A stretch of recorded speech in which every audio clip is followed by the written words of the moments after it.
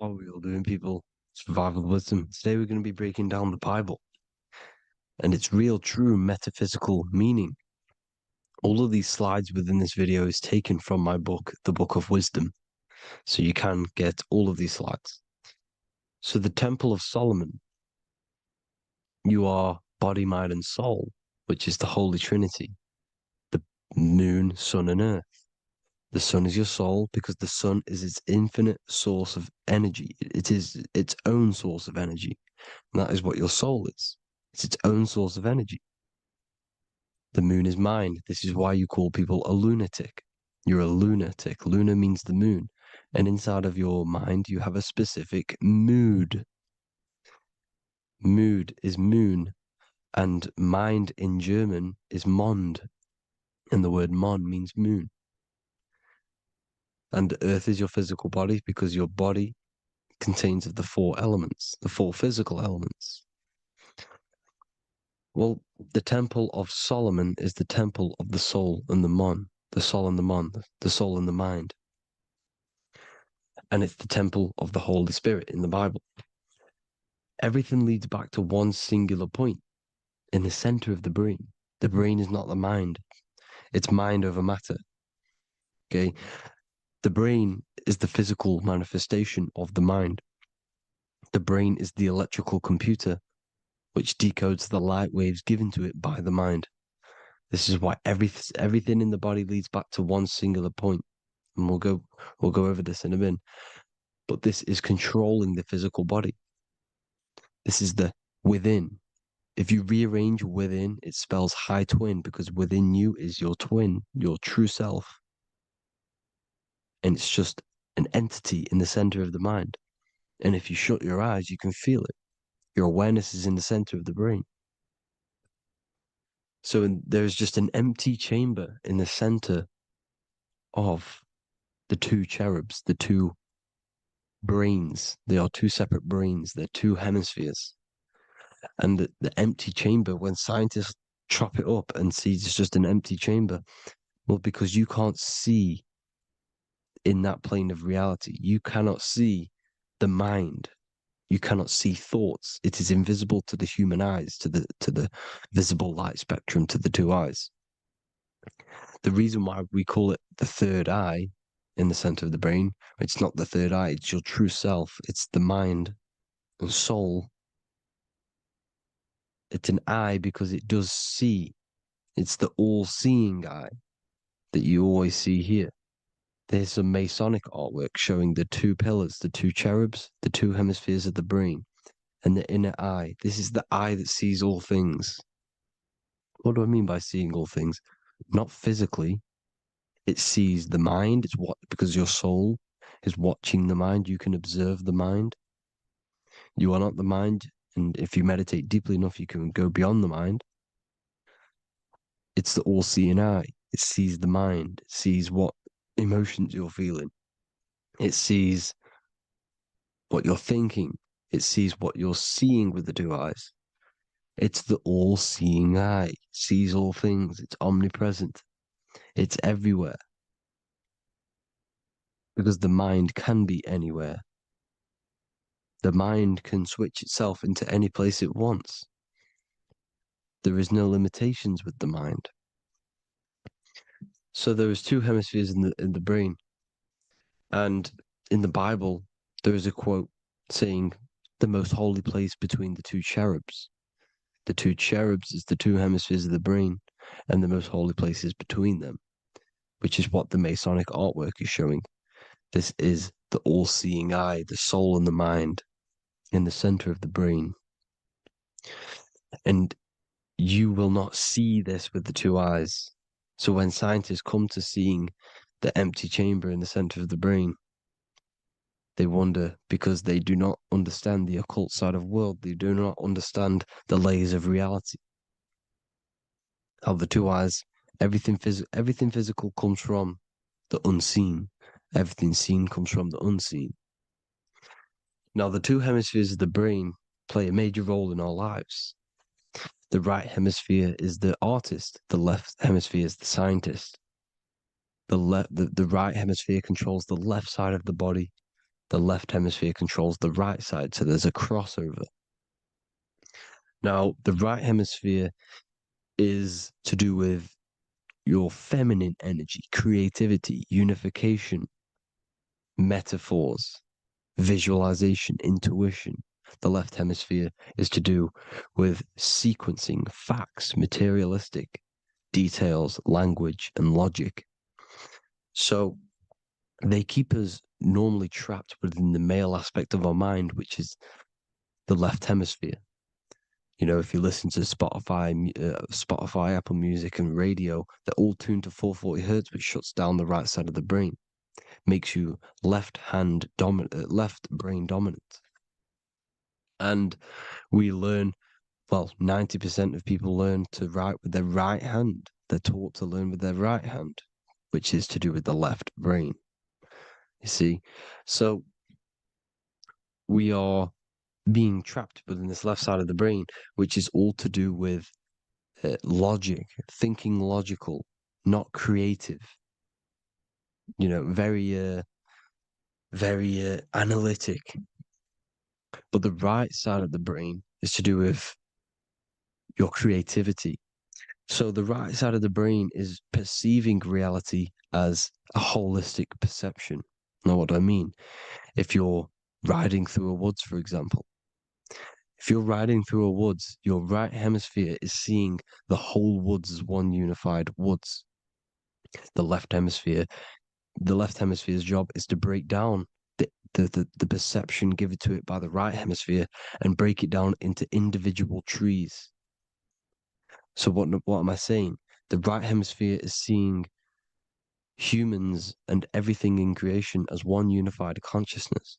The left hemisphere is seeing individual egos. This is why the left hemisphere is the place of the ego, the right hemisphere is to do with the higher self. They're both needed, though. I'm not saying one's better than the other. It's balance. Now, they don't want you to see the unified picture, perception of creation. They want you to think everything is individual, everything doesn't come from the one, because all things come from the one. And we experience the two in this reality, dualism.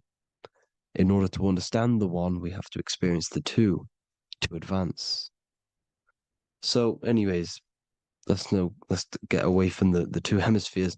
The right hemisphere, like I said, is to do with the higher self. And this is why in John 21:6, it says, cast the net onto the right hand side of the boat and you will find fish. Meaning, cast your energy, cast your perception into the right hemisphere of the brain, and you will find God, unification, and higher self. You will see things from a unified perspective. How we are all one, because we are all the same consciousness. The same spark that is in me is in you. This is why I am you and you are me. We are all the all-seeing eyes of God, just split up into individual bodies. We are all made up of the same essence, consciousness. And that consciousness, that mind and soul, is in the center of the brain. You are just in different avatars. And until we see this, we'll forever be divided and conquered. Until we figure this out as a collective consciousness, we will forever be divided and conquered and ruled over. This is why the Bible says, ye are gods. You are the sons of the Most High, because we are. We are the Word made flesh. We are God made flesh. Mark 16:19. So then after the Lord had spoken unto them, he was received up into heaven, head is heaven, H-E-A, and sat on the right hand of God. God is the consciousness in the center of the brain.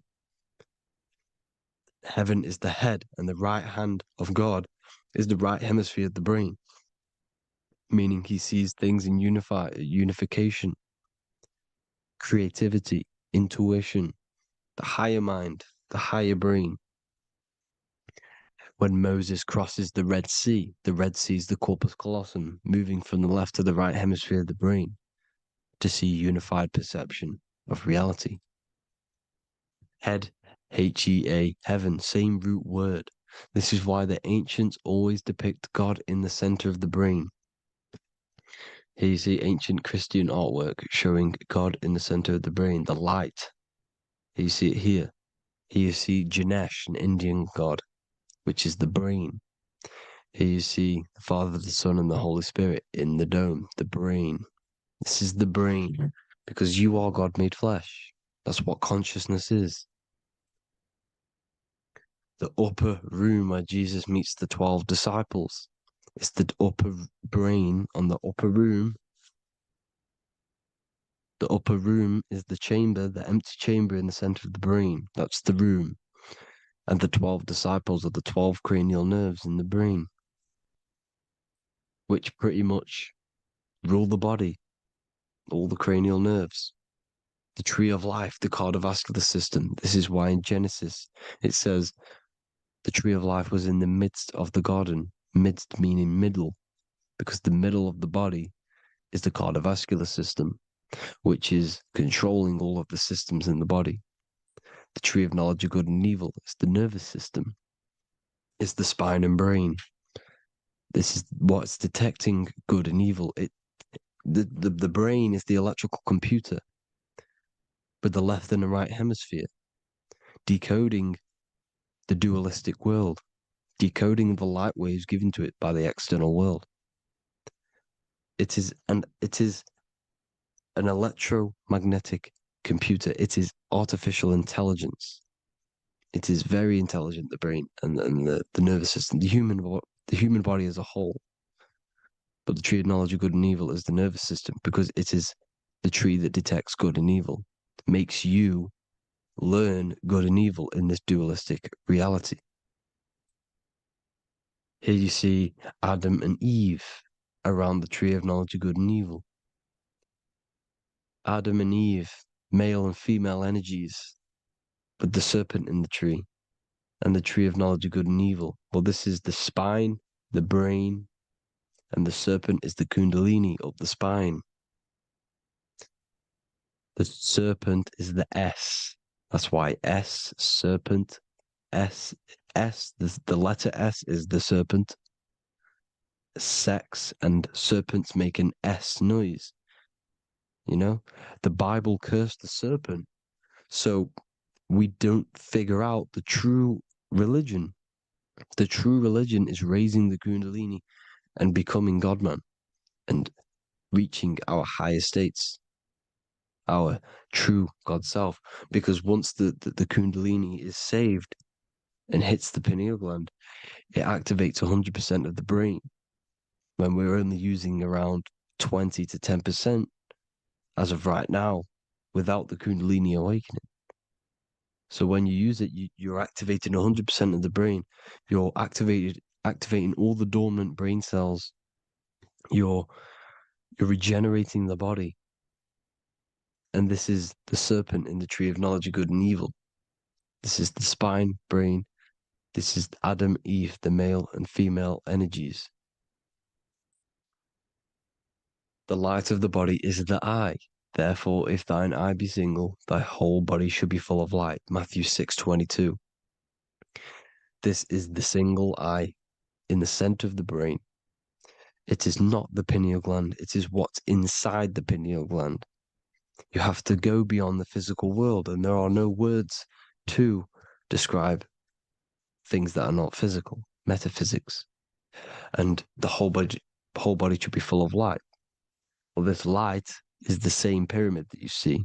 You are the pyramid with the all-seeing eye on top. This is why the ancients built the pyramids with the stairs in the middle symbolizing the spine, because once you open all the chakras and balance them and raise the kundalini, you activate all of the brain, which gives enlightenment. The word enlight in ment. Ment means mind, light in the mind. Enlighten the mind. And this is enlightenment. We are the temple. And Jacob called the name of the place Peniel, for I have seen God face to face. Within spells high twin. Within you is the God self, which you need to manifest into the external world. And he's seen God in Peniel, the consciousness. He's seen his true self, consciousness in the pineal gland. Genesis 28:10, Jacob's ladder. Jacob, he took a rock there and laid his head on it to sleep. Jacob had a dream. He dreamed there was a ladder that was on the ground and reached up into heaven. Head is heaven. The rock he fell asleep on is the sacrum bone, because he's symbolizing the oil that comes down the spine, hits the sacrum bone and rests there, falls asleep, and it looks up and it sees the ladder to heaven.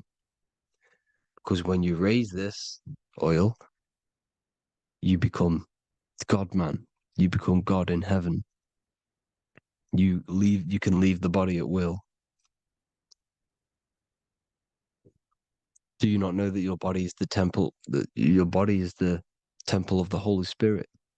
Corinthians 16:19-20. Or do you not know that your body is the temple of the Holy Spirit within you? Your body is the temple of the Holy Spirit, the soul and the mind within the center of the brain, the temple of Solomon, temple of the soul and the mind. Romans 8:10. Christ is in you. It's not external. When you give where attention goes, energy flows. When you give your energy to external things, your attention, your worship to external things, you're giving energy, meaning it's draining you, and you're feeding something within the astral plane, a mental thought within the astral plane. So with you realizing that the Christ is in you, that you don't have to worship anything outside of you, this means that you're internalizing your energy. You're not giving your energy, because where attention goes, energy flows, which means you become more present. You become healthier because you're not giving off all of your special electromagnetic energy that's charging you. This is why the religions ran by the Vatican is all external. They're exoteric. Exoteric means external teachings. The esoteric is the internal, the hidden teachings. In Psalms 82, I have said, ye are gods, and all of you are children of the Most High, because we are the Most High, split up into individual bodies. That's what consciousness is. Consciousness is the Most High, and we have to raise ourselves to the Most High. Brahma, Vishnu, Shiva, the Father, the Son, and the Holy Spirit. Why is it always a trio? It's a trio because it symbolizes us, the soul, mind, and body. The mind is the bridge for the soul to be in the body. What is the soul? It's the life force. It's the watcher. It's the all-seeing eye. The soul sees into different realities, and it gives life to the body of every reality it goes in. This is why you always see light around the all-seeing eye, because it is the energy, the life force, the light, life, L-I. Life is light. And it's the eye because it sees into the different realities. It sees into the dream world. When you're going to sleep at night and you dream, it's not a dream. It's another reality. You're a multi-dimensional creature. We live in a multiverse. There's infinite amount of views. And there is a version of you which is the highest self in a reality somewhere. And this eye has the ability to switch realities, which is exactly what astral travel is. Astral travel is the ability to switch reality beyond the 3D construct of this world. The Father, the Son, and the Holy Spirit, Brahma, Vishnu, Shiva. Brahma, the soul, inhabits different bodies. This is why they have different heads. Vishnu, the mind, symbolizing gnosis, meaning knowledge. This is the serpent. The serpent symbolized knowledge. Shiva, the body. Father, the Son, and the Holy Spirit. The bird, the soul, because the bird symbolizes the soul. This is why you have here the Egyptians showing you the soul leaving the body. Here you see here with the twin head, the same head. and it's a bird. This is the soul self. This is the ego self. The Egyptians knew this. They knew all of this. Of course they did. Now, the whole story of Jesus is all metaphorical for the process which goes on within your body. Your neck and head is the holy grail which the sun and the moon creates. Sorry, the sun and the moon creates the fluid within the holy grail, the brain, the skull. And the moon creates the milk. Sorry, the moon makes the milk. The sun makes the honey, the land flowing with milk and honey in the Bible. The land flowing with milk and honey is the center of the brain in the Holy Grail. Here you see the Masonic artwork showing you the sun and the moon creating the fluid in the spine. Here's the serpent. Serpent symbolizing the two Kundalini channels, the Ida Pingala up the spine. Here's the furnace raising the Kundalini, raising the oil, heating it up, and rising it to the crown. You see? So here you see more Masonic art, seeing the sun and the moon creating the holy fluid in the brain, in the cup, filling the cup. This is why it's a cup, because it's the Holy Grail. This is the holy oil in the center of the brain that gets released down the spine, which is Jesus coming down from heaven. He comes down the spine, down the River Jordan in the Bible. This is when Jesus goes from Nazareth to Jerusalem. He comes down the River Jordan, and Joseph and Mary are in Nazareth waiting for Jesus' return. Joseph and Mary symbolize the pineal and pituitary gland, which produce the two oils created by the sun and the moon. And he returns. When he returns, he gets crucified at 33 because there's 33 vertebrae at the back of the spine, and it crosses the vagus nerve. The crucifixion of the oil past 33 vertebrae creates God-man, and it creates your higher self, and it activates 100% of the brain. And you turn into spirit, you turn to your spirit self. This is why Jesus dies. He didn't physically die, it metaphorically dies and becomes his higher self. The ego self is left behind. It's the same with the whole story of Jesus. Jesus comes down from heaven, which is the oil. He dies in a cave for 3 days, which is the oil hitting the cave. Here's the cave. And resurrects after 3 days. If you resurrect the oil, comes up and gets crucified at 33 in Golgotha. Golgotha translates to a place in the skull. The three wise men from the east. Well, if you look at the Masonic artwork, they'll always show you a ladder up to the east. Okay? Here you see north, south, west. This would be east. Here you see east here. East here. The ladder up to the east. The east is the top, up. Three wise men from the east, the thalamus, pituitary, and pineal gland in the center of the brain. The most important glands in the body. Here you see the Egyptians with the spine, the sun, and the two hemispheres of the brain. What did I say at the beginning? The sun is the soul. The sun is its own source of energy. It's the life force, which gives life to anything it inhabits. The soul is the same thing. That's why sun and soul mean the same thing. So, what I'm saying is consciousness is God. And this is why when it refers to as God in the Bible, it means your higher self, pretty much. And returning back to this higher self, because God is something that you need to manifest. Consciousness is God, and your body is a reflection of the creation by God.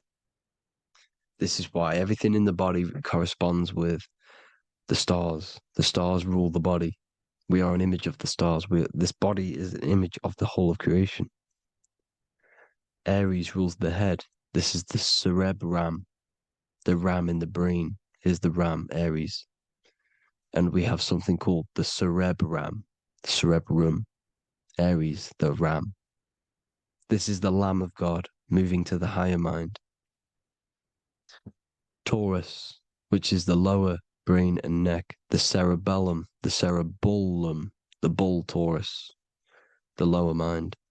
And the cerebrum and the cerebellum, the ram and the bull, is what makes you ramble on.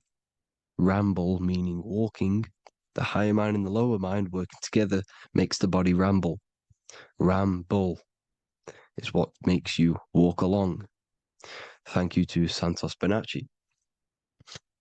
Gemini, the two twins, rules the two arms, the hands, and the lungs. These are the two twins of the body. Sagittarius, the horse, which rules the hips. Hips means hippo. Hippo means horse. Hippopotamus means water horse. Hippo means horse, and this is why we call them hips, because horses have massive hips. Capricorn, the kneecaps. Pisces, the two fish, the 2 feet. Then they make us swim. We are an image of the stars, people. Well, the body is anyway. Consciousness is God, and the body is the image of the whole of creation. It's a reflection of the whole creation, as above, so below. 12 systems in the body, 12 cranial nerves for the 12 constellations, 12 cell salts. The body's made out of 12 cell salts. So, this is where it gets kind of deep. This is where we get deep. And he said Jesus was known as the fisher of man. And fisher of man, meaning man does not mean man as in the male. Man means mind. He's the fisher of minds. So the Bible is not patriarchal.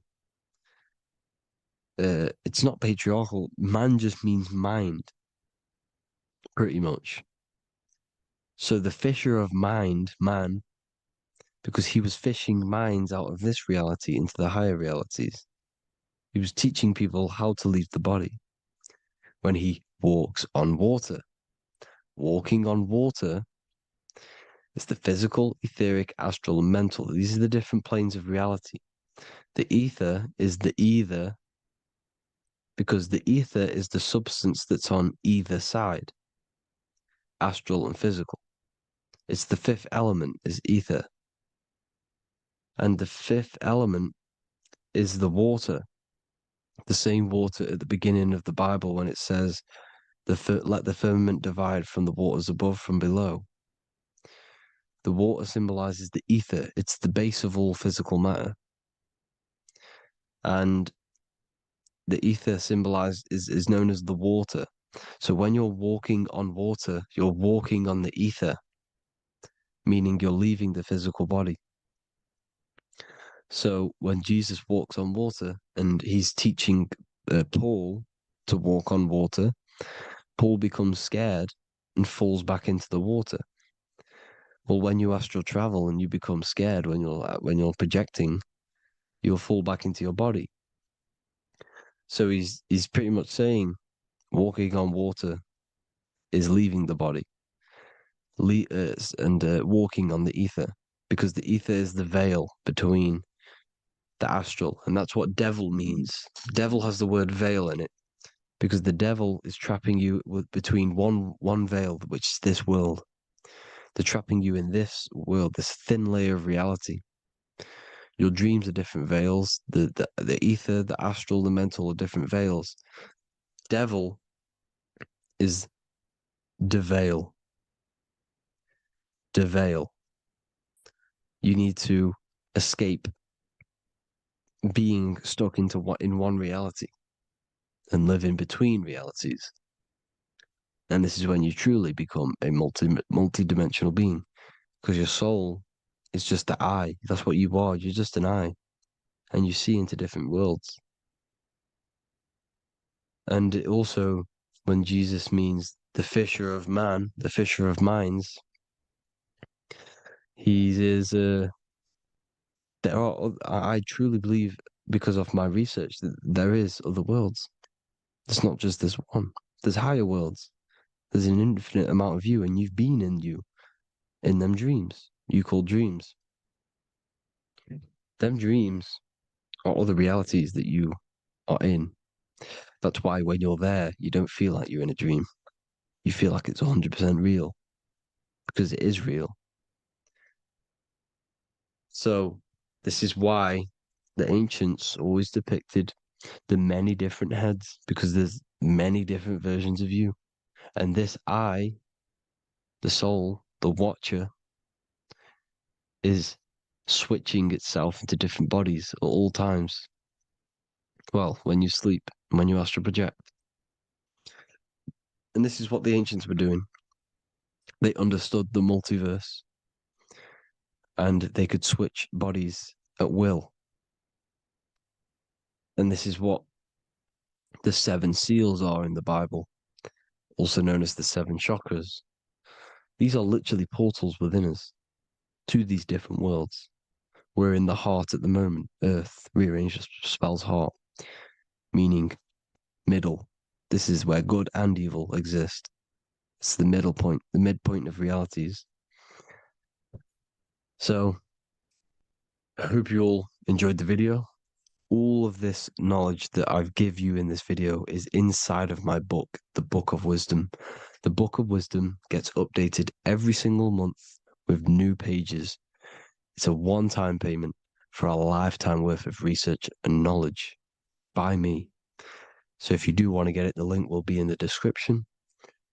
But I hope you will gain some amazing insight. Please like, comment, and share to help the algorithm, and drop a subscription. And for more lectures, every 2 days, I drop lectures and knowledge within the Patreon. If you want to support the channel, join the Patreon. Everything's in the description because we are not monetized on YouTube. Thank you all. Have an amazing day.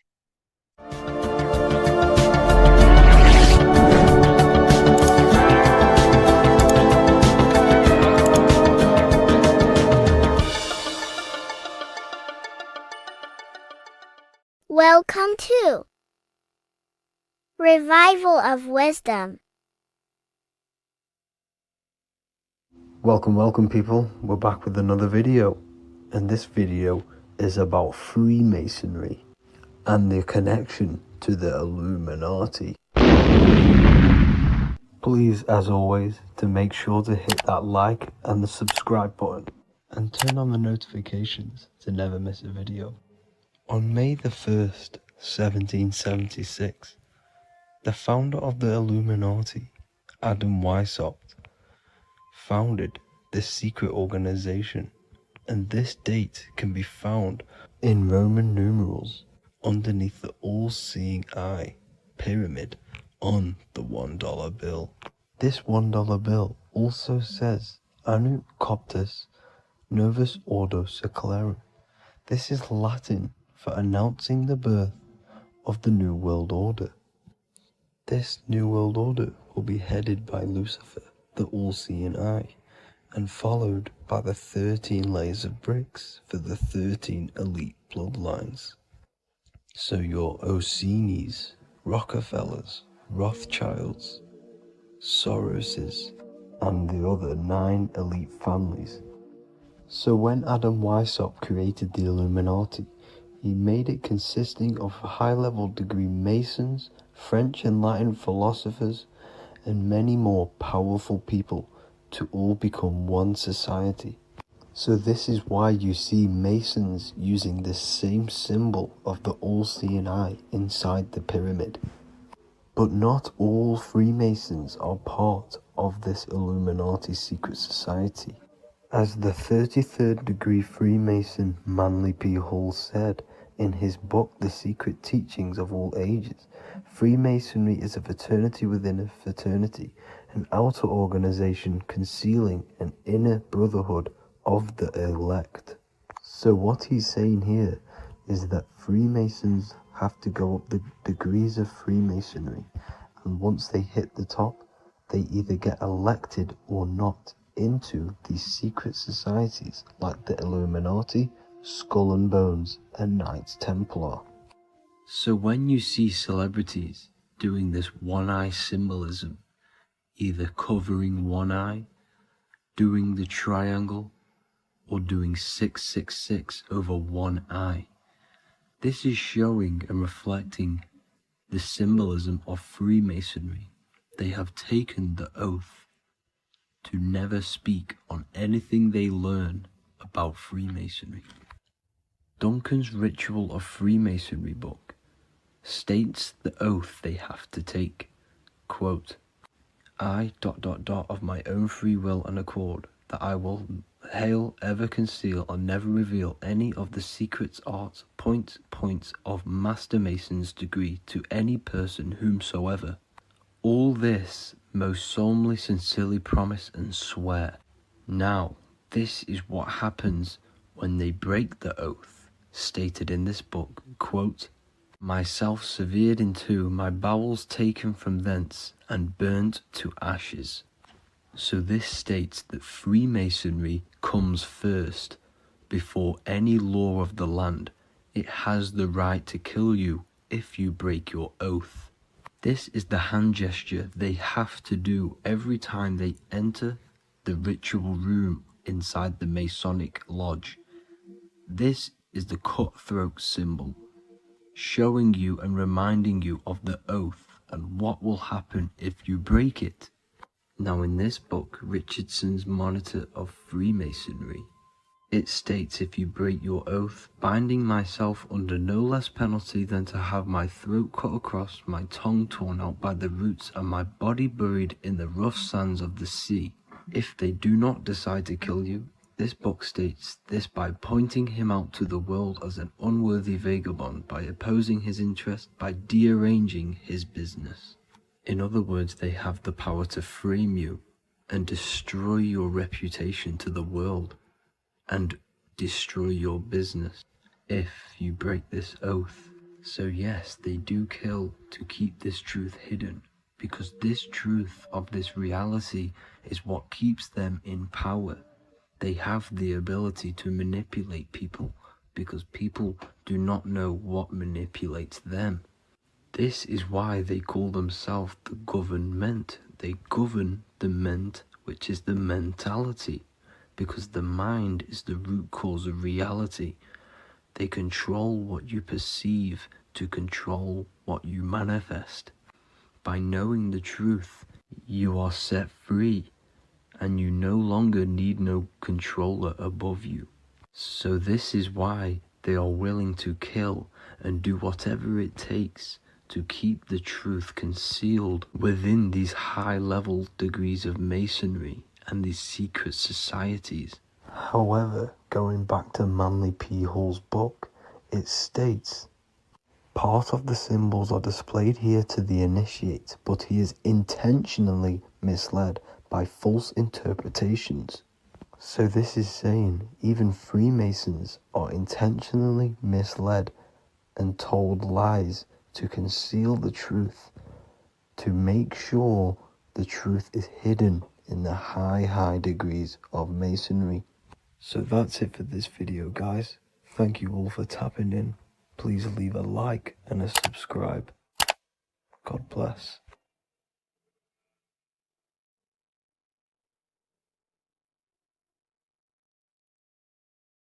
Hello, everyone, and welcome to another lecture inside Ethereal University. In this lecture, you will learn about the death process and how to prepare for it, and why that preparation is so important. So let's get straight into this. You must understand, as a spiritual creature that you are, you have a visible nature and an invisible nature. You never truly die. You are an eternal soul experiencing a temporary physical world.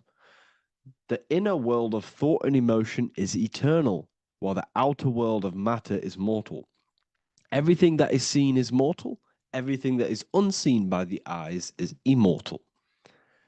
When you die, your external physical world will be stripped away, leaving only your pure consciousness in its raw form, drifting within the astral plane. So here you see your physical external body and your internal world. And your internal world is your state of consciousness. It's your state of consciousness. Your thought and emotion is one overall state. Okay? So you must understand these planes. You have the physical body, the etheric double, an astral body, a mental body, and the Buddhic body. When you die, you leave the physical plane. Then you will more than likely leave the etheric plane because the ether acts as like a portal. Everything comes out of the ether and returns back to the ether. I can break that down in another video in electromagnetism.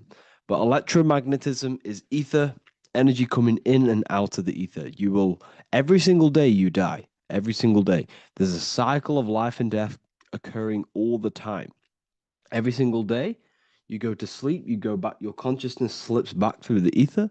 And then when you wake up, your consciousness comes back through the ether into the physical plane.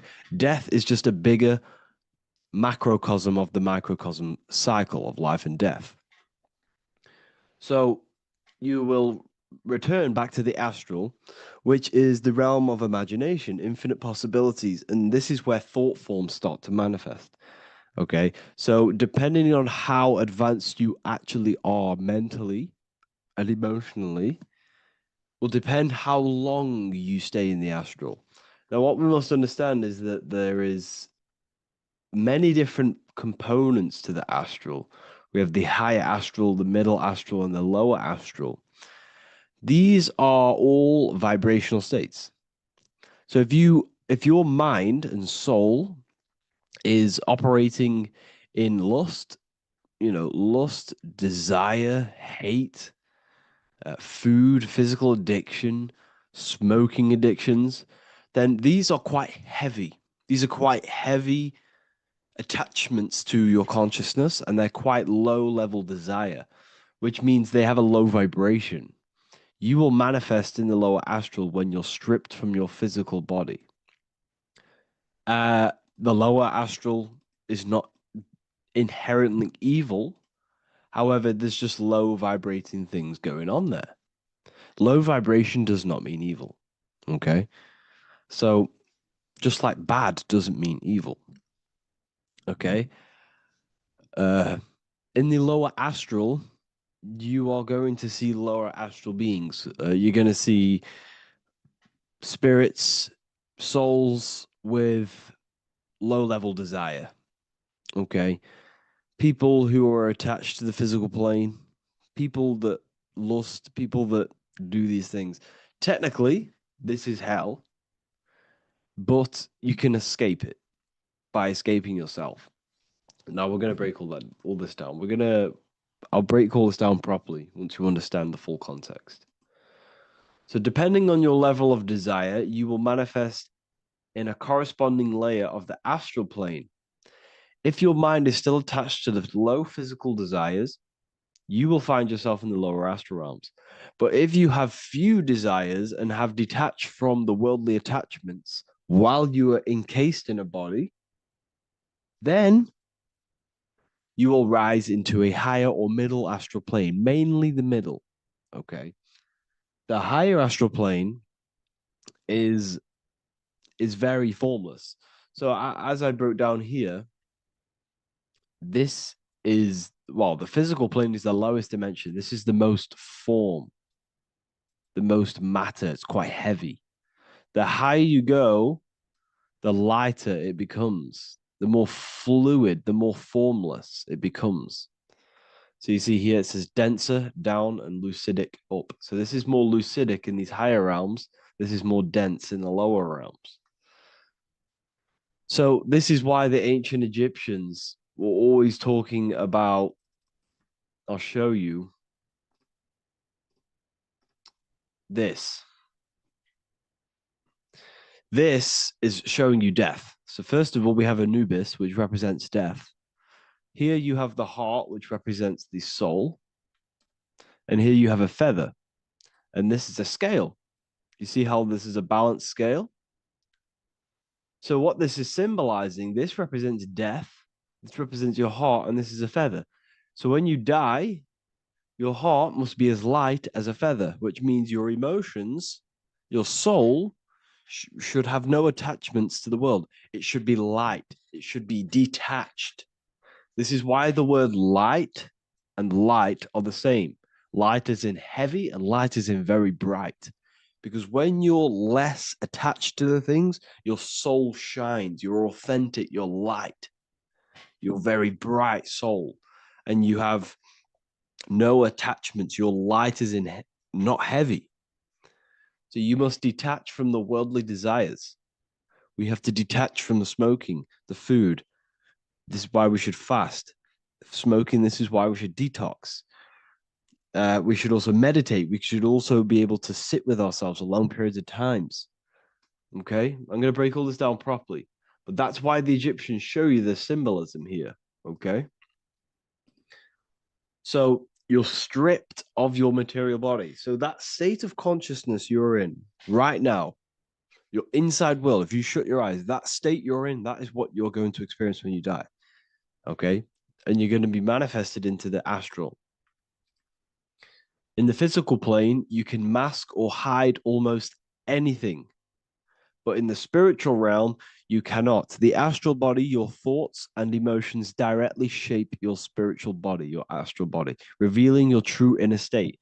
So your desires that you can hide in the physical plane, your emotions, your thoughts, you can't hide any of that in the physical, in the spiritual plane, in the astral plane. That will directly shape who you are, your color of your astral body, and your astral body as a whole. So here we have Kim Kardashian.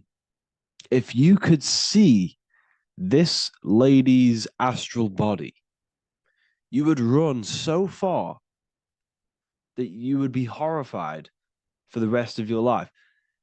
If you could see their spirit, their astral form, it would be horrific because their mind is so attached to, physical things, so attached to desire, money, fame, worship, power.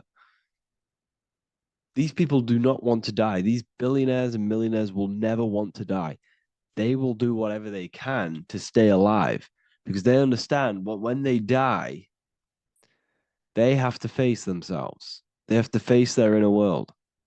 And their astral body, their true authentic self on the inside is horrible and horrific and so low vibration. So this is where it comes in. You must be as light as a feather. This is what the Egyptians are showing you in their artwork. Your soul must be as light as a feather. In order for the soul to ascend to a higher plane and not look at that physical plane and say, I want to go back or I want to desire things down there, you must detach now and prepare for death. Hell is not a place, it's your own personal suffering born from within. If your mind and soul are deeply attached to mental fixations, emotional wounds, and physical addictions tied to the material world, that pain will follow you into the astral. This is your true judgment day. You judge yourself when you die. You see your authentic self. There's no hiding. Right. Imagine right now that you that everything you cling to was stripped away. No matrix, no electricity, no food, no TikTok, no phone, no possessions, no distractions, no one else. Could you sit alone with yourself for just 1 hour? Could you sit alone with your thought and emotion? That moment of truth is what you must begin to prepare for. Could you sit alone with yourself? Can you sit alone for long periods of time and just think? And if you cannot, then you're running from your internal world. You're running from your thoughts. You're distracting yourself from your thoughts. This is what we must address. Now, don't feel bad if this is you. We've all have problems. We all have internal problems. But this is what we have to face directly in order to prepare for life after death. We must meditate for long periods of time. Not even meditation. We should be able to sit with ourselves with no distractions and just think. This is what the people of the past used to do when we had no technology. People would sit and think for hours. This is what we need. Because if you cannot sit with yourself, imagine sitting with yourself with no physical body. That's the level that's going to happen. And we need to prepare for that. The soul and mind must become as light, as weightless, as radiant as a feather to ascend to a higher plane and move beyond the physical life. To rise, they must release heaviness, attachments, burdens, fears, and desires. The lighter and brighter your inner being becomes, the more freely it can rise into a higher state of existence. Ascension is not about going somewhere, it's about becoming something pure, clear, and luminous.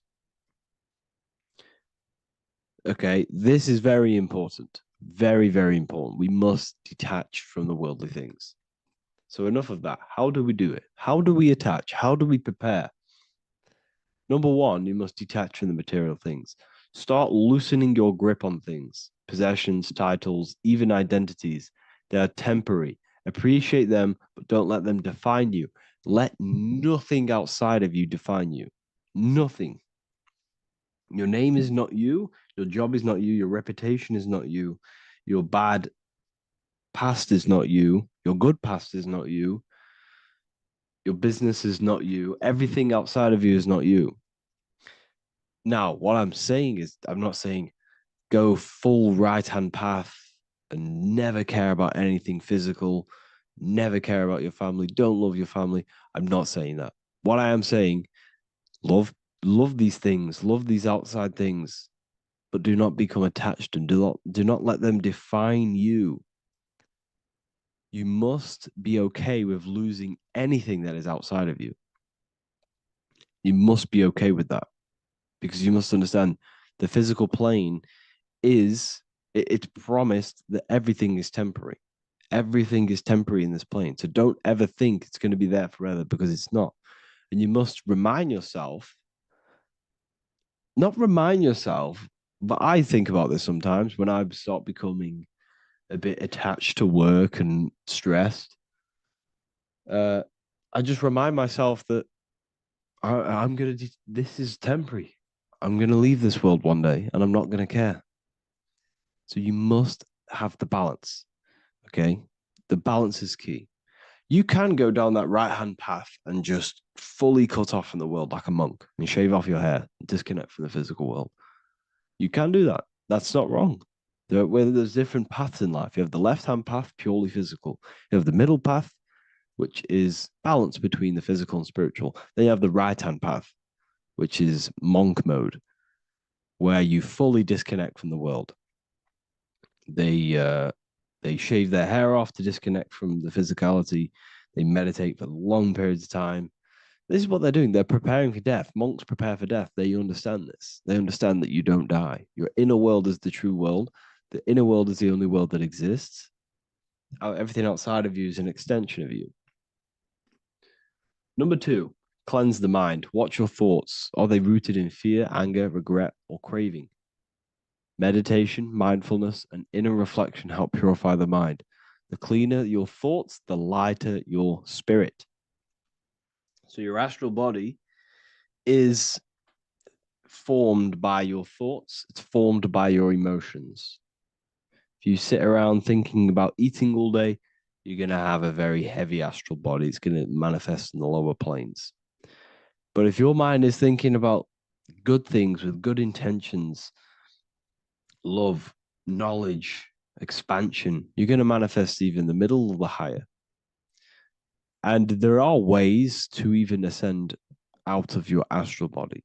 Yes, you can ascend out of your astral body and out of the mental body, but that's all very advanced, and I'm not going to teach that yet. I'll make another video on that, but you can ascend from them bodies. The astral plane is not the end. You can keep ascending as a soul until you're left with just the pure essence of the soul. But we're going to, anyways, cleanse the mind, reprogram the limiting belief systems, let go of mental attachments. And the way you do this is by getting a piece of paper and writing down every single attachment that you have. And you're going to realize that there's more than you think. Okay. We have to detach from these. We have to. 4, practice presence. Can you sit in silence with yourself? The more at ease you are with your own inner being, the less you'll feel death. The afterlife is just an extension of your inner world. It's so important. This is so, so important. Can you sit with yourself? If you cannot sit with yourself, you have some inner work to do. You have some thoughts to address, some beliefs to address, and some feelings to address. Okay, so practice sitting in the present, meditation, or just literally sit there and try and be okay with yourself. And if you can't be okay with yourself, then there's something you need to address, whether it's a belief system, whether it's an emotional trauma, or something. This is what we must reshape, refine, and let go of. Live truthfully, speak and act from your soul, not from fear or ego. The more authentic you are, the more aligned you become with your true self, which carries beyond this life. The ego is your mind's perception of itself while being incarnated in this world. It's been shaped by your experiences, your thoughts, your beliefs, and your emotions. So your ego is basically this false thought form that you've created. It's a false layer of yourself that sits on top of your true authentic self. It's basically your physical character. When you were young, you had no ego. You were pure. You had a pure consciousness. But then as you grew older, your ego started to grow, and it still is growing because it was shaped by experiences, things you've gone through, things you said, things you believe, things you think. It's created by you, by your mind. And the ego is close to the word echo. The ego is the echo. It's an echo. It's a layer. It's a false identity. It's a false layer that sits on top of your soul. And if you don't get rid of that ego, if you don't know how, well, not get rid of it, but balance it, if you don't know how to rise above that ego and you die, it's that ego that's going to be pulling down when you die. It's that ego that's going to be your suffering.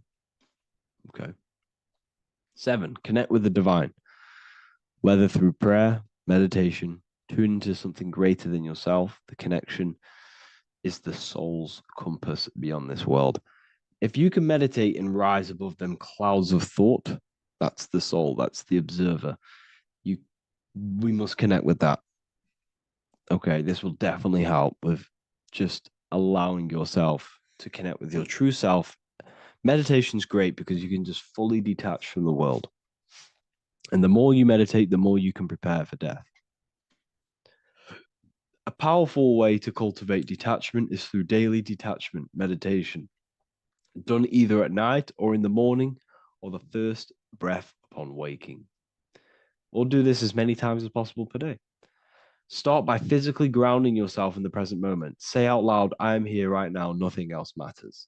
Let that phrase draw your awareness into the now. Just keep saying it until you're present. Then begin to slowly list everything you identify yourself with, one by one. I am not your body. I am not my body. I am not my name. I am not my possessions. I'm not my house. I'm not my children. I'm not my everything. I am not my thoughts. Release each layer gently. Imagine if you want to, if you have a good imagination, imagine placing these things into a big box. Placing your body, placing your name, placing your possessions, placing your house, your car, your thoughts, your beliefs into a box, and then shut that box. If you have a good imagination, do that. That can help. And you'll be left with yourself. And you're not even that. It goes even deeper. Eventually, you'll reach the mind itself. Detach from the language that the mind is even using. Now, that's very difficult. And not many people have ever thought about that, and they've ever even been there. Detach from the language that the mind is using. Think about that for a second. Your mind is not what you actually think. It goes very deeper. Your mind is not that little voice. It's that voice that the language is using. So even the language is a spell on your mind. Okay, it's an attachment. Eventually, you'll reach the mind itself, detached from the language it uses, the voice in your head, the need to define. What remains is something beyond thought and beyond words. I can't even describe what's left because words, once the language is gone, it's purely metaphysical. All I can say it is pure awareness, and it's symbolized. This is why symbols are so amazing, because they can symbolize things with that are beyond words. A flame, it's just a flame, and you won't be able to understand that until you've been there. It's just a flame. It's pure cause. Words can't describe it. You'd have to experience it. Connect with this essence daily. This is truly who you are. So this is a great way to detach. We can do these detachments every single day during meditation. This will definitely help over long periods of time. Of course, you're not going to be ready tomorrow for death, but just try and prepare for these things. This is the whole reason people used to meditate. It's the whole reason why people do these spiritual practices, because they understood that this plane is temporary and your soul moves on from this plane. And you'll never truly believe in the soul until you experience it. So I can show you these things, but you must go out and experience it. The soul is real, but you won't understand unless you cast off everything else. Okay. So I hope this video helps. It's a very deep video. I'm going to be making more of these stuff, of more self-mastery. And of course, we've made the self-mastery section now. So I'm going to start filling up this place with lectures. And I think it's a great time to start this, because a lot of people have been asking on how to master yourself, prepare to death. So hope this video helps. See you in the next one. This one secret that is hidden and guarded within secret societies grants you profound power, which can fully transform your life and perspective on reality. Today, I'm going to reveal this one secret, which you probably already know, but never realized how deep it truly is. This has the power to change your life. It is the key to your potential. And if you stay with me, this power may be yours, and you could transform your life with this hidden secret that is guarded within secret societies and esoteric orders. And this secret is not really a secret, but something people overlook, that the universe is mental. Everything we experience and interact with and perceive originates within the mind. The universe is a boundless field of consciousness, a mental construct molded and shaped by thought. We do not just live in a physical world, as they want you to believe. There are hidden forces that mold the material world.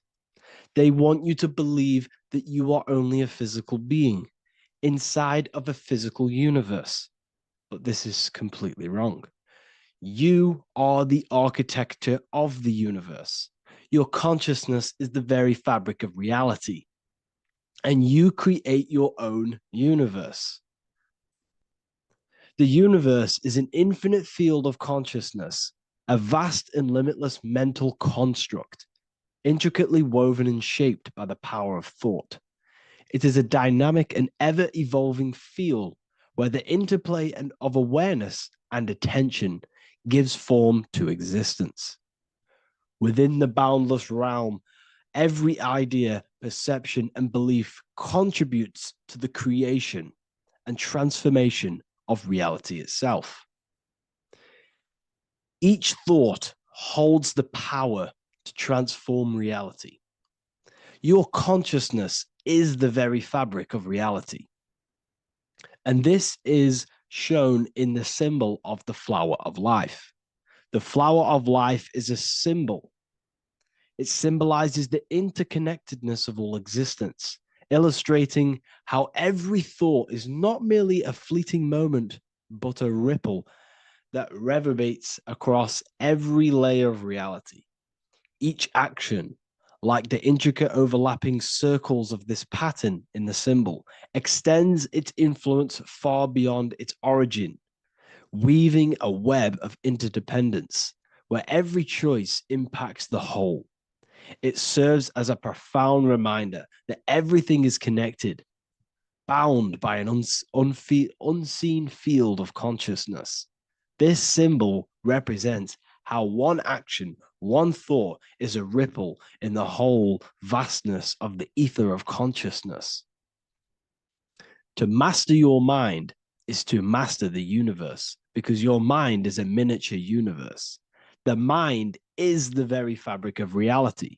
So if we gain the hook, if we gain the power and the mastery over our minds, we have now gained the power to create reality to your will and intent. You see, most people live in a cycle, and this cycle is the outer world manipulating how they feel on the inner world. People's external circumstances are creating their thoughts and emotion in the inner world of consciousness, which is producing a constant cycle of negative manifestation. For example, let's say something negative happens to me in my external world.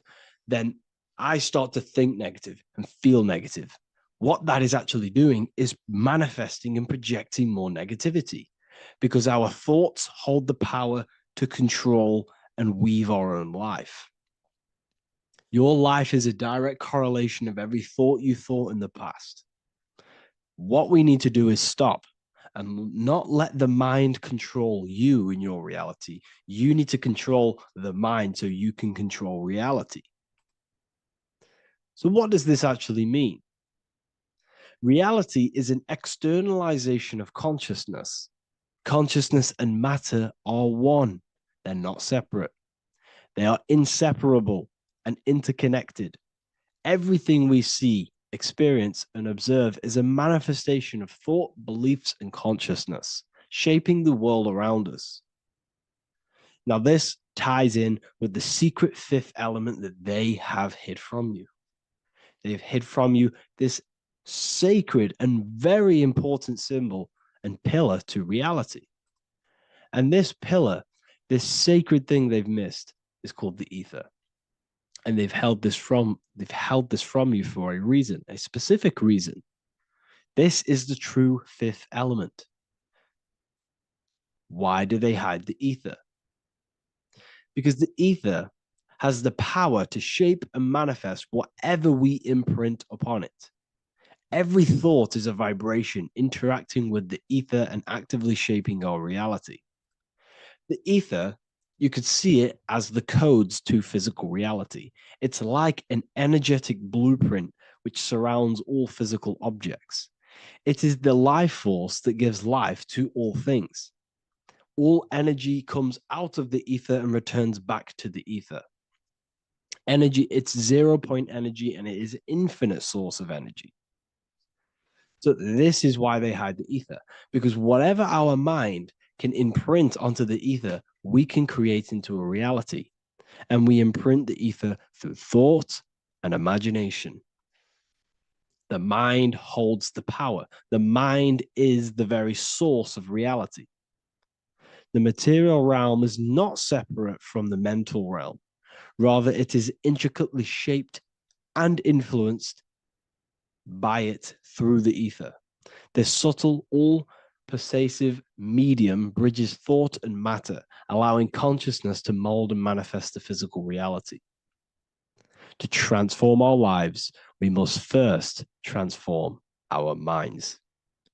True change begins within, as our thoughts, beliefs, and perceptions shape the reality we experience. By shifting our mindset, we unlock the power to reshape our world and recreate the life we desire. This is the power of the mind, and this is the power that's been hidden from you. We're not taught these things in schools for a reason, because they don't want us all to be conscious creators. Instead, they feed you your beliefs. They feed you your thoughts through the music, through the entertainment, through the movies, through the news. They're controlling your thoughts with this information. They're installing beliefs and information into your mind. So you are producing their reality. But this is what we need to stop. We need to take control. We need to stop consuming their music, their movies, their information, their news, because all of this is contributing towards your reality. They have the collective consciousness at the tip of their fingers. They do not create the world. We create the world by believing their beliefs and their thoughts and installing their information into our minds. You see, it's mind over matter, and most people live in matter over their mind. Most people let matter, the external circumstances, dictate their mind when it should be the other way around. It should be mind over matter. This is the mental plane. This is the astral. This is the etheric. This is the physical. The mind holds power over the emotions, over the imagination, over the physical, and over our spirit. It holds power over everything. It's mind over matter. It's the mental body that we must transmute and change. Most of us live in a chaotic state of mind, and this is what we must change. Turn chaos into order. So we need to be mind over matter. We need to install this belief into our subconscious.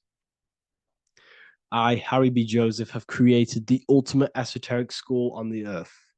As a member, you'll gain access to live mentoring calls twice a week, along with new lectures, books, and exclusive content released every week. Additionally, you'll have a full access to all my life-changing programs. If you're ready to transform your life and start your journey today with me, join Ethereal University. These are the campuses. We have the real lecture sections filled with lectures that you can watch. Manifestation Mastery, which teach you exactly how to reprogram your subconscious mind so you can live that reality. Sexual Alchemy, the path to empowerment of how you can transmute your sexual energy. The Real Library, where you gain access to powerful esoteric books, PDFs. Symbols of Secrets, an amazing course. The course that allows you to see beyond the veil that has been pulled over your eyes, the language of symbolism that secretly rules the world. I teach you how to read symbolism. Esoteric Exchange, live calls. You get to rewatch all of the old live calls. Mindwave Hub, this is a place of binaural beats where you can listen to infinite amounts of binaural beats. So you can meditate to them. Meditation section, numerology, health section, and electromagnetism. This is a life-changing place. And if you are serious, we only accept serious about changing your life and studying the occult and esoteric, this is the place for you. I've been there. I've been on YouTube looking around for valuable information, trying to find good accounts, good channels. It's very hard. I had to go through years of trying to find good information on YouTube. But what I've done is instead of you searching around everywhere for bits of information and connecting the dots, I've put it all into one big place. You get your binaural beats, you get all the programs you need to walk the path of enlightenment to transform your life. I will connect with you on the inside, and I hope this lesson, this lecture, you gained some information, you gained some power from it. Please like and comment, or don't. It's up to you. If you have any reviews, if you have any ideas of lectures that you know, if you don't understand certain things, make sure to leave a comment and I can make a lecture about it. I can make a video about it for sure. I don't mind taking recommendations for videos. So I thank you all, people. Have an amazing day. Welcome to Revival of Wisdom. Welcome people, we're back with another video.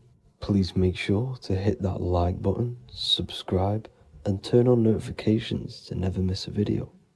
The Earth is a giant torus field consisting of a positive and a negative pole. The Sun being the cathode with a positive charge and the Moon being the anode with a negative charge. This is why the Sun rules over the day, giving you lots of energy, and the Moon taking your energy from you, making you go to sleep. Now, the plane that we live on is called the plane of inertia, and at the center of this plane of inertia is the North Pole. This is where the two electromagnetical energies meet. Now, this is where the most electromagnetic energy is stored. This is why all compasses will point north, because it's the most magnetic place in this reality. So the sun and the moon is spinning around this center point, which is stirring the ether of this reality and making everything move in circles, meaning this is a cycle. Everything's recycling itself. It's an organic simulation. The ancients also knew about this sacred land at the center of this reality, known as the North Pole. As you can see on this map from the 1500s of the North Pole, you can see 4 islands around this center black rock. Ancient civilizations like the Mayans, the Buddhists, and ancient Chinese also depict these 4 islands. The endless symbology of these sacred lands at the center has been going on for thousands of years. These sort of secrets are now kept by the elites, but as always they have to show the truth in plain sight, and this is what they are doing with the Windows symbol and also the Wizard of Oz. Now in the Wizard of Oz, as you can see, there's something called Munchkin Land. Munchkins are these unusually short people. Then on the ancient 1500s map, it says pygmy, and then the pygmy people in mythology are also these unusually short people. Just like Santa and his elves, they come from the North Pole, and elves are these unusually short people. These stories that we are told about Santa and Munchkins are putting truth in plain sight about this sacred land. This sacred land at the center of the earth is where the aurora borealis comes from and is being emitted from this black hole in the center, also known as the black sun. The aurora borealis is the earth's aura, hence why it has the word aura inside of it. It is the life-giving essence to all life within this realm. As this dualistic reality we live in consists of both physical and spiritual, the black sun is like our sun for the spirit.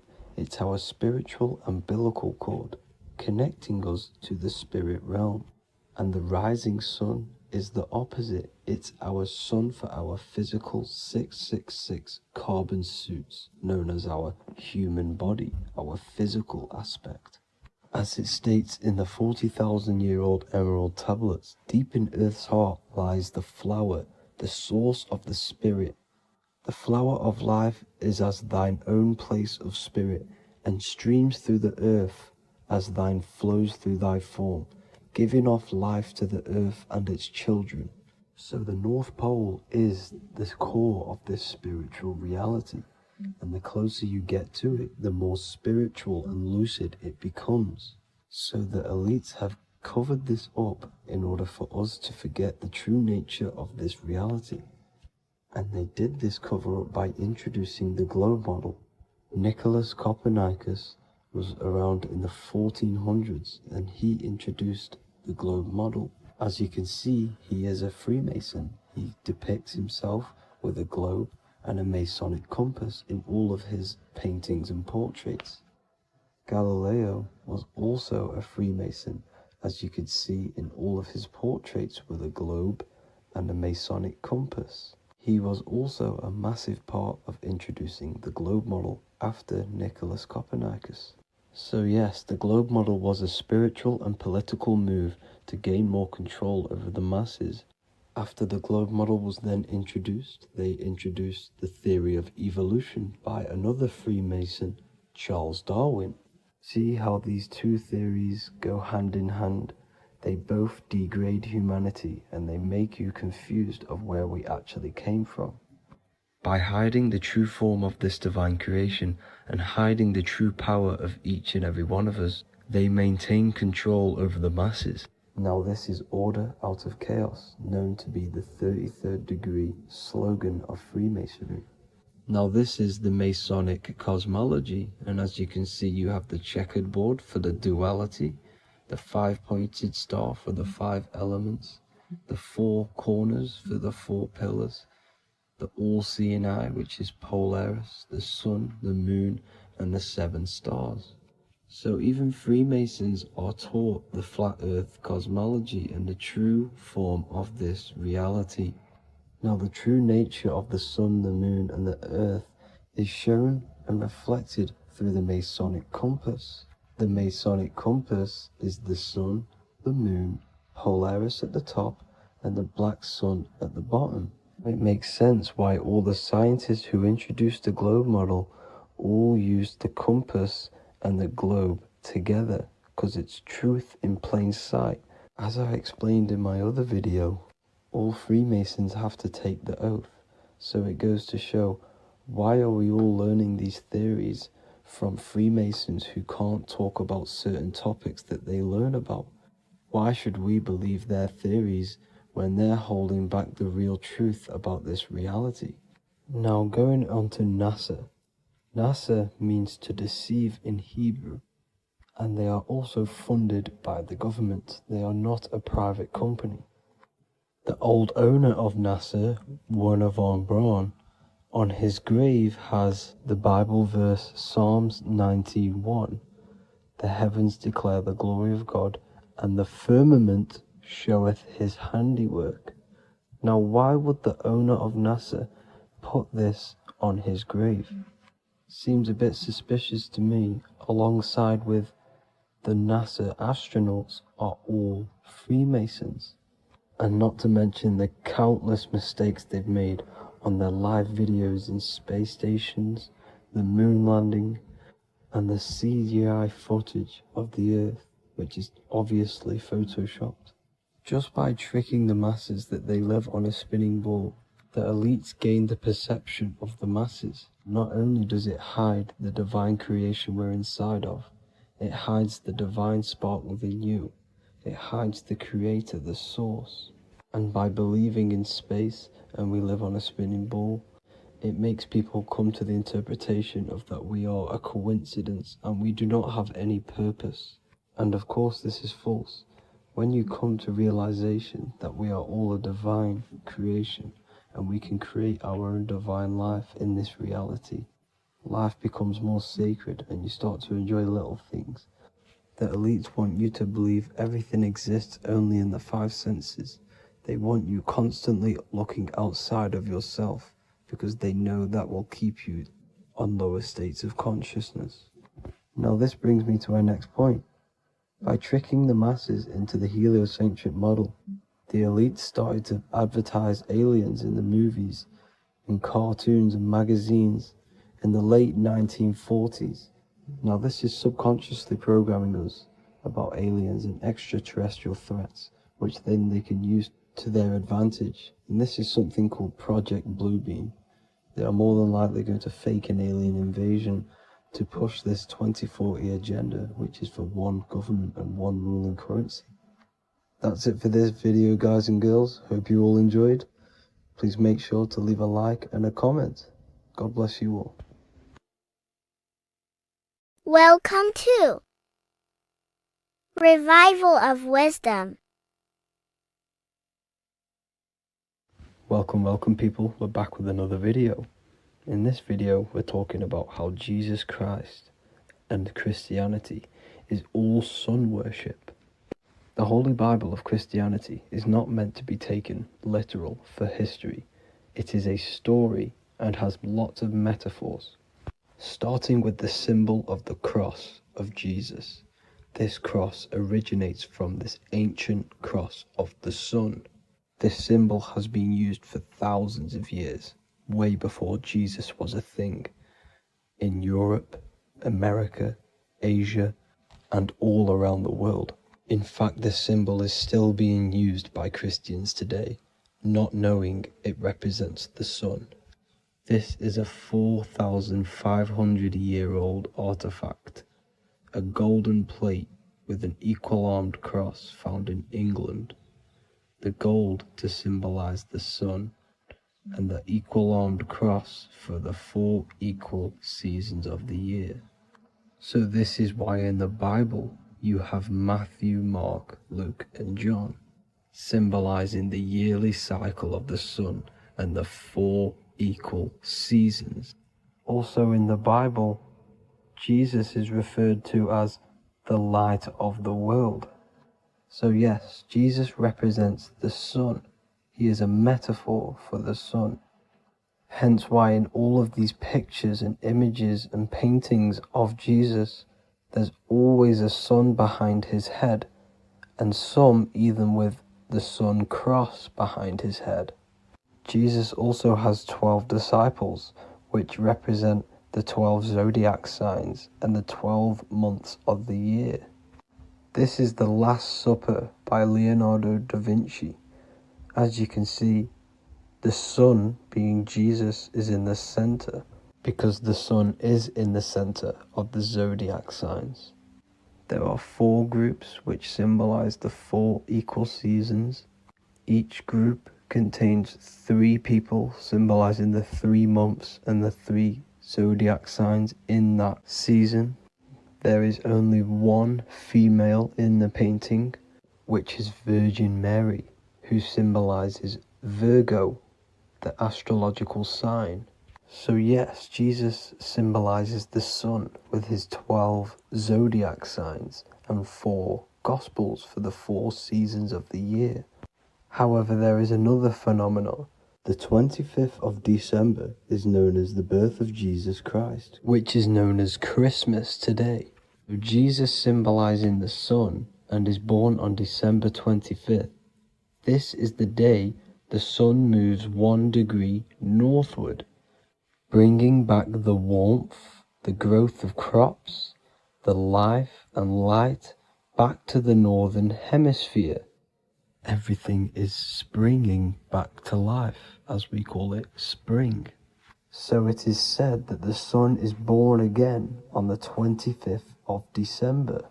And Jesus is known as the risen Saviour, because the sun is our risen Saviour, because it gives life to the whole of this realm, the warmth, the crops.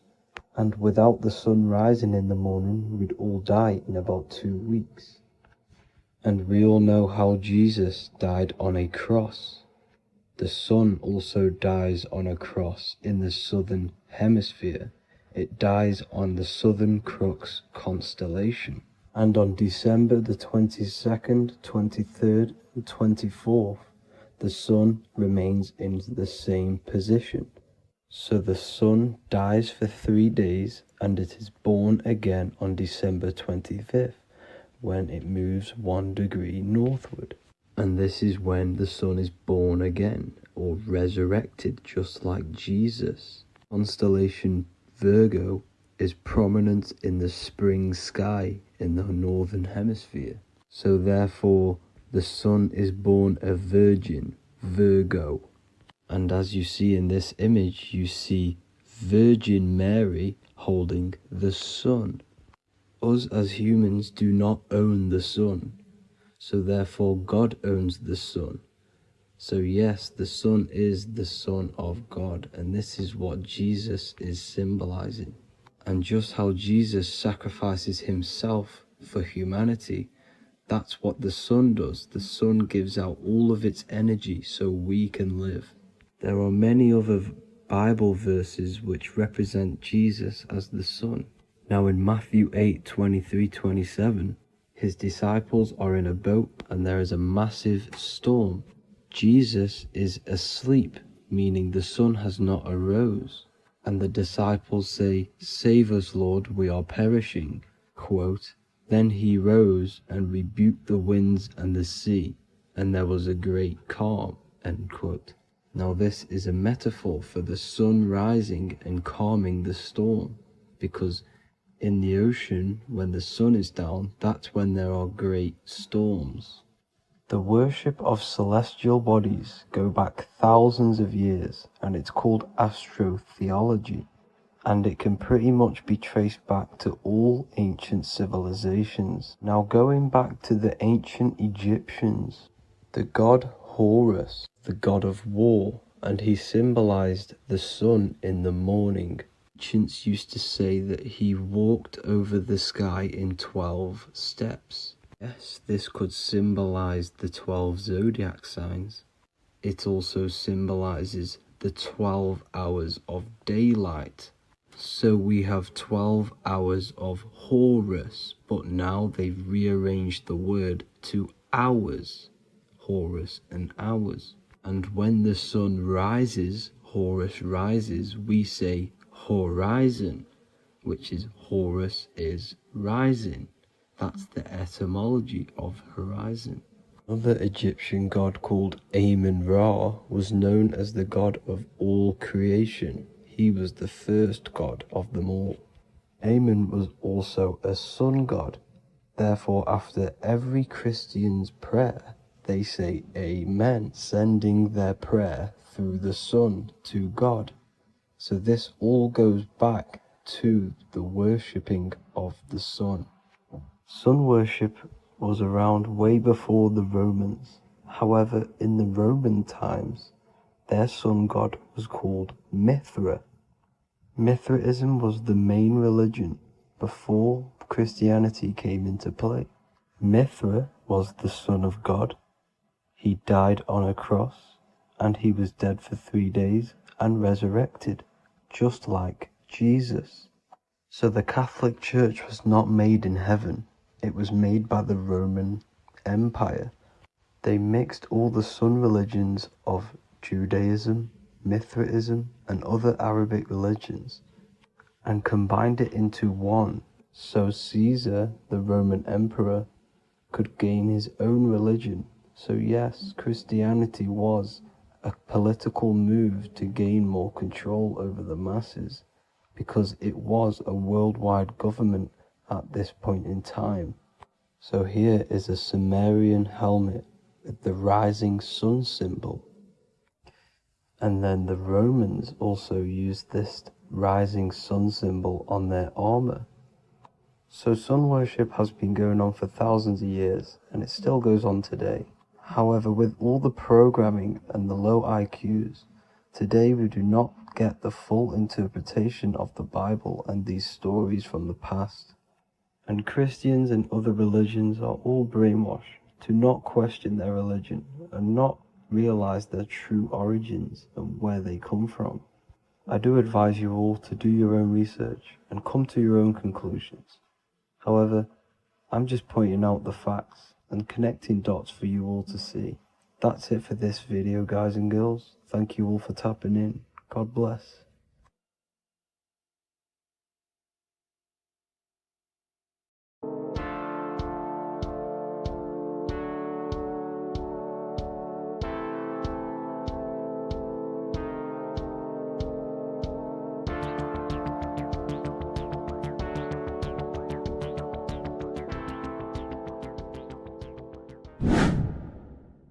Welcome back, people, to another occult lecture by Revival of Wisdom.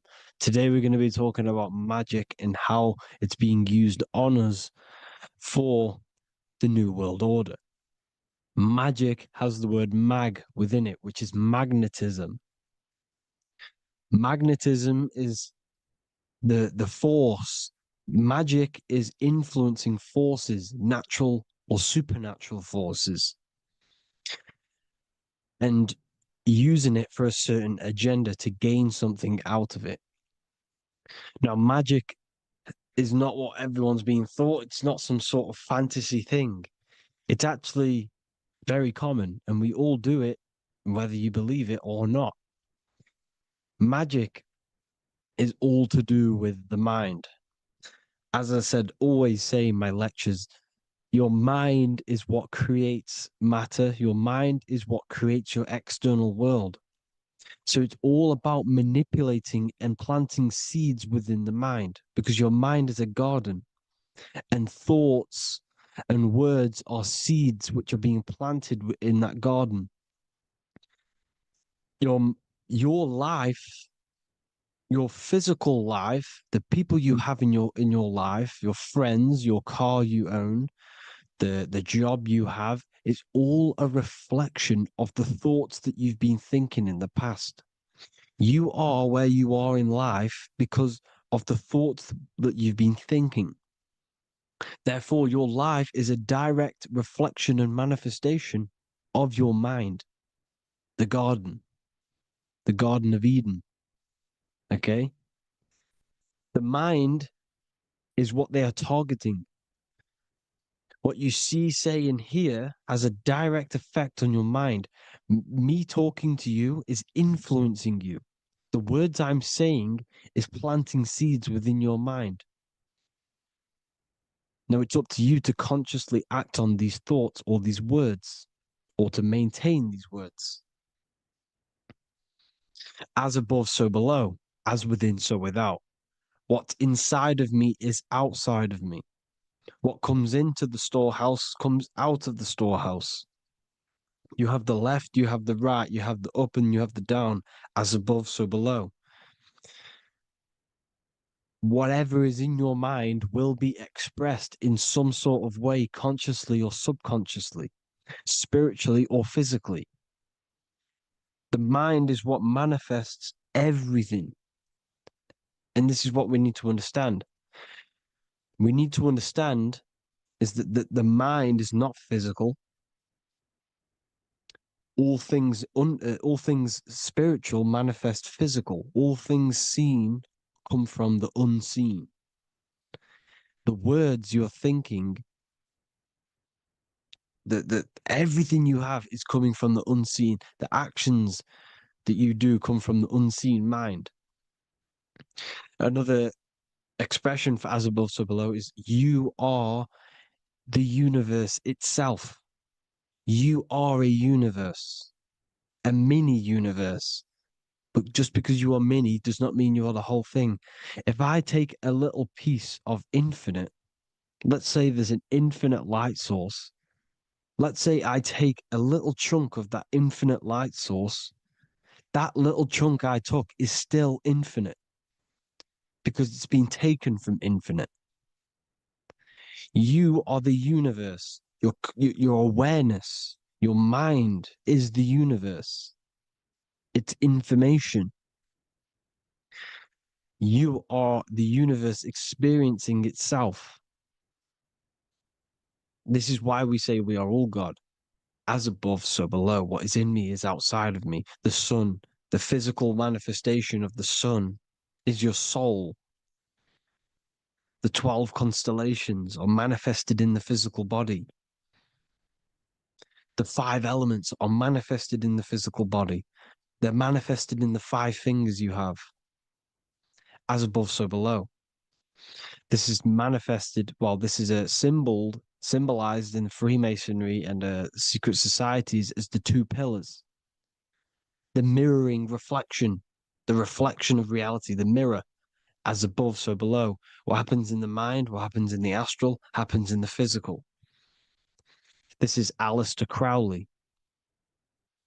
This is all symbolism. This is the 2 pillars with the all-seeing eye and the triangle at the top. Aleister Crowley was a master magician, very powerful dark magician, black magician. There's 2 types of magic. You have white and black, just like the checkered board, the Masonic checkered board. You have white and black, you have good and evil. White magic is influencing natural forces to gain something that will help the collective consciousness, help the collective, help the earth, help other people.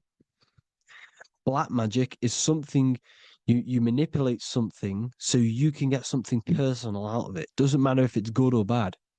It's still considered as black magic because you're being selfish. Everything you do should be contributing towards the collective consciousness and helping others. And this is why the ancients lived in a system where everything was in unity. We understood that I am you and you are me. What I do to you happens to me because I am you and you are me. We are the same mind substance on the inside. We're all the same mind substance being expressed in different bodies. So what I do to your mind will have a ripple effect on my mind because all of our minds are connected within the mental plane. So this is why they know all this knowledge. They know all this knowledge. So yeah, this is the mirroring effect of reality, the 2 pillars, or symbolizes the number 11. The number 11. We'll go deeper into that. The technology we're using is magic. It's a form of magic. Television is tell a vision. They're telling a vision into your subconscious mind, into your memory.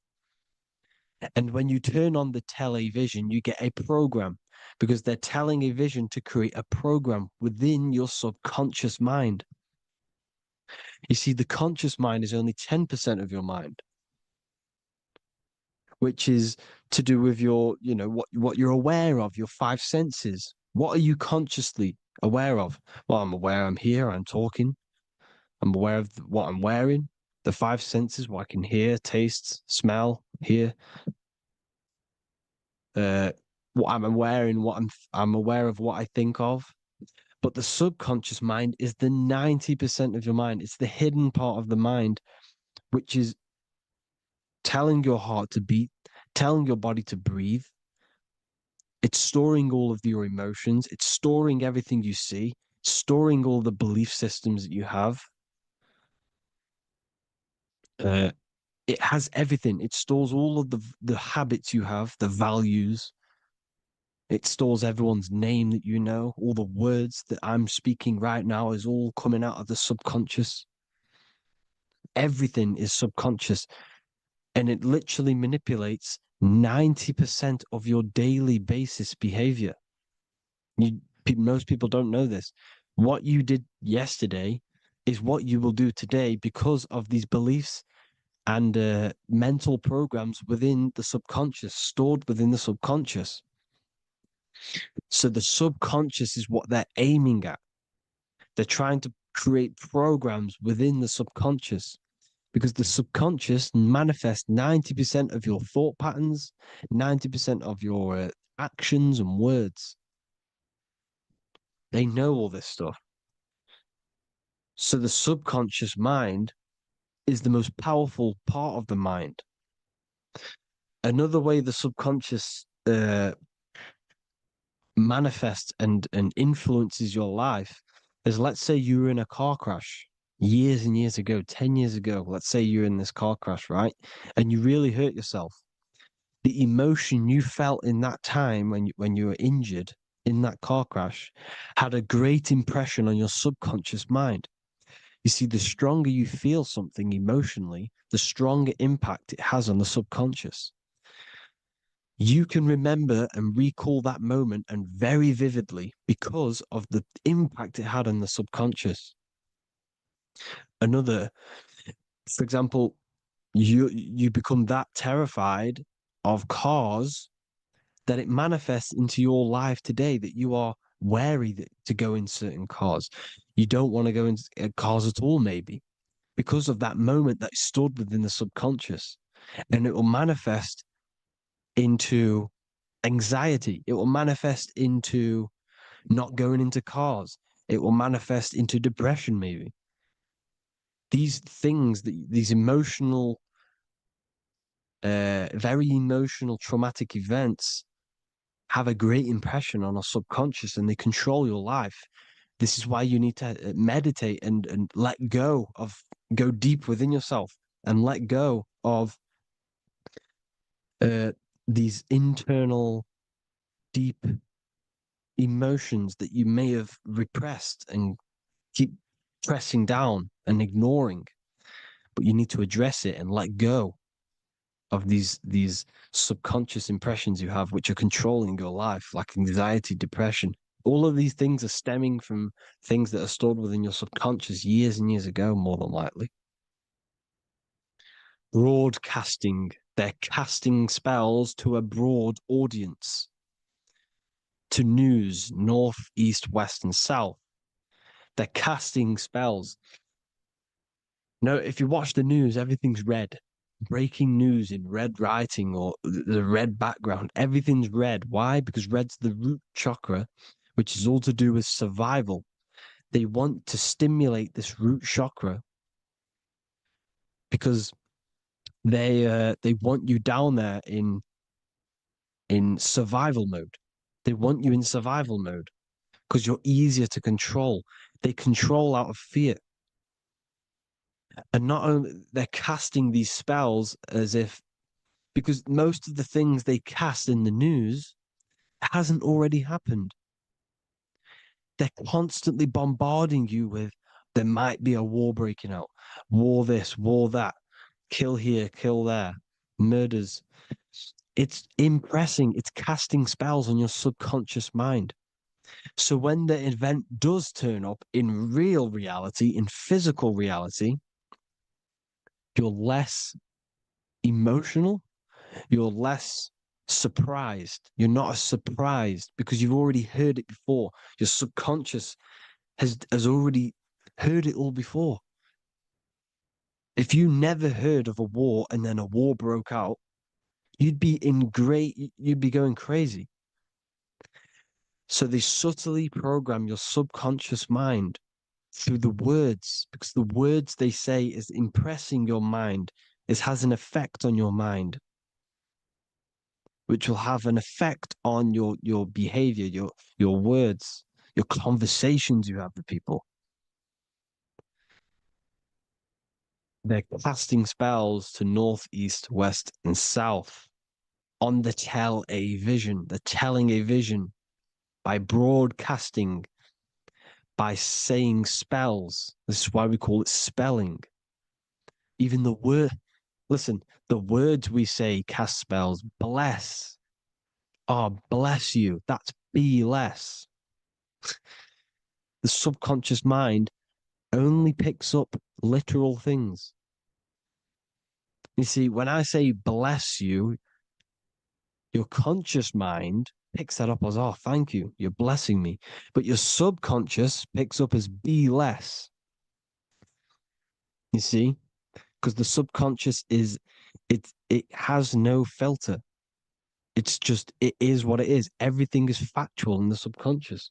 Therefore, if I call you an idiot, your subconscious, my subconscious will think I'm talking to myself and calling myself an idiot, and it will take that as true. That is truth. Everything is truth within the subconscious, and the subconscious manifests your behavior. The devices you, this is the biggest one. Black scrying mirrors, device, the devil's vice, the device. Okay.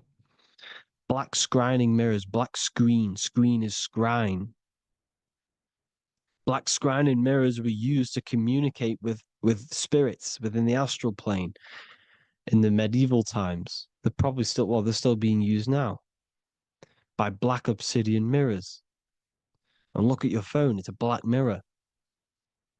And there's some sort of, I'm not saying this is fact, but personally, I believe these are portals for spirits and ethereal entities to come into your life, to come into your surroundings. So this is the next big thing: the TVs, your iPhone, your iPod, all black mirrors, and mirrors are very, very powerful. Even just a normal mirror. Mirrors have an effect. Whatever you say into a mirror, what you say is energy. And when you say something into a mirror, you're saying it into yourself. It's an infinite cycle of words of energy because it's being reflected infinite times. When you say something into a mirror, it has a massive effect. You're saying it directly into your eyes, into your mind. So what you say in a mirror should be said with precaution. Never say anything negative into a mirror, because mirrors are very, very powerful ways for you to reprogram your subconscious mind for the good. You can say very positive things into mirrors and it will reprogram your subconscious mind. Okay? Manifesting is all magic. It's all magic. Everything is magic. But consciously doing it is what they're doing. They hid this knowledge. Your phone is magic. It manipulates your mind. The iPhone, I. Okay. See, magic isn't all of this with wands and see, Harry Potter, okay, that was created to give you this perception of a mystical and amazing form of magic with magic wands and all sorts of stuff like that. Yes, that stuff was true when the collective conscious minds were on a higher level and our belief systems believed in these things, because the universal mind, all of our minds contribute to reality. If the masses don't believe in magic, if the masses don't believe in a certain thing, it's going to have an effect on physical reality.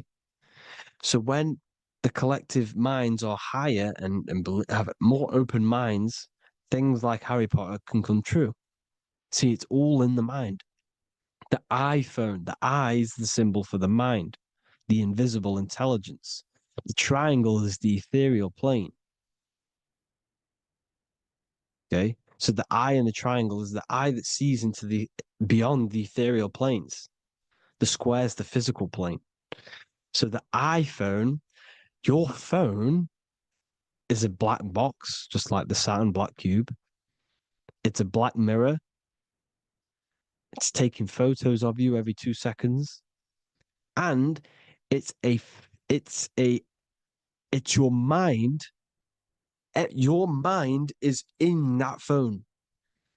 Everything you like, everything you text, everything you type in Google, everything you say to someone, every conversation is all recorded on the phone. Therefore, it is a direct reflection of your mind. Your mind is imprinted into your phone because your mind, everything you think in your mind, you're manifesting into typing, saying, taking pictures into the phone, and it's collecting it and storing it. And what they're doing, and this is for all forms of magic, it's manipulating the mind. It's all manipulating the mind. Reels, Instagram, TikTok, this is all dopamine. It's all controlling the mind. Every like you get, every follow you get, every share that you get is dopamine within your brain. They're literally targeting your brain and mind.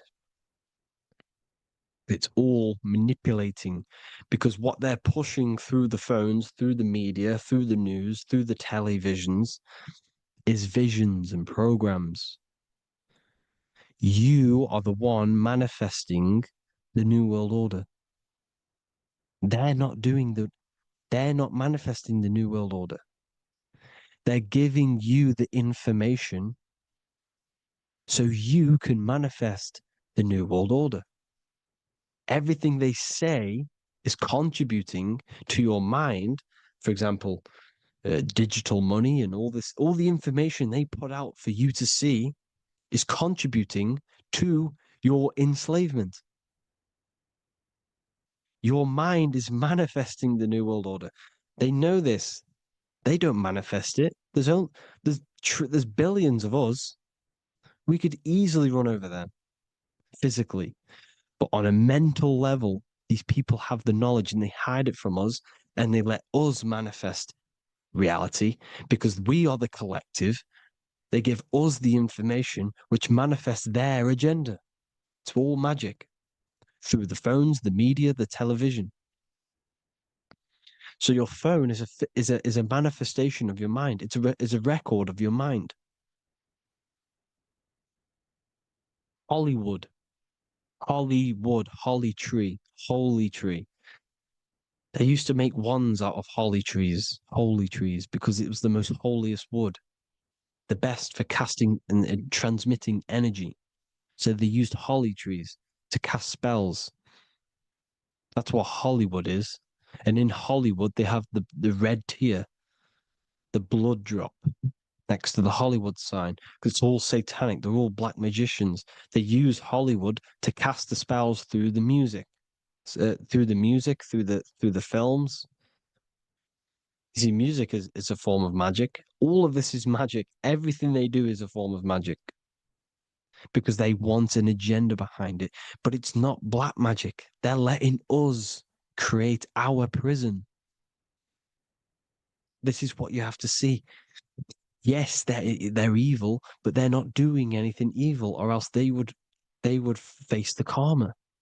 They let us manifest this agenda through giving in the information, by telling you what's going to happen in the movies. Everything that happens in a movie, it's all there on purpose to program your subconscious, to plant a seed within your garden, your subconscious, your mind.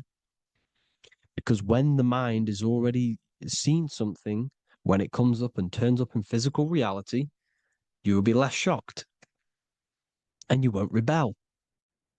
So they lure you slowly. They make you aware of these things over time. They make you gradually think it's okay. Like the technology, we never used to use these phones. How did we become so addicted and reliant on them? Well, because first they gave you a little flick phone. Well, no, sorry, they gave you a phone in your house, and then once you got used to that, they say, "Oh, here's the newest version of a little flick phone." You started texting your friends. Everyone was loving it in high school. They could now meet up without saying, "Let's meet on the weekend at this point at this time," like your parents probably did, or maybe some of you watching this, you probably had to tell your friend to meet on the weekend at a certain time because you had no way of communicating. So everyone got these phones and got addicted to them. Then they slowly got addicted to the new iPod with the touch screen. Now they invented touch screen. Then everyone got addicted to touch screens. Then because all of this is producing dopamine in the brain, which creates you to become mentally addicted to things and physically addicted, chemically addicted. Because dopamine's a chemical. Your subconscious becomes a program within your subconscious, and your body becomes chemically addicted to these phones. And these phones are the enslavement of humanity, technology. Without this, we wouldn't be in this mess without technology. Because they're creating a hive mind. We're creating a hive mind. So back on track anyways, uh they they program you. Look at the films, 9/11, 9/11, all in produced by Hollywood. Here's the 11, like I said at the beginning, the two pillars which reflect reality. What happens in the mind happens in the physical. What happens in the astral happens in the physical. Okay, what happens in the physical happens in the mind. It's the two pillars, the mirrors. 9/11. 9 plus 1 is 11. Flight 11 was hijacked. New York is the 11th state. New York adds up to 111. This is not a coincidence. It's all a form of magic. It's a ritual, energy harvesting ritual, because your mind produces energy. Your mental attention produces energy, and they're feeding off this energy in the astral plane, these demons. Music is the most powerful. Personally, I think the music is one of the most powerful forms of magic they're using. Okay. Music is hypnosis. It puts your brain in a hypnotic state. It influences your electromagnetic field through vibrational energy. It reprograms your subconscious mind. Why do you think you remember the lyrics? You see, your subconscious stores all of the memories. Remember, the subconscious manifests 90% of your behavior. So, therefore, the music you're listening to is manifesting your behavior. You wondered why some people wonder why they have drug addictions and they can't get out of violence and they can't get out of all this negative mind space. It's because the music they're listening to is creating a negative mind space. The words you listen to have plant seeds within your mind. So the reason you remember the lyrics is because that song created a program within your subconscious. Yes, that is what happens. You can use magic to reprogram your mind, but you can use music to reprogram your mind because it's all forms of magic. It's using natural mental energy forces to manipulate the physical reality. You manipulate your mind, you manipulate reality, physical reality. Okay. So the music, another very, very big one. When you turn on the radio, it's just all talks about alcohol, drugs, and sex because they want you down in the lower three chakras. They want your mind attached to matter when it's mind over matter. Your mind's not physical. You see, the word spirituality is the new trend. It's not about your spirit. It's not about your spirit. It's about your mind. It's not about, you know, uh, spirituality and looking after your spirit. And they've got you focused on your spirit. Why? Because they hide your mind from you. You see, a lot of people think their mind is their brain, but the mind is everything. There is no physical reality without mind. You can have a brain. Imagine if you had no mind but a brain. It wouldn't work. Like the mind is everything. The mind controls your avatar. It begins in the mind before it happens in the brain. Then the brain manifests through the body. The brain's just an electrical computer. So that they've got people scared. Or do I have a soul or not? And all this stuff. Listen, if you have a mind, you have a soul, because you are not the mind. This is why everything is sort of an illusion, because beyond the mind is your soul. But what is the soul without a mind? You can't have a soul without the mind. But if the mind didn't exist, the soul doesn't exist. You are the person listening to your mind. I shouldn't say person because you're not the body. You're the entity behind the mind. But if you didn't have that mind, you couldn't understand what you even were. You would just be an observer who couldn't think. So yes, we all have a soul. If you have a mind, you have a soul. Everything is mind. Everything has mind. Mind creates everything. God is mind.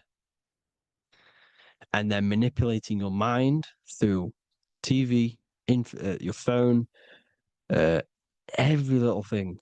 The school, it's all about the mind, people. Control your mind, you control your reality. Just the last thing, here you go. Aleister Crowley, the dark magician, Kanye West doing the exact same thing because they're implementing magic in the music. Here's the Beatles with Aleister Crowley in the background. Bet you never noticed that.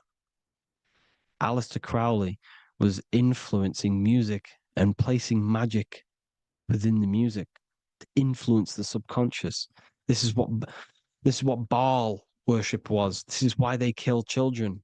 They sacrificed these children. Why? Well, because in order to ascend, in order to raise your consciousness internally, godly, by being good, God, or being in order to be good and raise your consciousness and to get something in the physical world, you have to sacrifice yourself. And what do I mean by that?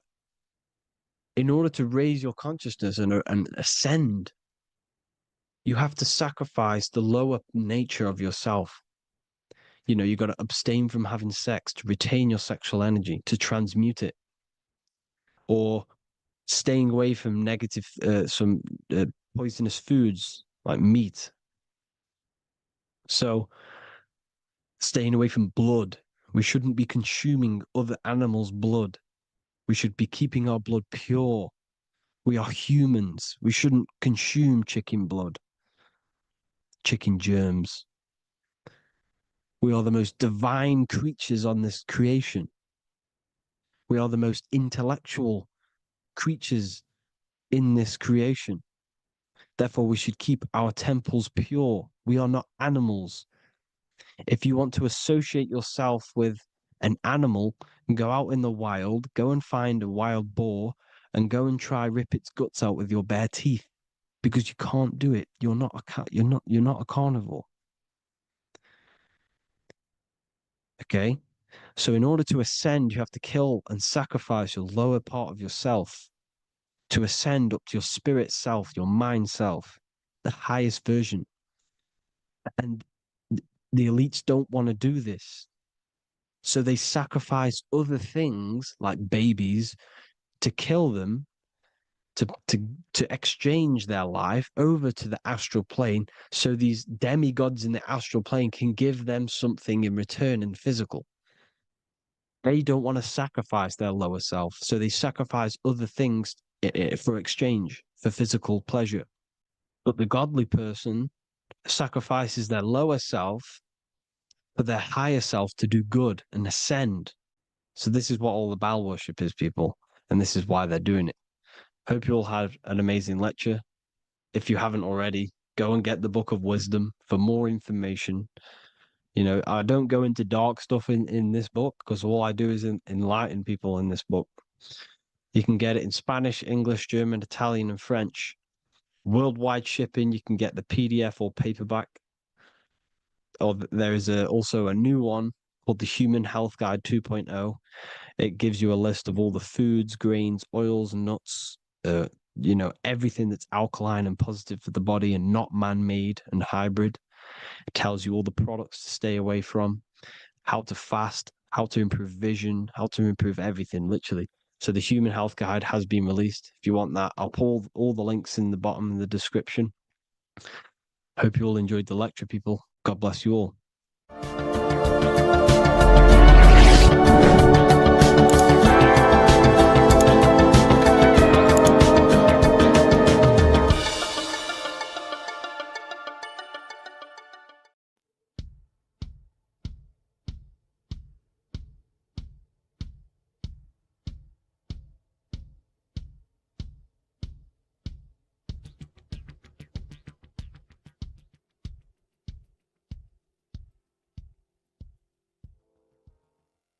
Welcome people, we're back with another video.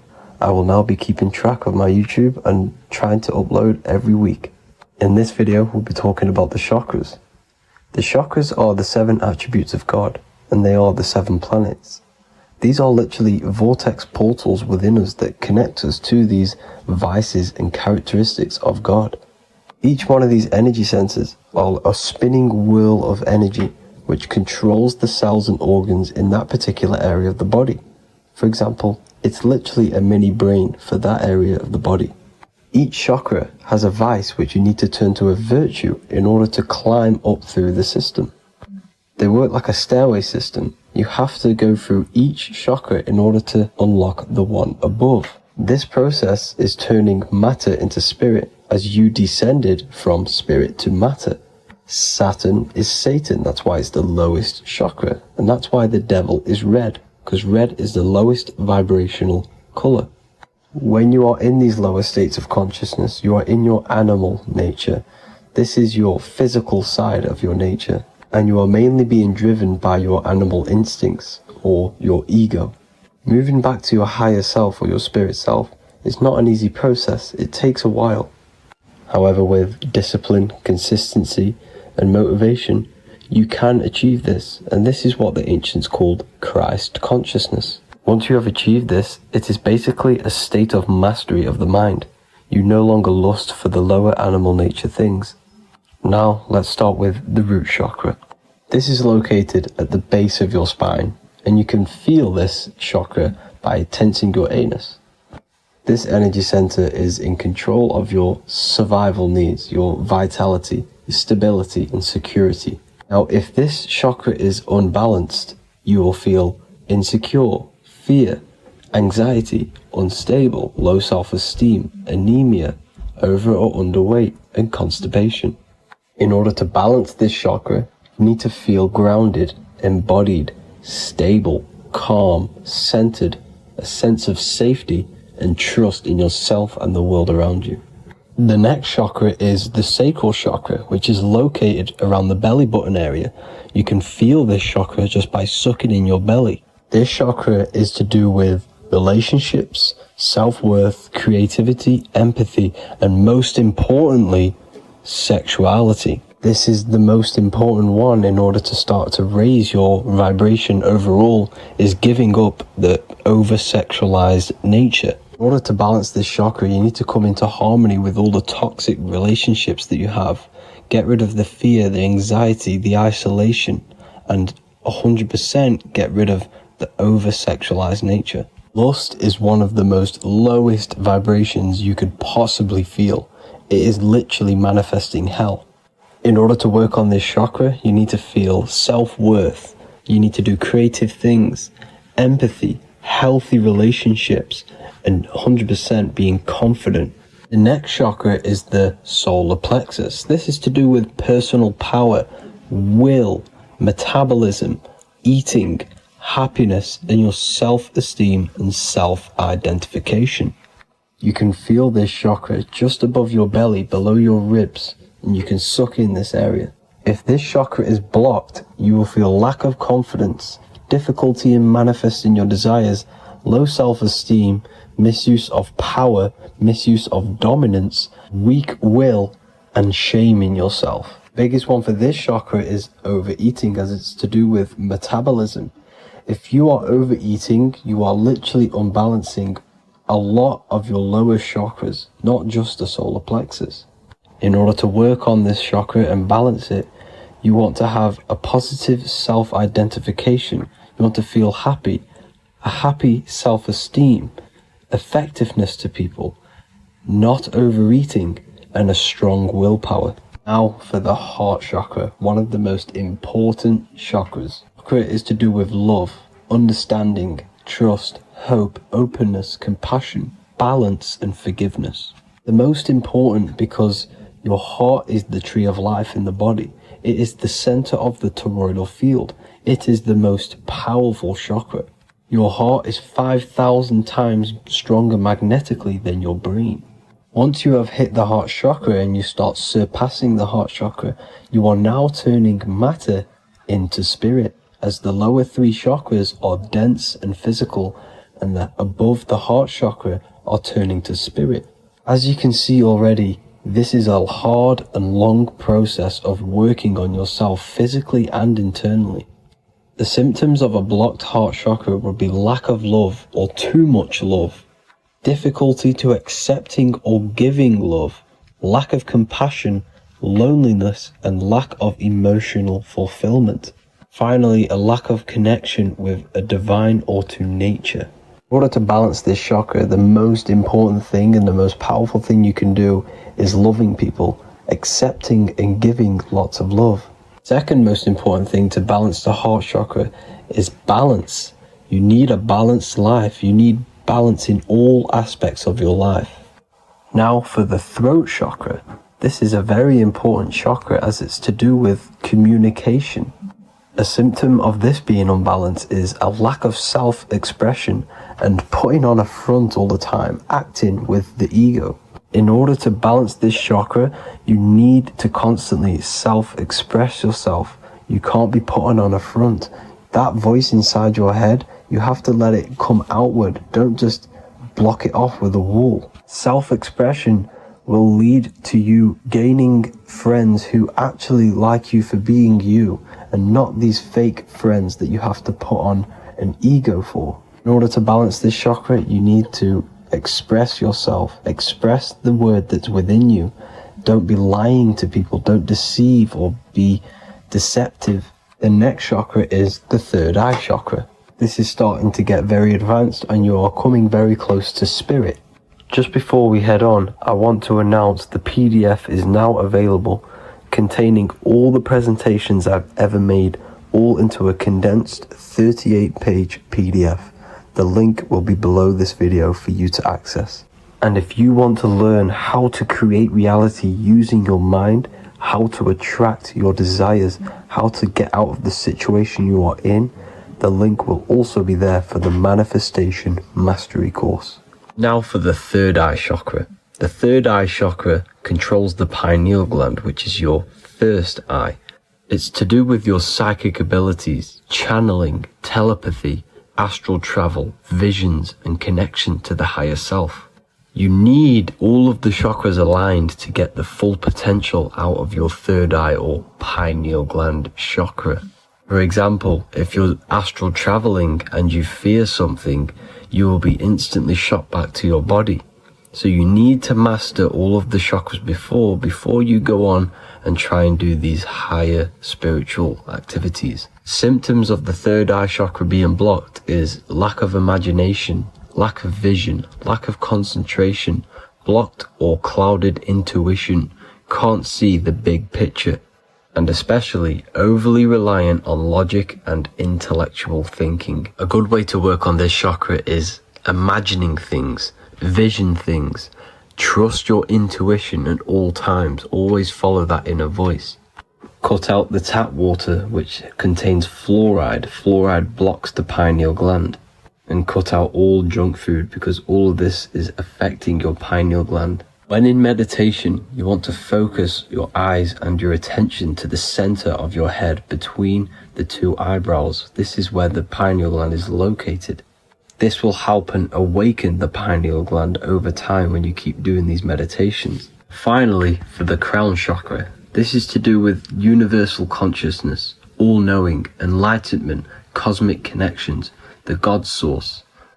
This chakra is blocked by being cut off from spirituality, plagued by the senses, being tricked into the five senses and being tricked into thinking you are the body.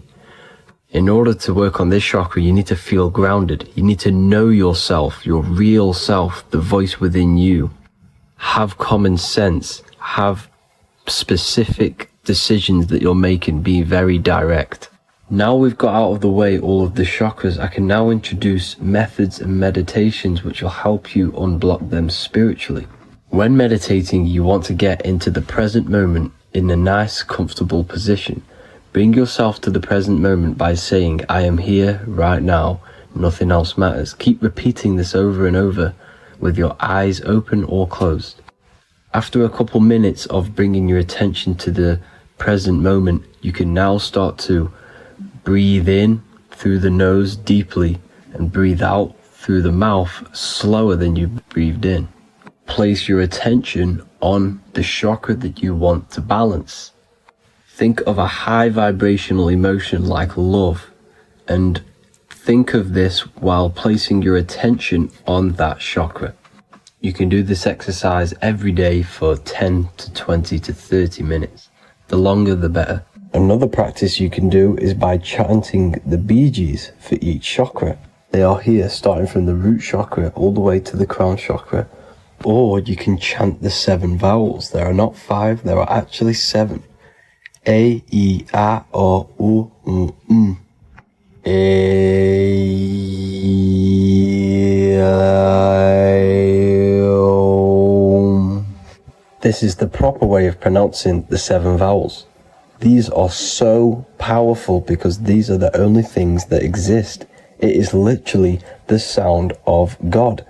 By pronouncing them right, you can actually create a lot of power within you and align your chakras. That's it for this video, people. I'd appreciate a comment and a like to help the algorithm.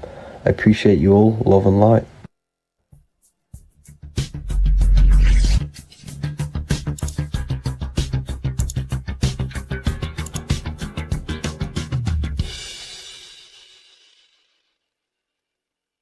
This isn't just spiritual fluff. Your words are vibrational commands that teach your subconscious what to believe and what to create in your reality. Now, I'm not going to sit here and tell you how words are these vibrational things that create reality. In fact, they are. However, the power of words does not hold in the vibration of the word. Yes, it has a little effect on plants. Yes, every word is a vibration that speaks to every cell in your body. However, this is not the main power of words.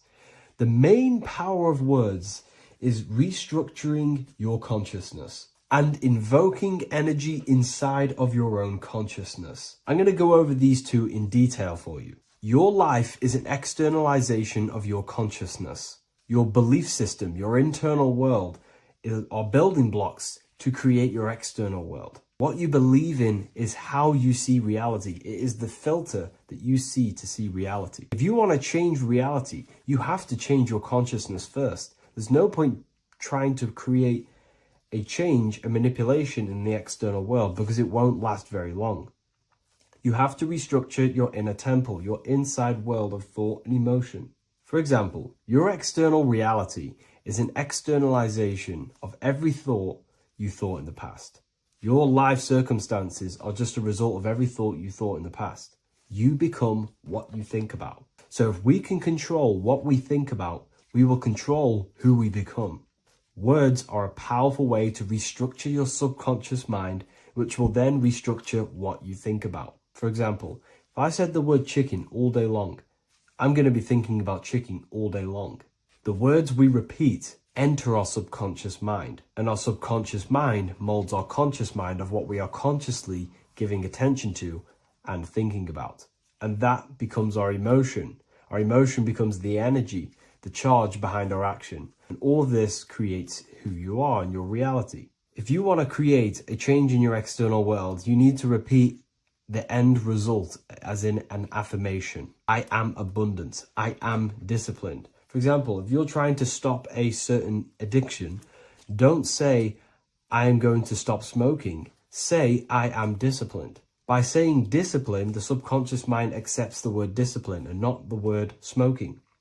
If you repeat smoking, I am not smoking, your subconscious mind will just pick up smoking and then do more smoking. So if you are trying to create discipline in your life and trying to stop something, say, I am disciplined. The reason for this is powerful because you're conditioning your consciousness. You're conditioning your subconscious mind and filling it with the word discipline.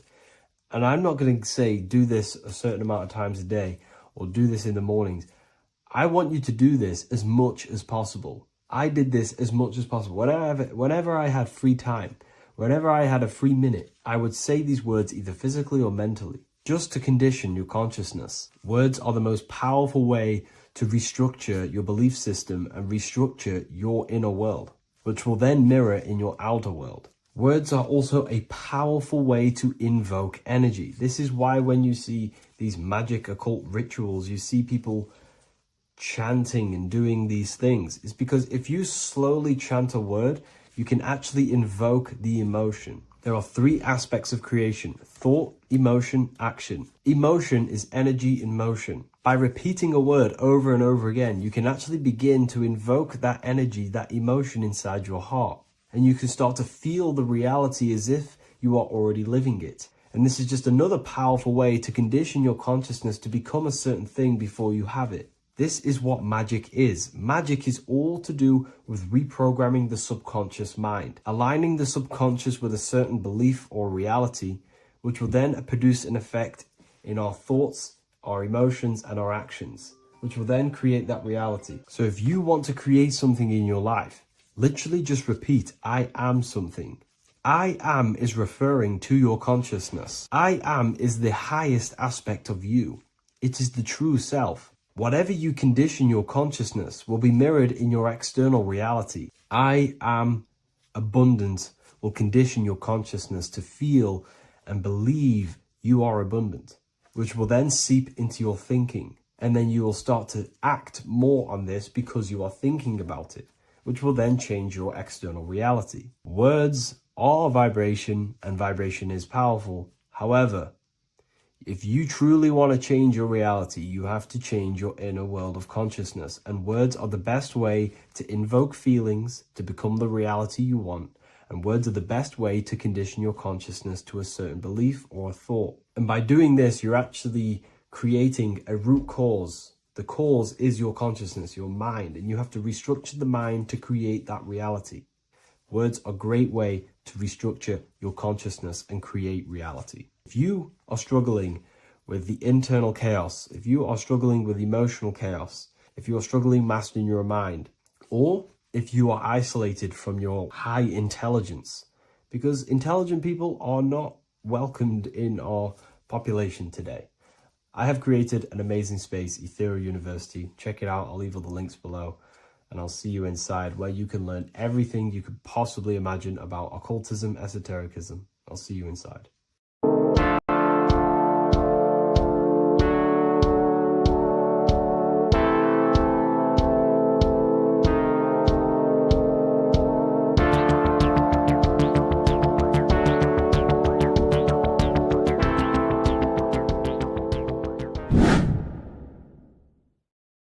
What is good, people? We're back with another video, and this is going to be talking about the connection between the micro and the macro.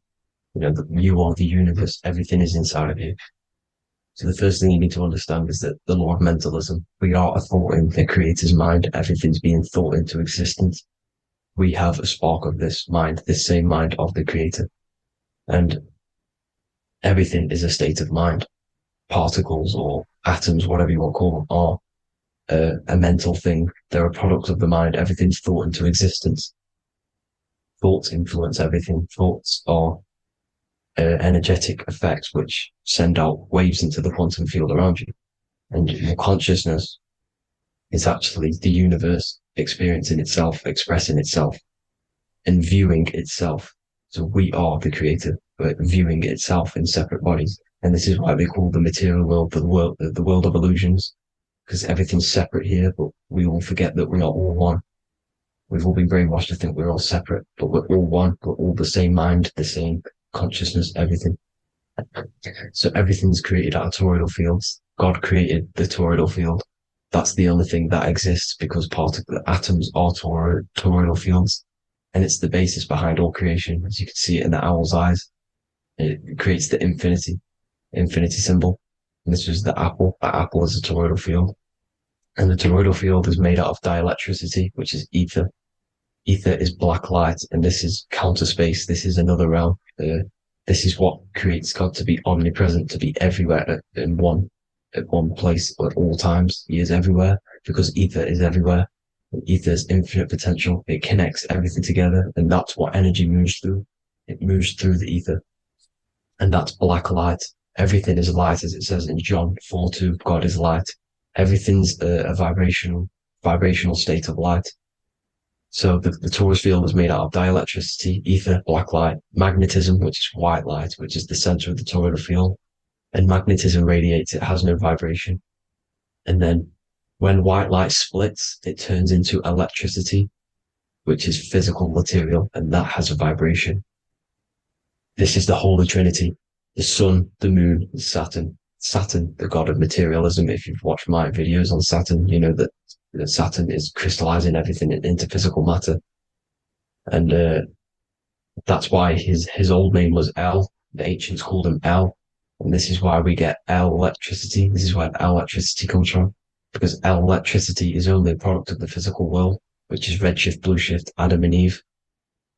And this is what creates the redshift, blueshift is what is a product of magnetism. When magnetism, white light splits. And this gives us vibration. And this what creates the toroidal field, which is the basis of all physical creation. The sine wave is created out of the magnetic wave and the electric wave. The electric wave is the blue wave, and the magnetic wave is the straight wave, which is radiation. This is vibration frequency. So the magnetic wave is straight, and then you have longitude and amplitude, which is depth, which is dimension. You see how the electric wave has depth and a dimension. This is why you get the cross.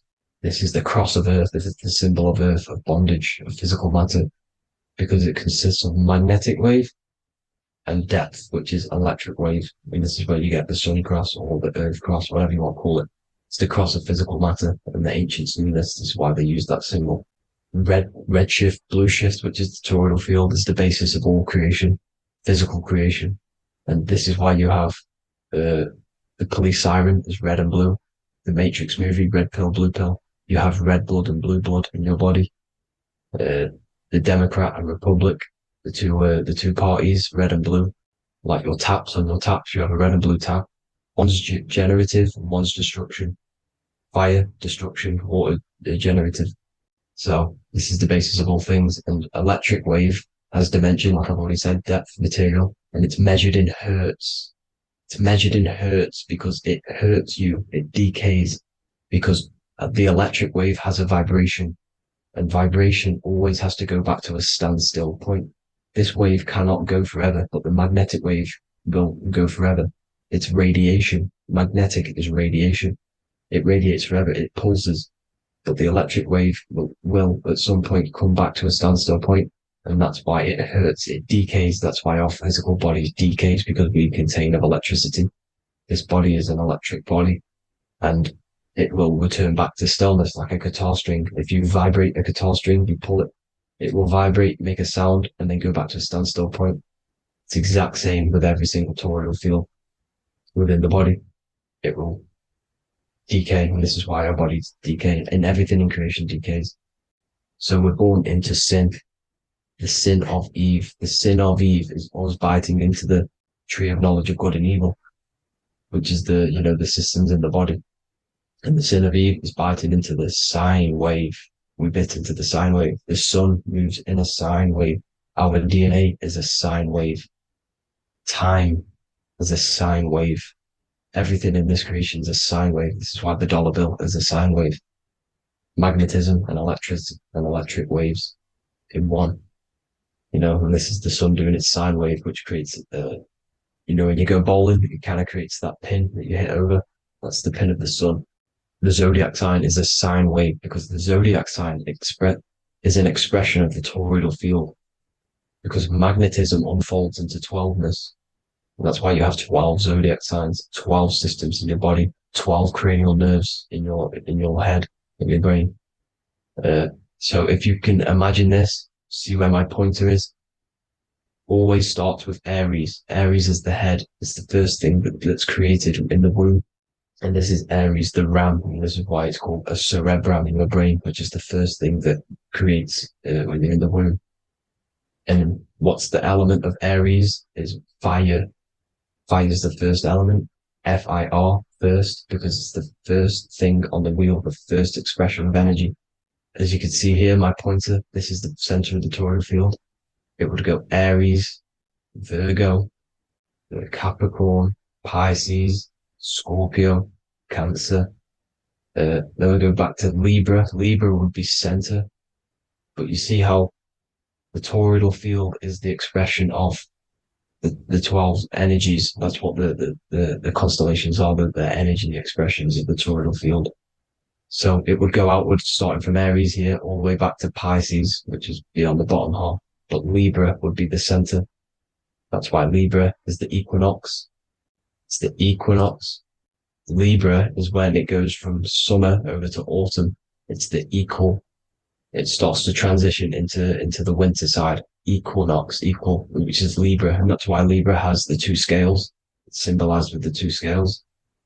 That's because of, the sun moving over. It's being judged. It's equal now, but then it's going to tip over into the winter.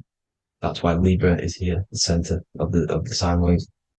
And like I said before, magnetic energy unfolds into 12ness. Magnesium is number 12 on the periodic table. It's the sacred number. And this is why the scientists are NASA is trying to bring in another constellation to destroy the holy science of astrology. So Aries rules the head, which is Mars. Taurus rules the neck, the lower head. Gemini, the two twins, which is your lungs, your two twins, your arms, two twins. Cancer, the breasts, or the chest area. Leo, the heart, which is the sun, which is fire, the center of the toroidal field. Virgo, the belly, which is the intestines. Libra, the kidneys, the two scales, the kidneys, balancing out everything. Scorpio, the sex organs. Sagittarius, hips and thighs. Capricorn, I've missed that out, which is the kneecaps. Capricorn, kneecap. Aries, which is the ram, which is the cerebrum in your brain. And then Aquarius, the calves and the ankles. And the Pisces, the two fish, the 2 feet.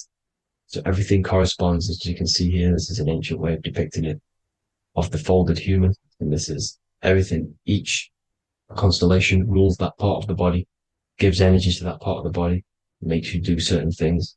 So magnetic energy unfolds into 12ness, electricity unfolds into 7s. That's why when you get electric, the light spectrum that we see, it consists of 7 colors. Why we have 7 planets. The 7 planets give us our 7 metals and the 7 solfeggio scale frequencies. So the rotor, this is the rotor. And rotor is an anagram for Torah, the Torah, which is I think it's the Hebrew Bible. Don't quote me on that, but it's one of the holy books, which is the Torah, the Taurus. Everything goes back to the Taurus field because it's the basis of all creation. So the chief cornerstone, it says in the Bible that the builders rejected the chief cornerstone. The chief cornerstone You are the builder. You decided to incarnate into the physical world, into the electric world, the world of Saturn. When you are created in the womb, it takes you 9 months for you to be created. So, for example, if you went into the womb here, it'd take you 9 months. So let's say you're born in Scorpio. So you'd go back 9 months, 1, 2, 3, 4, 5, 6, 7, 8, 9. You consist of all of these 9 energies because it takes 9 months or however long you took to be born. Some people are born earlier. You'd have to find out how many months you were in the womb for. But you consist of these 9 energies, and each constellation has a cell salt associated with it. And these cell salts are vital for your health, and your cells and the optimal health of your body. So the chief cornerstone that you rejected is these 3 cell salts, these 3 constellations. So you're mineral deficient in these 3 constellations. For example, fluoride, magnesium, phosphate, and potassium sulfate. So that's the chief cornerstone. And a cornerstone, people always get it rejected with the cornerstone. The cornerstone is not, it doesn't say the cornerstone in the Bible. It says the chief cornerstone. The cornerstone is a cornerstone of a building, but a chief cornerstone is the top of the pyramid. This is where we get the pyramid of the wheel.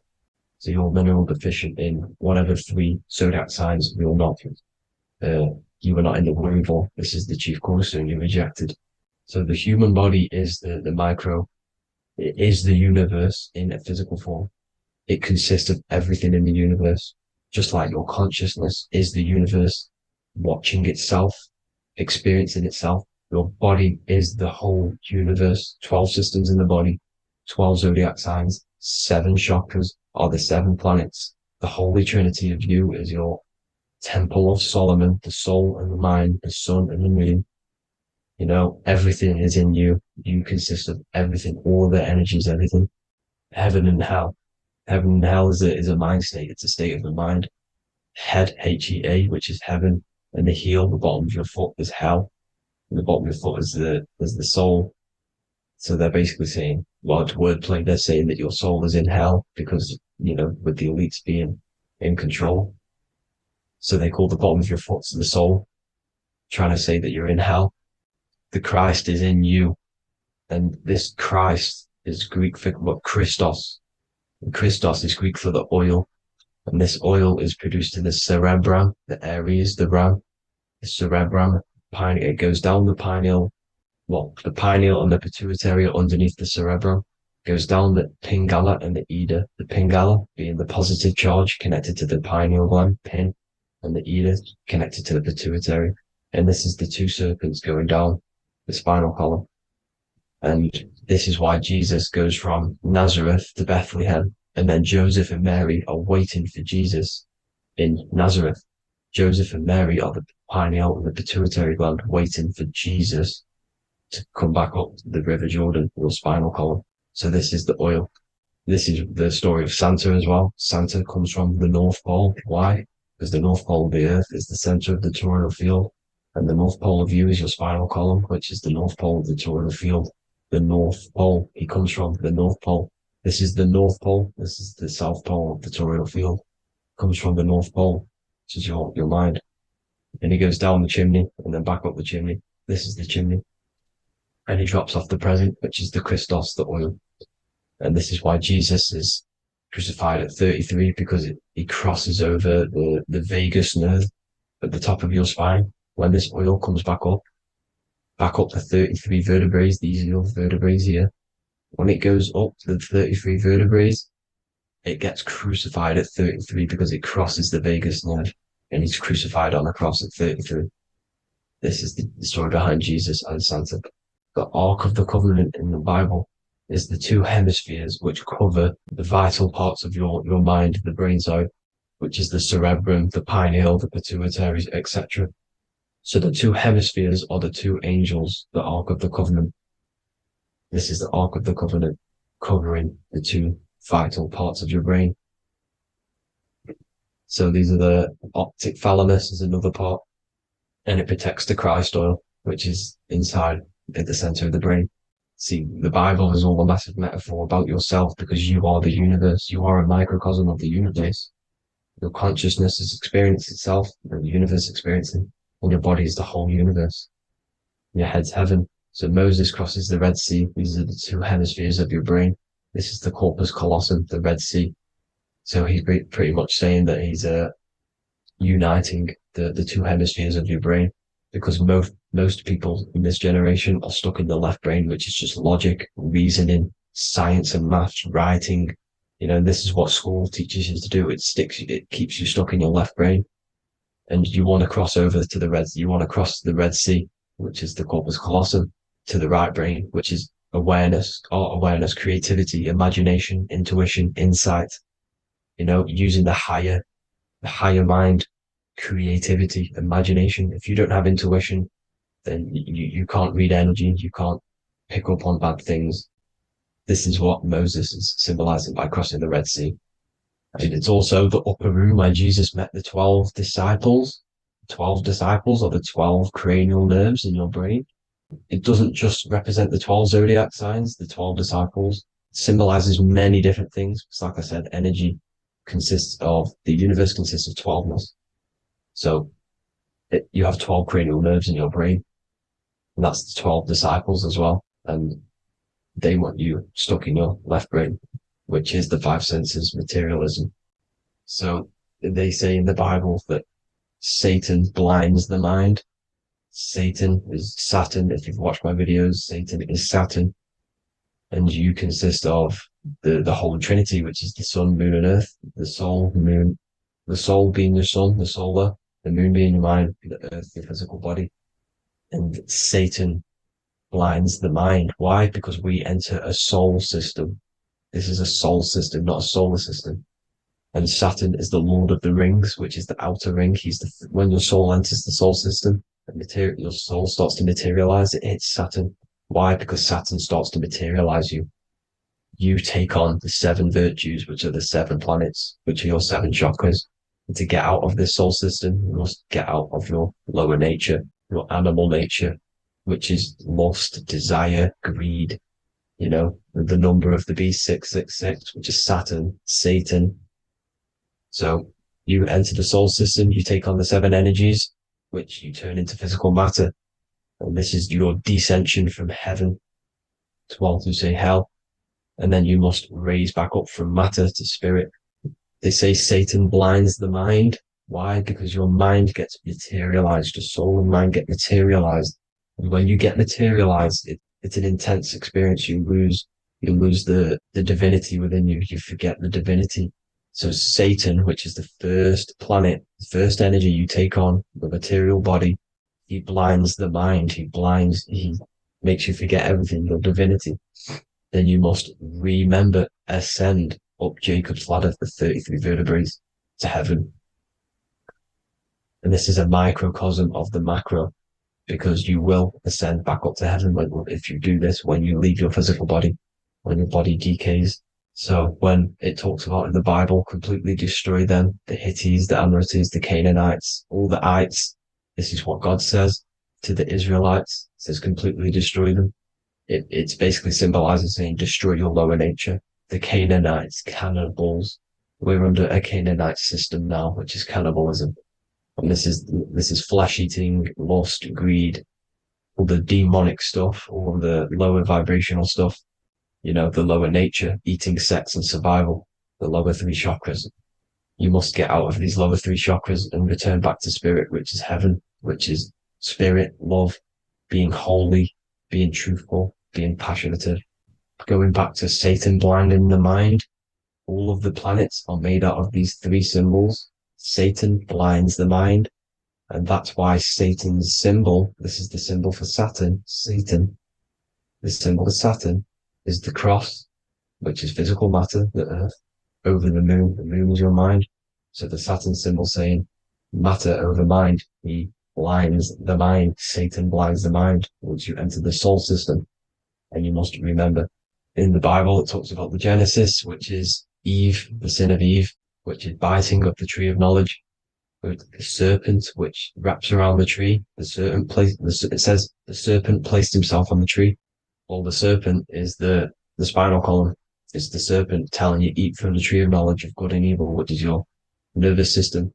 And eating from the tree of knowledge of good and evil is doing bad things. For example, over sexualized, overeating, eating the wrong food. That's eating from your nervous system. It's decaying you, and it's preventing you from achieving the God self, the God consciousness. This is the symbolism of, the tree on the serpent, telling you to eat from the left brain, with the left brain being the sinister. Sinister is Latin for left. That's sin. Sin is left. And left is lefty Lucy, Lucifer, right, righteousness, right, God, godly. The tree of knowledge of good and evil, which is your nervous system, because it determines good or bad. That's the only thing you experience in this world is your nervous system. And then the tree of life is the cardiovascular system, and the Garden of Eden is your body. So that's it for this video, people. I hope you've got a greater understanding of how you are the universe and everything is inside of you. Just keep in mind you are the universe experiencing itself, and your body is a reflection of everything. The 12 constellations, the 7 planets, everything's inside of you. This world is an expression from the inside outwards. You can't affect the outside world to manipulate reality. Everything's inside of you. I hope you got a greater understanding of this. God bless.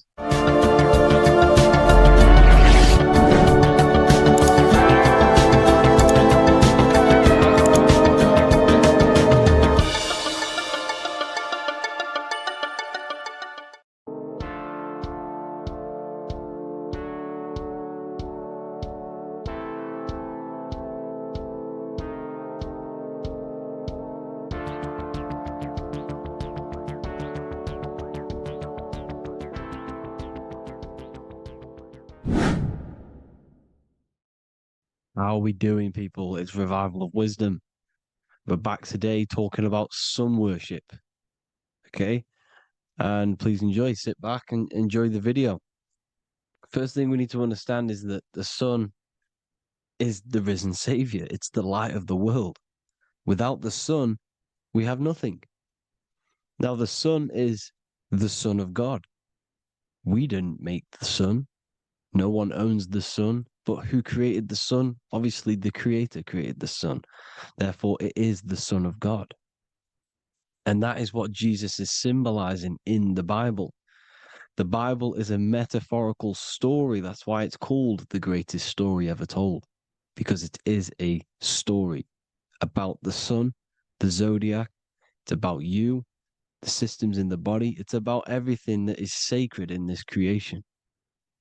Now you can see the suns behind Jesus' head in all of the ancient portraits, even the ones that are more modern. You still see a sun on the back of his head because he is the sun. He's the light of the world, our risen savior. And this is what Christians are lost because they don't realize it's a symbolic story and they think Jesus was a historical person. He's not a historical person. Okay, this is what we need to get out of our mind. This wasn't a historical person. It's the Son, our risen Savior. The Son is the soul. It's the soul of this creation. Because what is a soul? A soul is pure life force, pure energy. Whatever a soul inhabits, it gives life to. Like our soul feeds our body. The sun feeds the earth because the sun is a soul, and that's why the ancients called it Sol. Because it's the soul and it's in you and it's the light of the world. It's the light of everything. It gives life to all things. Here's Jesus and his 12 disciples. The 12 disciples symbolize the 12 zodiac signs.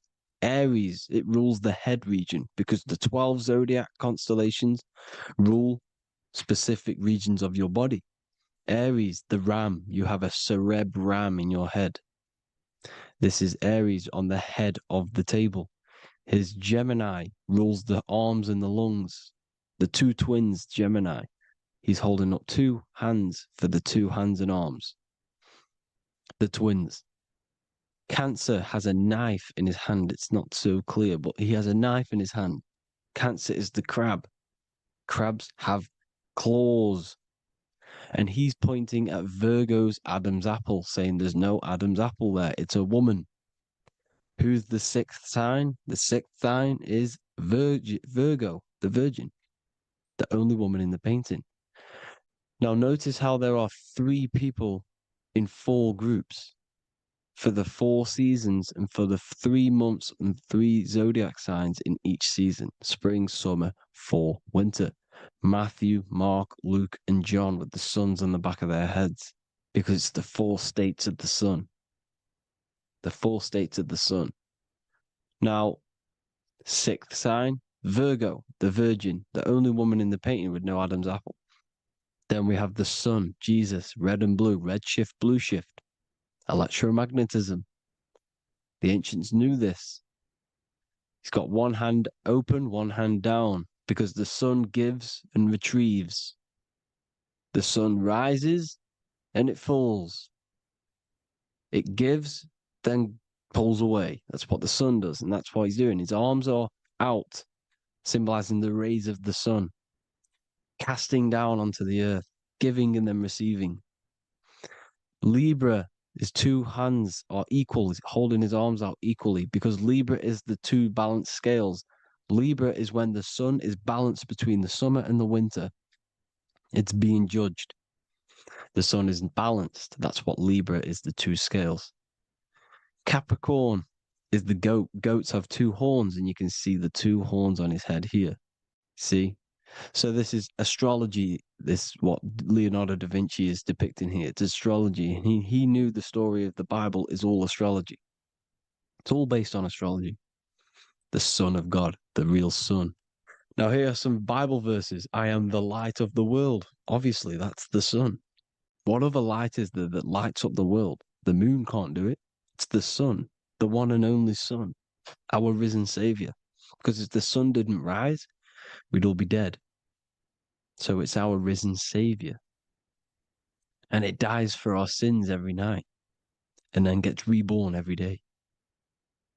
Now, Jesus calms the storm. Mark 4:35-41. The disciples are all on a boat and there's a heavy storm. But Jesus is asleep. The disciple says, Jesus is asleep. We need to awake him. They wake up Jesus, and Jesus got up and rebuked the wind and said to the waves, quiet, be still. Then the wind died down and it was completely calm. Well, when Jesus was asleep, this is the sun not being risen. It's not risen yet.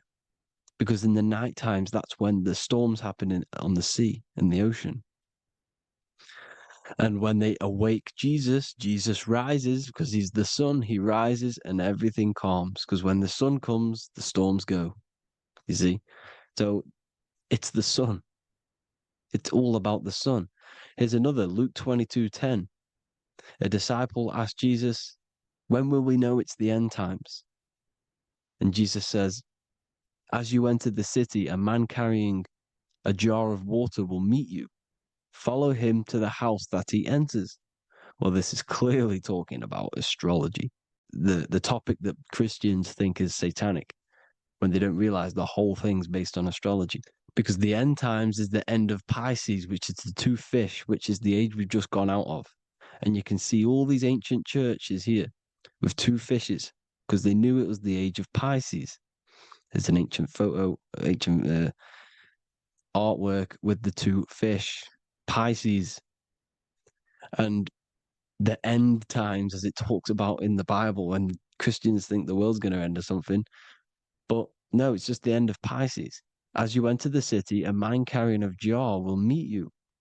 Follow him to the house. The house is the zodiac sign that he enters. And the zodiac sign is Aquarius, because that's what it is, a man carrying the water. We know this is astrology because a woman, that is a woman's job in the ancient times. In the ancient times, the woman used to get the water.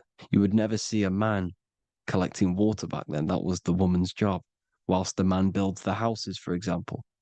You see, so we know it's talking about astrology because astrology is the man holding the bucket of water. It's the end of Pisces. Now we are in Aquarius. And of course, Luke 24:36, the risen Savior, the Son. Now, the sun is also born on the 25th of December, a virgin, just like Horus, Mithra, Buddha, Krishna, Hermes, and thousands of other gods, all born on the 25th of December. Well, it's because the sun moves 1 degree northward on the 25th of December. And on the 22nd to the 24th, it stays in the same degree because it's moving south. But then on the 22nd, it stays in the same degree on the Southern Crux constellation. And the ancients called this the sun dies on a cross because the cross is the Crux constellation, the Southern Cross. And it stays on that same degree for 3 days on the cross. The sun dies on a cross, and then on the 25th, moves 1 degree northward, bringing back the summer, the light, the warmth, the growth of crops. And this is the sun being reborn again, a virgin, because it's pure. And here's Mithra, another sun god before Jesus was around, before Christianity. It was Mithraism, and Mithra, Ra is Ra, the sun god, Egypt. It's all about Ra, the sun. You see the crown of thorns on Jesus' head, symbolizing the rays of the sun. And here are the rays of the sun on the back of Mithra's head. Krishna, the sun. Buddha, the sun. Horus, horizon. All born virgins, all did miracles, all resurrected. Dead for 3 days. Well, here he is, dead for 3 days on the cross. And resurrected. Because it's the most ancient religion ever been on the face of the earth. The worship of the sun. And we should worship the sun, because without the sun we are nothing. The sun feeds us, feeds the earth, feeds everything. Without the sun we are nothing. It's been reversed, and now we're worshipping man. When we're worshipping a man called Jesus, was never real. It's all about the sun, the most high, the most powerful, potent, celestial body in the sky, the orb that feeds us every day. It dies for our sins and rises every day. It's the sun.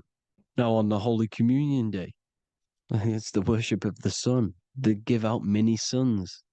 Here's Jesus holding a sun. And they raise the sun on Sunday because they go to worship their sun god on Sunday. Not Saturn Day, not Moon Day, Monday, but on Sunday when the sun is exalting. And they hold suns up above their heads because the sun rises. They're symbolizing the sun rising above their heads as Savior. It's the sun. It's the Holy Communion Day. And here's Jesus giving a piece of himself to the children. It's the sun, the light. Judas was known as a backbiter, a backstabber, because he stabbed Jesus in the back. He betrayed Jesus. Well, this is just another astrological story about the constellation Scorpio, because the Scorpio is the J, looks like a J. J for Judas, the scorpion, the backbiter. Scorpions backbite, they bite with their back. And what does Judas do? He betrays Jesus by kissing him to let the warriors know who they need to get. So he kisses Jesus, and Jesus gets stabbed in the back. Well, when you get stung or bit by a scorpion, they leave like a kiss. So Judas kisses him and gets betrayed. Well, this is because the sun, when it hits Libra, it's balanced. The sun is balanced because it comes through summer. Now the sun's starting to die. The sun's starting to die. It hits Libra. And then as soon as it hits the Scorpio, it gets betrayed because now the sun has to fall to winter. And Saturn is there waiting to take over the darkness of the winter. So he gets stabbed in the back by Scorpio, Judas, the scorpion, the backstabber. You see, it's an astrological story. Here's Mary. Mary means marry, which means pure. The sun is pure. No one gave birth to the sun but the God. And it's born every day. It's born every day on every year. It's born pure. There was no controversy. There was no, activity for the sun to be born. It's pure. Now, the 7 metals come from the 7 planets. The sun gives you gold, and this is why the sun is golden. It looks gold. And this is why the banks are backed by gold because gold is the most valuable metal, because it's the sun, the most valuable celestial orb in the sky, in the heavens. Well, here's Jesus, another ancient symbol of him being crucified on the cross with the big sun, the southern crux constellation. The sun dies on the cross constellation. And if you go to the old etymology dictionaries, you will see sun and son is the same word. They come from the same etymology roots. You can use them for no matter what, but they've been confused today. But if you go back to the old dictionaries of etymology, they are interchangeable. You can use them. Son, sun, sol, it's all the same thing. The 12 disciples, 12 brothers of Joseph, 12 tribes of Israel, 12 breastplates on the stones, because it's all the 12 astrological signs. They could have used any other number, but there's 12. Because 12 is the mind, which is God. 7 is the number of matter, which is man. 7 energy centers in the body. 12 cranial nerves in the brain, because it's the mind. 12 is the 12ness. The zodiac is literally the mind of God, the signs of God. Now here we see here, Job 38, 31 to 33. Can you lead forth a constellation in the season? He's asking you, can you read the sky? Can you read the heavens? Canst thou bring forth the Mazaroth in its season? Mazaroth means 12 signs, the zodiac. Why did they translated every single Hebrew word in the Bible into English, but they decided to leave out Mazaroth? Why? It's because if that said zodiac, Christians would have a different view on the Bible, but they leave that out. But Mazaroth actually means the 12 signs, the zodiac, and the stars means sign. The word stars means sign because the stars are signs, things to come, which is off in Hebrew, which means sign, things to come. You see a sign on the road, it's something coming. But God is saying, no, what does he say? To qualify as a director, a judge of man's life on earth, one must be able to govern the heavenly bodies that rule the earth. It's telling you to read the heavens. We need to read the heavens. Astrology, the 12 zodiac signs, the mind of God. It's telling you, read the Mazaroth, read the zodiac, because they are things to come in your life. They are signs. It's not satanic, it's made by God. God said, let there be lights in the firmament of the heavens to divide the day from the night, and let them be for signs. Signs are things to come. The 12 zodiac signs. It's all about astrology. Here's Mary holding the sun. His son, her son. It's the sun in the sky, the one and only, the most high, the soul, the solo because it's on its own, the most powerful, Ra, radiance. Here's the Pope holding the sun. All three popes holding the sun because they're sun worshippers and they know the true meaning and origins behind Christianity. Sun worship. Here's the Vatican is a sundial. Yes, this is literally a clock. Your watch is a sundial. It's got 12 sections on it for the 12 zodiac signs. 12 hours, 12 Horuses. Now here you see Jesus walking on water. Well, it's the sun, and here's the beard of the sun. Here's the pyramid of the sun, the illuminated one, the all-seeing eye, the sun. Here's the Ankh. The sun creates these symbols. The ancients knew this. Now, when you see these headdresses, these are actually the days of procession of the sun. Aries, Cancer, Libra. It's all about the sun. Here's some more sun worship going back to Egypt. Ra, Horus, Osiris, and Set. Jesus and Satan is Horus and Set. The sun and Saturn. Saturn rules the winter, Satan. Jesus, the sun, the light of the world, rules the summer, rules the day. Satan's the night, Saturn's the night, the sun is the day. The evil brother, Satan. Well, Horus this is where we get the word hours from. There are 12 Horuses. The sun moves in 12 Horuses. 12 hours. Where's Horus? What hour is it? Where's Horus? His Ra, 12 noon, Ra radiates. Powerful, the most high sun. That's why he has a sun on the top of his head. These are the four states of the sun. Set, sunset. This is why we say sunset, because the sun is setting. His sunset, his Horus, horizon, the Horus is rising, Ra radiating, and the sunset. Then midnight is Osiris. Here's another ancient symbol for the sun, the scarab. Ra, the sun, scarab. It's got the word Ra in it because it's the sun.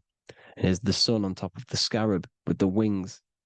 Because scarabs roll dung up hills, and then they'll let it fall down the hill to gain more matter. To gain more bigger, like a snowball effect. And this is, the ancients saw this as a process of the sun, because the sun climbs up the hill and then it falls. So they used the scarab to symbolize the process of the sun. The sun climbs and falls. Here's an ancient Egyptian cat cutting off the head of the serpent. Well, the cat is cutting off the head of the serpent, symbolizes the sun cutting off the nighttime. When the sun rises, it cuts off the nighttime. It cuts off the serpent. The serpents represent darkness or evil. Oh, there's some more symbology of the sun and the heavens, the arch, the royal arch, the firmament, the sun inside the firmament. These are all ancient churches, and they all depict the firmament with the sun inside. Is the ancient cosmology, you see, because it's all about the sun. Everything's about the sun, because the sun is our orb made for us to sustain life in this, inside of this creation, inside of this firmament, the royal arch of heaven. Here's the Freemasons depicting it. Here's the Masonic royal arch, but you can even see the zodiac signs. Here's Cancer, the checkered board. It's the royal arch of the firmament. Obviously, they don't want to tell you that. You live in space, apparently. Some more sun worship. Here's the beard of the sun on the water. They all have this long beard. And why do they say amen? Amen at the end of every prayer. Amen is a sun god, a creator god. It's all about the sun. So thank you all, people. Hope you all enjoyed. Hope you all gained some knowledge and insight. Please give me a follow, drop a comment, drop a like. Have a good day. Love you all.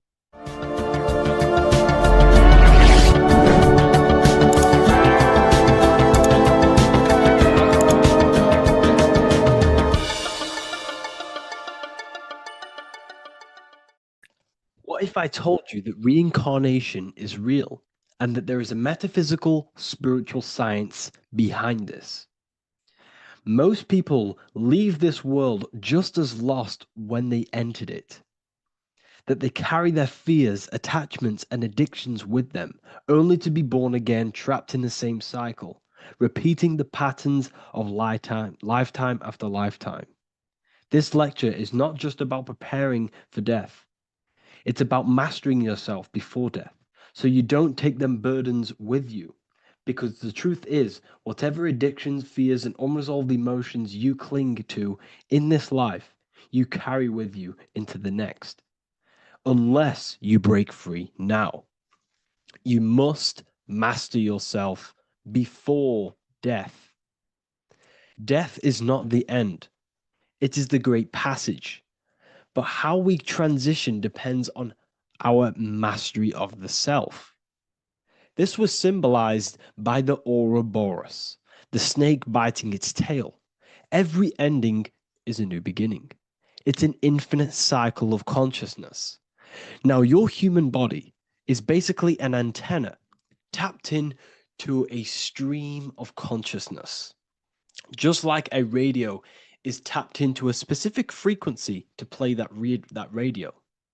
Your body is basically an antenna, a crystal picking up the consciousness of God.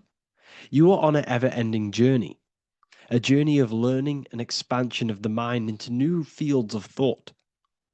This was symbolized as the Ouroboros. When you die, it is a new beginning. It's a transitioning, not an ending.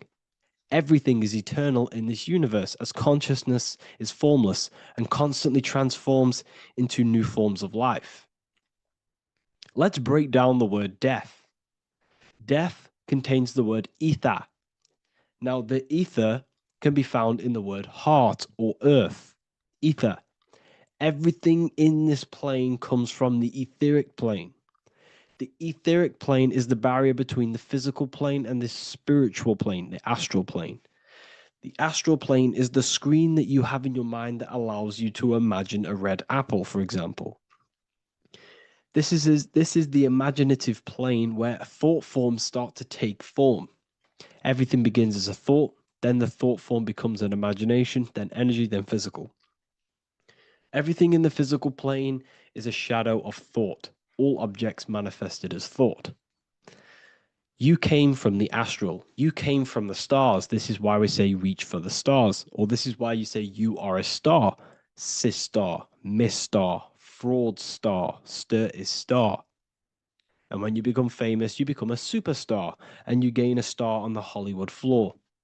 You are a star. The ether. The ether is the infinite energy source which all things come out of and return back to. This is the cycle of life and death, summer and winter, day and night, sleep and awake. The ether is the infinite energy source which all things come from and will return back to. Okay, sorry about that little error. The ether is the boundless source of energy from which all things emerge, to which all things return to. We can see this in the cycle of the sun. The sun does this wave of creation. It rises and it falls. We have the day and the night. The daytime represents our conscious mind when we are alert. The nighttime represents our subconscious mind when we are inside the spiritual realms. The nighttime is spirit, the daytime is matter, spirit and matter. Awake and asleep, conscious and subconscious. We see this in the yearly cycle. Summer is life, winter is death. Spring is the morning, summer is midday, autumn is evening, winter is the night. Everything is a macro and a micro cycle of being born out of the ether and returning back from life and death. Life and death is manifested within the cycles of the sun and everything outside of you, as within, so without. This is why we say sleep is the cousin of death. The macrocosm is death, the microcosm is sleep. Every time you go to sleep, you are essentially it's a miniature death. You're entering into spirit and then returning back into matter in the morning when the sun rises. Everything is a reflection of the macrocosm cycles. Preparation for death. The first thing we must do in order to prepare for death, for life after death, in order to stop being reincarnated in this cycle of materialism, in order to progress as a soul, because remember, you are a soul in a body. Just like the sun gives power and life to the earth, your soul gives power and life to your body. When you say I, you're referring to the soul. And your soul can be stuck underneath layers of false identifications. Who you believe yourself to be is merely a collection of subconscious programs running within your mind. Now that's very deep. That is very, very deep. Who you think you are is a part of your thinking mind. Your name, your job, your reputation, your family, your friends. These things are not you. They're all aspects of the thinking mind. What happens if you meditate and you turn off the mind? Then all these things do not exist. You're left with the pure soul, the pure awareness, the pure observation. If you turn off the thinking mind, you're no longer your body, you're no longer your reputation, you're no longer your friends, you're no longer your job and your labels. You are the soul.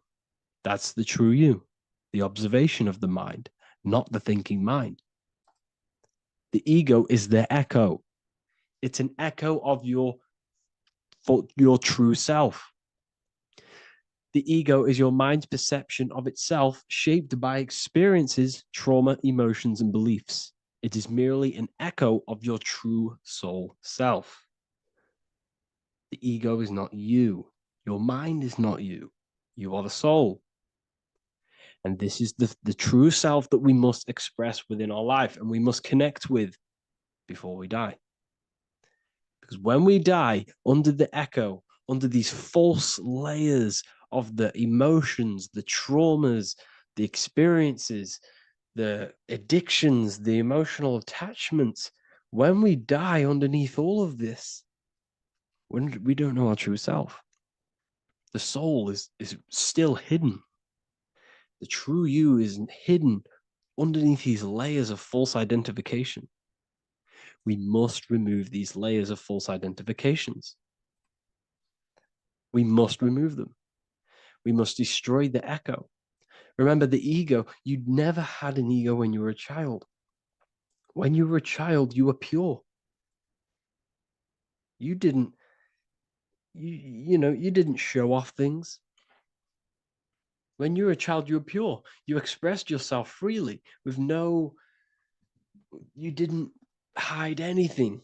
You didn't hide any aspect of yourself. You didn't suppress any aspect of yourself to fit in as a child, as a baby.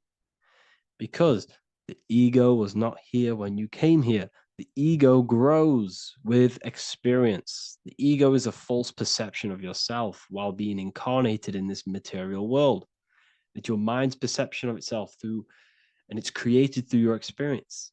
Remember, you are unconditioned consciousness, and your experiences, thoughts, traumas, emotions, and beliefs have conditioned your consciousness into believing you're only a physical body, but you are the soul. We have to remove these layers. How do we remove these layers? Like I said, the best thing, meditation. Meditation. There is a great meditation that you can do every single morning and every single night time. You can sit there and repeat over and over before you meditate. You can repeat that you are not this, you are not that, you are not this. You can label them one by one. Start with I am not my body, I am not my job, I am not my name, and then detach from absolutely everything until you are left with nothingness. And when you start to meditate, detach from everything. Nothing matters. I am here right now. And what will be left? The only thing that will be left is the language that your mind is using. Now, this is very deep. Not many people will tell you this, but I've lingered in meditation many times. And I can tell you from experience that the only thing left once you detach from everything is the language that your mind is attached to. So whether that's English, Italian, French. Once you detach the language of the mind that that little voice in your head's using, you're left with the soul. Once the mind is switched off, you're left with the soul, and you have detached from all of these external things. You're left with the soul. That's you. That's the power. That's the source of all creation, where everything you've ever done has come from. Every thought, every idea has come from your soul. Number two, that's meant to say number two. Sorry about that. Mental addictions and emotional addictions. Okay. These two are very important. Mental addictions, this could be thought patterns, this could be the labels that we've just been talking about. Then you have emotional attachments, which is maybe you're too attached to an external thing. Maybe you're too attached to your phone. Maybe you're too attached to family. Maybe you're too attached to loved ones. Yes, I'm not saying don't love them, but what I'm saying is do not rely on anything in this world to make you happy, to fulfill your emotional needs. Everything is found within you. You must look within, and if you're looking without, if you're trying to find yourself in the outer world, you'll never find yourself. You'll constantly be looking around in loops. Because you cannot find yourself in the outer world. Nothing will give you long-term validation. Seeking validation in the outer world will leave you soulless. leave you feeling empty inside and sad and depressed. You have to find yourself within. You have to detach from everything you are relying on to give you emotional stableness. You have to detach from all. Yes, love your children. Yes, love these people, but do not rely on them. Because everything in this world is temporary. Do not conform to this world. The Bible tells you this. Everything in modern society nurtures the body, but neglects the soul. They keep you addicted to as many things as possible. Smoking, you have to detach. Drugs, you have to detach. Alcohol, detach. You cannot rely on anything. This is why this path is very, very difficult to walk. But I'm showing you the way. These are the things you must do before death. You have to detach from absolutely everything. If you die and your mind and soul is still addicted to these worldly things, then guess what? You're going to reincarnate. You're going to reincarnate because your mind is still thinking about these material earthly things. And if you are operating in that vibration, you're going to project that vibration and come back here. You have to detach. You have to master the soul and master the mind.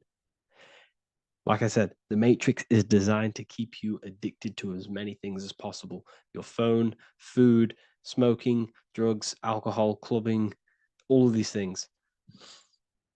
Everything in society is made to trap your soul and reincarnate in this world. That's why it's very, very, very difficult to walk this path. Very difficult. Matrix, matter tricks. John 2:15 to 17. Do not love this world, nor the things it offers you. For when you love the world, you will lose God. Do not love this world, nor the things it offers you. Do not conform to the pattern of this world, but be transformed by the renewing of your mind. Great quote. Do not conform to the pattern of this world, but be transformed. Let this world transform you. Learn from this, expand from this, but do not be mentally and emotionally attached. Okay? What good will it be for someone to gain the whole world yet forfeit their soul? Like I said, everything in the Bible is telling you the truth. You just got to read it correctly. This is spirituality. This is spirituality. The Bible is spiritual. It's a spiritual text. We must disconnect from everything outside of us and connect with the true soul. Here we have the Egyptians showing you the soul leaving the body. Here we have the soul here. Here we have the Masons showing you the soul coming out. The soul is real. You are the soul. And when you leave this physical plane, you will go into the astral plane. That's where you came from. You came from the astral. You came from the stars. You incarnated into this physical body. Your consciousness fell into this material form to experience limitation, to experience a 3D world. So, in order to ascend properly before we die, we have to let go of all the attachments. Every addiction you have, write them down.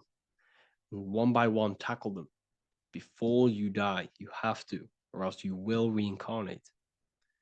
This is the teachings of Egyptians. This is the teachings of Masonry. All of these addictions contribute towards life after death.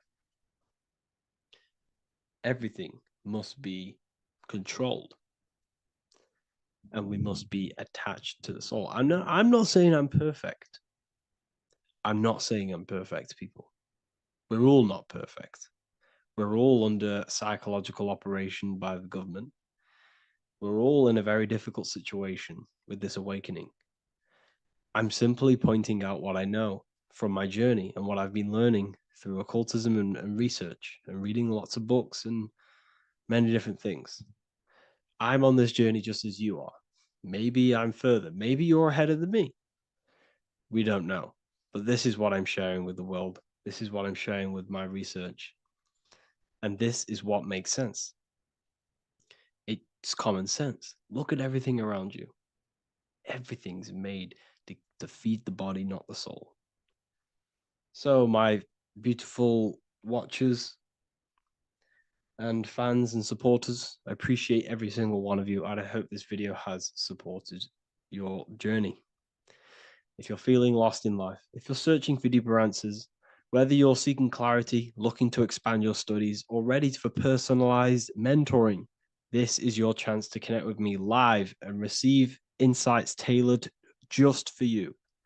Start your path to self mastery and enlightenment inside the world's best esoteric school.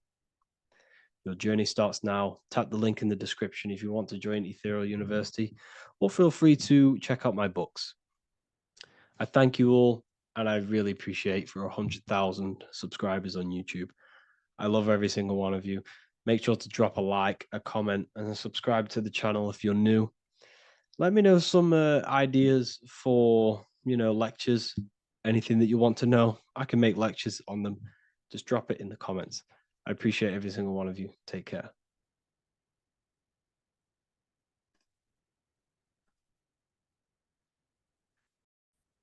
You are not breathing correctly. 98% of people only use a third of their lungs capacity, which is shallow breathing, which ages you, lowers your brain capacity, and also lowers your state of consciousness. So it's essential that you breathe consciously on a day-to-day basis, because this is what truly elevates your consciousness. I am going to give you the key for you to raise your consciousness just through breathing alone. Such a simple thing, but yet the most effective way for raising your state of consciousness and becoming more spiritually and mentally advanced. So tune in for this video, and I'm going to show you exactly how to do it and the symbolism behind breathing. Air is more than just air. It carries electromagnetic energy. So now I'm going to give you the science behind this spiritual truth. This invisible force is what sustains all physical life, providing the life force energy essential for existence. Electromagnetism. Everything is fed off electromagnetism. Your body is an electromagnetic battery. Now, we can prove that air carries electromagnetism just by doing a simple test, a simple scientific experiment, by getting liquid oxygen and pouring it between a north and south magnetic pole, two polar opposite magnets. We see that the liquid does not fall straight through it. It is sucked, it is magnetically attracted to these two opposing forces, opposing magnets. This is proof that air, liquid oxygen carries electromagnetism. When you are breathing electromagnetism, the essential life force behind all living beings. This is known as energy or prana, chi, ether, or spirit. This is all the same thing. Air is not just empty space, it is energy, it is prana, it is life force, it is spirit, it is ether, chi, prana. You are an electromagnetic being. Your consciousness is in direct correlation with your electromagnetic aura or biofield around your body. Your state of consciousness is mirrored within this field around your body. Now, your breath, when you breathe in, you're breathing electromagnetism or life force. Breath is the vital link between the physical and the spiritual, bridging the body with the soul. Through breath, we connect with both tangible world and deeper, the unseen realms of energy and consciousness. Breathing deeply and properly elevates our consciousness, enhancing the brain's functions, heightening the sensitivity of our five senses. It also brings a profound calmness to the mind, creating a state of clarity and inner peace. Like I said earlier, breathing properly is the fastest way to elevate your consciousness.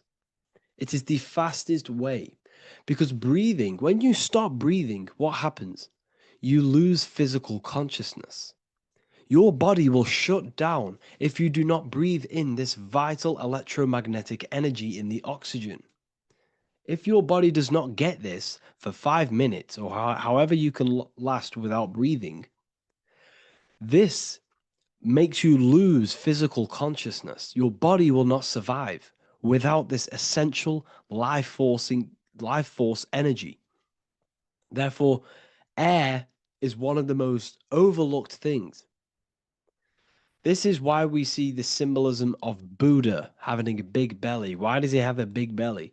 Because it's symbolizing breath work, proper spiritual breath work, the, the certain teachings of breath work, of when you breathe in through the nose, you have to breathe in through the nose. You don't want to breathe in through the mouth because the nose acts as a filter which catches dust particles and filters out the air before it enters the lungs. The mouth does not do that. The nose is for breathing inward. We breathe in through the nose, and when we breathe in, we breathe into our belly, not our lungs. When we breathe into our belly and our belly expands outwards, we are then moving this energy down through from the nose down the spinal column. And when we breathe back out, the belly goes in, which is raising the energy up the spinal column, back out through the mouth. This is the true way of breathing, because when we breathe, we are moving energy. We are moving electromagnetic energy. When we breathe in through the nose, the energy travels down the spinal column.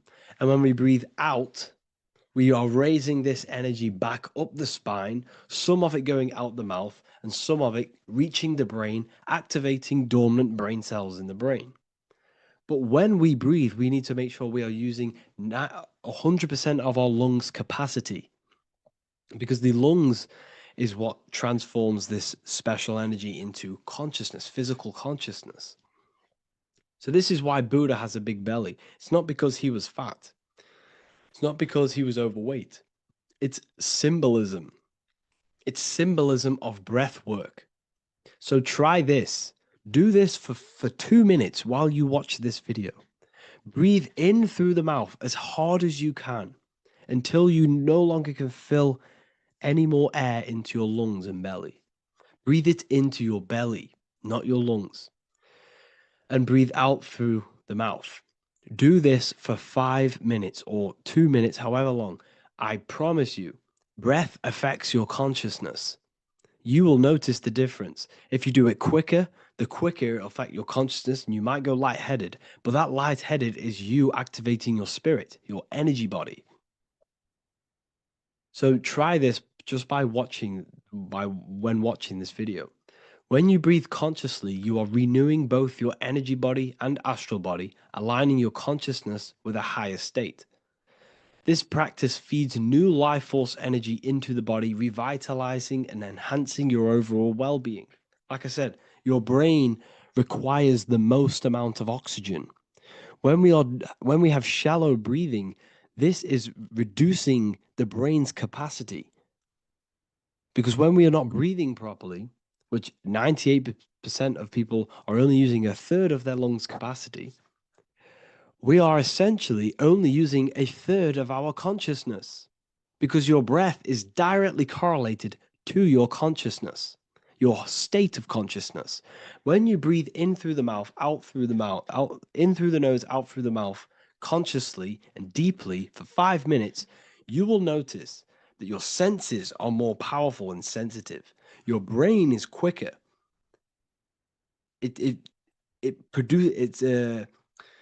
What's the word? It processes information quicker. You become quicker. You become a superhuman, and you feel more spiritual because it activates your spirit, your astral and energy body. So when we meditate, it's definitely important to breathe in through the nose and out through the mouth as deeply as possible to align with a higher state of consciousness. And this is the easiest way to separate your consciousness from the body. When you breathe in deeply for long periods of time, while meditating, while taking no thought, when no thought is present and you gain a rhythm of deep breathing, this is the gateway. This is the gateway to opening your consciousness. Because when you stop thinking, other aspects of your consciousness can open up. All of our lives we've been thinking, which has blocked off the higher states of consciousness. So breathing is very, very important. It affects our overall well-being. And this is Yahweh, the in and the out of breathing. When we breathe in, this is Yah. You can hear it. It sounds like Yah. And when we breathe out, that is way. This is the name of God, apparently. But God is within you. You can connect with God. You can connect with source consciousness within you by breathing, by raising your state of consciousness through breathing and meditation. This is why the Bible tells you the Spirit of God has made me, and the breath of the Almighty gives me life. You are consciousness. You are God. You're an extension of God's consciousness. Job 27:3. As long as my breath is in me and the Spirit of God is in my nostrils. The Spirit of God is through breath. John 20:22. And when he said this, he breathed on them and said to them, receive the Holy Spirit. The word spirit means breath. In Greek, Hebrew, Latin, it all means breath or wind or air. The Holy Spirit is a certain way of breathing, a breathing technique that elevates your consciousness, that syncs you up to a holy consciousness, an elevated state. That is the Holy Spirit.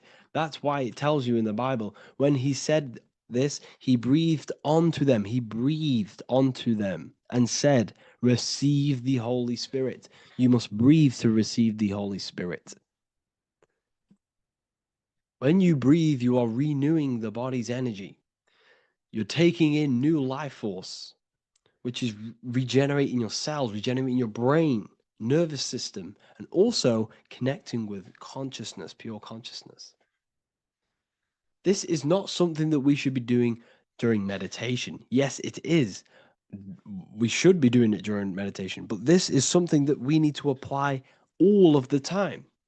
This is the fastest way you can raise your consciousness. I just want to say, all of this knowledge is inside of the Book of Wisdom, Volume 2. Make sure to give a like and a comment on this video to help the algorithm. And let me know what you think about the last book or this book if you have read them, to let the new people know what they're looking at with this book. This is truly life-changing, the Volume 2 and Volume 1 is truly life-changing. You can get them in a bundle also. Learn hidden knowledge inside of the Ethereal University. This is where truth seekers belong.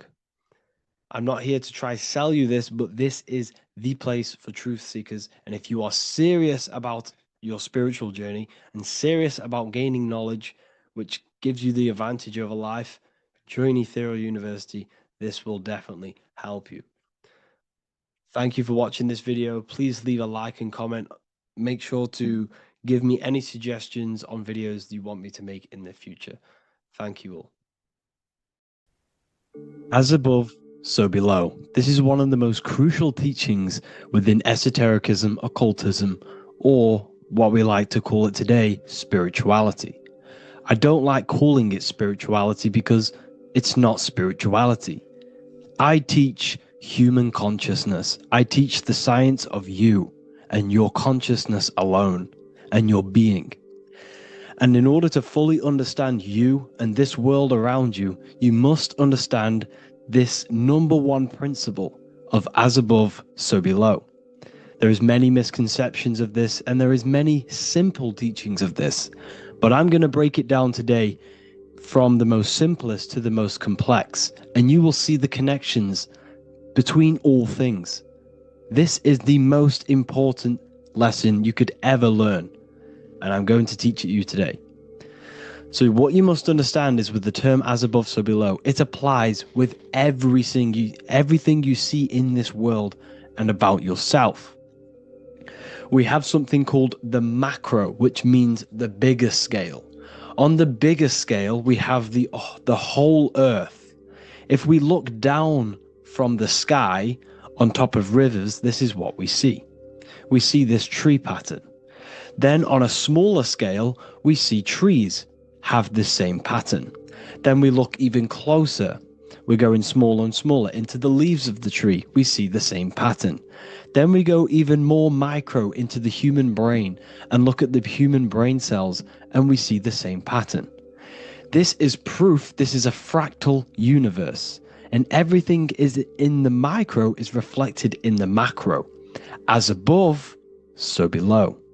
As within, so without. On the macro is a reflection of the micro.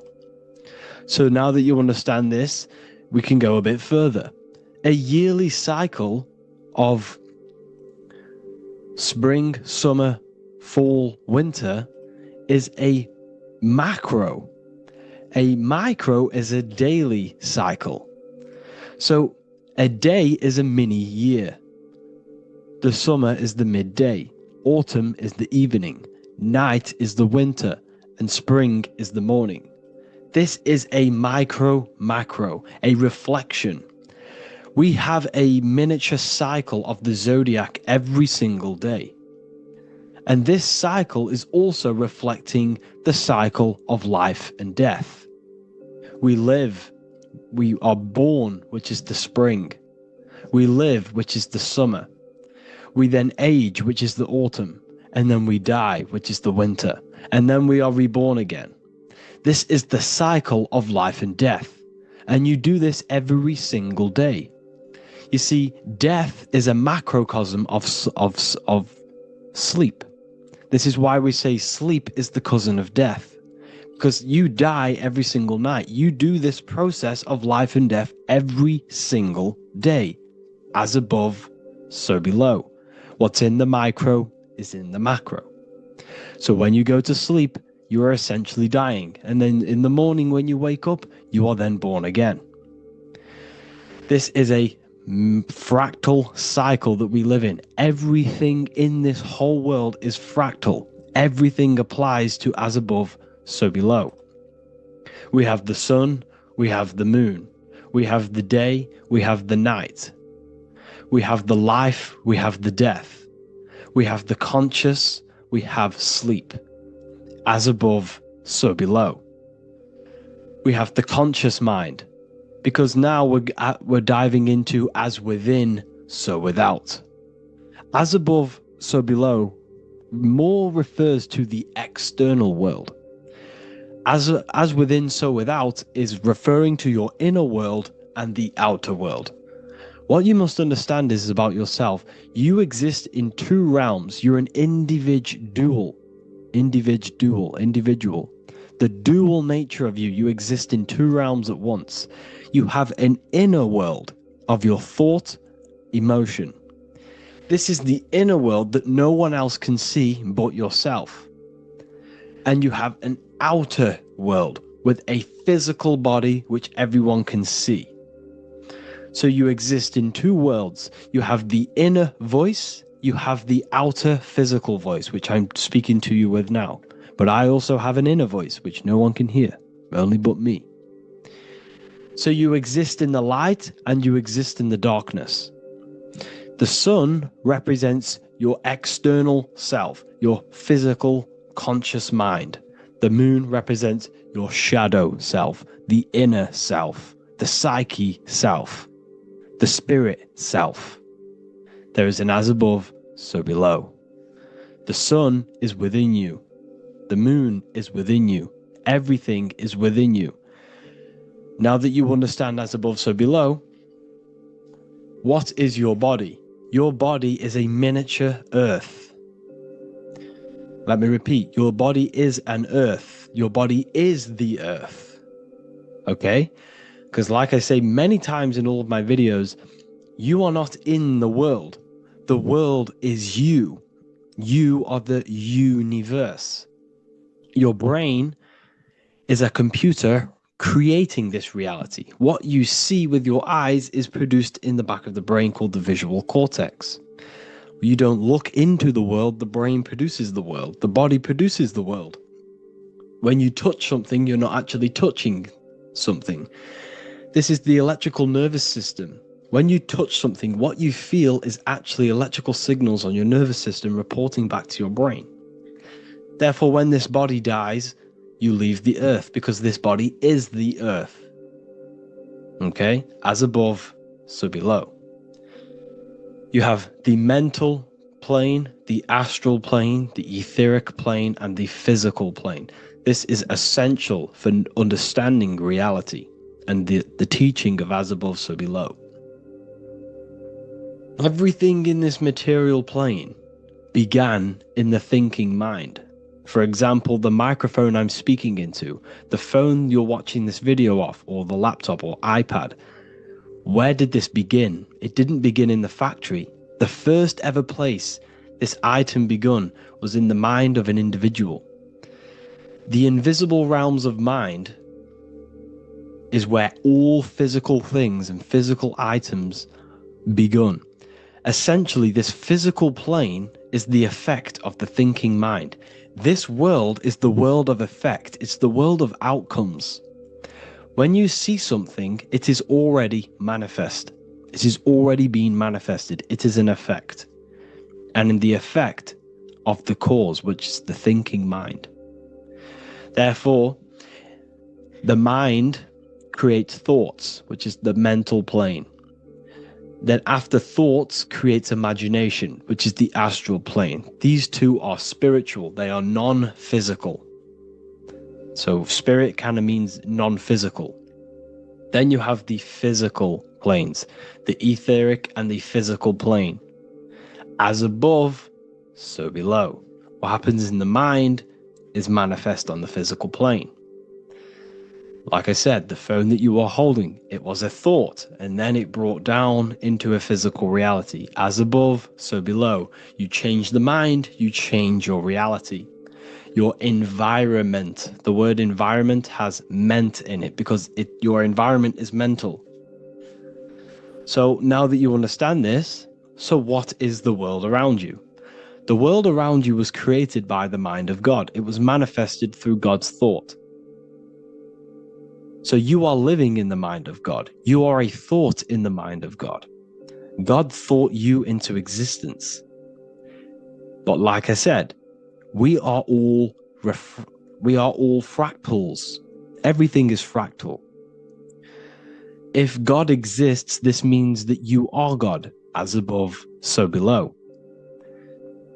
God created you through the thinking mind, and he gave you a thinking mind. So God created the macrocosm. God created the macro, the whole world. He designed the whole world, the sun, the stars, the moving. He designed this. But then he gave you the thinking mind to design your own life and create your own life in his world. You are a microcosm of God's macrocosm. Just like God thought you into existence and the whole world into existence, you are a microcosm thinking your world, your reality into existence. You see this now? Everything is a reflection. Everything is a mirror. Everything is fractal. So in order for you to change your reality, you must change these higher planes. Your thought and imagination are the two key aspects of creating physical reality.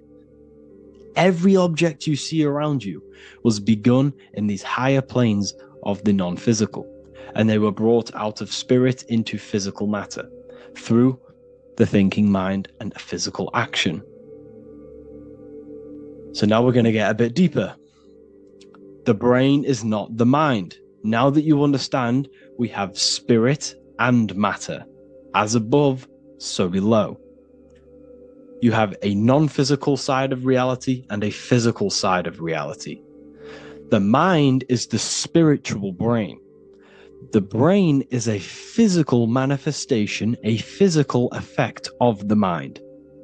The mind uses the brain to operate in the physical world. And it's the same with the heart. The soul manifests itself physically through the heart. The heart is a physical manifestation of the soul, of the emotion, thought and emotion, the mind and the soul, the brain and the heart, heaven and earth. So you have the inner world and the outer world, the spiritual, non-physical, and the physical. So we are all on this process of awakening, an expansion of our minds into new fields of thought, into new fields of awakening ourselves. Because essentially we are born into this world. But you are born many, many times. You can be born physically and you can be born spiritually. Like I said, everything is fractal. So just like when the baby finds out that there is a world outside of its mother, what does the baby do? The baby seeks a way out of its mother, and then the baby is now born into a new world, a world outside of its mother's womb. It's the same with you and your spiritual process. As your mind becomes aware that there are other realities beyond your physical body, it then seeks a way out. And this is why you are probably watching my YouTube, because you are now on the path. Something within you has guided you to this path of knowledge, truth, enlightenment, and expanding your consciousness. And it is your soul who brought you here.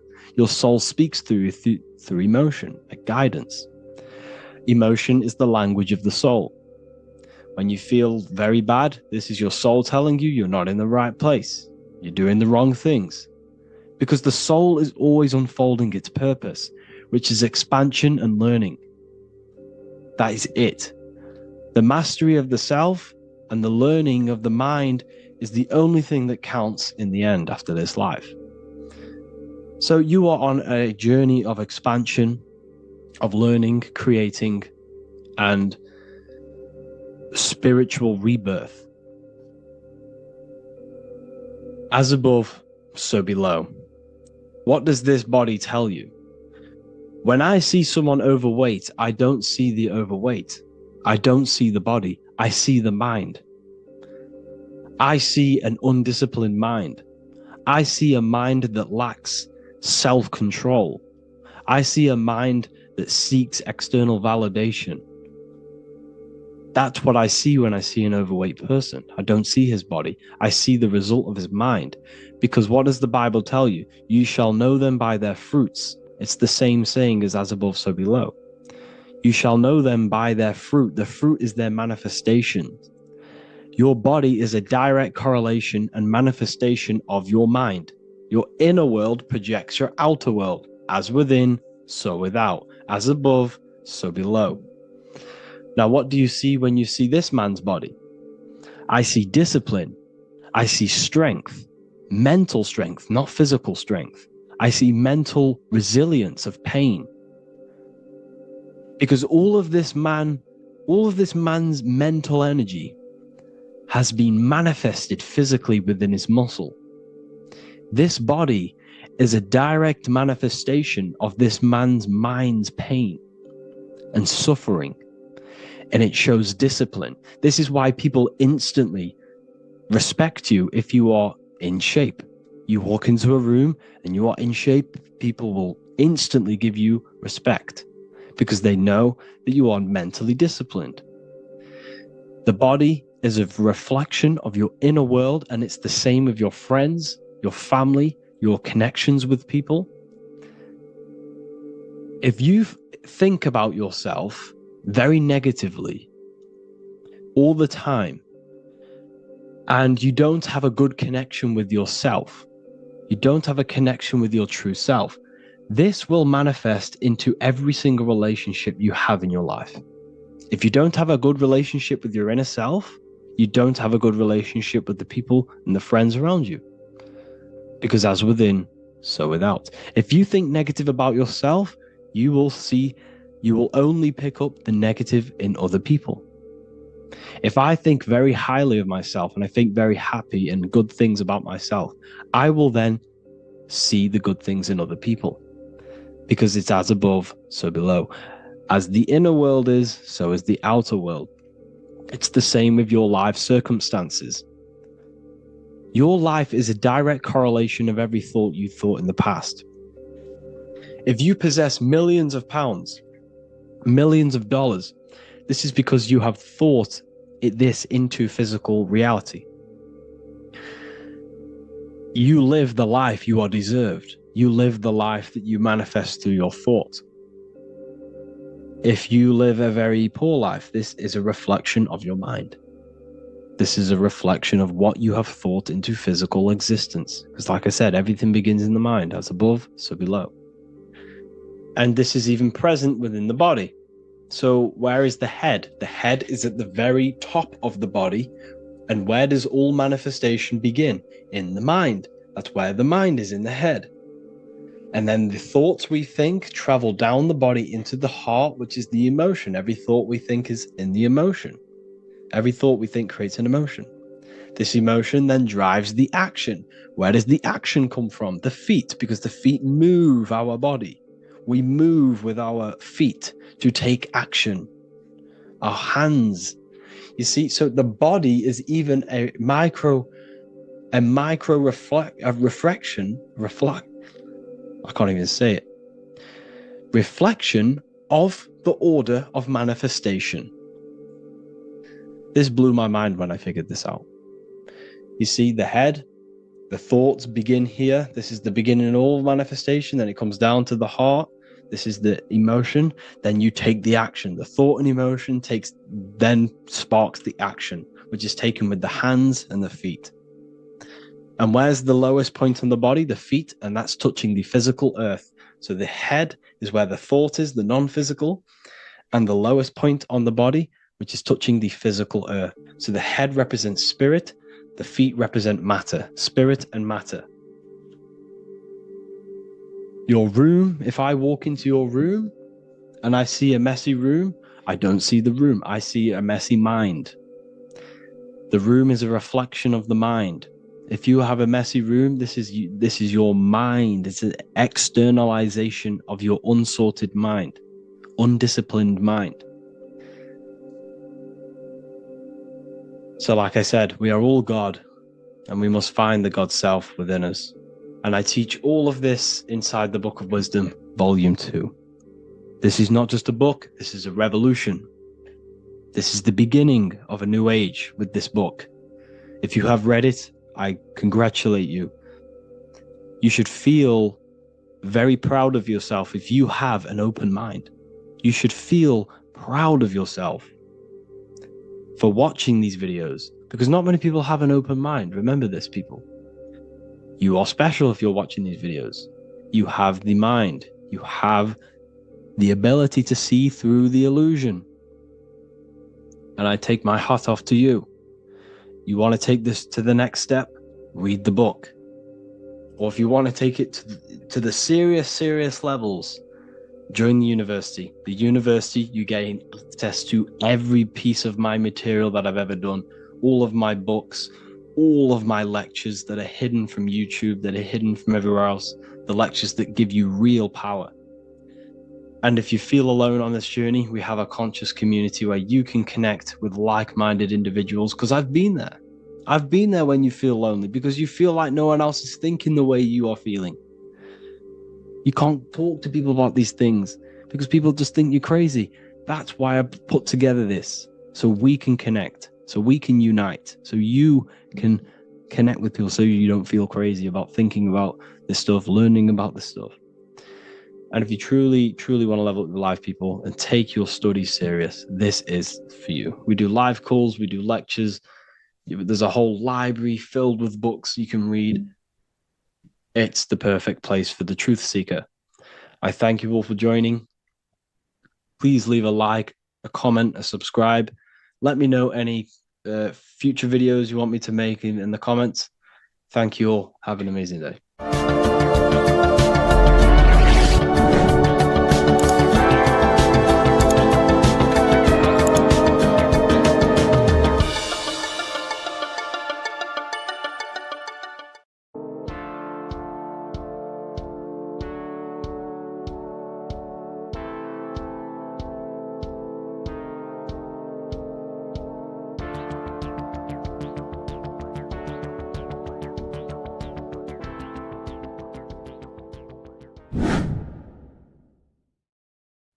What is up, people? How are we all doing? Today, we're talking about the flat earth cosmology.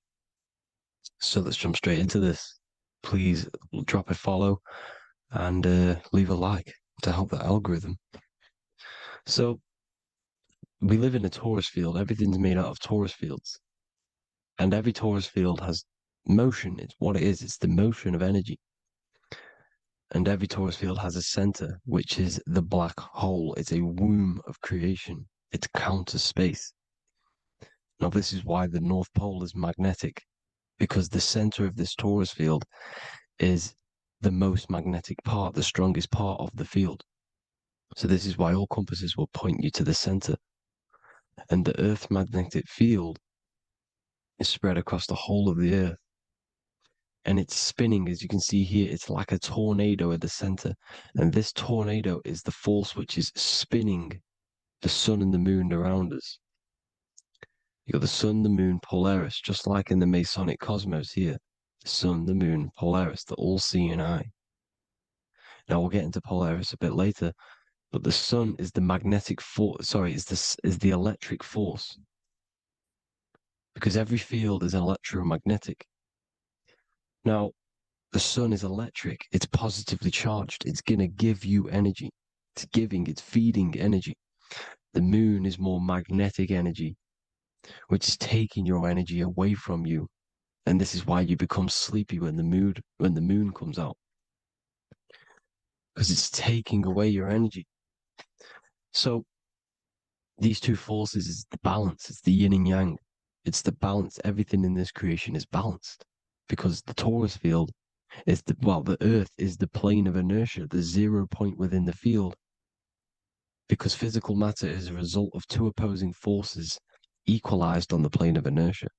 And that is where matter crystallizes into physical results. And this physical plane is the plane of inertia, planet Earth. And at the center of this plane is the black hole, the womb of creation. And outside of this black hole gives birth to light. So the torus field is constantly rotating, going into counter space, the black hole, and then out of counter space gives birth to the white hole, white light. You see? So it's going around, black hole, birth again, black hole, birth again. And it just keeps going around. It's an infinite cycle of energy. And this is where the infinity sign comes from. This is the motion, this is the force which is creating everything to spin inside of this circle. Okay? And it's making the stars spin. It's making the sun and moon spin around us, around this center point. Now here you see Horus and Set putting their feet inside of this dome. This is the royal arch, the arch of the dome above us, which is like you see in the Masonic cosmos, the royal arch of Freemasonry. This is the dome above us, the firmament that the Bible talks about. You see, they're putting their feet in because Set symbolizes the moon and Horus is the sun. Horizon, Horus. Horus is rising, the sun. So they're both putting their feet around this center magnetic pole, which is the pole, North Pole. And above the North Pole, you have Polaris, the pole of electromagnetic energy. You see? And this is how we get the sun and the seasons. Because the sun, for us, when it becomes summer, it's on the Tropic of Cancer. Then it spirals outwards, going out and out and out, then goes to the Tropic of Capricorn. That's winter for us. Then it comes back in and creates summer again.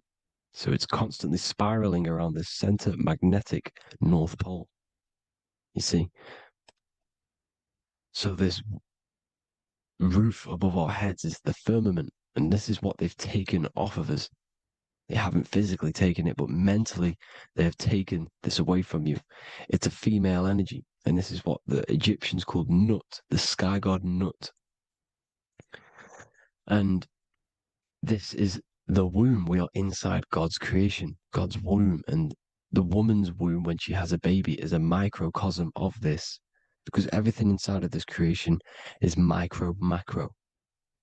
It's a reflection of the bigger things, as above, so below. So the dome above our heads is the dome we are in when we are a baby. And you can see the sacred geometry of it is the exact same. It's the dome. And when we are inside of the womb, the woman, the sacred maker, which is the M, the Masonic M, this is the G male symbol. The Masonic M is maker, mason, matter, male. She delivers the male, you see. She delivers the male because it's the maker, the female, the magnetic. The woman is magnetic in nature, the male is electric in nature. So when we are in this womb, the female, we are being fed by the center umbilical cord, by the center of the mother's stomach. We're connected to the center of the woman's stomach, just like we are when we are in the earth. The center is where the aurora borealis is being emitted from, the electromagnetic aurora borealis, the northern lights.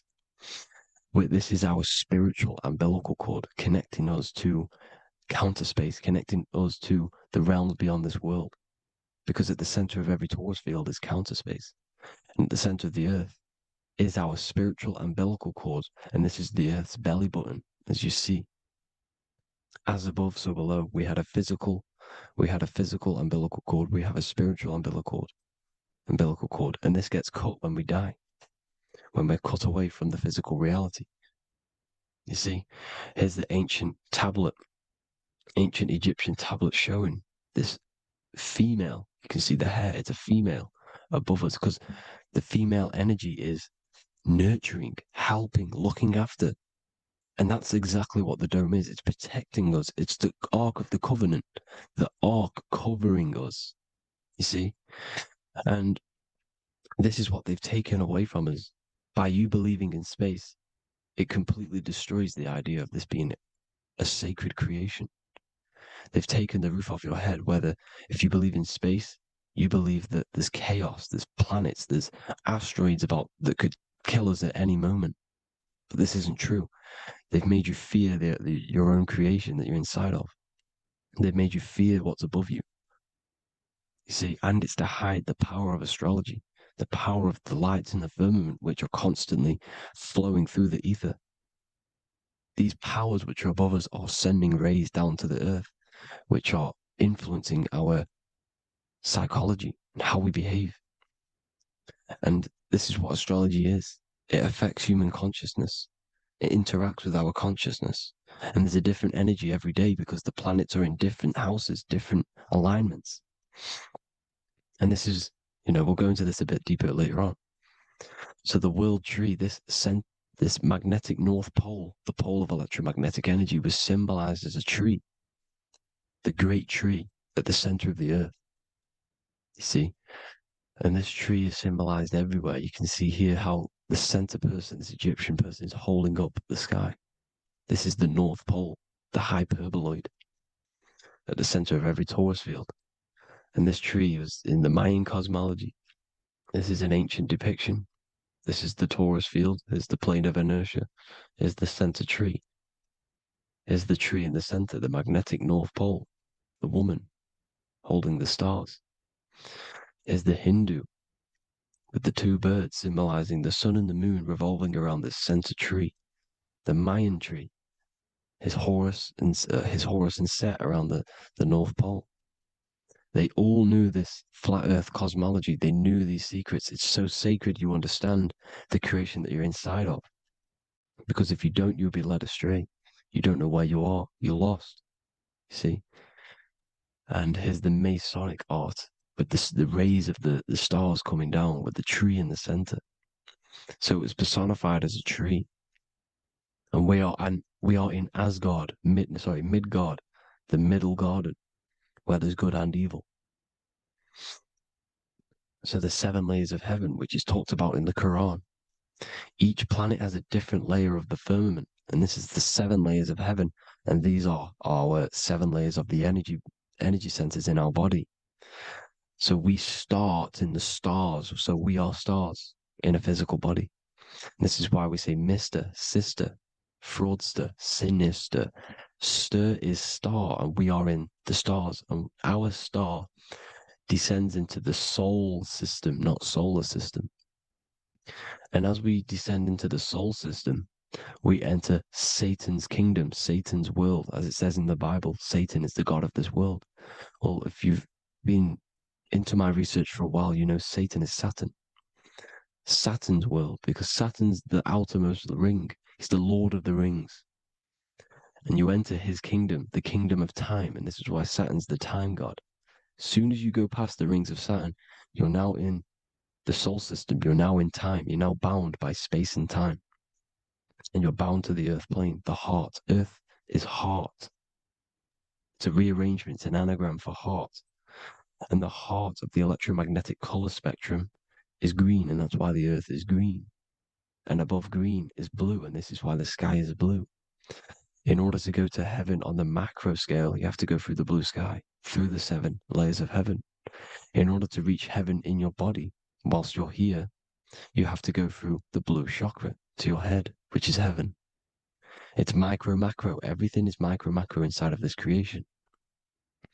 It's an ancient, I think this is a French image, piece of art from the ancient French, with obviously the 7 layers of heaven, which they all depict. And notice how it's like a dome. We'll go into this dome symbolization, the Royal Arch of Masonry, which is next. But these 7 layers of heaven give us the 7 metals, the 7 days of the week, the 7 diatonic tones, the 7 chakras, the 7 everything. It's God's favorite number. And this is why the Masons use the G inside of the compass, because the G is the 7th letter, and God starts with G. You see? So it's 7. God is 7. Here's another depiction of the heart, the soul system, the 7 layers of heaven. La fermente, la fermette. You see, la firmament, with the stars on the outermost layer. Here are the 7 planets: Jupiter, Mars, la Sophie, the sun, la Luna, the moon. So Saturn. So we are in the heart of this soul system. In order to ascend, we need to ascend up our chakra system, reach 144,000 hertz, God consciousness, the God man. You have to unfold God man, master of the mind, mastery of the mind. So what are the stars? The stars make everything unique. The stars are constantly rotating around the center, magnetic North Pole, the tornado at the center, which is stirring everything. It's stirring the ether. The center is the ether, and the 4 elements are born out of this ether. There's 5 elements: ether, spirit, water, air, and earth. The ether gives birth to the 4 other physical elements, which the whole of creation are made out of. About them 4 elements. 4 is the number of stability. You know, a chair, a table has 4 legs. It stables things. It's a foundation, and these 4 elements are the foundation of this creation. You see, and this magnetic North Pole is stirring this, and the 4 vibrational states of the ether are the 4 elements. Now let me get back to the stars. I just wanted to give you that. The stars are being stirred around this center point. Center. It's stirring everything. And they're always in different alignments. Every millisecond they're moving in different placements of the stars. And the planets are called the 7 wanderers because they're not fixed. The stars are fixed. But the planets are called the 7 wanderers, the 7 layers of heaven, because they move faster and slower than each other. Each planet is slower and faster. Has a different rate of speed it's moving. So these alignments are mixing in with the energies of the different 12 constellations. And this is why you have a unique characteristic. You have a unique look, a unique energy, a unique personality. This is because when you were born and you took your first breath, that energy which was in the ether, because the ether is all around you, and energy travels through the ether.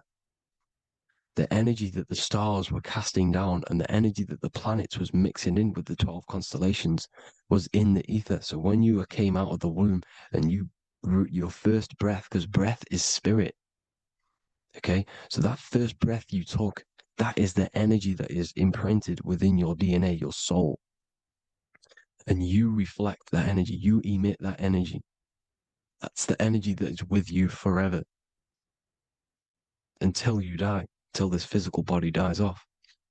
And that's what the stars are. The stars are giving a unique energy, characteristic, personality to every living thing. Every dog, every cat, every animal has a unique personality because it was born at a different time and place in the sky. Okay, the stars are your destiny. Now, the stars are constantly changing as well. If you look at stars through a telescope, they're constantly changing and forming different forms. You can see here, it looks like water.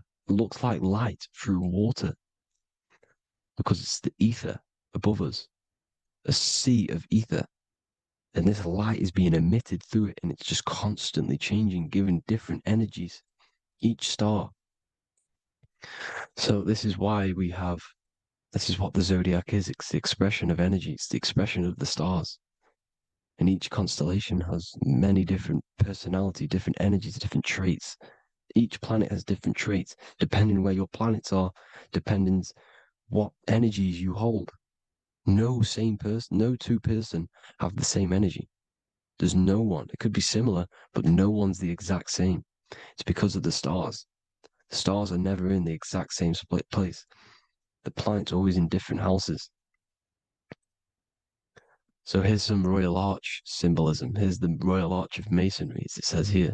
The sun and the moon, the constellations. Here's Cancer, the 7 planets, the 7 stars. Here's the Royal Arch. This is the firmament. Here's the duality. Black and white, duality, good and evil, rest and motion, dielectricity, magnetism. See? So this is what the Royal Arch is. It's symbolizing the cosmic dome above us. The womb we're in. We're inside God's womb. And here's George Washington, the Freemason, inside of the Royal Arch. You see? With the G, the Masonic G, God, 7. Here you see another depiction of George Washington with the stars in the dome above his head, his Polaris, the sky vault, Polaris. We'll get into that later. Go inside of all of your ancient churches, you will see the dome. Go to the Vatican, you'll see the dome. All of your ancient churches have this dome because it's the dome above your head. The ancients knew this. This was known. We did not live in space. It was known back then. They all knew. This is Crown Court, which is one of the most important courts in the UK. You can see it's clearly so much Masonic symbolism. You've got the 4 pillars of Masonry. The Royal Arch is like an arrow pointing upwards to Polaris. Is a Disney World is under a dome. In his Polaris, the sky vault. You see? And also 666 in the symbol. Here's more 7 layers of heaven. Here's an ancient depiction. The firmament. Here's the astral plane outside of the firmament. The Royal Arch. You see? It's everywhere. Here's Polaris, the 8-pointed star. Polaris is in between the sun and the moon. It's at the center of the Taurus field. And Polaris corresponds with the pineal gland as well because it's the all-seeing eye. See? So is Polaris, the 8-pointed star, which is at the very top. It's the very center. It's on top of the North Pole. And it's an 8-pointed star that's always symbolized as an 8-pointed star. Here you see the Vatican. The Vatican is a giant key with an 8-pointed star. See, it's a key. Here's the dome. Here's the Space Delta, the USA Space Delta logos. Here you see the Egyptian god looking from the center of the North Pole, looking upward to an 8-pointed star, Polaris. An arrow pointing up to Polaris. Here's another, the bear holding a key with an arrow up to Polaris, 7. Holds the key to Polaris. Here's an eagle holding a key above the North Pole to Polaris. Polaris, and here's another one. There's another bird, like a dragon, holding a key to Polaris. Because Polaris is definitely something to do with leaving this creation. Okay, maybe, I can't say for sure, but maybe it's to do with ascension, and this is why the Vatican hold the key to the 8-pointed star. And this is why the space, well, we all know space is a lie, but they're showing Polaris and it's sacred symbology. Maybe it's to do with something leaving this creation, going to another. It's some North Pole symbolism. As above, so below. You see the four seasons of the Big Dipper constellation going around Polaris. This is Polaris, this is the Big Dipper constellation, and this is the swastika. This image gives us the swastika because all the symbols we use are created in nature. They're created somehow in nature. This is how we get them. As above, so below. This is the map of the North Pole with the four rivers looking like the Big Dipper constellation. It's the Masonic, is the ancient cosmology with the four, you see the four islands, Mayan cosmology, four islands. This is the alchemical symbol for Earth, four sections. The windows, because the center at the North Pole is a window to another dimension. The four lucky four-leaf clover, which is supposed to be lucky. It's just, it's truth in plain sight. And here's Hitler looking at two flat Earth maps. So this swastika has been used for thousands of years, thousands and thousands of years. And it's symbolic for the most sacred land on this plane, the North Pole. Shambhala.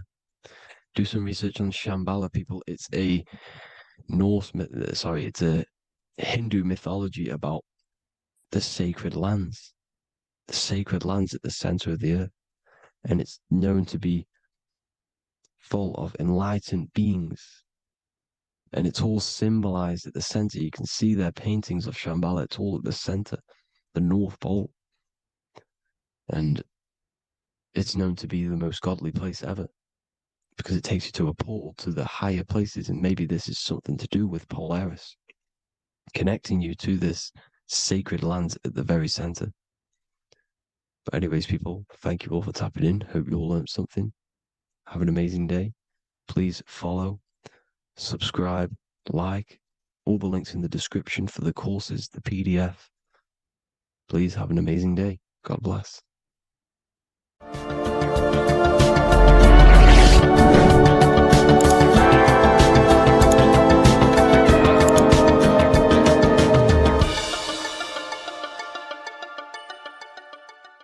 Welcome to Revival of Wisdom. Today we're going to be breaking down Saturn worship and how the occult are linked in with Saturn. Okay, so first of all, let's start with the celebrities. All these celebrities are doing 666. Okay, covering the one eye, which also symbolizes the all-seeing eye, which is another occult symbol. But we're focusing on the 666, the 6 with the 3 fingers. Also, we have CERN with the 666 within their logo. Also Disney, okay, as you can see here, 666 within their logo. Pepsi, Coca-Cola, and even Cadbury's. Monster Energy with the 666 in Hebrew numerals. Unleash the beast. So what is 666 to do with Saturn?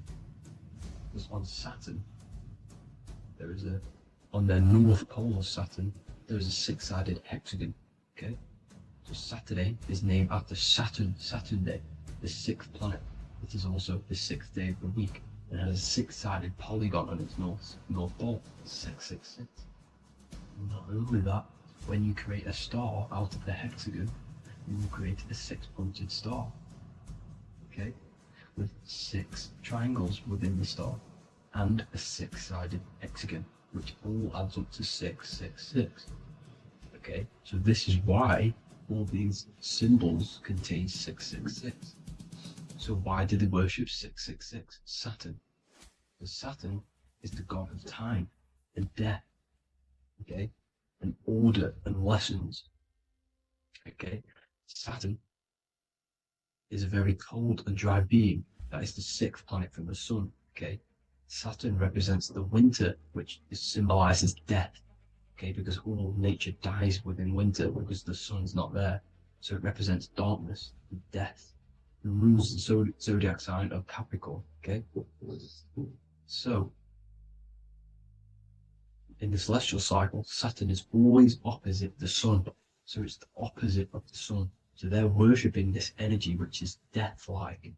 Okay, this God which is death and does not bring life.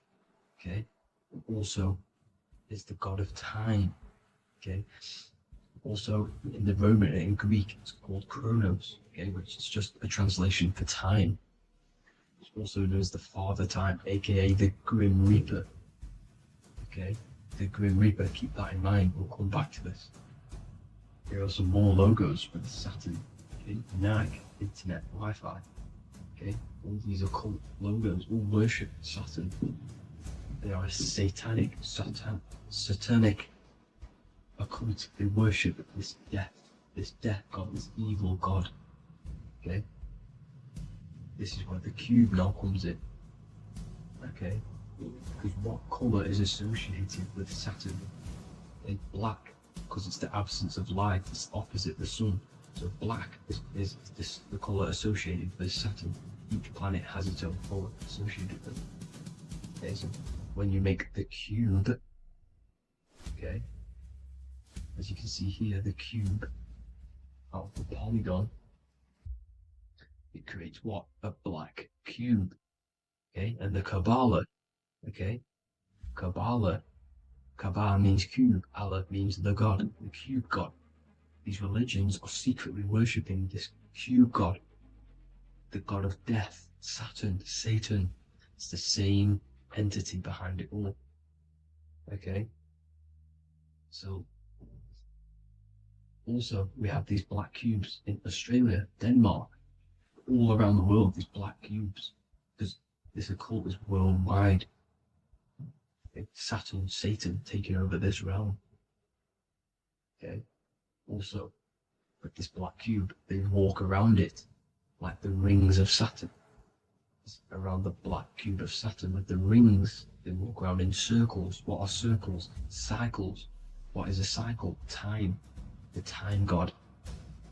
This is why it has a ring around it, because it represents time, cycles. Okay, and this is another depiction of Saturn, always depicted with this Reaper staff. Okay, keep in mind this staff, just like we associated with aka the Grim Reaper. The Grim Reaper also wears a black robe, representing Saturn with the same staff. Can you see it? This is where it comes in. Okay, it's the same thing. Look, the same staff with the black robe. Black representing Saturn, the god of death. Okay, the Grim Reaper, Satan. Okay. Also, when you graduate from university, what do? You wear a cube on your head, a black cube with a black robe. This is Saturn worship. See, this is how Saturn, Satan, has tricked the world into worshipping him, not God, the sun, which represents God. So what is a corona? Because a corona is a crown, a circle, okay? A set of concentric circles of light seen around a luminous body. So Saturn, so this is why they used to worship Saturn by wearing crowns in ancient days, and we still do to this day. The king or queen has a crown, a corona. Also, corona, the drink. Corona adds up to 666, just like Saturn is 666. But like you see in the corona, you see the staff. You see this staff, just like the staff of Saturn, the Saturn god, like the Grim Reaper, with the black robe and the staff, just like the Saturn god. What is the Grim Reaper? It's a killer. It represents death, just like Saturn, the god of death and time. So all these occults and secret societies all worship the 666 god, which is Saturn, Satan. all of our energy is being put into Saturn. Okay, and Satan is harnessing all of this energy. So gradually, this is what the mark of the beast is. Like it says in the Bible, the mark of the beast, or the name of the beast. Here is wisdom. Let it know that you have to understand and count the number of the beast, for it is 6. It is the number 6 of a man, and is 600, 3 score is 6, 666. So this is what the mark of the beast is. They are going to eventually put green chips, just like Neuralink, which is what Elon Musk is pushing.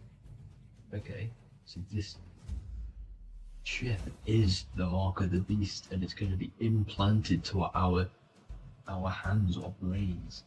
Okay, and they will manipulate our consciousness, and it will manipulate our DNA, and it will directly connect us to AI, and AI is linked in with Satan, as the demons and the people who rule this world are in love with AI. They want to connect humans to AI, and this will control our consciousness completely and give all of our energy back to Satan, this deity that they all worship.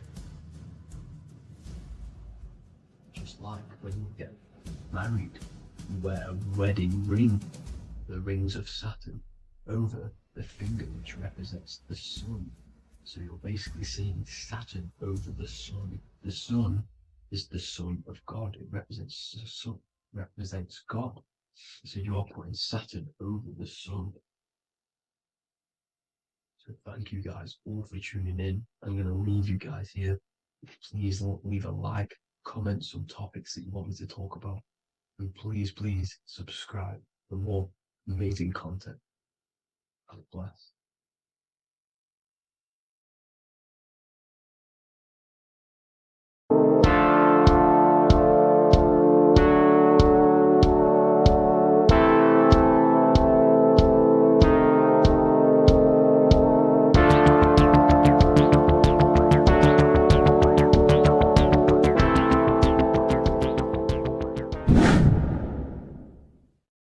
What is good, people? We're back with another video, and today we're talking about the chakras. Let's jump straight into this because I know there's been a lot of requests for this video. So let's jump straight into this. So you have 7 chakras, right? 7 chakras, and these chakras are feeding off your electromagnetic field, known as your aura. This is both positive and a negative pole, male and female, right? This electromagnetic field is made out of electric and magnetism, and together they come as electromagnetic. Now, your chakras, the word chakra just means wheel, spinning wheel, because that's what they are. They're spinning wheels of energy. They do not exist on this physical plane. They exist on the etheric plane. Okay. Now, these energy centers are known to regulate your emotions, and each energy center controls the organs and cells in that particular area of the body. So, for example, your sacral chakra will control the cells and organs of your sexual reproduction area. Okay, the navel chakra or solar plexus will control the digestion in your body. Same with the heart, same with the throat, right? So they are like mini brains for each center of your body. They run along up the spine, but notice the crown chakra exists outside the body. It's just above the head. Now, this process of the chakras is obviously the 7 colors of the rainbow, starting from red, which is the lowest vibrational color, all the way to violet, which is the highest vibrational color. This, like I said, these energy centers are feeding off your electromagnetic field. So if these chakras are unbalanced, they are taking too much energy from your electromagnetic field, making it weaker. Now, this is the North Pole. As you all know, the Earth is flat, and we live inside of a giant torus field, and the North Pole is the Earth's heart chakra. And this is why the aurora borealis, or the northern lights, whatever you want to call them, that's why they are green, and they are being emitted from this center point of the Earth, because it's symbolizing the heart chakra, which is green, right? Now, you do work your way up to these. However, this is a torus field. You are a torus field. You have different layers of this torus field, right? And you need to balance all of these chakras, but you can't move up these chakras until you open the one below it. So it's like a stairway. You can't go to your solar plexus without going through your sacral. You see? So you have to work up these. However, you have to work up these and then live from the heart, because the heart is the center of the torus field. It's the balance between male and female poles, positive and negative poles. So you have to balance all of these chakras and then bring them all into one, which is the heart chakra. Now, they exist on the etheric plane. They exist on the etheric plane, and the etheric plane is a layer of the material plane. It's the one higher than the material plane. And then after the etheric plane, it melts into the astral plane. So they exist just between the physical and the astral aspect. Now, this is the yin and yang matter, which is the lowest root chakra, physical matter, and then to spirit, because high vibrational matter turns into spirit, low vibrational spirit turns into matter. So they're interchangeable. This is the yin and yang. Now, when you see ancient paintings with the halos, you see this is like a toroidal field coming out the top of his head, you see, with a halo. This was symbolizing in the old days, in the ancient days, that they've aligned their chakra, they've reached Christ consciousness, which is God consciousness, right? Now, this electromagnetic field is the apple that we bit out of in the Bible, because you see that apple is a torus field. So they were metaphorically or personifying the torus field. That's what the Bible is. It's a massive personification. It's all metaphors. You have to read it properly. It's got a greater meaning behind it. Now, when we bit from the apple, we ate from the tree of knowledge, which is good and evil. Our lower mind took over, so we materialized to feed our physical bodies. We materialized through Saturn. That's what Saturn does. Now, if you don't understand that, go and watch the video previous to this one called Occult Secrets of Saturn, and that will show you how Saturn is the materializer. Now, this is one of the secrets behind the Masonic compass, electric and magnetic, male and female, duality, positive and negative. Now, like I said, they teach you about the torus field, about a magnet in school, but they don't teach you about your electromagnetic field. Everything alive has a torus field. It is the building block of this creation. Absolutely everything has a torus field. There's not one thing without it. And as you can see here at the center of the apple, that's where the seed is. That's where the life is. The reproduction of that organism. As you see, this is where the most electromagnetic energy is stored, in the center, because this is where the two duality, this is where the field meets at the very center.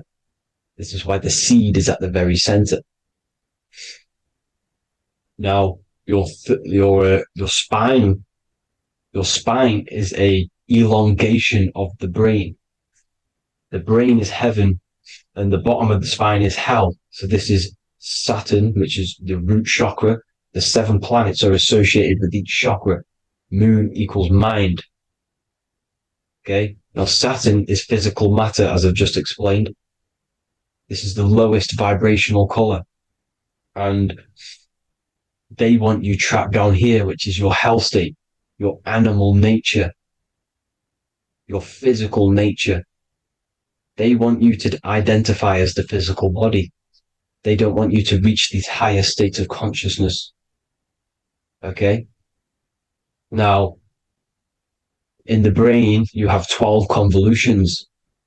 Now, this is what they were symbolizing in the Bible with the 12 disciples. And obviously in the Bible, it says the upper room where Jesus met with his disciples. This is heaven, the brain, the higher states of consciousness. Now, this is your North Pole. This is Jacob's ladder.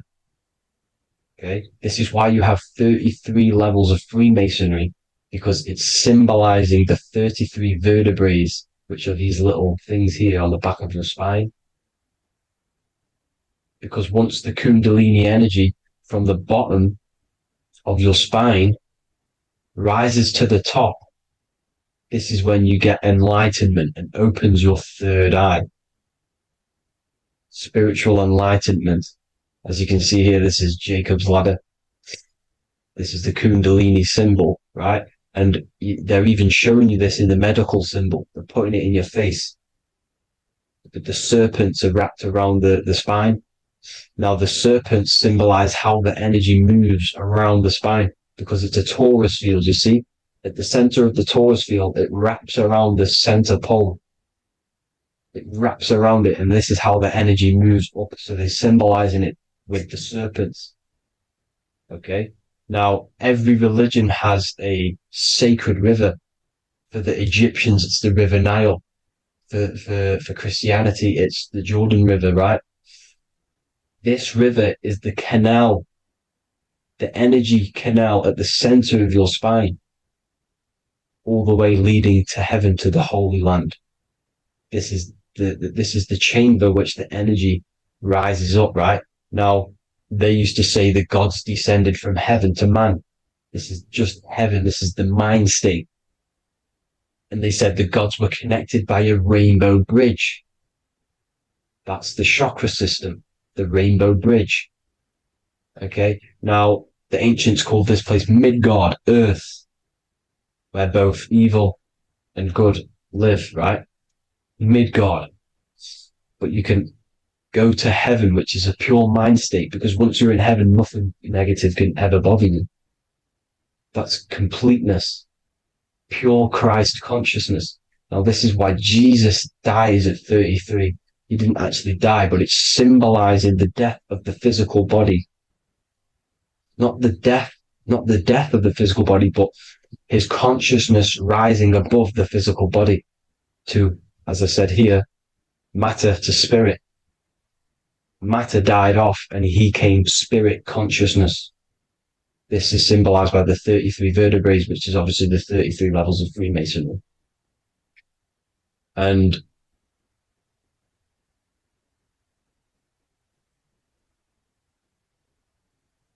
now the pineal gland, which is at the very top of this Jacob's ladder, or the River Jordan, the canal, your 33 vertebrae on your spine. This is where the pineal gland sits, right? At the very top, at the center of your brain. Now, there's multiple ways this was symbolized. The Eye of Ra, which is used by the Egyptians.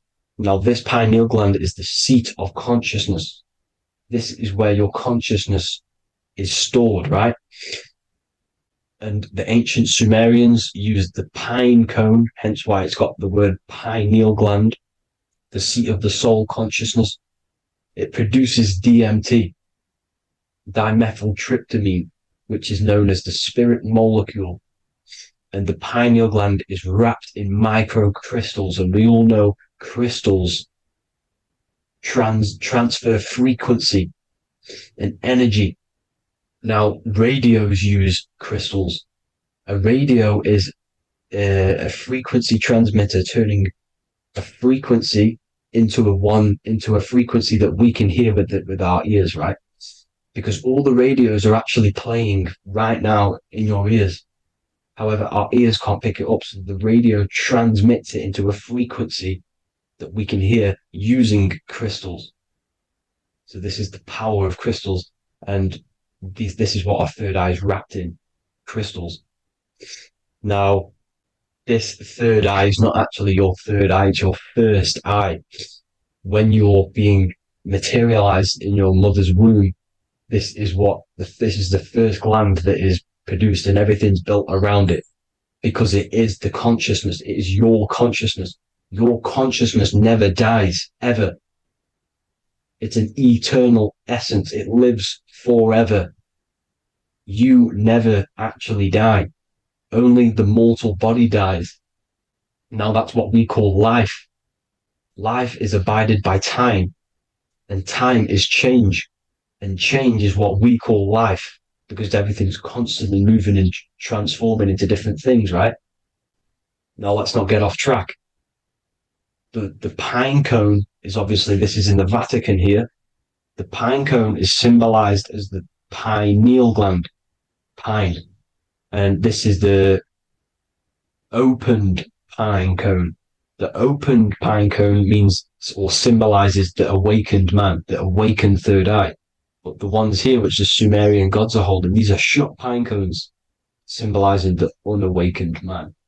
But let's not get confused, people. These gods were not gods. They are human beings just like you. They reached Christ consciousness. They are nothing more special than you. They just had the ability to reach Christ consciousness. And obviously their knowledge was far more intelligent than ours, far more advanced than ours. They knew the truth about this reality to the depths. Now, the ancient Hindus had a goddess called Kundalini, which is said that she descended by the means of a ladder or a cord from heaven, which is symbolizing the spinal cord. Now, this is what hickory, hickory dock, the mouse went up the clock and came back down. This is all these stories, like Santa as well. Santa comes up and then down the chimney. This is symbolizing the Christ oil. There's an oil which is produced in your pineal gland, right? And this oil travels down the spine. And once it's down on the spine, you must have to raise your consciousness, just like I said, with the chakras. You have to raise your consciousness, raise your vibration to heat up this oil and turn it into a gas.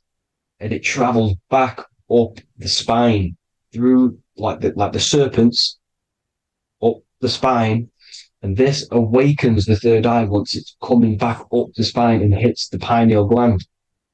This is the secret behind Santa and hickory hickory dock, because Santa comes down and feeds the presents and goes back up the chimney, and he lives in the North Pole, the positive pole. This is the North Pole, people, and the presence is your sacred oil. This oil, your physical body, is the furnace. It's the spiritual furnace, which you have to heat up this oil by raising your frequency and turning it into a gas to rise up this chamber, the River Jordan, to your third eye, right? Now, this is an alchemical process. Your body is the alchemical furnace. It says in the Bible, if therefore thine eye be single, thy whole body shall be filled with light. I shouldn't have cut that out, but that's what it says. The light of the body is thine eye. If therefore thine eye be single, thy eye shall be filled, their body shall be filled with light. This is symbolizing the pineal gland, enlightening the body, the spiritual body, filled with light. Now, as I said, they want you kept down here, which is the root chakra, which is your animal nature, which is obviously mind, matter over mind. This is the symbol of Saturn, right? As you say, we're built of body, mind, and spirit, the Holy Trinity. That is the sun, moon, and earth. The sun's your soul, solar. Moon is your mind. Earth, which is the cross, which is your physical body, the 5 elements, right? So body, mind, and spirit. So the Saturn symbol is actually made out of the cross on top, which is the earth, and the moon on the bottom, which is symbolizing matter over mind, because earth is physical matter. You don't want to be matter over mind. You need to be mind over matter. See, they want you identifying as your physical body. They don't want you to realize you're an eternal consciousness. You're an eternal essence of consciousness which never dies.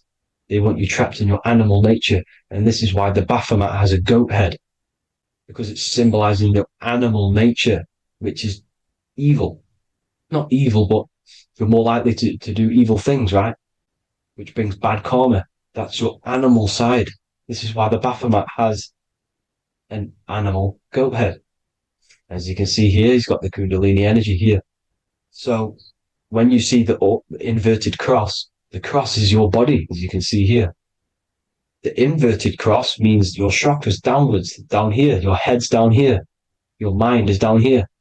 But your mind needs to be up here, which is the upwards cross, which is Christ consciousness. And as we all know, 7 colors of the rainbow, 7 planets, 7 chakras. Red light is low frequency and long range. This is why Saturn is the slowest moving celestial body. And it's the lowest chakra because it's low frequency, long range. The moon being the crown chakra, which is high frequency. This is why the moon moves around the quickest. The moon is your crown chakra, which moon in mind. See, so there are multiple ways of your chakras becoming blocked. Now, each chakra has a specific intelligence. It has a specific thing that it's doing for the body, right? Now, this can be overused. It can be abused. For example, masturbation. That keeps you down here in your sacral chakra because you're abusing that energy center. You're abusing your sexual energy, which is then becoming unbalanced. So this is how energy, this is why these centers are pulling more energy out your electromagnetic field, because these centers are wheels. The chakras just mean spinning wheel of energy. So when you're abusing these certain centers, you're pulling energy out of your electromagnetic field, which is making your field weaker, which is making your frequency lower, which makes you prone to diseases, prone to lower negative energy, right? So you need to align these chakras. You need to unbalance them. And as you can see here, you can screenshot these to see how they're blocked. I'm not going to go over each one because it'll take me forever, but have a little read yourself. This is why they're blocked. Now, the ancients used to say Aum when they meditated. Now, these are the 7 vowels. There's not 5 vowels, there's actually 7. Now, when they say Aum, they're aligning all their chakras by saying this when meditated. This is where the Aum originated from. Now, emotion is energy in motion. So if you're feeling a certain way, that's the energy you've put in motion. It's a reflection. We live in a mirror reality. Everything's mirrored. Everything's mirrored. As within, so without, as above, so below. Everything's a reflection of some sort. So whatever you're feeling, you're doing something wrong. It's telling you you're doing something wrong from the root cause. Because your energies are the effect. You're feeling the effect of something you've caused. The law of cause and effect. Nothing escapes it. Now, the Jehovah's Witness believe that exactly 144,000 faithful Christians go to heaven or be resurrected, right? This is not true. This is symbolic. 144,000 go to heaven. Now, the petals on the chakras, this is the root chakra, this is the crown chakra. Now, if you add up the first 5 chakras, the petals, add up the petals on the first 5 chakras, you get 48. And then you get to the third eye, which has 2 petals. 48 times 2 equals 96. 96 plus 48, which you got from here, equals 144. The last chakra has 1,000 petals. Times 144 times 1,000, you get 144,000. This is a frequency. This frequency is the frequency of the ascension up your chakras. This frequency is a high frequency, which turns that oil into gas, which rises up the spine, activating your third eye. Right? So this is all the religions are all symbolic for this sacred secret of Christ consciousness. As it says in the Bible, the kingdom of God is within. It's not out there, people.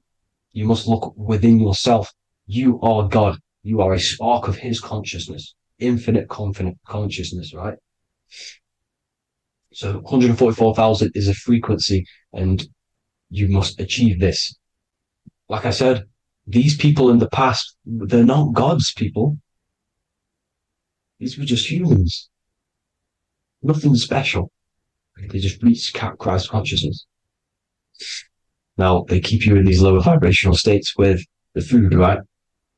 And as you can see here, all of these fast food restaurants are mainly are red and yellow, which are these lower states, these lower two chakras, lower vibrational colors, because they want you trapped down here in matter. And these foods are so low vibrational, they will keep you down here because your gut produces, I think it's like 80% of melatonin. Melatonin is your feel good hormone. These foods will not make you feel good. This is very low vibrational. Meat. It's not meat. It's raw flesh. These animals are stripped from their family, put on a conveyor belt, watch their friends be tortured, and then get slaughtered in a slaughterhouse. Think of all the fear that's running through their blood, all the hormones, all the fear, and you're going to go and eat that very low vibrational energy. As you can see here, this is the light photons within fruit. You can see the life force in this fruit. You must think, feel, and do positive to raise your vibration. As you can see, earth equals heart. If you rearrange it, everything in nature is green, right? The aurora borealis is green. You must align all these chakras and then live from the heart, because the heart's the center of the Taurus field. You must become the consciousness in the center. So that's it for this video, people. Thank you all. God bless.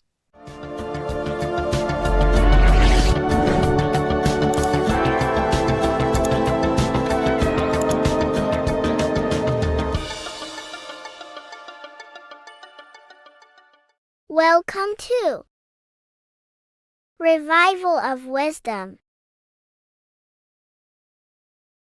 This video is going to be about the flat earth and the breakdown of the whole cosmology.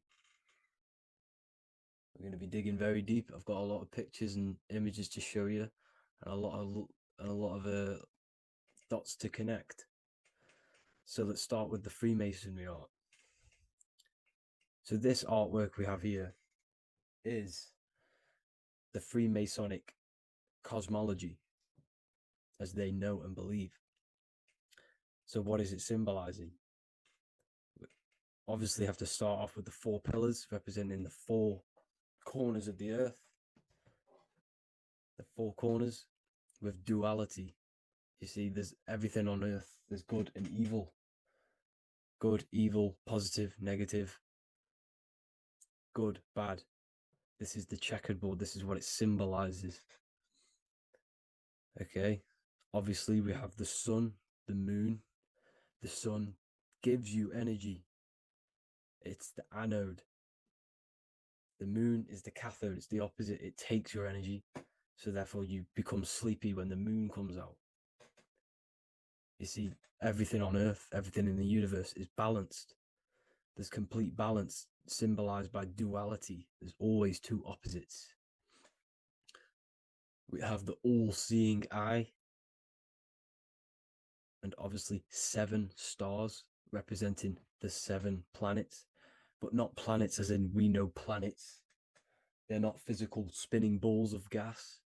They are energies. They are lights emitting from the realm above this realm.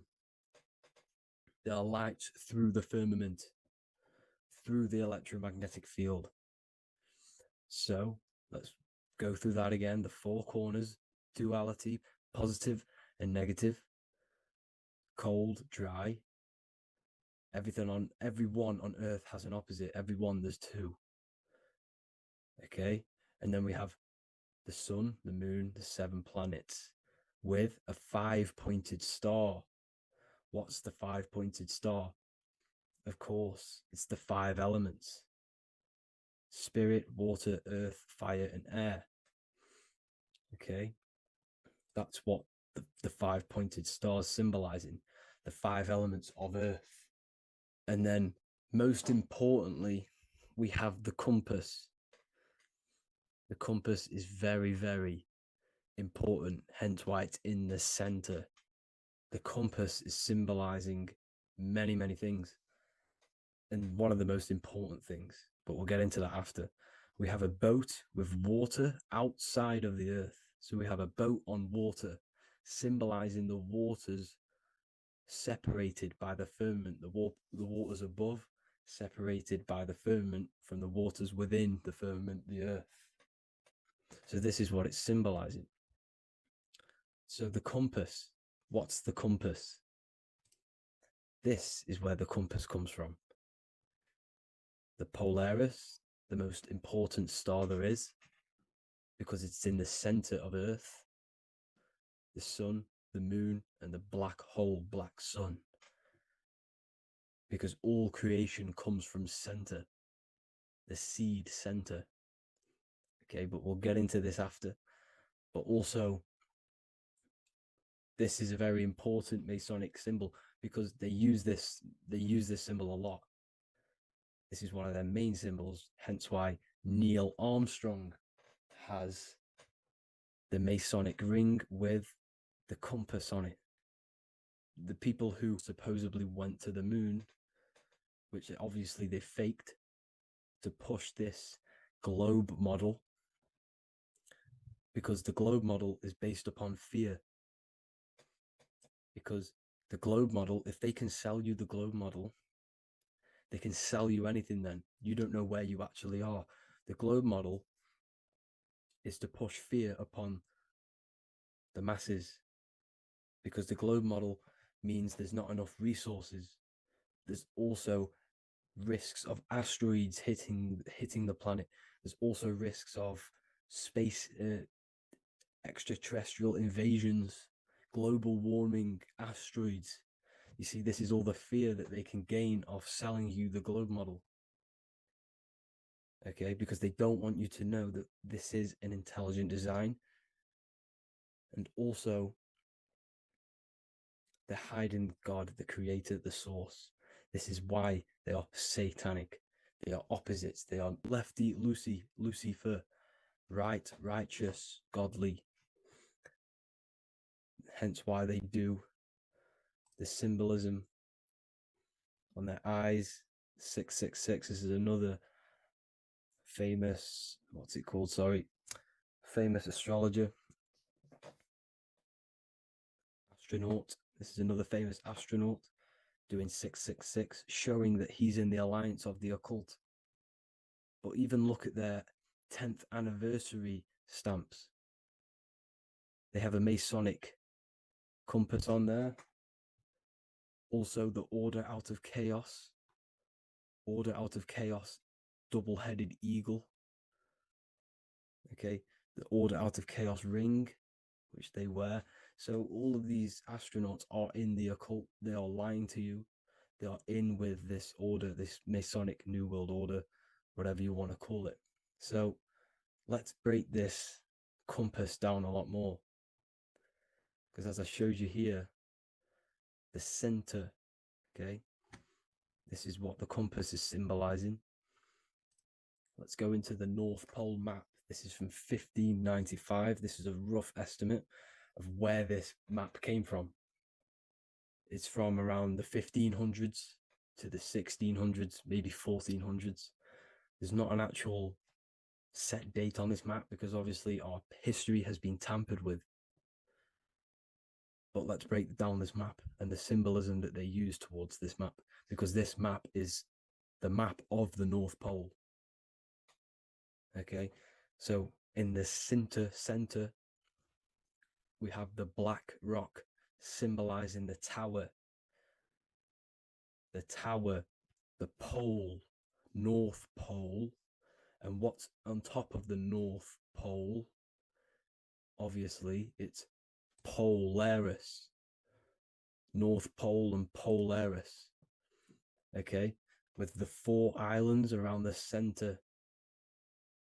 Okay, 4 islands around the center. And this is what blew my mind, right? They say that Santa sounds similar. And if you look at this, pole that's pointing to the North Pole. You see this line here? So this is obviously from the 1600s. What color is Santa? He's red and white. Just like this map pointing to the center is red and white, and Santa comes from the North Pole. So it's not a coincidence that they use red and white. They're mocking this map because obviously they took over after the 1500s, 1600s. They took over around the 1800s. So they're mocking this map with Santa coming from the North Pole with this red and white line to the North Pole. Notice the 4 islands, okay, like windows, their symbol. They obviously, in the occult, they're part of the New World Order, is symbolizing these 4 islands with the blue behind it for the water. Okay, so this is another occult logo. They're symbolizing this center because the center is so important. Okay, we'll get into that. Also, we have the Mayan cosmology. This is the Mayan cosmology. This is what they created. This is their artwork, with also 4 major lands around the center. You see this 4 with green in between them all. 4 major lands with the underworld. You see this underworld is also symbolized by the Masons with the coffin of the skull and bones, the deceased, the dead. Okay, so this is also mentioned in the book of Enoch. Okay, and it's called Sheol. Sheol, the underworld.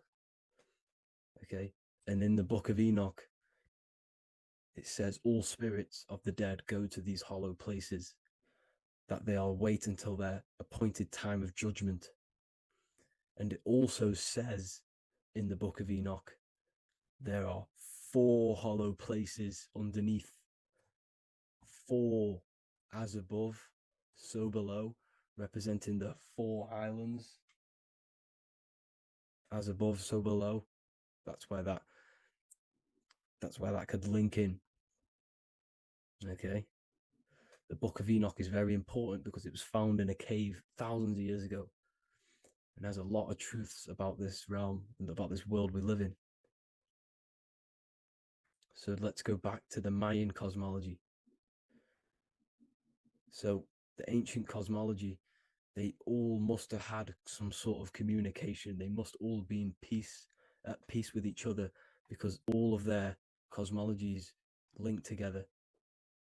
See, the Greek, Babylonian, Indian, the Celtic. Okay, they're all linked in together. They all knew that they were in an enclosed system with an underworld and obviously a firmament. Okay, so this is what they all knew. They all must have had some sort of communication. They were a lot more advanced than us. They knew the center of the realm.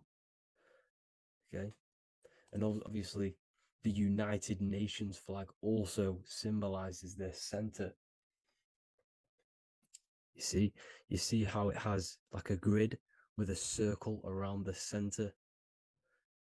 It's symbolizing that center of the realm, because that center of Earth is so important.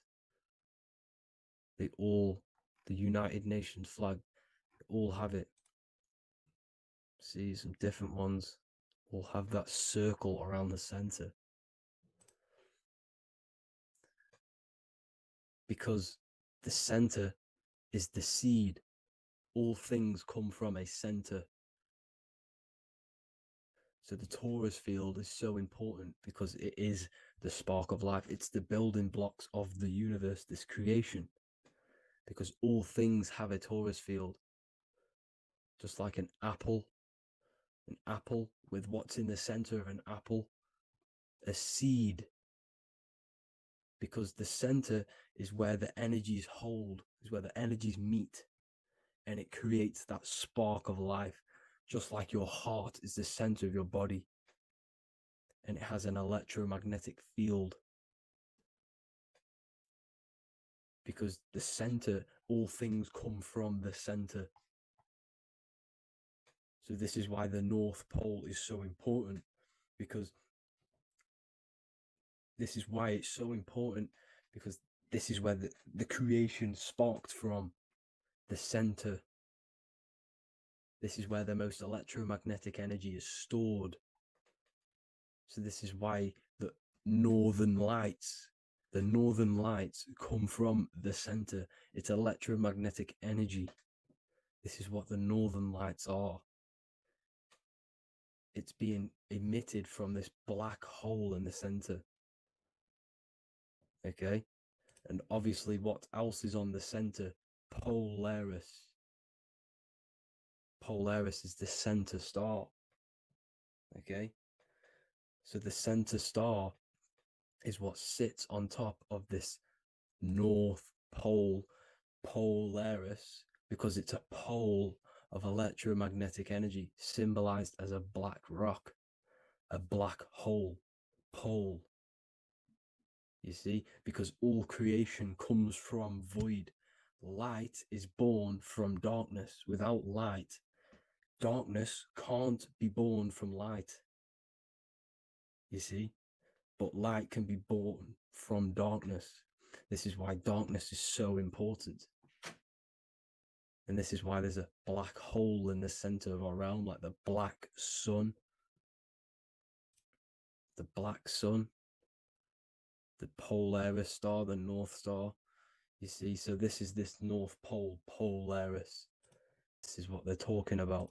And this is why compasses are an 8-pointed star, because Polaris is symbolized as an 8-pointed star. This is where a compass will point you to. It will point you to that center. So notice how a compass has this black hole in the middle, you see, and it will point you to this meeting point, the north, because in the center is the center of the torus field of the earth. This is where the most electromagnetic energy is. You see, everything gets sucked into the black hole. Okay, this whole reality is being projected from that center point, just like your eyes suck in light. It's a black hole. Your eyes suck in the light of this light being emitted from this center place, this electromagnetic energy at the center, which is the seed of everything, of everyone. You see, just like an apple has the seed in the center in darkness, because in the center of the apple, it's dark. It's black. It's pitch black. But that's where the seeds are. That's where the life is. But Polaris is so important because it's that center star which lines up. It is the pole. It's the top of the pole of the torus field. So Polaris would be here at the very, very top. And this is where the compasses point you to. And this is why the star of Ishtar, the 8-pointed star of the Sumerians, also talked about this 8-pointed star, and it's called the star of Ishtar. Okay, and who is Ishtar? Ishtar is the goddess. Okay, so she's not a male, she's a female, because every creation is brought through a female, a womb. Every single human on earth is brought through the womb, the sacred feminine energy. And the womb is pure darkness. There's no light in a womb, just like the center of our realm. It's a black hole. Okay, and guess what? She's the god of fertility and sexuality. She is responsible for all life. Okay, so the star of Ishtar is the star of Polaris, which is symbolizing the responsibility for all life, the center. the center of our realm, the black sun, the black hole. Okay? So this is what that god of Ishtar of the Sumerians is talking about. The goddess, the womb, the seed of creation. So this would be the portal, more than likely, the portal in and out of our realm, because it's the top of the Taurus field. And what's above this realm is the heavens. So this is where you get sucked in from the heavens. Your soul gets sucked in and brought onto this plane of existence called Earth. These are some space NASA symbols. Look how much Polaris symbolism there is. And notice how it's at the center. You see this circle? This is like a half circle. And at the center is an 8-pointed star of Ishtar. It's the same thing. It's Polaris. It's at the center. And notice on some of these, look, this one is a bear holding the key and an arrow pointing to the Polaris star, so that they hold the key to Polaris. Another one with like a demon holding a key to the what? Polaris on top of him. Also an eagle, which is a Masonic symbol. The eagle holding a key on top of the center. You see, and notice how there's an arrow going up to the Polaris and an arrow down, as above, so below, to Earth. So you can go out to Earth, out of Earth, and into Earth through Polaris. And the eagle holds the key. You see? The eagle holds the key, just like this. This demon dragon holds the key to Polaris. And look at this one, Earth, with an arrow up to Polaris, an 8-pointed star. So Polaris is more than likely that portal which the Anunnaki used, the Sumerian gods used, because the Anunnaki symbol is also an 8-pointed star. Okay? And like I said, that center is the seed of creation. The center is the black hole. Okay, just like your pineal gland is at the center of your brain. The pineal gland is at the center of your brain. And that's what connects you to that spirit realm, to the source. That's it for this video, guys. Thank you all for tuning in. I hope you all learned something today. Please leave a like, a comment, and please subscribe to the channel for more content.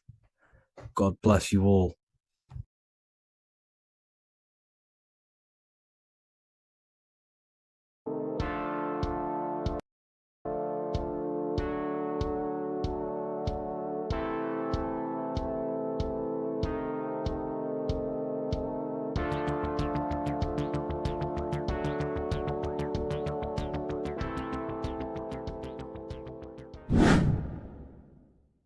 What is good, YouTube? Today we're going to be talking about the astral plane and how the cosmology fits into the astral plane. Okay, so first let's go over the astral plane and go over the different layers of reality so that you can understand reality more. You are a multi-dimensional being. You are not in these, you are in all of these realities at the same time. They all interweave into one big reality. But there are different planes, they are different vibrational dimensions, there are different dimensions of reality. The mind is the root cause of reality. We're living in the mind of God. Everything is being thought into existence from the root cause, from the universal mind. This is why the ancient Egyptians said, all is mind. We're living in the mind of God. And we are a microcosm of this mind. This is why we all have the same mind. This mind is the world of thoughts. Now, this world of thoughts is just the thought alone. For example, it is the thought of a chair. But then when you start to imagine this chair and you start to mentally see the chair, you're now manifesting the thought, the singular thought, into some sort of form. So now you're imagining the chair. You're imagining the form of this chair, which is then manifesting into the astral plane. The astral plane is the world of thought forms manifesting. So when you are imagining something, you are seeing into the astral plane. Okay? Your third eye, it is an eye because it sees the astral plane. It is seeing the other side through imagination, through dreaming. Well, we'll go over dreaming later.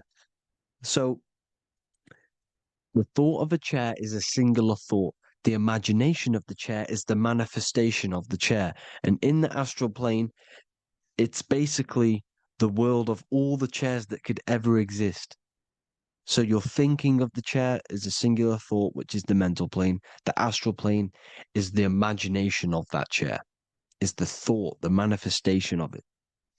Depending on the vibrational state of the thought will depend what level of the astral plane it will go to. For example, if you're thinking about a chair to torture someone on it, it's going to go on the lower astral plane. Or if you're thinking and imagining happy things, it's going to go to the higher astral plane. So wherever your mindset is, that we call it a mindset because your mind is setting frequencies to certain things. Thoughts are frequencies. And a mindset is setting your frequency, setting your mind to a certain frequency. So when you set your mind to a certain frequency and you imagine something in that frequency, you're going to match everything in the astral plane that are on that similar frequency, just like you would in the physical world. Because we're all in these worlds right now as we speak, but we can't see them with the two physical eyes. We can feel it though. When you're around someone and you've just met a new person, for example, you can feel their vibration. And if you're not on a similar vibrational match, you will not get along with that person, or you just won't not get along, but you won't connect with that person because you're on two opposing frequencies, not matching. And this is something you can't see, you can only feel because it's the astral plane. It exists within the astral plane. Everything in the astral plane is made out of vibrations. So if you do astral project, and if you already know how to astral project, you will see beings and people and things that are on the same frequency as you. This is why before you astral project, you need to sort your vibration out before you astral project, because you are projecting your consciousness into this. It's the mind. The mind is the bridge. It can move between realities. You are a observer. You are a observing soul which observes different realities. And the mind is the bridge between all of these different realities. The mind can choose. If you want to project into the astral, you set your mind to it, you can. Okay? So let's not get off track. The lower astral plane is where demons are. The higher astral plane is where heavenly beings are. Heaven and hell are kind of a real thing. The etheric plane is a powerful substance, the ether, the fifth element that they don't tell us about. If you type in on Google the five elements, they will try to remove it with wood or metal because they don't want you knowing about the ether. Ether is the energy double behind all physical objects. So the ether is very important. It is the fifth element. It is part of the physical world, but it's also part of the astral world. It is on either side. You see how they're showing you the truth in the language. Ether and either are the same word. The ether has 1 foot in the astral and 1 foot in the physical world. It's a substance that connects the physical to the astral world. It is it's on either side of reality.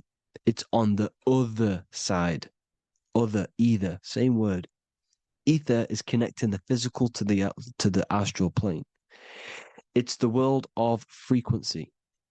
Frequencies, EMFs, torus fields are in the etheric plane. It is the energy plane. It's where energy moves through the ether. Okay.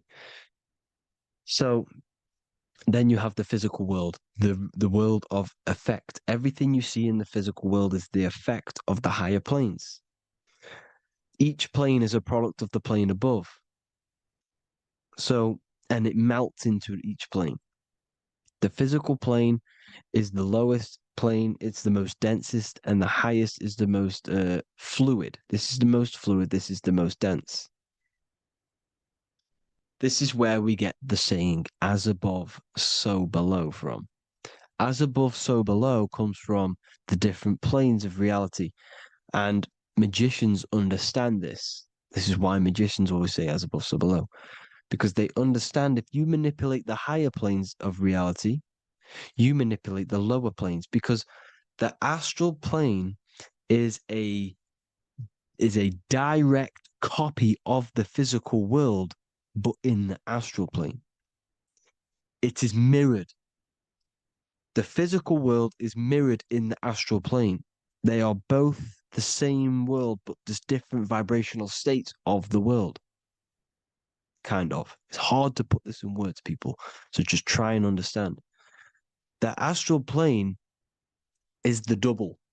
It is whatever happens in the astral plane happens in the physical plane. This is why magic works. This is why demons work. This is why spirit communication works. Because if you manipulate the higher planes, you manipulate the lower planes. As above in the astral, so below. Leonardo da Vinci showing you to look up, pointing up. You got to look up. He's telling you to change the mind, you change the physical world. You change your emotions, you're on the astral plane, you change the physical world. You change your reality by changing the higher planes. This is the Masonic 11, the two pillars. This is the 11 also symbolizing the two hemispheres of the brain here, but the 11 symbolizes the two mirrors. 11, 9, 11.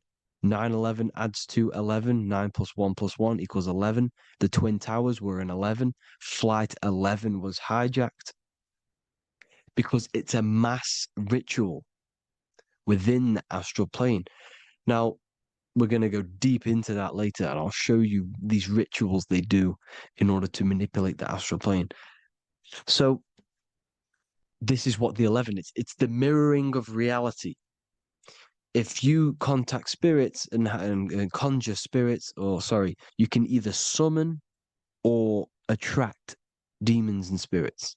Summoning is creating a spirit. You create demons. Okay. Like I said here, the mind is the root cause of reality. If you think of if you think of a traumatic event that happened in your life over and over and over and over again for years and years and years, where attention goes, energy flows. The mind is the director of energy.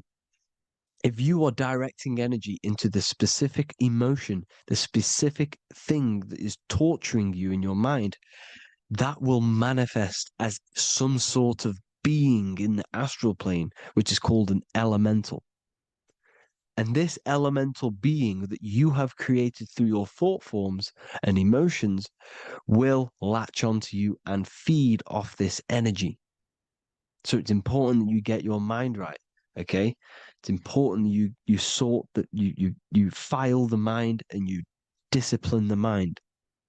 Make sure it's only entertaining positive things, because you are quite literally creating your own demons. The word demon has the word mon in it. And if you've watched my videos to know, mon means moon. The moon is your mind, the sun is your soul, The earth is your physical body. Demon is mon means mind. Moon is mind. You create demons with your mind. Summoning. Now, this is where the rituals come in. 9/11 was a ritual because everyone was thinking about this big fearing, the death of 9/11. Everyone was thinking about it.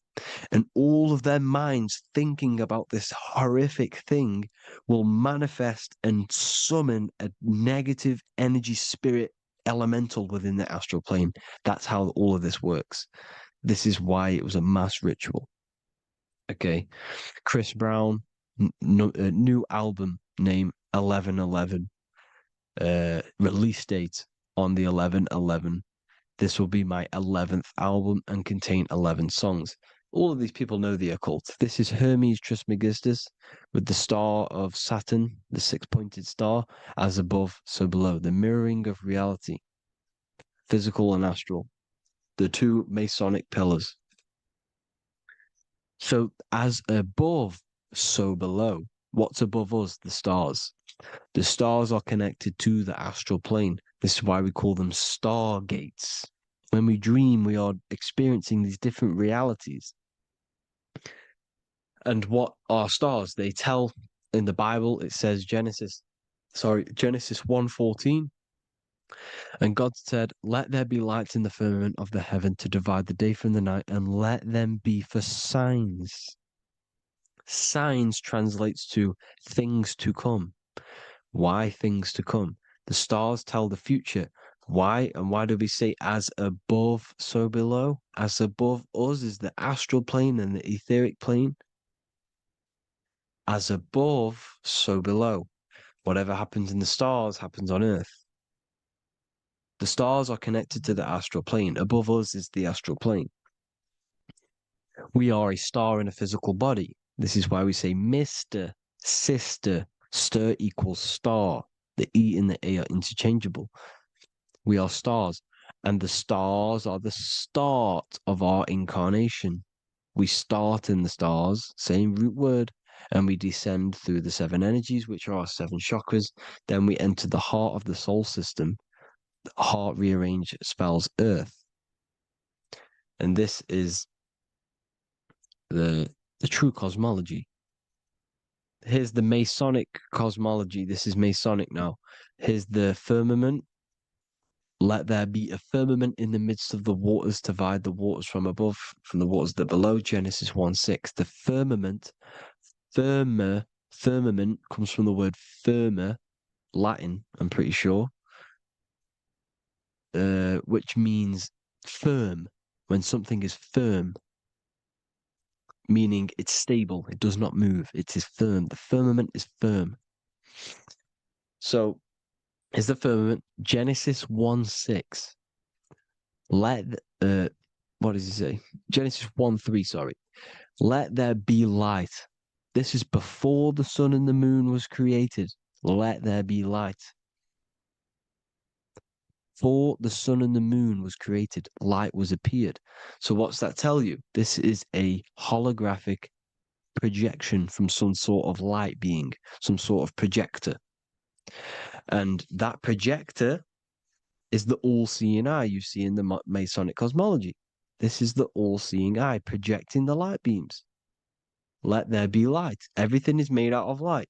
The universe is created out of light waves. The torus field is one unit of light. The light projecting this reality is Polaris. Okay, the famous all-seeing eye. Now, what else? Then we have after let there be light in Genesis 1:16, and God made the two great lights. This is the sun and the moon, electric, magnetic, male and female. Then we have the Masonic checkerboard, the black and white symbolizing dualities within the dualistic reality we're in, spirit and matter, light and matter, rest and motion, positive and negative, good and evil. Everything's dualistic here. Okay? And it's a dance. The universe is a dance between flickering of white and black light, which is the torus field. We're not going to go over that, but this is all connected to the astral plane. This is the true cosmology. The astral plane cannot work on a spinning monkey ball in the middle of space. Does not work. Cannot work. It's impossible. Okay? Impossible. So even in the Quran, it says, Allah has made the earth for you as a carpet, flat. Quran 15:19. And the earth we have spread out like a carpet, set there on mountains, firm and immovable. It is immovable. In the Quran, it also says 65:12, it is Allah who has created the seven heavens of the earth.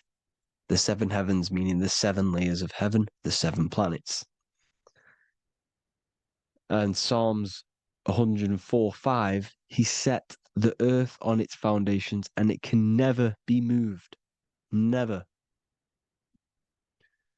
So here you see in Isaiah 40:22, he sits enthroned above the circle of the earth, and its people are like grasshoppers. He stretches out the heavens like a canopy and spreads them out like a tent to live in. We live in a tent. This is the tent. The projection of light. Here you see an ancient picture here. Here you see the ethereal barrier, meaning the firmament, the etheric barrier, and here you see his head popping out. Why is his head popping out? Because your head is heaven, your heel is hell. Your head has access to the astral plane. This is why your head is heaven.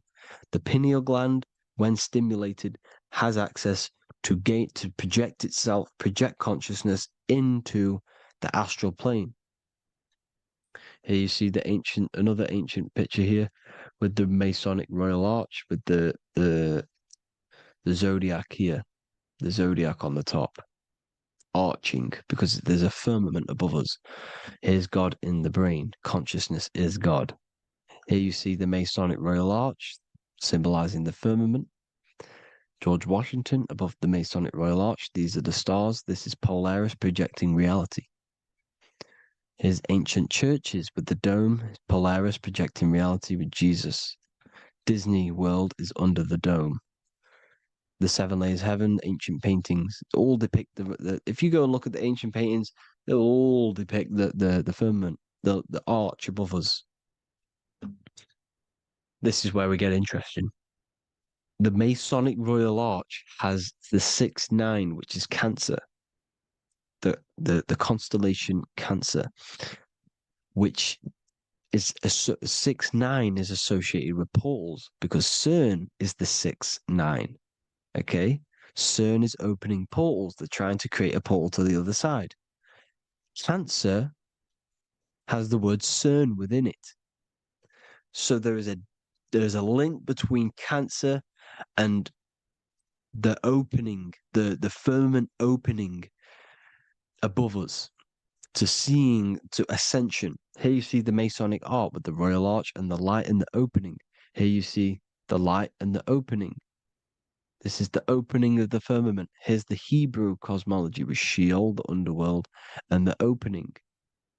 So Cancer is definitely some sort of portal in and out of this reality. I'm just connecting dots here. Now, we're going to go change a bit now. These celebrities that you are seeing they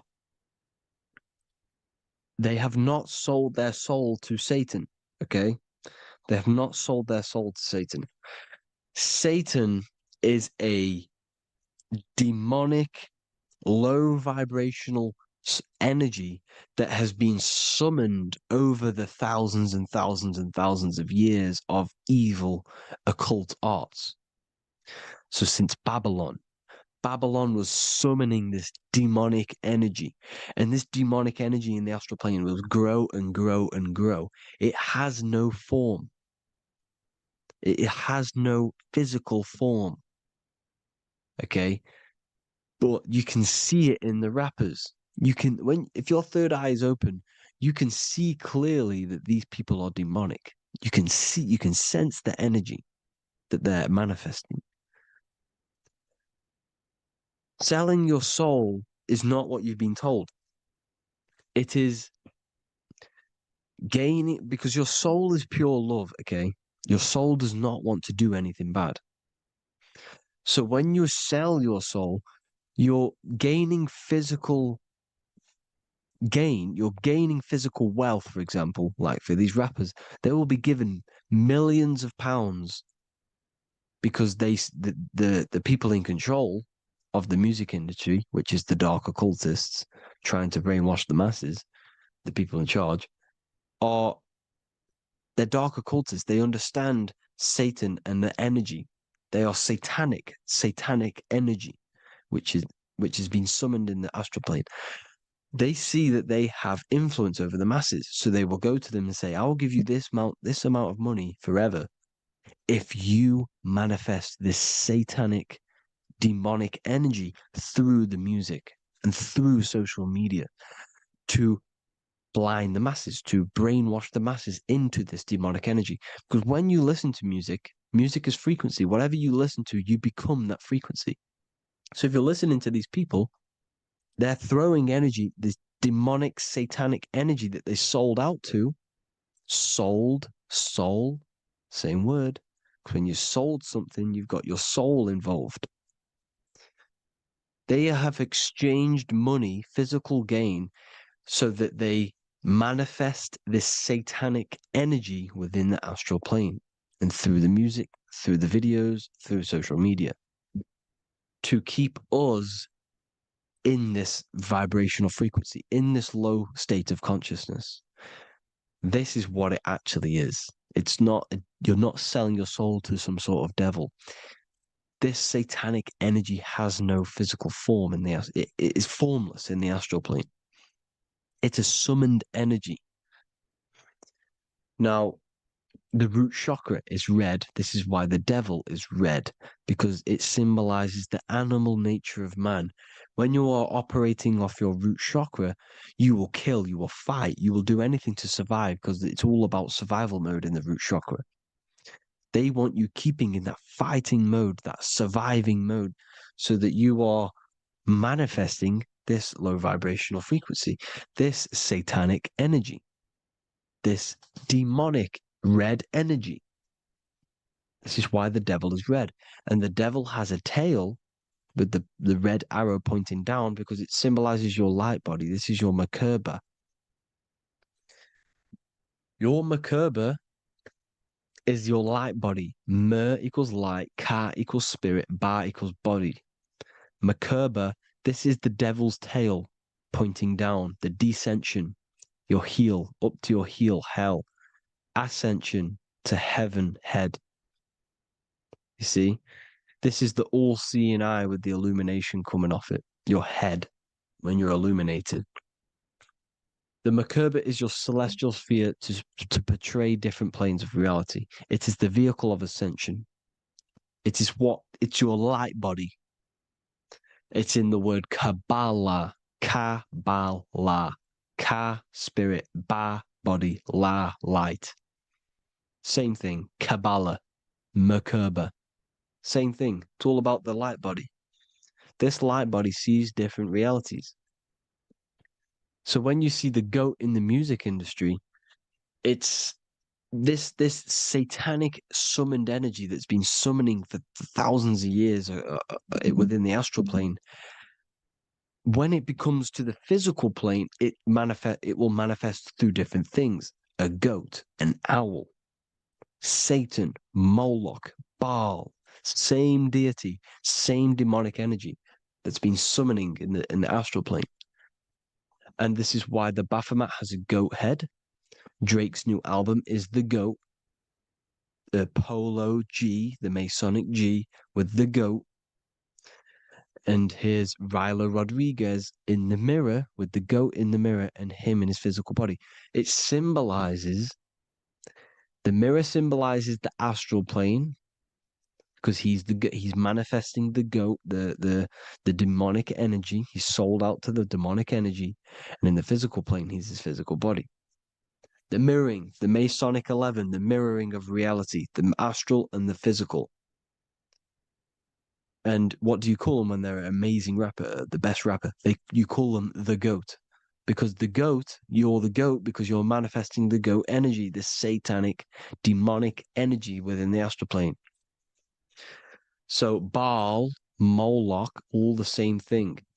Because in the astral plane, if you want to gain spirits to come to you and communicate you in the physical world, if you want to communicate with spirits, you have to gain their attention. You can either gain their attention or come together and agree to create some sort of being, which is Satan.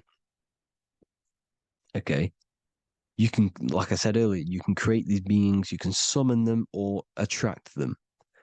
One way to attract them is sacrificing. In order for you to become God, man, to turn to God, you have to sacrifice your life. You have to sacrifice, not drinking, not doing things, not doing anything demonic, not doing anything bad, not eating meat. You have to sacrifice yourself to become the light. However, if you want quick, instant gains in the physical world, you can sacrifice something else to communicate with these spirits, because these demonic energies feed off demonic energy, your demonic energy. So these dark occultists will give away babies, they'll sacrifice, torture babies so that they gain, so that they can communicate with these spirits for physical exchange. Yes, you can do this.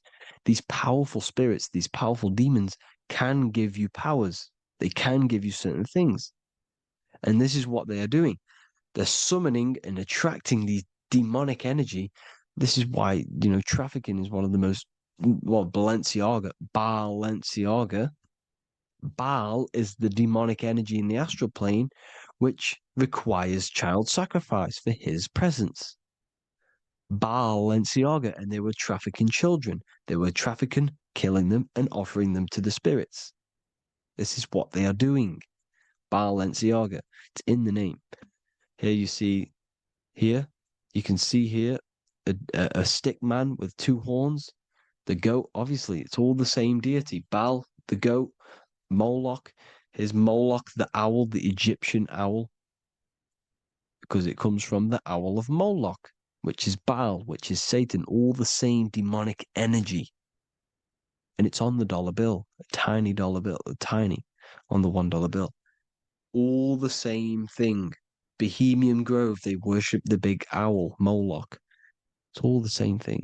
It's all one big demonic energy which has been summoning in the astral plane. And it's trying to take over Earth, the physical plane. That's what it's doing. So I hope you all gained a deeper understanding of the astral plane and what's actually going on in the world. Please leave a comment if you can to help the algorithm. Drop a like if you like this content. And hope you all learned something today. And God bless you all. Thank you all.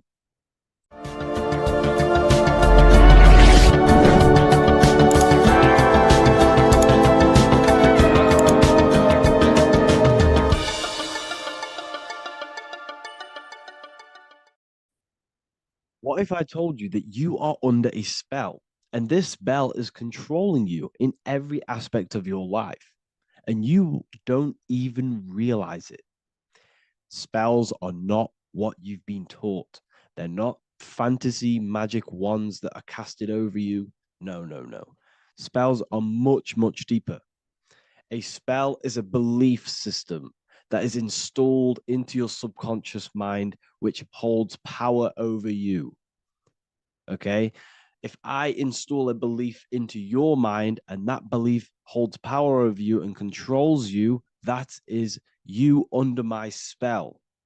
A spell is a belief that someone has installed into you. Okay? You have a subconscious mind. The subconscious holds power over 90% of your daily basis behavior, thought patterns, and overall emotional state. Because the subconscious is the back end of our mind, the mind that we don't really have access to. It's the shadow self, where all of our programs, all of our memories, all of our traumas, all of our everything that we've ever experienced is recorded and kept in this vast database called the subconscious. Now, the subconscious is the 90% of our mind. We are only aware of 10% of our mind, which is the conscious mind, which is what you're using now, what you're consciously aware of. But there is a subconscious mind that holds power over your conscious decisions, and you don't even realize it. For example, as a child, you had a very, very traumatic event happen. Let's say as a child, you were not loved enough by your parents. And this feeling of you not being enough for your parents and feeling alone as a child implanted this seed. And this seed was planted by your emotions, a strong emotion. And over time, as you grew older into an adult, this seed grew and grew and grew. And what this seed grew into is you being very needy, you always seeking validation from others. Okay. But you taking this conscious decision 10 years down the line actually stems from this hidden cause within your subconscious mind, within this little feeling, this seed inside your subconscious where you don't feel like you are worthy.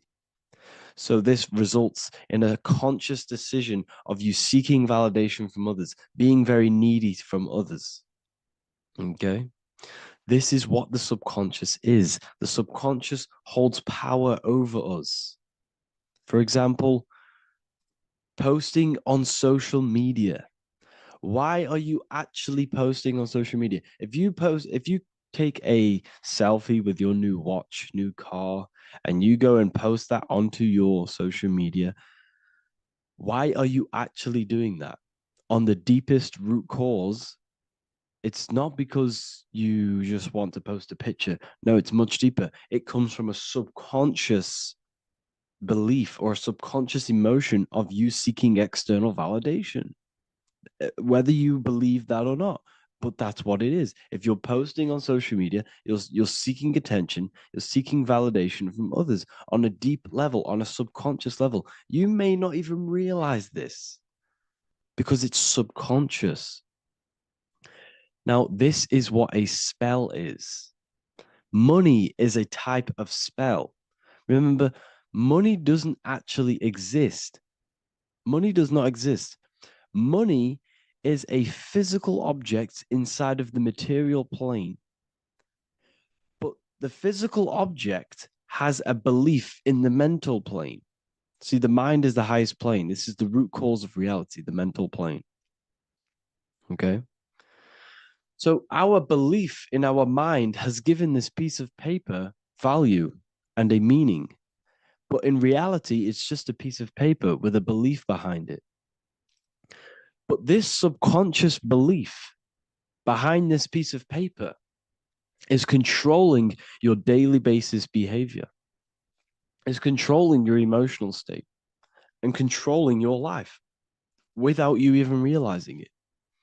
Without you even realizing that it's all an illusion. Money does not exist. It's the belief that gives the piece of paper a power.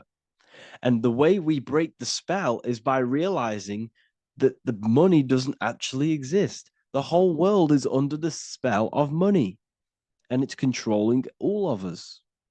But the spell is the belief. Once we all wake up and realize money has no value, it doesn't actually exist, it's only a belief. There is no actual money. That's how we break the spell.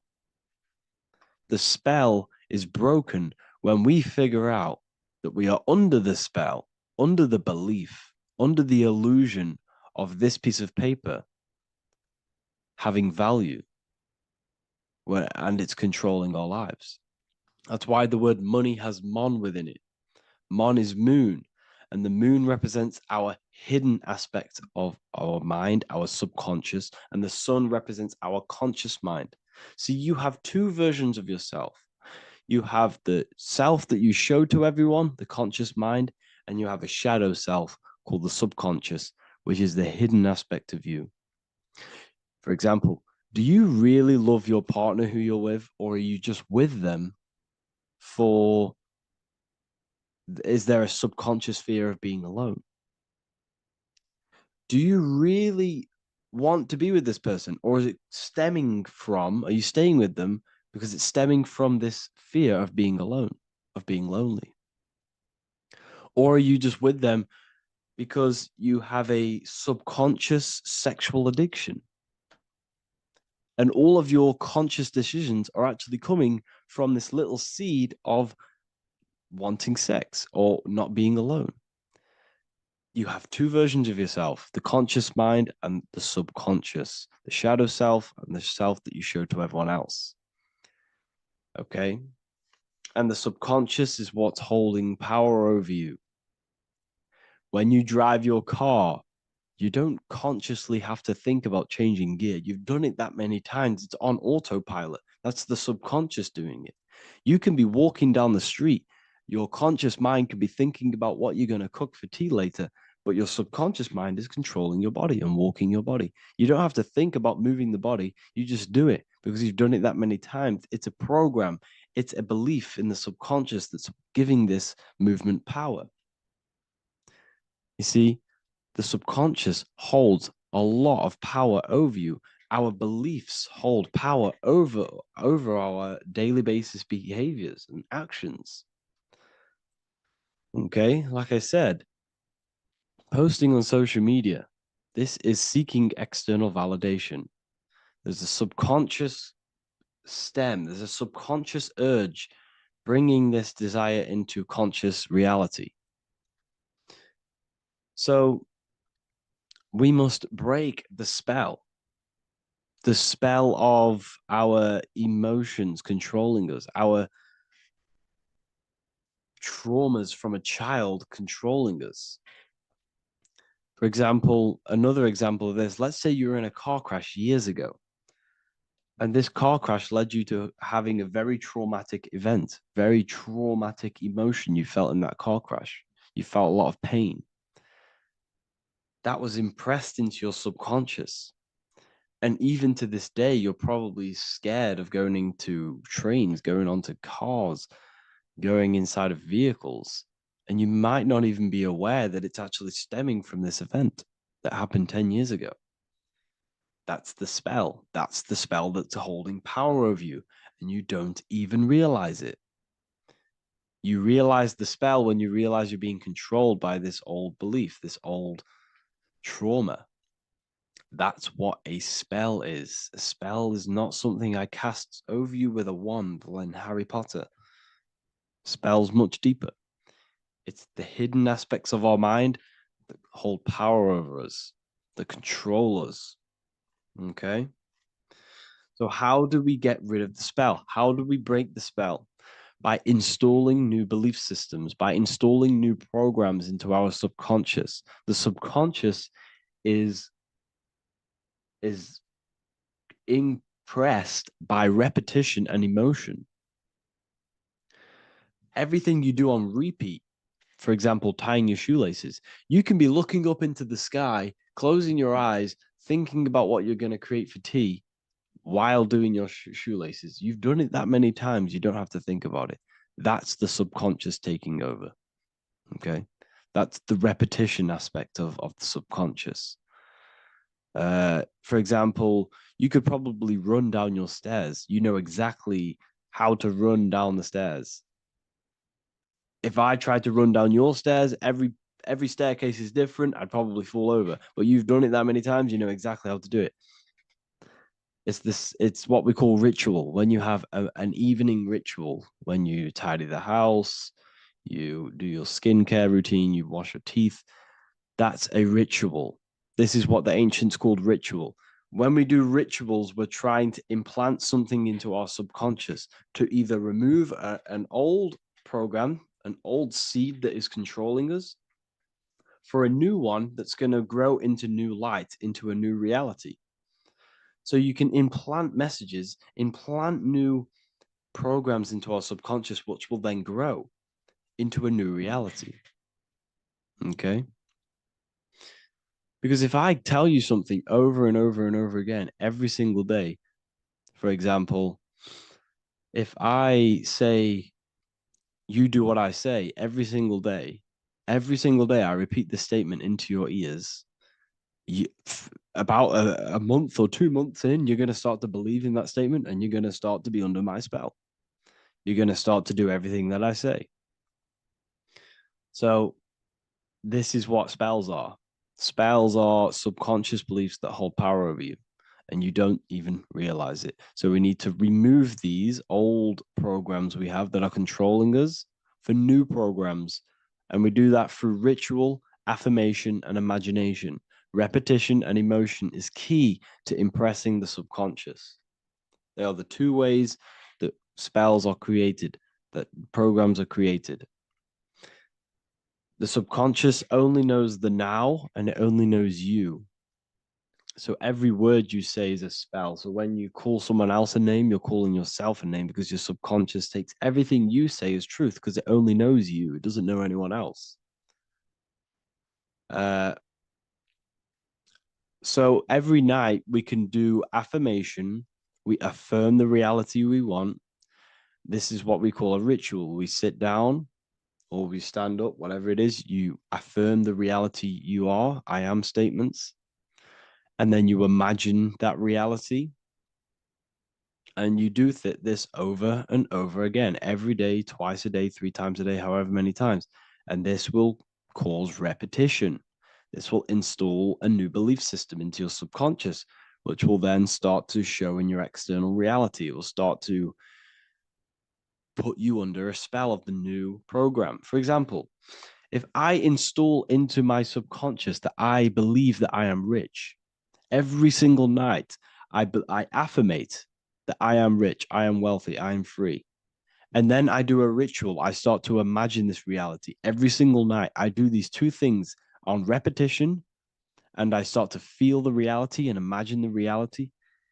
Over time, I'm going to start to believe that I am rich, that I am free, and I am wealthy without having the physical reality.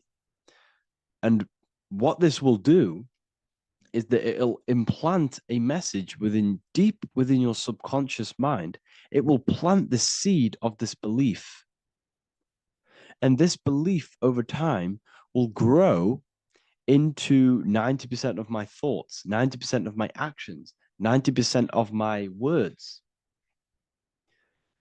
My words, my thinking will change due to this new belief. I may not even realize it, but I'm looking for more opportunities to make money.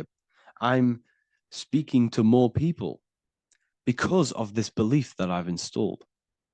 This belief has triggered new ways of thinking.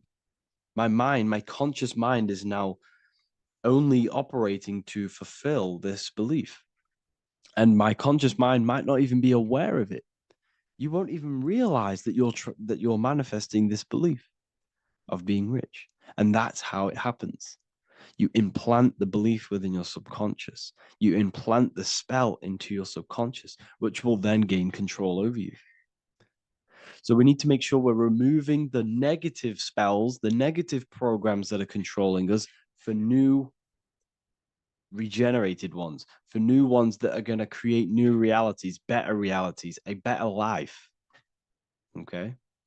You don't want negative traumas, negative seeds controlling you and growing into your life. If you don't cut them off, they will continue to grow and grow and grow. Your anxiety will get bigger and bigger and bigger. Your depression will get bigger and bigger and bigger. But it's all actually stemming from one belief system or one trauma. Okay? So this is important. Everything in this physical plane is an effect of the higher planes. It's a shadow of the mind. Everything we think, all physical objects began as a thought, then an imagination, then energy, then a physical reality. So we must change the mental plane. We must plant seeds into our mind to change down into our physical material life. It's about manipulating this higher plane so we can create change and effect in the physical external material plane. That's what magic is. This is what spellcasting is. This is all what it is. It's not fantasy. This is the manipulation of the higher planes of consciousness, which your mind has access to. You have access to these higher planes. Okay? This is exactly what I teach in my university. I teach different rituals. I teach specific rituals to get rid of certain things, certain belief systems. I teach all different rituals, all different ways for you to create your own reality and live the best reality you want. We also have all of these different courses. We have activating the inner eye. This will teach you exactly how to lucid dream and activate your inner vision of imagination. We have the sexual alchemy course. This will give you the power of transmuting your sexual energy into creativity. We have electromagnetism studies. We have esoteric exchange, an exclusive live call that we do every single week. And I connect with all of the students. They can ask me questions, can speak with me one-on-one inside of these live calls. We have the real numerology section. We have the health section. We have a lecture section. Look at all of these lectures we have on occultism, symbolism. All of these lectures are designed to gain you power, to give your personal power back to you, to make you realize things about you. We have a meditation section. We have a library section where you can download all of our library, all of our books, different books on occultism, symbolism, Freemasonry, astral projection. And of course, we have the Manifestation Mastery course, which teaches you exactly how to create reality so you can live that desired reality that you want. This is the last chance to lock in the price of $55 a month. This is less than $2 a day. You can really level up your life because the price is going to increase as the value of the university increases, because there's a new symbolism course coming out. And if you join now, you'll get this course for free, because obviously when this course releases, the price will go up. The symbolism course will teach you the language of esoteric and occult symbolism. I'll leave the links in the description. Make sure to leave a like, comment, subscribe to the channel if you want to see more content. Thank you all, people. Have an amazing day.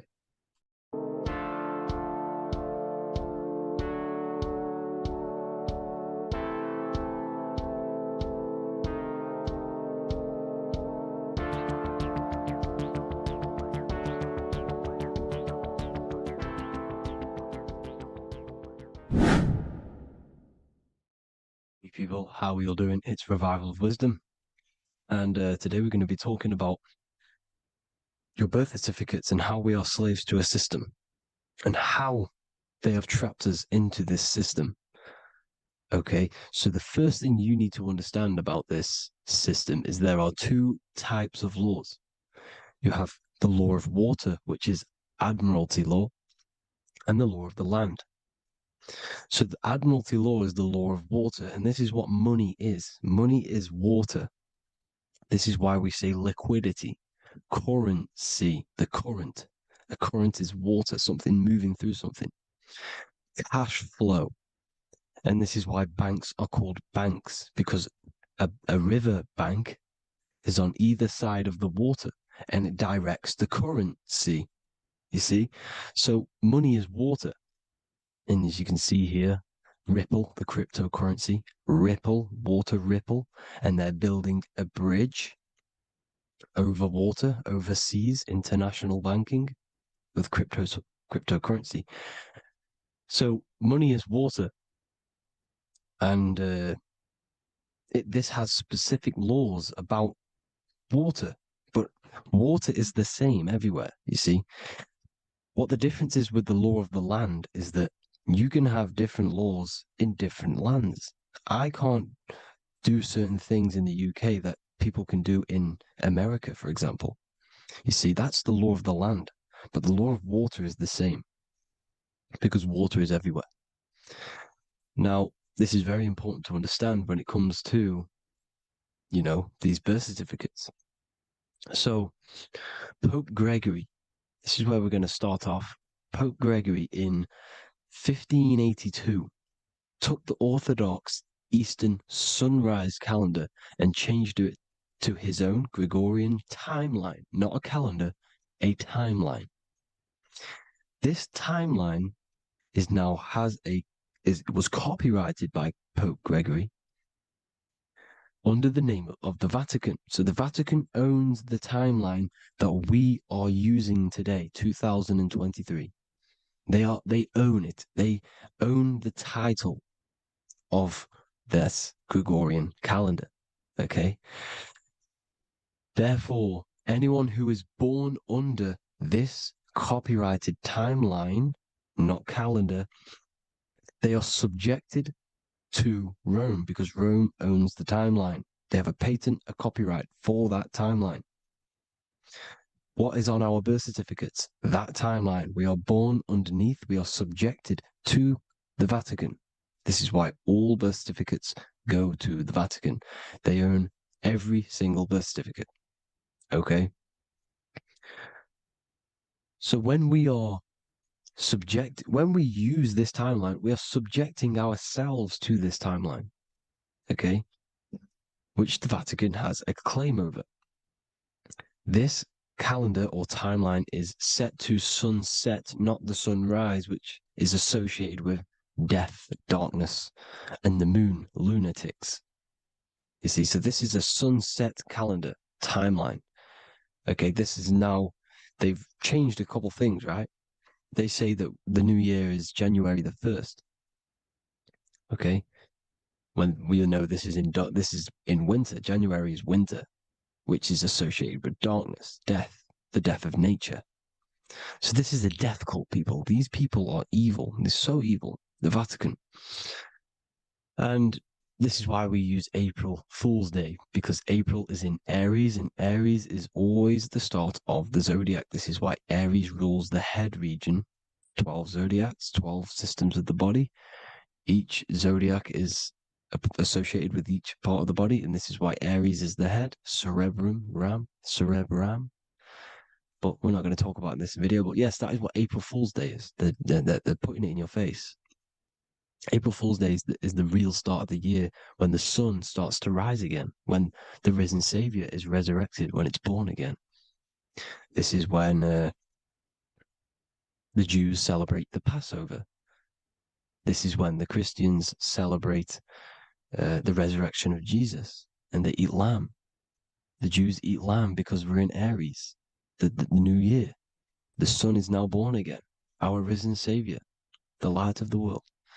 So yes, this is what April Fool's Day is. It's the first day of the year, which they changed. Pope Gregory changed.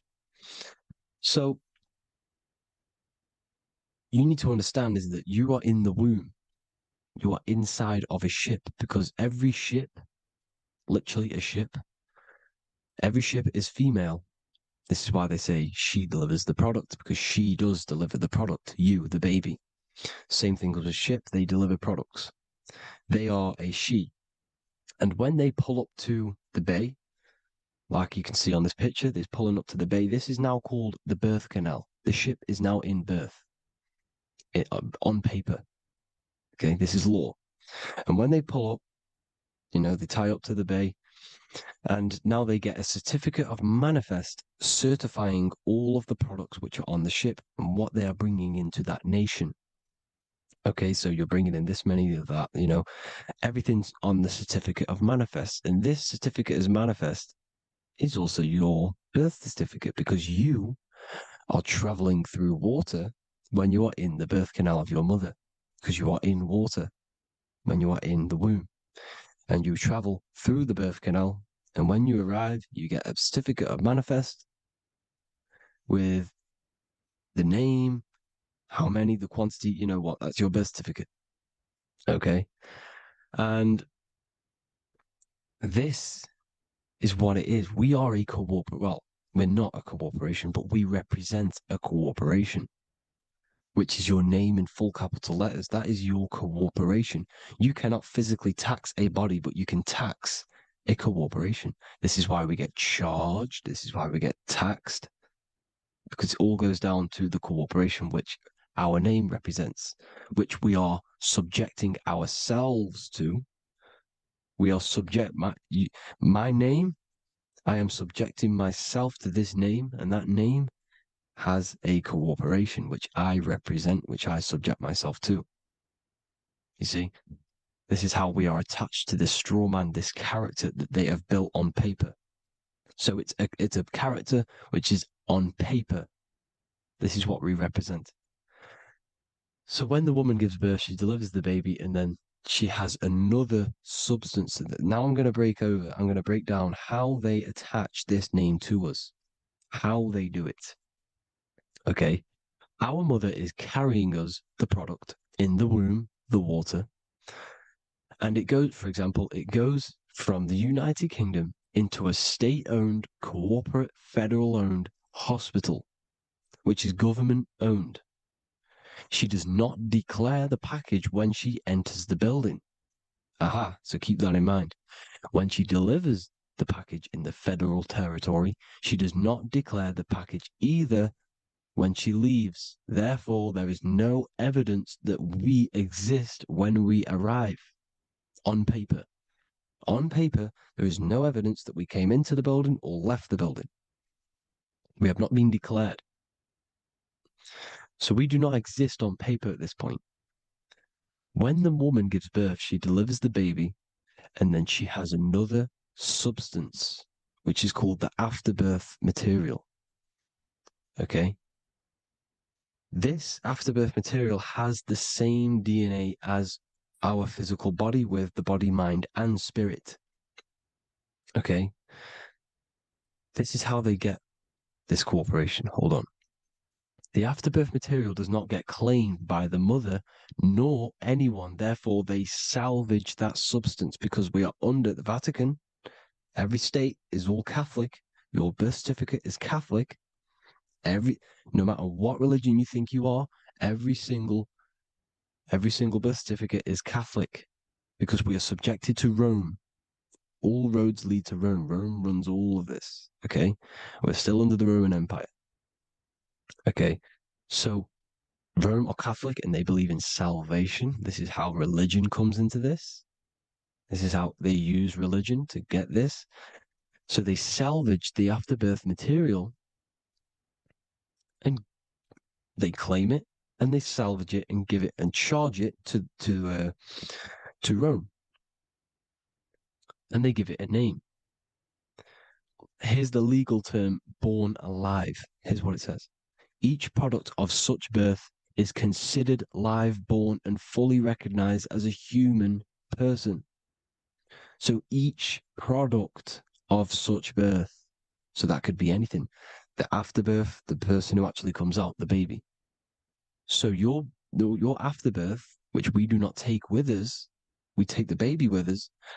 They keep that in the hospital. They collect the afterbirth, and they salvage it, and they give it the name, which it is us. We are a representative to that afterbirth material, which they put the name on. They claimed, which is subject to Rome.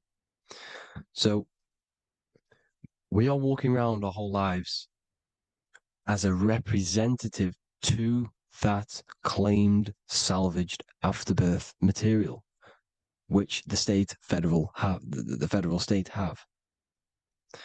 Okay.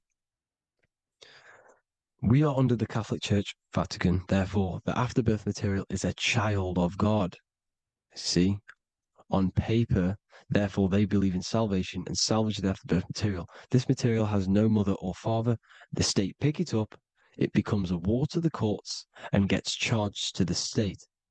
So we are a representative to that character they salvaged because it is the exact same DNA as you.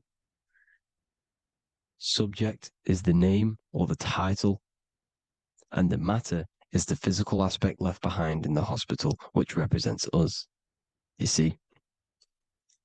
So now we're moving on to Unum Sanctum. Unum Sanctum was in 1302, a very, very important year. Very important year. Unum Sanctum says this is basically how they claim everyone in the world. So the Vatican had all this power, all this gold, all these people under them.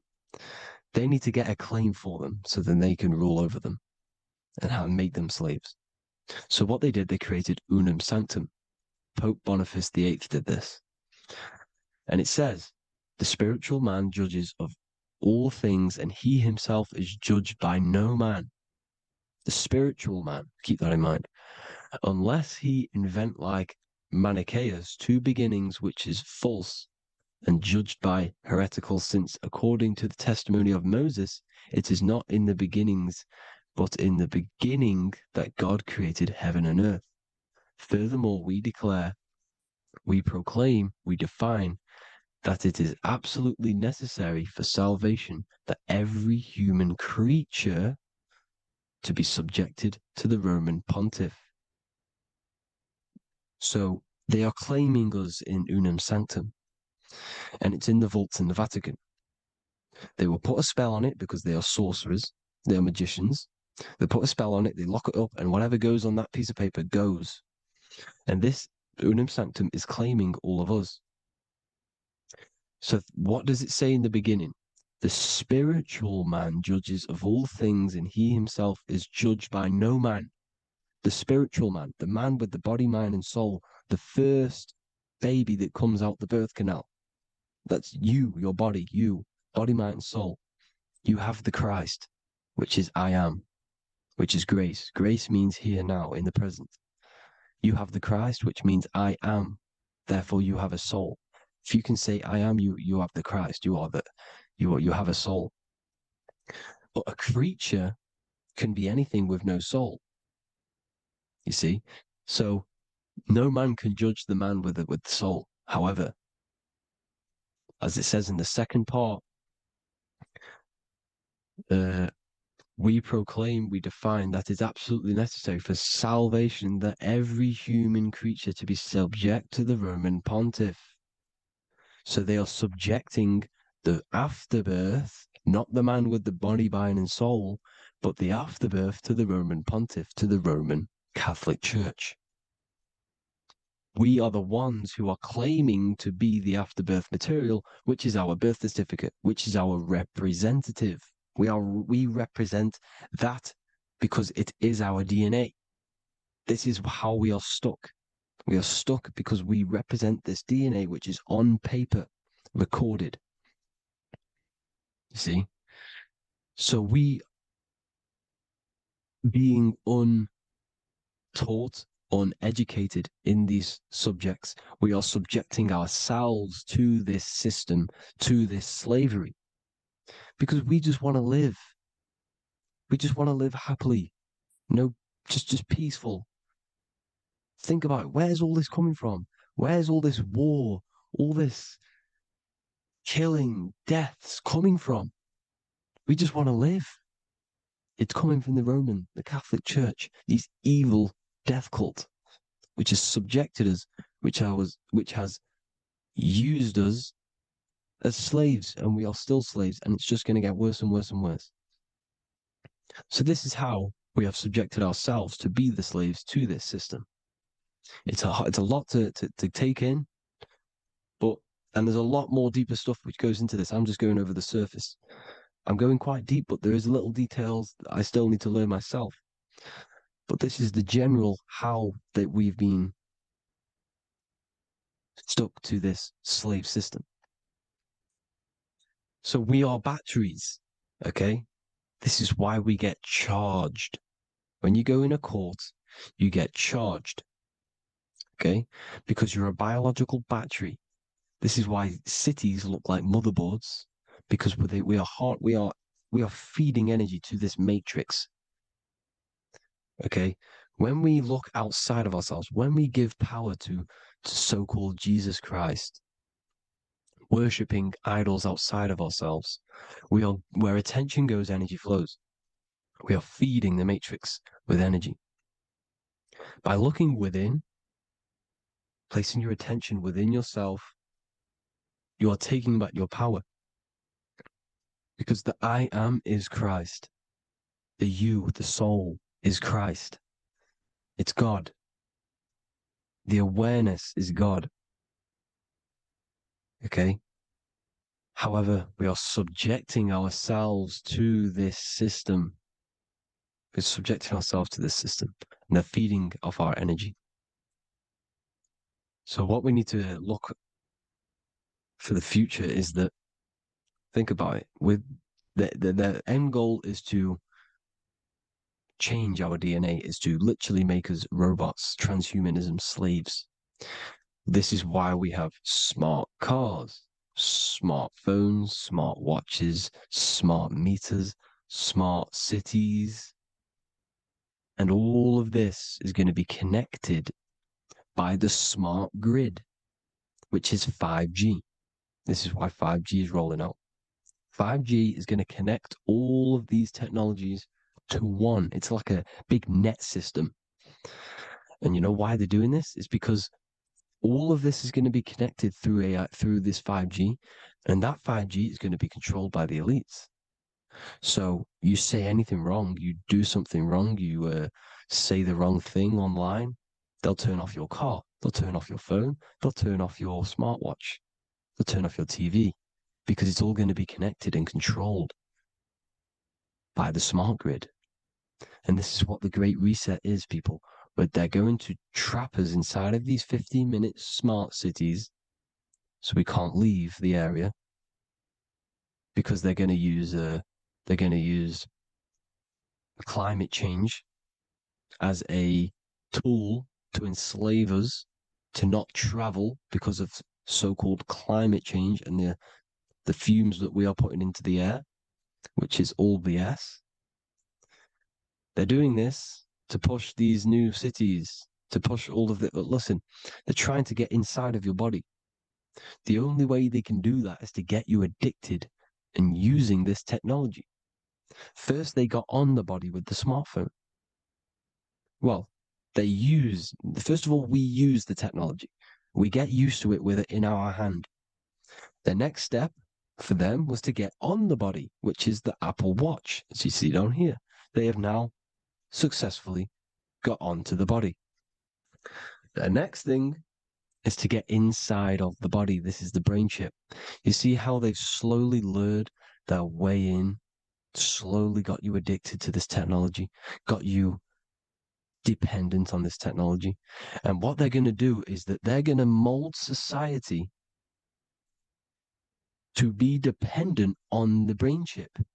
So in order, for example, if you want to go and pay for food, you're going to have to get a chip to pay for the food, because it's all going to be digital money. And that digital money will be connected to the chip, and you'll need the chip to pay for things. You see? So this is how they're slowly transhumanizing us. These phones, these apps, these things which are all we are all using was created by Freemasons. Mason means traveler, because they travel the depths of the mind. They understand human consciousness. They understand the brain. They understand the mind. By the deepest root cause, they understand it. This is what Masonry is. It's the occult. So these technologies is designed by these people. This is why they're so addictive, because they understand how it works. They understand how to get people addicted, because they understand human consciousness, the brain, the body, and the mind. So this is the advantage Freemasons have over us. And these secret societies, which have gone through the orders of Freemasonry and progressed onto these secret societies, which are the evil side, because I'm not saying Freemasonry is evil, okay?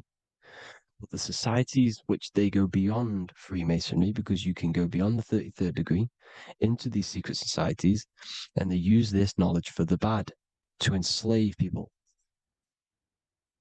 And this is what's going to happen. Transhumanism. So I hope you all learned some insight for today. Please do a bit more research on, the birth certificate and stuff like that, the straw man. And have an amazing day, people. Please like, comment, and subscribe. Peace.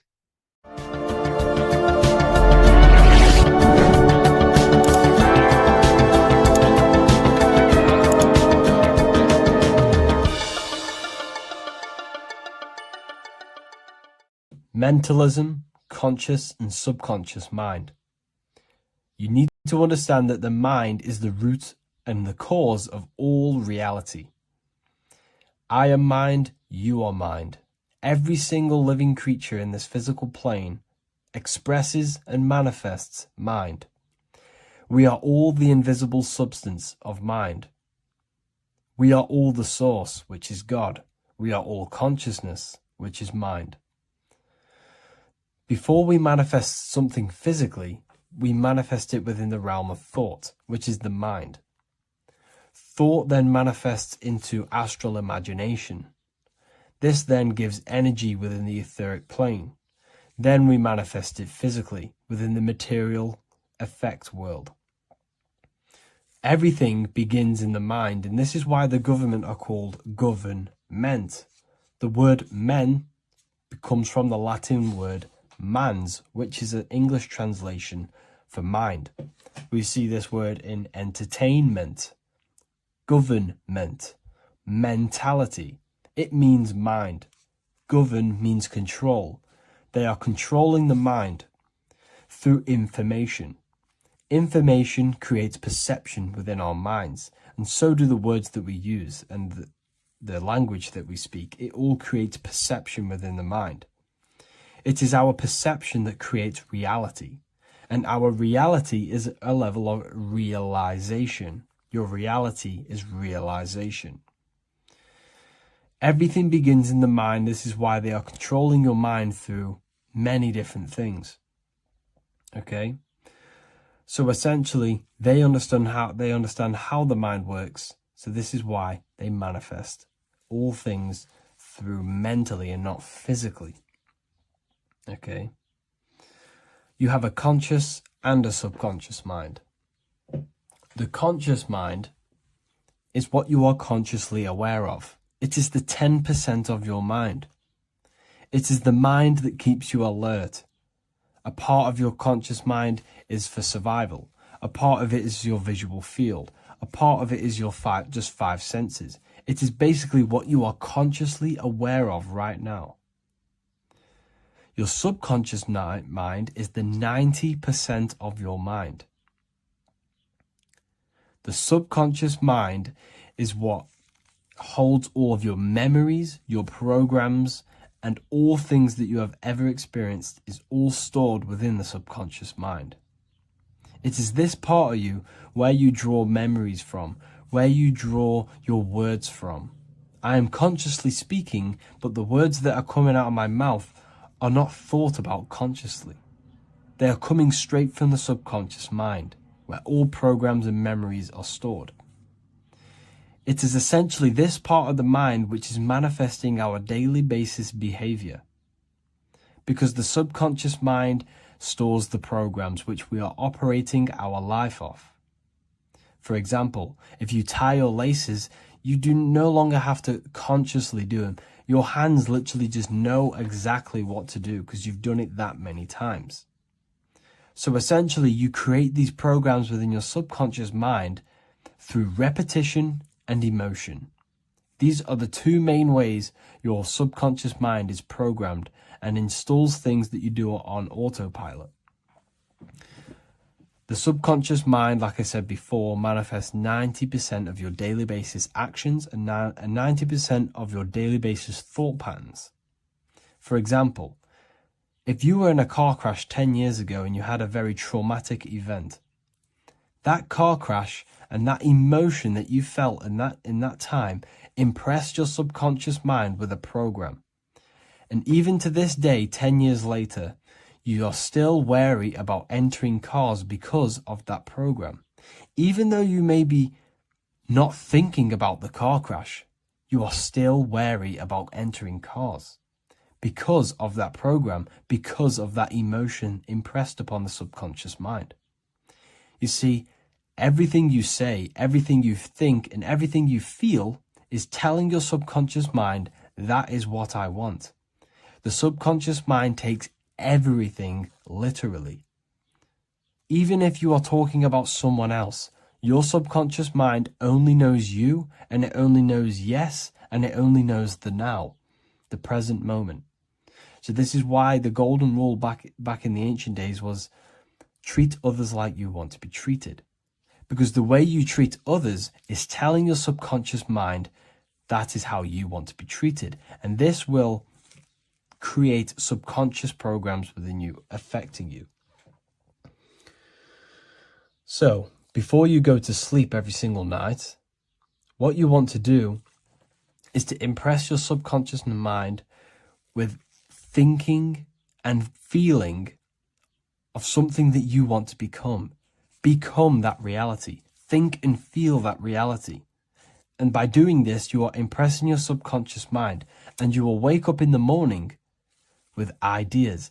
Because when you install a program within your subconscious mind, like I said before, it manifests into at least 50% of your thought patterns. So let's say I created a program within my subconscious mind of how to become financially free. Well, I created the program that I am financially free. My conscious mind will start to slowly think about that program and how I can achieve that program, because the conscious mind operates on survival. So if you create a subconscious program of I am financially free, your survival conscious mind will start to operate and think and act on this program subconsciously. You won't even know that you are doing it, but you are. And this is the power of the subconscious mind. You have to reprogram it properly. You have to be careful of the things you think, say, and feel, because all of this is contributing towards molding your subconscious mind, which essentially molds your reality. It draws things to you. Hello, everyone. Today we're going to be discussing the esoteric and occult meaning behind the story inside of Genesis, the story of Adam and Eve. This is a widely known story, but not many people know the true esoteric meaning behind it. Okay. So today we're going to be breaking this symbolism down. Before we get into this, please leave a like and a subscribe on the channel. I would greatly appreciate it. And please comment below any lectures or anything you wish to know, and I could maybe make it in the future. The first thing we must understand about the Bible is that it is an esoteric and occult book. It is written in allegory. It is written in such a way that we understand the book compared to our level of perception. Now, what do I mean? If a child read the Bible, they would gain a standard meaning and story behind it. They would gain a normal interpretation of the book, of being good, praise God, and be a good person. However, me, who have studied the occult and esoteric and symbolism for a very long time, when I read the Bible, I see a deeper meaning. I can read between the lines of the allegories, which means the Bible is written in such a genius way that it speaks to your level of intelligence. Depending on how advanced you are mentally and with knowledge, will depend on how you decipher this book and how the parables inside the book can speak to you in your personal life. Okay. So the Bible is the greatest psychological book ever written in history. This is why it's known as the greatest story ever told. It's a story. What we must understand with the Bible is that the Bible creates on the surface a logical way of thinking, which is what we call religion. We read the Bible and if we think logically and we take that book literally, then we gain a religion. But if we look beyond the surface, this is what we call esoteric, metaphorical, symbolic. You can read between the lines using our right hemisphere of the brain in deciphering this book and what it truly means to us and the evolution of our mind, body, and soul. What this book actually reveals between the lines is instructions and stories which teach you how to level up your consciousness, how you can sync the mind, body, and spirit and the soul all together so you can live like a god. This is what the esoteric is. It's the purification of consciousness. Now, when it comes to Adam and Eve, okay, what we must understand is that this is the beginning of creation. This represents the beginning of your life in an esoteric way. This is symbolic for the beginning of your incarnation into this physical world. Okay. And we have Adam, masculine, Eve representing feminine. These are the two masculine and feminine energies which create the whole material universe. Okay. And as we are born, We are born with a pure consciousness. We are born with pure consciousness. Well, now, what do I mean? As a baby, we have no knowledge. We are pure essence of the soul. You know, we don't gain the knowledge of good and evil. We are pure. Yes, we're not happy all the time as a baby, and we're not sad all the time, but we have no ego. This is what I mean. Our consciousness is not split. As a baby, you are whole. You have a whole consciousness. You are yourself. You have no false identifications, no limiting belief systems, nothing. You are pure awareness and the pure soul and the pure mind. Now, this is what Genesis is representing. As we grow older, the more experiences we gain, the more thoughts we start to think, the more knowledge we gain of this world, the more impure our mind, our heart, our soul, our spirit becomes, the more impure our body becomes. As we grow older, we're infected with negative beliefs, negative thoughts, and society norms. This is a big one. As we grow older, we are molded by society. We shut off areas of ourself and we push them away so that we fit in with society. We all know this. We all did this in school. We pushed away parts of ourselves to act cool or to fit in, whatever it may be. Whatever type of person you were in school, we all went through this because society and culture is programmed. So as we grow older, our consciousness splits. We gain a persona, an ego, and we gain a shadow self, the subconscious, and we gain an ego. Now, the ego is what you show to people. It's that character that you show, that you put on to your culture, to your family, to your friends. This is a false identification. And we also gain a shadow self. The shadow self is gained through experience. This is the subconscious. Our ego is created through experience. And so is the subconscious and the shadow self. Okay. So as we gain age in this material body, we fall from the Garden of Eden. We gain the knowledge of good and evil. This is what the symbolism represents of us leaving the garden, us eating from the fruit. Now, the fruit represents the knowledge, it represents the insight, the experience, which splits our pure consciousness. Our soul splits. Okay? We lose connection with the divine. We lose connection with our pure self through material experiences.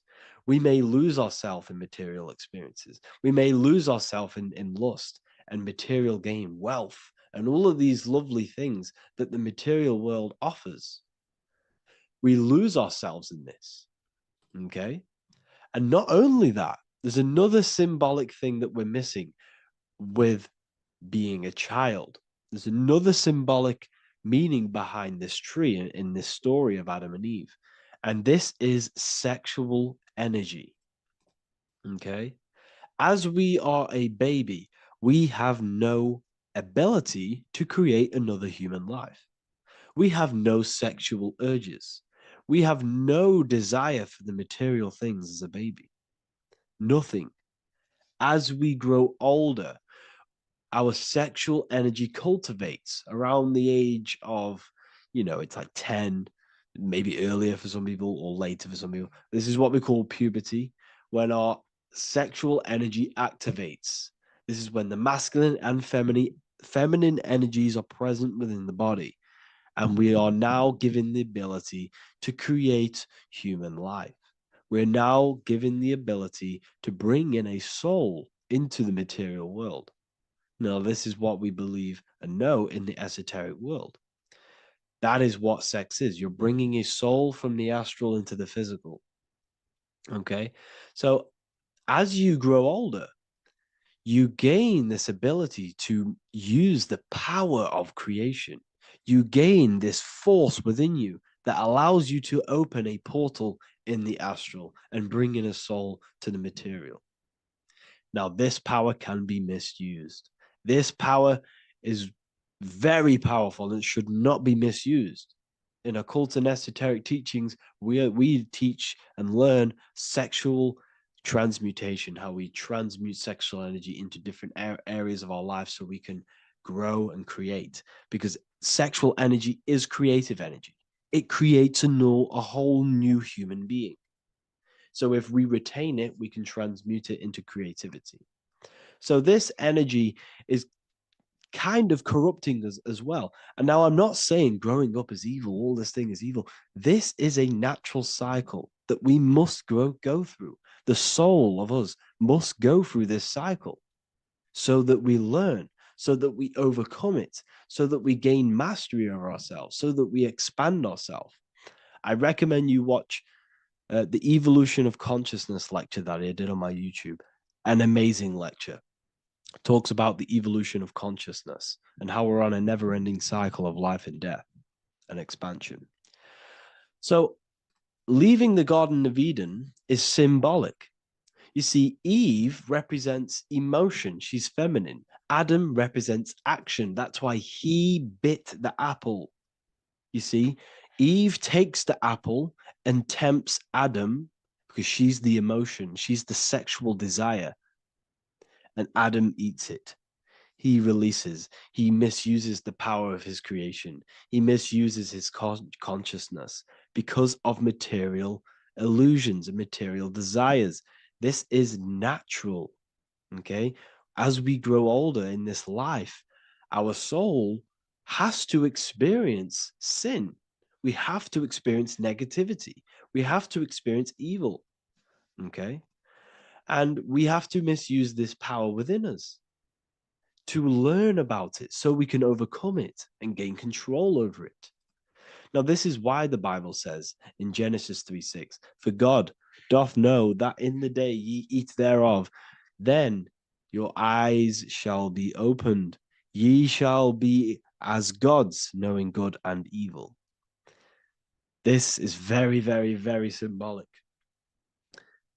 We come into this world to experience a dualistic way of reality. We come into this world to challenge ourselves so the soul can grow, because the soul comes from pure love from God. But we come into this world so the soul may know what it's like to be evil. You see, we are like a seed. Our soul's like a seed. And when that seed grows, okay, and it's planted, them roots must grow to hell in order for the top of the tree and the roots to grow to heaven. In order for the soul to reach the highest states, it must descend down into the lowest states. Good and evil. This is the story of good and evil, okay? And this is the story, a psychological story of how the human mind has functioned in this life. This is what this story is representing of how our soul and mind is functioning, how our consciousness is splitting and growing up and evoluting. Okay. Like I said, snakes represent sexual energy. They represent, snake, when you've been snaked. This is why we say you've been snaked, because it represents a temptation of sexual energy. This is why the Kundalini is symbolized as a snake. This is the serpent within us that we can rise to activate dormant brain cells in our brain. And that's called the Kundalini awakening. I'm not going to get into that into this video, but this is what it symbolizes, the tree and the knowledge of good and evil, because our body is the tree. Our central nervous system is the tree.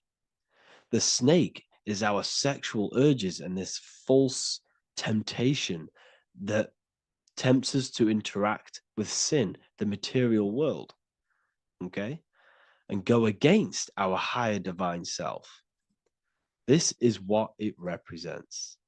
Now, it's very, very symbolic. Not everyone is going to agree with this, but this is my interpretation of Genesis.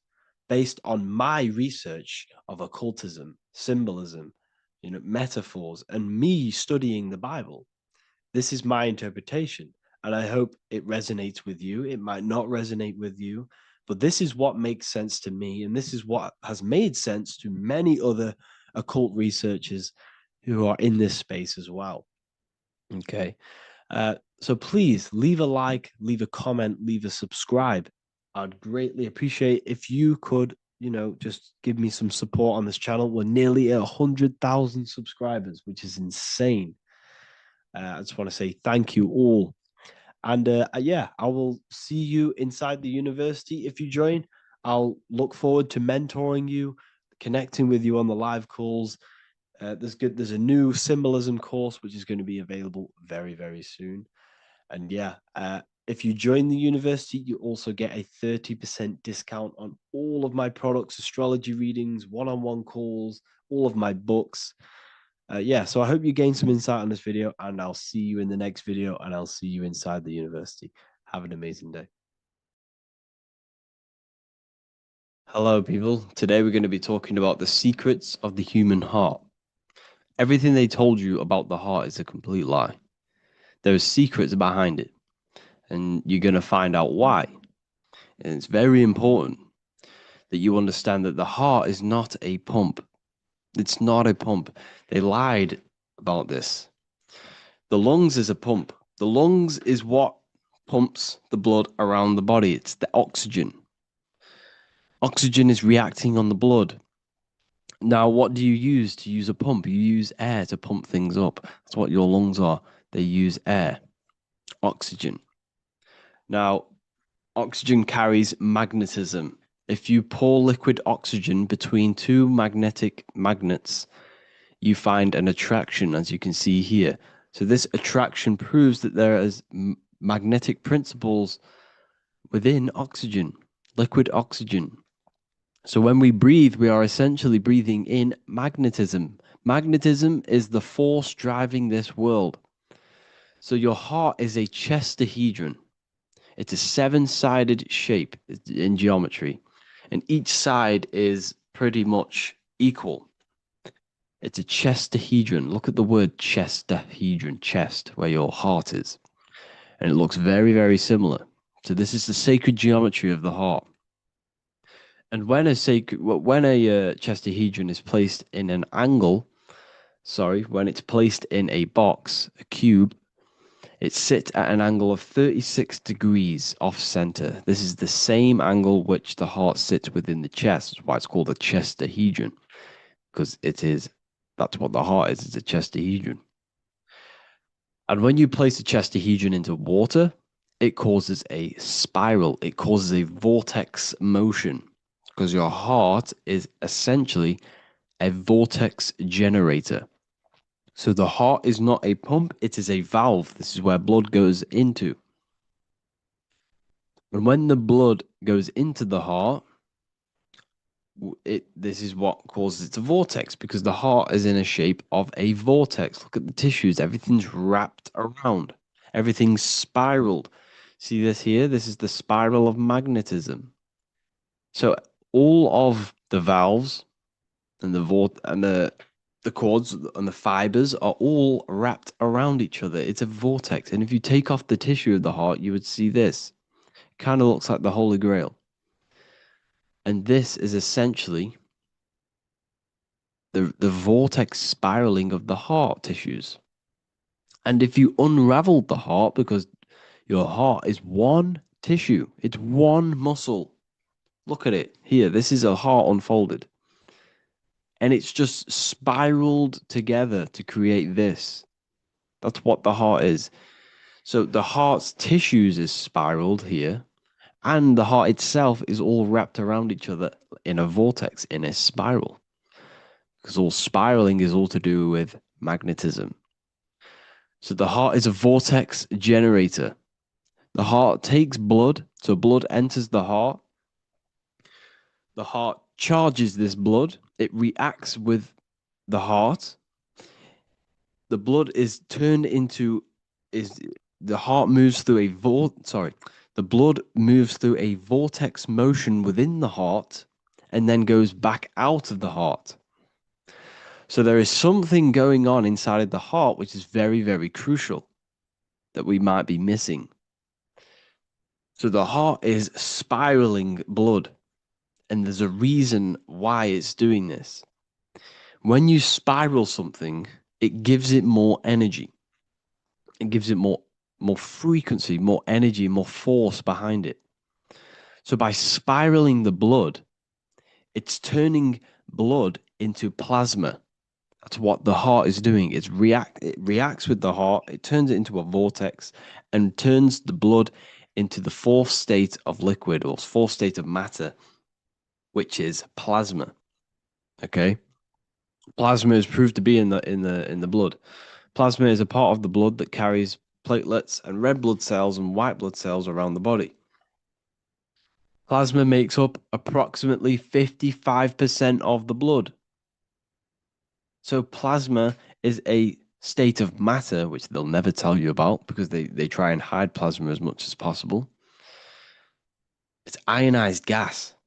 And that's what's going on in the heart. The heart is a vortex energy generator for the blood. And the body is being fed by plasma. Plasma energy, the fourth state of matter. And if you go and read the Emerald Tablets will tell you this exact same thing. Emerald Tablets of Thoth. They're supposedly thousands of years old, or it was supposedly written by M. Doriel, who was an occultist. Apparently, he translated them. Either way, he was an occultist. So it's either written by an occultist or it's actually 100,000 years old. In the physical are these channels, the blood which moves through the vortical motion, reacting on the heart to continue its beating. So what is that telling you? The blood moves in vortical motion. It's a vortex. Reacting on the heart. What's it reacting with? There's something in the heart that turns blood into plasma. It reacts with the blood, reacts with the heart. Then it says magnetism, which moves through the nerves paths, carrier of energy to all the cells and tissues. So your body's being fed by magnetism, people. They'll never ever teach you this in school. That your whole body is running off magnetism and plasma. You're literally you are an energy being. When you understand this, you are made of energy. You're running off spiritual, etheric energy that you cannot see. They just teach you in school that you're running off blood and oxygen. It's way deeper than this. We're being run by magnetism. Magnetism is the driving force of all creation. Magnetism, which moves through the nerve paths and carrier of energies to the cells and tissues. Akasa, which flows through the channels, subtle yet physical, completing the channels. Personally, I think Akasa is plasma. Okay, plasma is Akasa. Completing the channels. Each one of the three attuned with each other, each affecting the life of the body. So all of these three things, okay, the heart, magnetism, and Akasa they're all working together to create the body, to create the life. Form they the skeletal framework through which the subtle ether flows. So it's telling you ether is real. Ether is the substance that connects the physical and the astral. It's your etheric body is where your chakras are. So your chakras are your etheric energy body. And these energies, these 7 energies, is what gives life to the physical form. They feed energy into the physical form. So the ether, subtle yet physical, is charging the body through the skeletal framework. So it's telling you this, and even the word heart has ether within it if you just rearranged A and the E. Put the H on the beginning of put the H on the end of heart and you get earth. Because what the heart is actually doing, it's taking the energy of the electromagnetic field around us, which is everywhere, that everything is filled with magnetism and electromagnetism. The Earth is a giant electromagnetic torus field, and all of this energy from the center is feeding directly into your heart. Because the center of this Earth is the heart of the Earth. The center of you is your heart. And the center of the aurora borealis, whatever you want to call it, this energy that's emitted from the center of this Earth is feeding directly into you, and your heart is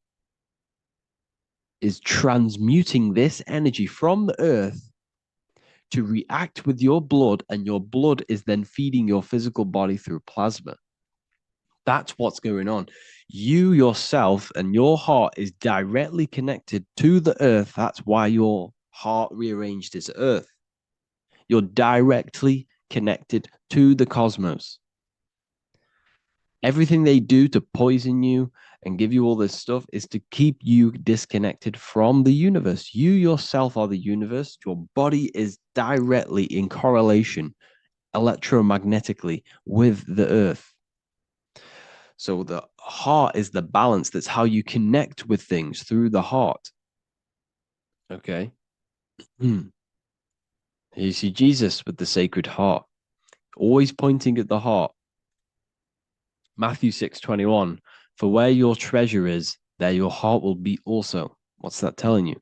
What's your treasure, your goal, what you're doing in life? There your heart will be also, because your heart is a guide through this lifetime. Your heart has an intelligence. Every single organ in your body has consciousness, and you think with it. You can think with these different organs. You can think with the brain, you can think with the heart, you can think with, the reproductive area. That's why, everyone always says you're thinking with your penis. For if you're a man, you know about this. People say that. That's just a saying, but it's true. You think with these body parts, people, and your heart is a guide. It knows everything that's right. It knows the things that you need to do. So that's why your heart is called a chest, because your treasure chest is in the chest. Sorry, your treasure is in the chest. And what's the treasure? Your heart. All of the wisdom, all of the understanding, all of the guidance is inside of that heart. And you need to follow your heart. That's why we say follow your heart, to find your treasure in this life. Find your purpose. That's what your treasure is, your purpose in this life. So the heart is also producing your electromagnetic field around your body. And the heart is all to do with emotion. So thought happens in the mind, which is not the brain. Then the thought in the mind produces brain activity, electrical signals, and then these electrical signals are sent to the heart, which produces an emotion. So essentially, the brain and the heart are directly connected. You need to sync them. You need to sync the brain and the heart. Why? Because you need to be thinking with emotion behind it. If you think with lack of the heart thinking, also, if you think without the heart, you are only thinking for yourself and not for the empathy of others. You have to think before you take action of the emotion of others, and have thought of people's feelings behind. So you must sync the heart and the brain. The actions you must take must be in line with your heart. Your heart tells you everything. Before you do something, you can feel whether it's right or wrong. You can feel it deep down within you. When you quieten your mind, you can feel it. Where when you're doing something wrong, especially when you're a child, because as you get older and you constantly do negative things, then yes, you can block out the heart completely. But deep down within people, they know what they're doing and they know whether it's right or wrong.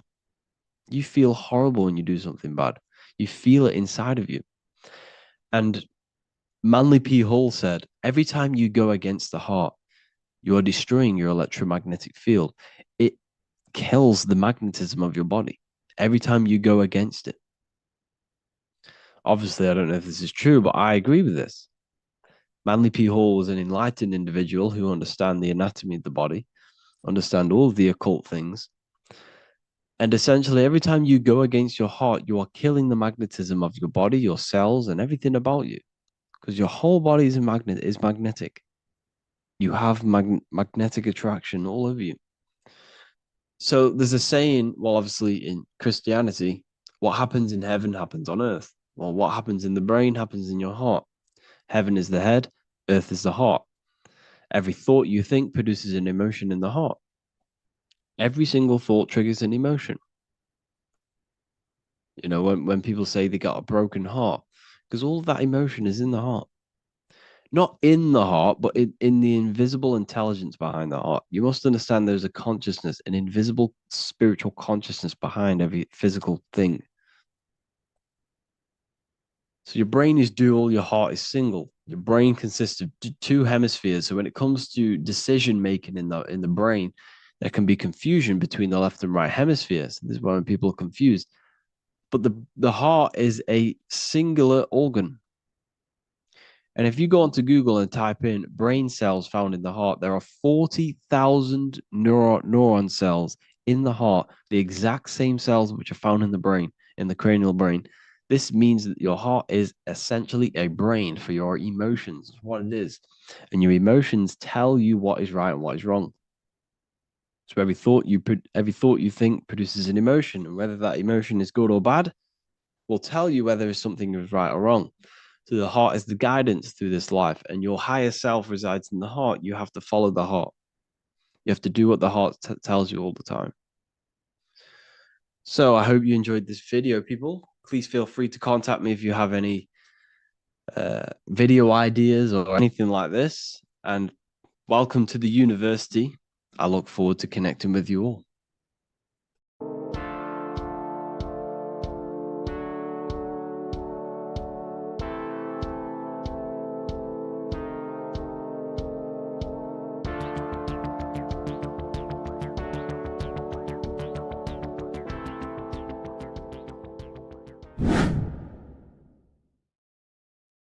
How are we all doing today, people? It's Revival of Wisdom, and today we're going to get real deep.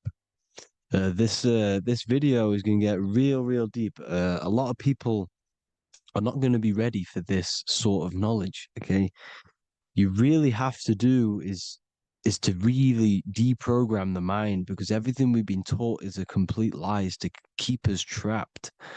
Okay, this is really advanced knowledge. Now, let's get straight into this. All of the ancients depicted other worlds, and they called this place Midgard. Midgard is the mid garden, the middle garden. This is why the Masonic symbolism on the floor is always a black and white checkered board, symbolizing the polarity here, the good and bad, because we're in the middle garden, the heart. Earth rearranged spells heart, because we're in the heart of the system, or whatever it is, a super quantum computer, whatever you want to call it, simulation. Now, in the Quran, it talks about the 7 layers of heaven. All of these ancient artworks are depicting these different layers of reality. Okay, and look at the Egyptians here with the boat outside of the firmament. Boats travel on water, and this is exactly what the Masons are doing. So they're still using the same symbols. Why? Because it's the same knowledge, just hidden. The Egyptians have the same knowledge as the Freemasons. It's just hidden. Now, this cosmology that they're showing here, which is probably made maybe 100 years ago, this painting or artwork, is the exact same as the one we see here, with the arch, the boat. You know, it's similar, because the boat is symbolizing traveling these other worlds, because the ether is also symbolized as water, because if you look up at the stars through a telescope, it looks like it's water. It's shining through water, because this ether, whatever this substance is outside of this world, was symbolized as water. Okay. And look at all these ancient depictions showing these different layers of reality. Now, we are being trapped within this 3D dimensional world, which is the cube, the Saturn cube, because there are 6 sides to everything in this world: front, back, left, right, up, and down. 6, which is the cube, because we're in the Saturn, Saturn's world. Okay. Now, always been depicted as a tree of life, the tree of the universe has always been depicted as this tree. Because let's get a bit deeper. Now, the cosmology of this reality is the sun, the moon, and Polaris, always in the Masonic art. The sun, the moon, and Polaris, the all-seeing eye. If you go inside of the temples, of the Masonic temples, they always have this star in the middle, shining light beams. Okay? Look here. The light beams coming from the big star in the middle, which is Polaris. This eye is God. It's God's light shining down from his abundance. Now, when you astral travel, you will see this big ball of light above you, and this big ball of light is God. But you cannot travel towards it until you are pure. It doesn't work like that. You have to become formless. You have to become pure before you can become one with the light. In all these Masonic artworks, it's all depicting the star in the center. This star is Polaris, because Polaris is the way out of this place. And this is why you see the stairway to heaven all the way up to the light beam, the light source. What does it say in the Bible? God is light, because everything is made out of one substance, and that substance is light. And it symbolizes the eye because God is an eye. All things that are alive have an eye. And we all say, I am. We all see these realities through eyes. God is an eye. He's the all-seeing eye. He sees all things at all times. And he is projecting this light. And this light comes down to create all the different levels of the worlds. And this is what the 2 pillars symbolize the number 11. 11, the number 1, is just a vertical line. It's the 1. It's a 1 point. 11 symbolizes the mirror nature of reality. Everything's mirrored. As above, so below. Now, the 11 also symbolizes openings, doorways. And as you can see here, an opening to the all-seeing eye. And you see here again, an opening to the stairway all the way up to the light. This light is the light of God in the astral worlds, beyond this world. Now, Polaris has also been symbolized as the UFO. They put the truth in plain sight. So, you know, in the films, how the UFOs suck people up. That's what Polaris is doing. If you ascend beyond this world, if you do not ascend beyond this world, you will be reincarnated in this world. The whole thing is to outgrow this consciousness to the plane above. And I'm not just making this up. I'm going to be bringing in scriptures after this. But you can see with the Christmas tree, we always put a high, big star at the center, at the top, which is the star of Polaris, which is exactly what the Masons are doing here. The star at the top. And it's on top of our Christmas trees. And all of these symbolize the other stars, because Polaris is the most high star. And all the other stars are wrapped around the firmament lower than Polaris. And that's exactly what the Christmas tree is. And it's a triangle. It's a triangle, just like light beams travel from one point in the triangle, just like the all-seeing eye. It's a triangle. The light is coming from one point and sending its rays downward. You see, it's kind of like you see here with the water. And the lower you go, the darker it gets, the more evil it becomes. And this is what the ancients would call hell. Now, this all-seeing eye is Polaris. And below Polaris is Mount Meru, the North Pole, the magnetic North Pole. The Tower of Babel, which is in the Bible. The etymology of the word Babel, Ba meaning spirit, which gives the ability to move the soul through the worlds, which is that's the ancient Egyptian description of the word Ba, meaning of the word Ba. You have the Ka, the Ba, the Ak, but the Ba is the one that gives the ability for the soul to move through the worlds. Your soul can't speak into a world without incarnating into it. Now, the Tower of Babel symbolizes Mount Meru because it's the word Ba is the spirit which gives the ability for the soul to move through the worlds. The Tower of Babel is the magnetic North Pole, Mount Meru, which gives the ability to move through these different worlds. And you can see the ancient Tibetans always showing this depiction of these different worlds coming from the center. Because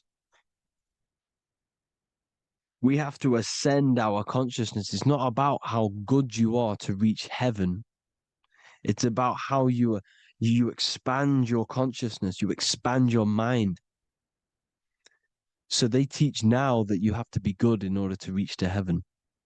It's about expanding the mind, expanding your consciousness to these different planes, these different realms. So that's what it's about. And Jesus was known as the fisher of man. Now, Jesus is a massive part of this. He was known as the fisher of man because he was fishing. He could have been fishing. He could have been one of these deities that had come down from these different higher realities and pull people up. So they would so they called Jesus the fisher of man. And he says unto them, follow me and I will make you fishers of men. So these deities that we see in the past, like Buddha, Krishna, Hermes, Thoth, Jesus, could all be these entities who were coming down to pick up the minds that were worthy enough to see the higher planes of reality. And this is why they called him the fisher of man. Now, when Jesus walks on water, there is a parable with Paul.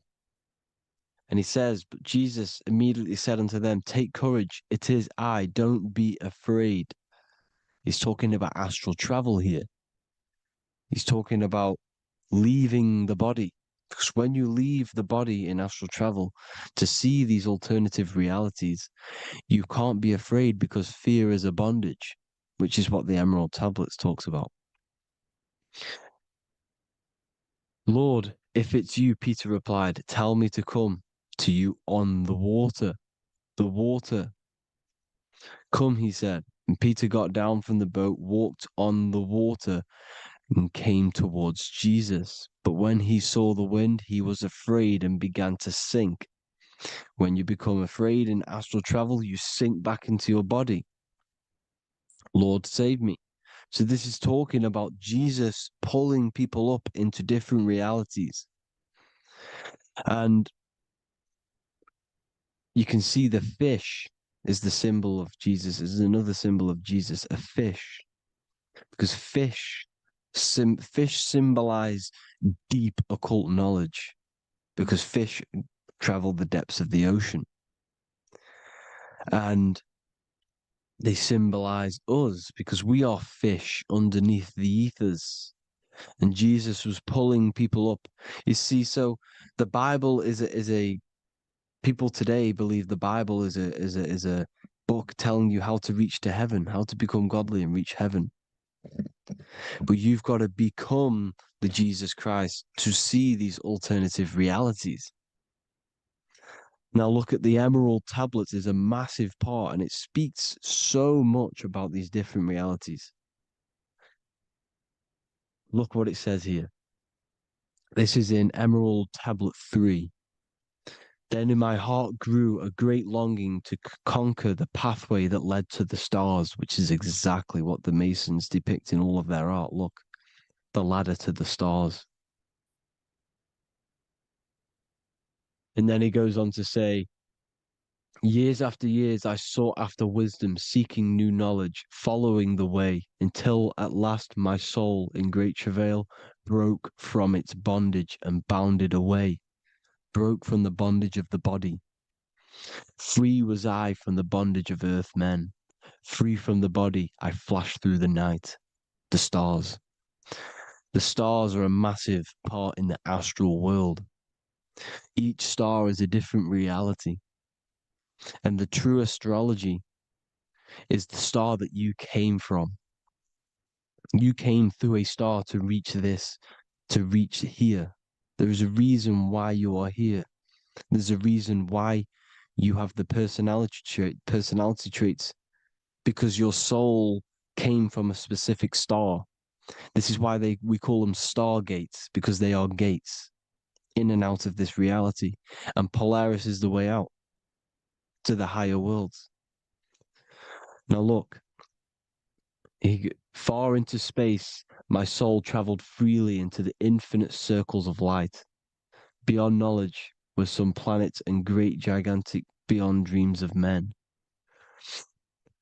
Then he goes to say, lift up your flame from out of the darkness, fly from the night and ye shall be free. Lift up your flame. Your flame is your soul, because it has to be lifted up out of the darkness. This is the darkness, this world, this body is the darkness. Because it's a bondage. You need to break free. You need to learn how to astral travel, people. You have to learn this. If you want to get out of this world, you have to learn how to astral travel and see the other realities. Traveled I through space-time, knowing my soul at last was set free, knowing that now I must pursue wisdom until at last I pass to a plane hidden from knowledge, known not to wisdom, extension beyond all that we know. So he's talking about he went to a place where we cannot even comprehend here, a place that is not even known to earth men. He's telling you he's ascended out of this world to the planes that are beyond. And it says here in the Emerald Tablets, man is in process of changing to forms that are not of this world. Grows he in time to the formless, a plane on the cycle above. Know ye, ye must be one, ye must become formless before ye are one with the light. The light, the same light that I was talking about, the Masonic light, with the triangle, God, the one source. Ye must become formless before ye are with the light. Formless, you have to leave the body. You have to leave the body. You have to gain the ability to leave this body and travel to these other worlds. Now, it says here, not as man am I, for free have I become of dimensions and planes. In each I take on a new body. In each I change my form. Know I now that the formless is all there is of form. You see, all things created come from the things that, all things that you see come from the things that you cannot see. All of us have the same spark of consciousness, the same I am. Every dog, every animal, every human has this same I, this same thing which sees through the eye. It's formless. It It takes this formless entity is the same entity of us. We are all the same entity in different bodies. And this entity it was represented as the flame, the cosmic flame, which is inside of all of us. And this is why the Masons depicted your spine as a candle or the Holy Grail. You would either see this or a candle with a flame on the top, because the Holy Grail is your consciousness, which is on top of your spine, which is the candle. Now, Jesus, Thoth, Buddha were all these deities which were coming down to lift people up because they were fishermen of men. And he would lift you up to the higher worlds, out of this world, to the ones above. Now, Thoth, you can see him here, he's leading the way. He's holding someone and he's leading the way with knowledge and power. He was leading the way to other worlds, out of this world. There's no point trying to change this world. This world will stay the same. It will stay the same. You have to get out of this world. And that's what they're telling you. That's what they're keeping you from. They're keeping you stuck within this thin layer of reality. So what the Masons are doing, they have the ability to astral travel. They're living not stuck and bound to one reality, but living within the different layers of reality. And this is what Morpheus was doing in the Matrix. Morpheus was going into the Matrix to go and get Neo, which is exactly what Jesus was doing, pulling up people out of this world to the ones higher. And that's exactly what Morpheus is doing in the Matrix. If you haven't watched the Matrix, go and watch it. It will blow your mind. Everything I'm saying in this video, you will see it. Except that you don't need to use a machine to enter the Matrix. You just use your body. Well, you use your consciousness to leave this body. You see, Neo was also uploading himself into the simulation to pull people out of the simulation. And this is exactly what all of these gods were doing. The fisher of man. Look, he was pulling people up out of this reality with the knowledge. Now, Jesus was always depicted with the mushrooms. Look at all this mushroom art. Mushrooms were literally the origin of Christianity. You can see it everywhere. There's mushrooms in all of the ancient art. Every single one of these paintings you see here, there's mushrooms on them. Mushrooms have the ability to see alternative states of consciousness. Now, if you go and do them and you go to sleep, if you pop mushrooms, you go to sleep and you will wake up in another reality. You will wake up in another reality. Don't try it if you don't want to do it. But if you've got the heart to do it, do it. Eat them and go to sleep. You'll wake up in another reality. And Jesus was handing out mushrooms to the bright minds, to the minds that he wanted to fish out and pull up to the higher realities. He was giving them mushrooms to see themselves in an alternative state, in an alternative reality. This is why there was so much mushroom art, and it's not just ancient Christians; it's Sumerians, it's the Mayans, the Celtics, the Egyptians. All used mushrooms. All of them. Look at all this art. It's on stones. It's everywhere because mushrooms. See, everything in nature is a macro. Look at the form of a mushroom. It's literally your spine and brain because they alter your consciousness. Your body is just a radio receiver Everything that you're experiencing is a program being ran by the central nervous system, and your consciousness is experiencing this program, these electrical impulses of the nervous system, because it's all feeding back to one point, which is the pineal gland. And this is the candle with the light on it. Type in Masonic candle and you'll see it. It's your spine with your spark of consciousness on top of the spine. And it's a mushroom because this sends you to alternative states of consciousness, alternative realities. Now, they were all doing this, the Egyptians, the Mayans. Now, there's more symbolism which goes into this. Look at the Christmas trees we use. The Christmas tree with the presents underneath them. Magic mushrooms grow under trees. And these are the presents under the trees that we symbolize today with Christmas. Santa's red and yellow for the red and yellow mushrooms. The same mushrooms Mario has to collect. And when he gets enough mushrooms, he levels up. And then what does he do when he go past the world? When you win that world in Mario, you go to another reality. You go inside of another world.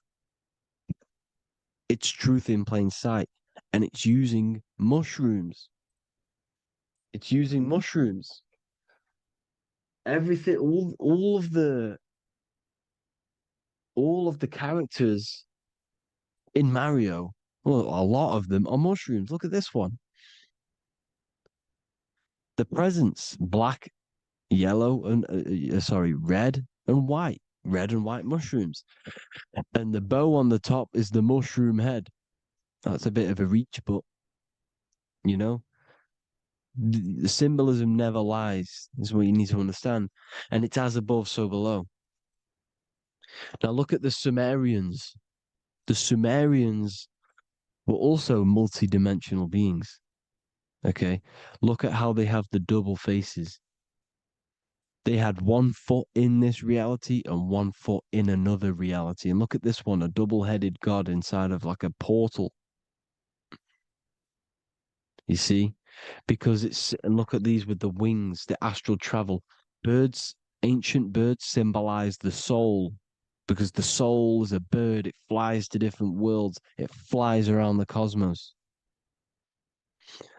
And mushrooms gave you the ability to see these alternative states of consciousness, these alternate realities, because you exist in infinite realities. You exist in infinite realities. Now look at the 33rd degree Ordo Ab Chao badge. You get this badge when you become a 33rd degree Freemason, and it's a double-headed eagle. A double-headed eagle. And you can see this in Sumeria first. Sumeria have the same symbol, a double-headed, bird. You can see it here as well. And the Masons are still using this symbol today. And when you become a 33rd degree, 33 vertebrae on the back of your spine, above the vertebrae is your consciousness, and it's a double-headed eagle. One reality in one.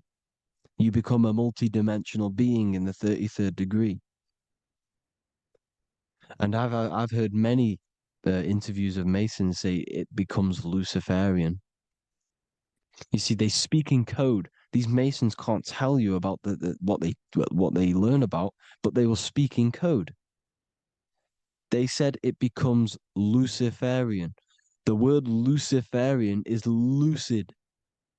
The root word of Luciferian is lucid, and lucid is lucid dreaming, alternative realities, dream worlds. You become a god. Luciferian means you're becoming your own god, pretty much. Because you are becoming a multi-dimensional being living in between the different layers of reality at the 33rd degree of Freemasonry. And look at the double-headed eagle, because the birds symbolize the soul.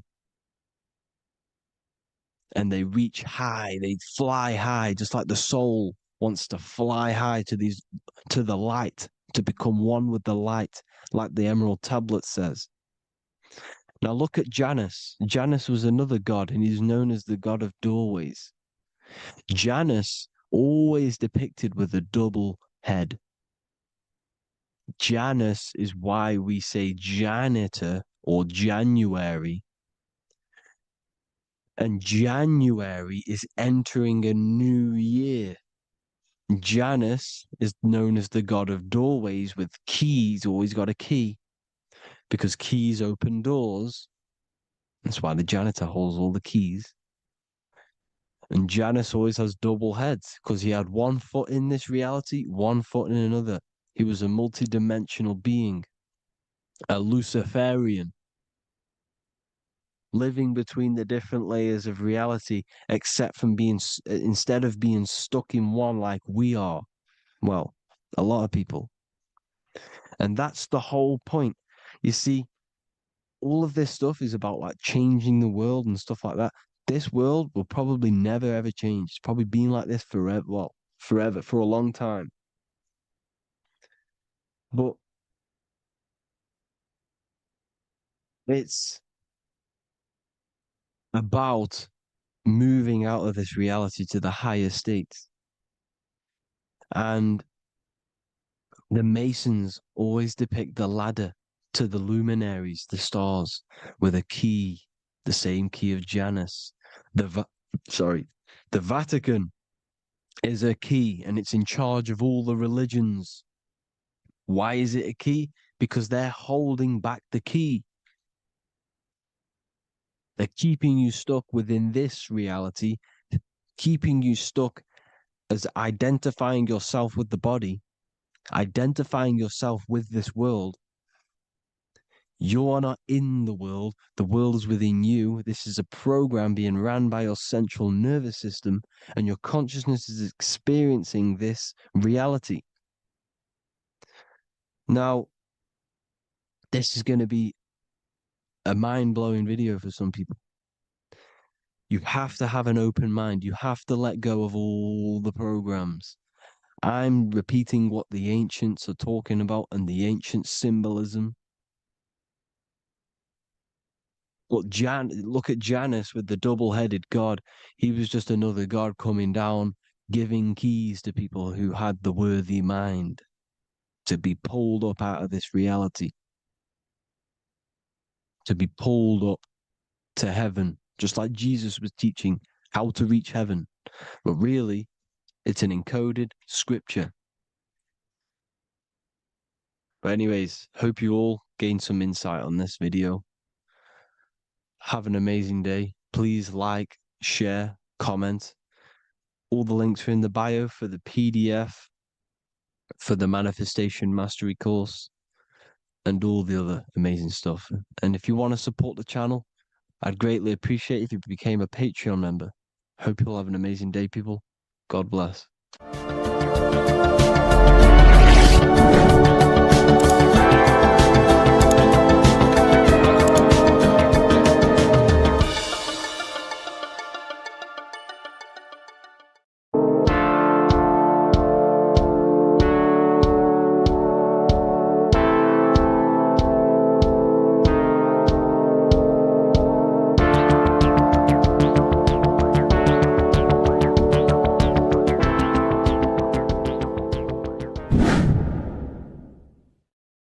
What is good, people? It's Revival of Wisdom. I hope you're all doing well.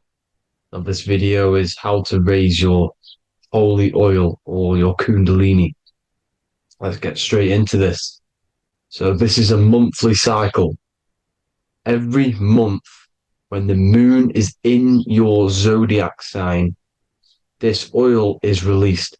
Now, the moon is in control of monthly cycles. For women, it's the menstrual cycle, and as well, this holy oil cycle. The moon changes sign every 2.5 days and passes through the zodiac signs in 27 days. So The moon tells the day, the sun tells the time, the stars tell the month. This reality is a massive clock, if you like to say. It's a cycle. Okay. The moon controls the night, emotions, water, fluids, and the mind. Okay. So this oil is produced in the claustrum. It's produced in the claustrum, which is here, right? This is where you get Santa Claus from. Now, the claustrum is at the center of the brain, and it is next to the pineal gland and the pituitary gland. Once it starts in the claustrum, this is the holy present. This is the present that Santa gives to us, Santa Claus. And it goes to the pituitary gland and the pineal gland. And what's connected to the pituitary gland and the pineal gland is the Ida and the Pingala. The Pingala is the pineal gland's nerve, which is the honey, which is the positive charge, electric. And the pituitary is the Ida nerve, which is the magnetic charge. This is the milk, the land flowing with milk and honey. This is the brain, the heaven, heaven, okay? And it travels down the spine using these two nerves, these electromagnetic charge. And this is what the ancients symbolized with the two serpents wrapped around the spinal cord, the Ida and the Pingala. And this travels down to the sacrum or the solar plexus. Okay. So once it's here, okay, the spine is an elongation of the brain. So the spine is pretty much the brain. It's an extension of it. And it's kind of a microcosm of how we descended from heaven to physical reality, to physical matter, which is our consciousness has done. Our consciousness has descended from heaven into physical matter. And this is a microcosm of it. Okay. So once we're in the sacrum bone, this holy oil, like I've just explained, this holy oil starts in the Santa Claustrum, goes down the chimney to the sacrum. This is the sacrum, the solar plexus, and drops the present off at the sacrum. Now, once we're at the sacrum, we need to raise our vibration to take this oil back up the spine. Okay. And the River Jordan symbolizes this in the Bible. King Herod wants to kill Jesus in Nazareth, which is here, this is the River Jordan, is Nazareth. He goes to be born in Bethlehem and then goes back up to Nazareth to Joseph and Mary. Joseph and Mary, the pineal gland and the pituitary gland. The Bible is huge symbolism. It's all metaphors for this sacred process which goes on inside of your body.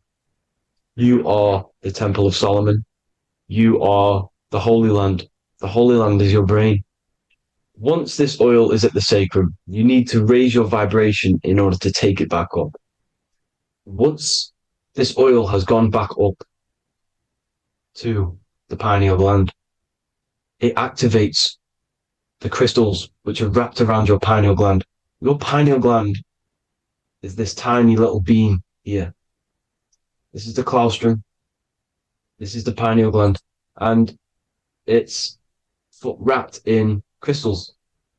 And when this oil travels back up the spine by raising your vibration, back to the upper room where Jesus met the 12 disciples, or the 12 cranial nerves in the brain, and it activates and it turns on this pineal gland.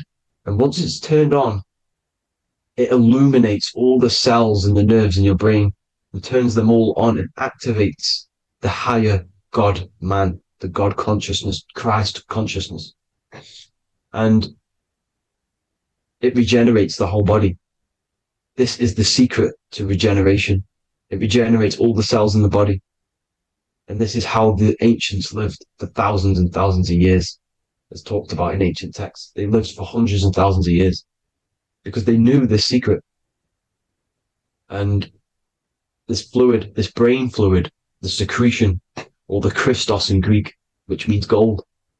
Because this is the alchemical process from turning lead to gold. Your body is the alchemical furnace. Now, the ancients knew about this center of the brain because they symbol that this is the eye of Ra, and it's the brain, and this is what's wrapped around our consciousness. Our consciousness isn't wrapped around the brain. The brain is built around the consciousness. We are the consciousness. You don't have a soul, you are the soul. Okay? Now, the head, heaven, hell, heel at the bottom of your foot, that's hell. Head is heaven and hell. Simple.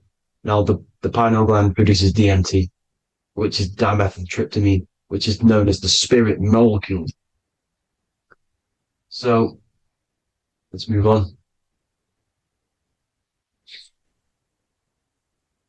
Now, when this oil travels up, back, the spine, the chimney, it crucifies at the top, which is called the vagus nerve. So when it reaches here, the optic thalamus, it crosses and crucifies once it's raised back up. And this is why Jesus dies at 33. He was crucified at 33. Because you have 33 vertebrae on the back of the spine. And then it's crucified by the cross of the vagus nerve. When this oil crosses the vagus nerve, this is the crucifixion at 33. And it symbolizes the death of the physical consciousness. You then become spirit. You then become God consciousness, activating the Kundalini, regenerating the body and the mind. Okay. The Garden of Eden. You are the Garden of Eden. The land of milk and honey is upstairs. The pituitary, which is the milk, the pineal gland, which is the honey, which is DMT. It even says this in the Bible. As he brought us into the place, and he has given us this land, a land flowing with milk and honey, which is also symbolized as the sun and the moon. The Bible also says, the light of the body is the eye, not the eyes, the eye. If therefore thine eye be single, thy whole body shall be full of light. This is the activation of the pineal gland by raising this oil back up to the pineal gland, to the center of the brain. Neither shall they say, see that here, or see there, for behold, the kingdom of God is within you. So he's saying, don't look out there. Nothing is out there. It's all inside of you. Everything's inside of you. You're the universe. Now, how to raise this oil back up to the pineal gland? Every month, like I said, the moon controls the cycle. The moon controls monthly cycles. When the moon is going into your zodiac sign every month, this oil goes down the spine and you must raise your frequency to get it back up. You must retain your seed. This is the most important. Your fluid, your secret, your holy fluid, your life force. You can't let that go. That life force is the reason you're alive. This holy oil is the reason you're alive because it feeds all of the systems in your body. It feeds all the systems in your body. You have to retain your seed, alkaline diet, positive thinking and meditation. Okay? When you retain your seed, you will live longer. The moment you release it, you're killing yourself. You're killing a piece of yourself every time you release your seed. Every single time. You're killing a part of yourself. Okay? Now, this could be why this could be the illumination, the single eye on the Illuminati's symbol, the Freemasonic symbol, the illuminated eye, the triangle, which could symbolize the body, mind, and spirit, but the eye illuminated. Now, in the Bible, it talks about the two trees, the tree of knowledge and the tree of life. The tree of knowledge is the tree of good and evil, which is the most important system in your body, which is the nervous system. The nervous system, the most important. The tree of good and evil. And the tree of life, which is the cardiovascular system. Now, this oil, when it's released every month, feeds these two systems, and these two systems feed everything. Now, it's important you understand that. Okay? The ancients knew all of this knowledge. The Bible's telling you this knowledge, but it's in a metaphorical way. You have to understand the context behind it so you can read it properly. Now, eating of the tree of life, which is when it talks about in the Bible, eating from the tree of life is actually symbolizing a bad diet, ejaculation, because you're eating from these two systems. You're killing yourself with a bad diet. You're killing yourself with an ejaculation. Okay? So that's important to understand. Now, this is Jacob's ladder in the Freemasons. Jacob's ladder, which is the spinal cord, it's the stairway to heaven. And this is Jack and the Beanstalk when he goes up the beanstalk and finds the golden egg in the grey clouds. The grey clouds symbolize the grey matter in your brain. Now, the Garden of Eden talks about the 4 different rivers in Garden of Eden. As we see here, the North Pole map, the ancient North Pole map, because the center of the earth is the center of the torus field. Everything's the torus field. Atoms are torus fields. Everything's torus fields. You are the universe. Everything is within you. The North Pole is your spinal cord. This is why they say Santa Claustrum comes from the North Pole. This is the North Pole. And the Santa Claustrum is the center of your brain. Now, there's 4 rivers which come from the Garden of Eden. There's the blood, the Christ oil, which is the oil we're talking about, urine, and saliva. These are the 4 sacred oil, 4 sacred fluids in your body. And these are constantly abused in today's society. Also, these secret societies are targeting these fluids. Okay? This is why porn is free. They sexualize society through Disney. Go and look at some of the Disney movies. There's so many subliminal messages which sexualize these children because they want you sexualized. So you release your seed, which is one of the holy fluids in your body, especially your semen, your sexual energy. So important you retain this. So important because it's your life force. It keeps you alive. Okay. Now, let's recap on this. If you want to raise your oil every month, you can't just retain your seed for the month. You have to retain your seed forever. Don't just do it for a couple of days. You have to do it. It's a lifestyle. You want to become God consciousness, you got to do what it takes.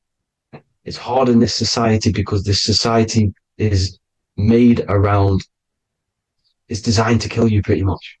It's designed to keep you in these lower states of consciousness with all the bad food, the chemicals in the food, the chemicals in the water, the sexualized TV programs, sexualized adverts, sexualized TikTok and apps, videos, subliminally stimulating you because that is your weakness, sex.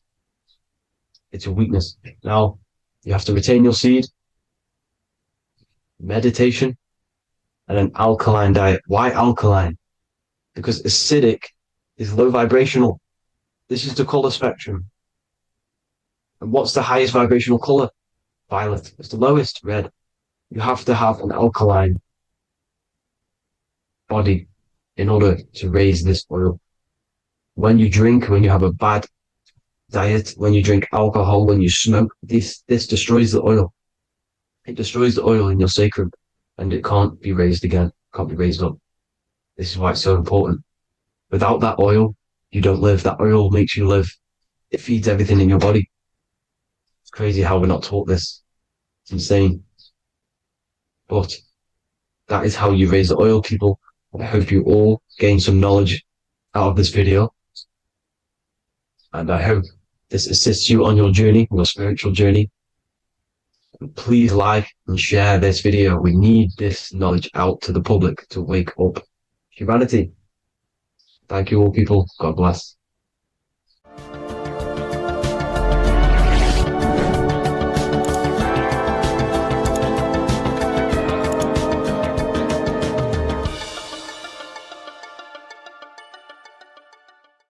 Welcome to Revival of Wisdom. Welcome people, we're back with another video. Please make sure to hit the like, the subscribe button, and turn on notifications to never miss a video. The Vatican is a giant key from a bird's eye view, and it also contains an 8-pointed star. The Anunnaki Sumerian gods also depicted this 8-pointed star. The sky god Anu from the Anunnaki also uses the 8-pointed star for his symbol. And even Freemasons depict an 8-pointed luminary with a ladder and a key. This is symbolizing the key to ascension up to the 8-pointed star, which is Polaris. Polaris is always depicted as an 8-pointed star. Polaris is the standstill star at the very center of our realm, which is perfectly aligned with the North Pole. The Earth is a giant torus field, and at the center is where the most electromagnetic energy is stored. This is why all compasses point to the north. Hence why a compass is an 8-pointed star, because it points you to Polaris, which is the North Pole, the center of this realm.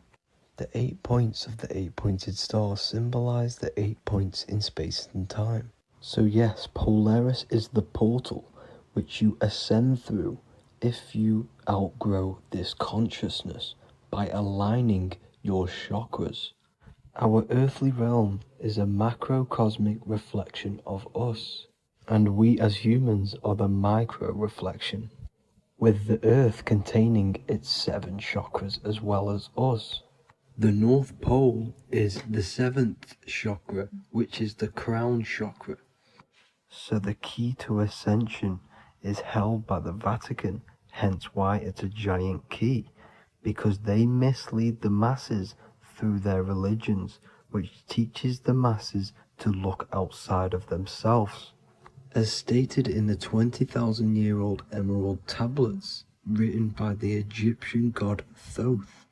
On Earth, man is in bondage, bound by space and time to the Earth plane. Encircling each planet, a wave of vibration binds him to his plane of unfoldment. Yet within man is the key to releasement. Within man may freedom be found. So the 7 planets are associated with each 7 chakras. The lowest chakra being the root chakra, which is associated with Saturn. This is why the elites love Saturn and reflect it in all of their symbols, because the chakras are an ascension of spiritual principles, starting from the material and ascending up to the spiritual, the crown chakra. However, evil love bondage, and they are trapping souls in the physical realm by stopping and provoking the ascension process. They do this by abusing the energy of Saturn, and Saturn is associated with the lowest chakra. The lower 3 chakras are associated with survival mode, which keeps the consciousness in a constant state of fear and only aware of its surroundings. Once you start to ascend up your chakras, you become more consciously aware of spiritual deeds. And this is the process of returning back to your true spiritual form. Going back to Polaris and its connection to ascension, Kanye West symbolizes this on his music video 24. As you see him rise up into the sky, you see an 8-pointed shape around him, which symbolizes the 8-pointed star, as you see the beam of light. And even NASA symbolize this in their Space Delta logos, a bear holding a key with an arrow up to Polaris, the 8-pointed star. Here's another NASA logo, of an arrow from the Earth to Polaris. The series Lock and Key on Netflix is all about portals and doorways, and they have the Kundalini energy as one of their keys. Kundalini energy is the energy which rises up the spine, the 33 vertebrae, and activates the third eye. The third eye is the spiritual gland which connects humans to other spiritual realms. We are not the body. Our spirit, our soul inhabits the body. We exist physically, spiritually, and mentally. Therefore, we are multidimensional. The intellectual and spiritual inhabit the body. Therefore, this is just an avatar within this timeline. However, within each and every one of us, we all have the key to releasement, as says in the Emerald Tablets. This releasement is ascension up until higher states of consciousness. As stated in the Emerald Tablets, man is in process of changing to forms that are not of this world. Grows he in time to the formless, a plane on a cycle above, and another one saying, man is a flame bound to a mountain, but we in our cycle shall ever be free. Know ye, O man, that when ye have progressed into the cycle that lengthen above, life itself will pass to the darkness, and only the essence of the soul shall remain. That's it for this video. I hope you all enjoyed. Please feel free to leave a like, subscribe, and comment any subjects you want me to talk about. God bless you all.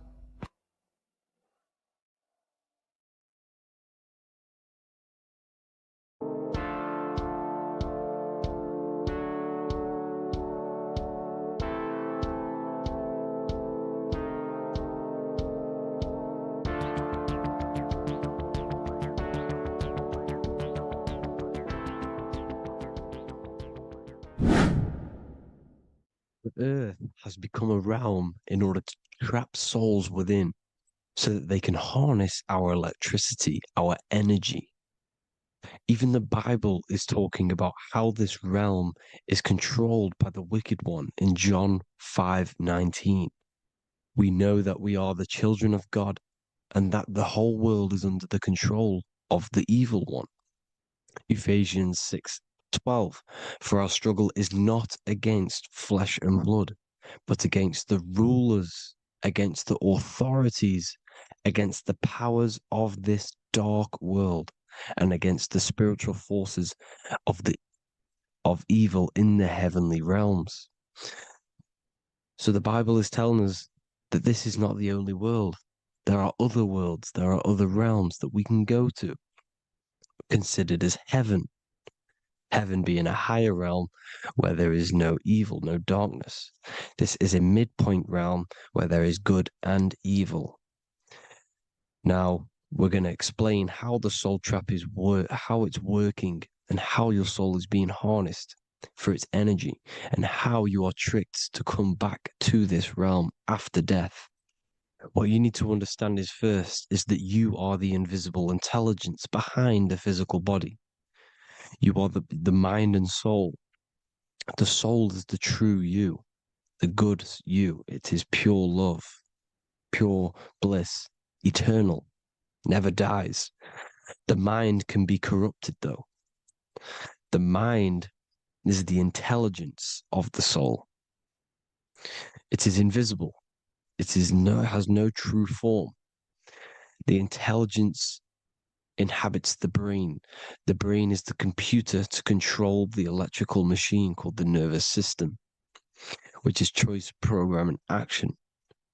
You are the invisible intelligence behind the body, and this will prove it even more. You do not even see into the external world. You are seeing a image produced by the brain because the light is being sucked through the retinas of the eyes. The image is produced in the visual cortex at the back of the brain. What does this mean? This means that we are the consciousness in the center of the brain, in the pineal gland. that is experiencing the program being ran by the central nervous system in the brain. This is the sigil of Lucifer. Lucifer in Latin is Lucy. Lucy is light in Latin. Lucifer is known as the light bearer. This is how the eyes work, people. It's not a demon or a devil. The sigil for Lucifer is how the eyes work and how the left eye is controlled by the right brain. The right eye is controlled by the left brain. There is a crossover. It's the same with the body. The left side of the body is controlled by the right brain. The right side of the body is controlled by the left brain. There's a crossover with our hemispheres in the brain. Now, this empty chamber in the center of the brain is where this universal cosmic intelligence is held, known as the most holy place in the Bible, the throne of God. Okay? This is above the 33 vertebrae on the spine. As you can see here, you are the being in the center of this point. All of the nerves are being sent back to this one particular point, which is the seat of our invisible intelligence. You can see it's an empty chamber. Our consciousness, our intelligence is not a physical thing. This intelligence is the true voice inside of your head. This is why your head is heaven, your heart is earth, your heel is hell. Your head is heaven because this is the seat, the throne of God. God is in heaven because the consciousness, this divine intelligence that's controlling the body, is sat in the center of the brain. The brain is taking commands of this invisible intelligence.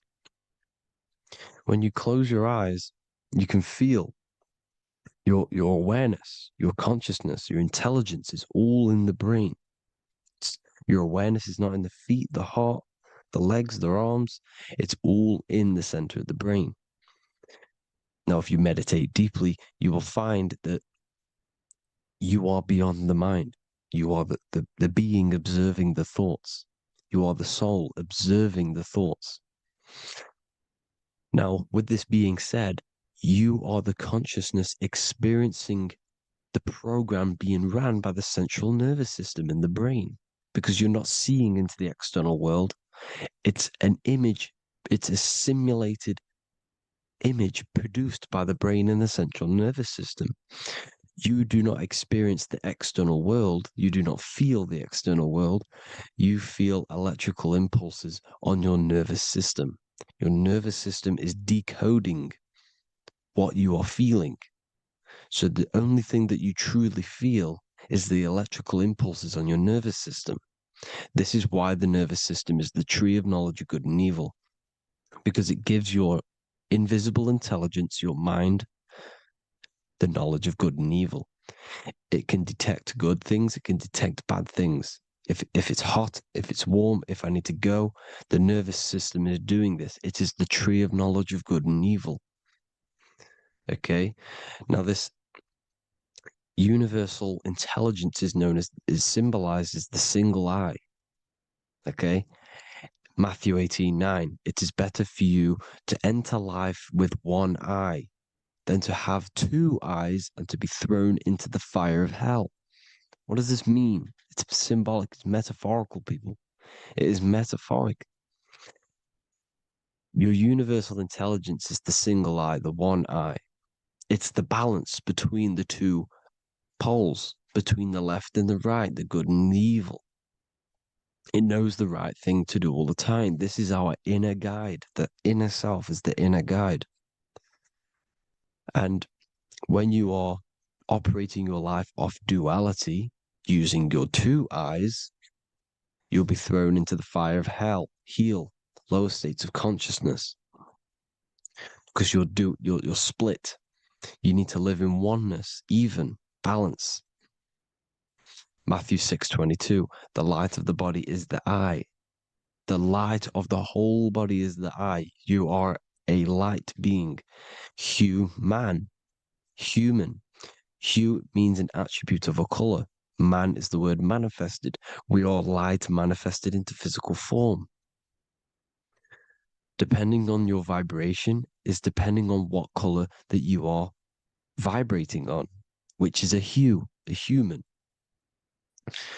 If therefore thine eye be single, thy whole body should be full of light. Again, it's talking about the single eye, oneness, completeness. When you balance the hemispheres of the brain, we'll go over that later. But anyways, the body is the earth. This is what we need to understand, people. The body is running the simulation, the program that our consciousness is experiencing. So when we leave the body during death and astral projection, we leave the earth.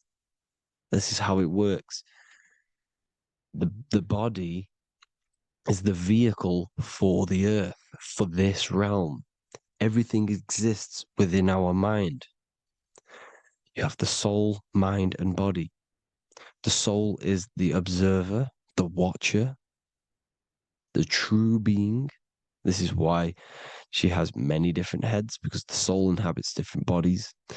This is the serpent, which means knowledge, which is the mind, wisdom. And this is the body, soul, mind, and body, Brahma, Vishnu, Shiva. The mind is the bridge between the soul and the body. So what do I mean? When you astral project, you are using your mind to project your awareness, your observing consciousness outside of the physical body. The mind is the projector, projecting consciousness. By using your mind, you can project your consciousness outside of the body, which is known as the astral realms, which is known as walking on water. Jesus was never walking on physical water, people. It's metaphorical. Believing the physical body. The water is the ether, which is the veil between the physical and the astral realm. It's a fluid substance. It's on either side. It's physical and astral. The ether is the fifth element that they hide from us. Why? Because they're trapping you in the physical. They are hiding all of these realms. Etheric, astral, and mental. People think their mind is their brain. It's two separate dimensions. These are completely different dimensions. The mind is way more intelligent. The mind is formless. There is no form to the mind. You can think anything you want. You can manifest anything you want within your mind. It is not a physical object. The physical realm is being controlled by the mind. Everything's being controlled by the mind. Everything exists within the mind. This is why the Egyptian says the universe is mental. So when we project our consciousness outside of the physical, we go to the astral. The ether is the water that Jesus is walking on. This is the veil between the physical and the astral world. The word together has ether within it because it joins the two worlds together, together, the astral and the physical. The word either is ether because the ether is on either side, physical and astral, physical and spiritual, physical and non-physical. In the astral realm, the mind can manifest anything we want. We incarnate to restrict our minds. This is why Saturn, if you go and watch my video on Saturn, how Saturn is this simulation, okay, our minds can manifest anything we want in the astral plane in the click of a finger. However, when we incarnate in matter, we now have to labor for our manifestations. This is why Saturn's known as the great teacher in astrology, because he teaches you a lesson. When your mind incarnates into matter, it's teaching your mind a lesson, the knowledge of good and evil. This is why the Bible says you shall be gods and know the knowledge of good and evil. When you incarnate here, you have to know the knowledge, you need to know the knowledge of good and evil to become a god. Okay? Now, the square is the physical plane, the triangle is the ethereal plane, The circle's the eternal plane. The circle has no beginning, no end. It's eternal. The physical plane is the square. It's limited. The square is limited. The cube is the geometric shape which gives rise to matter. Now, the term think outside the box has truth in plain sight. You have to think outside the box to project your consciousness, use your mind to project your consciousness outside of the box, the physical plane, into the astrals. The astral realm is the realm of the stars. Above us is the stars. Through the stars is the astral plane. This is why astral has the word star within it. The devil is the de-veil. When you sell your soul to the devil, quote unquote, it's metaphorical. The devil exists in the physical plane. It's the lowest state of consciousness. The de-veil, you de-veil yourself into the physical when you are the devil. The de-veil. The ethereal plane. Now, we all know what the famous symbol of the all-seeing eye, right? The all-seeing eye with the eye in the triangle. Look at the Masonic artwork showing you the triangle above in the sky. This is symbolizing the ethereal planes.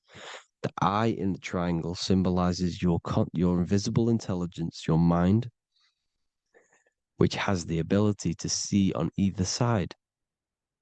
Because the triangle's the ethereal plane. The eye is your consciousness, your intelligence. And this intelligence has the ability to see in the physical plane and to see in the ethereal planes, in the astral planes. This is why it's above the earth, it's above the ground. Because it can see here, it can see in the heavenly realms. Now, the stars are, well, this is known as heaven, the realms of the astral planes. This is some quotes from the Emerald Tablets of Thoth. Out of the darkness ye must rise upwards, one with the light and one with the stars. Man is in process of changing to forms that are not of this world. Grows he in time to the formless, a plane on the cycle above.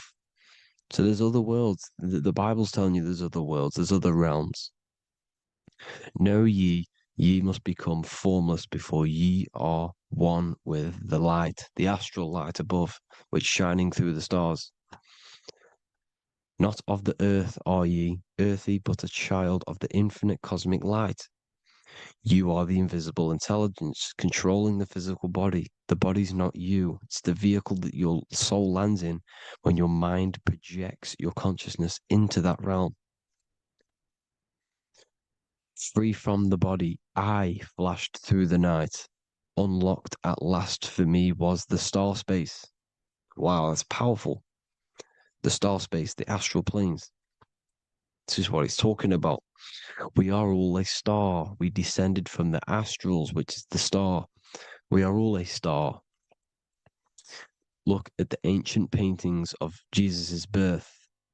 It's the star beaming his consciousness down into the physical plane. Here's another one. Here's some Freemasonic artwork showing you, again, the ether, that invisible intelligence, the eye, manifesting itself inside of here, in the physical realm, where the people are. You see? It's the same here. This is Jesus. Here's the bird symbolizes the Holy Spirit, your invisible intelligence, descending into the waters, the ether, the ethereal, everything. The ether's the base of all physical matter. Here's truth in plain sight. Mr. Bean, the famous TV program in England, in the UK. He begins the program like we all begin the program for falling from the stars. He falls down with a beam of light. And this is truth in plain sight. This is false. The aliens don't exist. They're a lie, alien. But this symbolizes the star beaming our consciousness. And when we die, this star will suck us back up. Just like this UFO is doing. It's truth in plain sight. So, this is some more Freemasonic artwork. going from duality to singularity. Sun, moon, masculine, feminine, right hemisphere, feminine, left hemisphere, masculine, the consciousness in the center, the balance point. Here's another more Freemasonic artwork. The two pillars, left and right hemispheres, and the invisible intelligence between the left and right hemispheres, the light of the body. This is why light's coming off it. Because it's light, it's pure light. The blazing star. The stairs go from the checkered board, the duality, up to oneness, in between the sun and the moon, the masculine and the feminine. This is symbolizing going into oneness. What did the Emerald Tablet say? You've got to become one with the stars, one with the one with the self, balancing the two hemispheres so that you can gain, because when the two hemispheres are balanced, you can gain a more deeper connection with your invisible intelligence. Same with the chakras. When the chakras, the seven seals in the Bible, these are seven seals because when you conquer the seven chakras, when you balance the seven chakras, you then gain a more deeper connection with your internal self because your mind is not filled, it's not being ran, it's not being dominated by these seven deadly sins, the seven seals, the seven chakras. These are seven energy centers which are concealing our true form. Balance makes us have a stronger connection with our true cosmic intelligence. Heaven is even. This is why Jesus is pointing at the heart.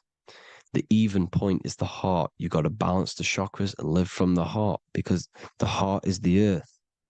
You're in good and evil. The body manifests the lower and the higher self. The higher self is in the higher parts of the body.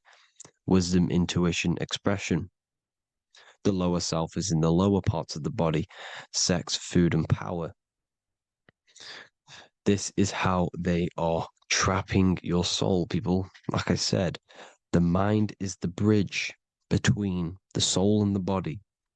So by tricking the mind, not giving it the right knowledge, and keeping the mind stuck in the lower three centers, thinking about power, food, and sex, this is low vibrating energy.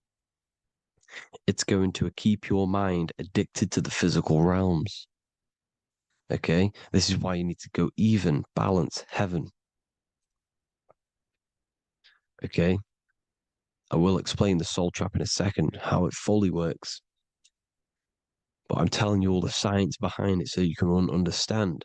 When you are doomed, you are domed. This is the dome, the firmament, the firmament, the mind. Ment is mind, firm is firm. A firmament is doomed under the firmament. You must have a loose mind, an open mind to expand your consciousness beyond the stars, beyond the ethereal barrier. You have to vibrate higher than this world.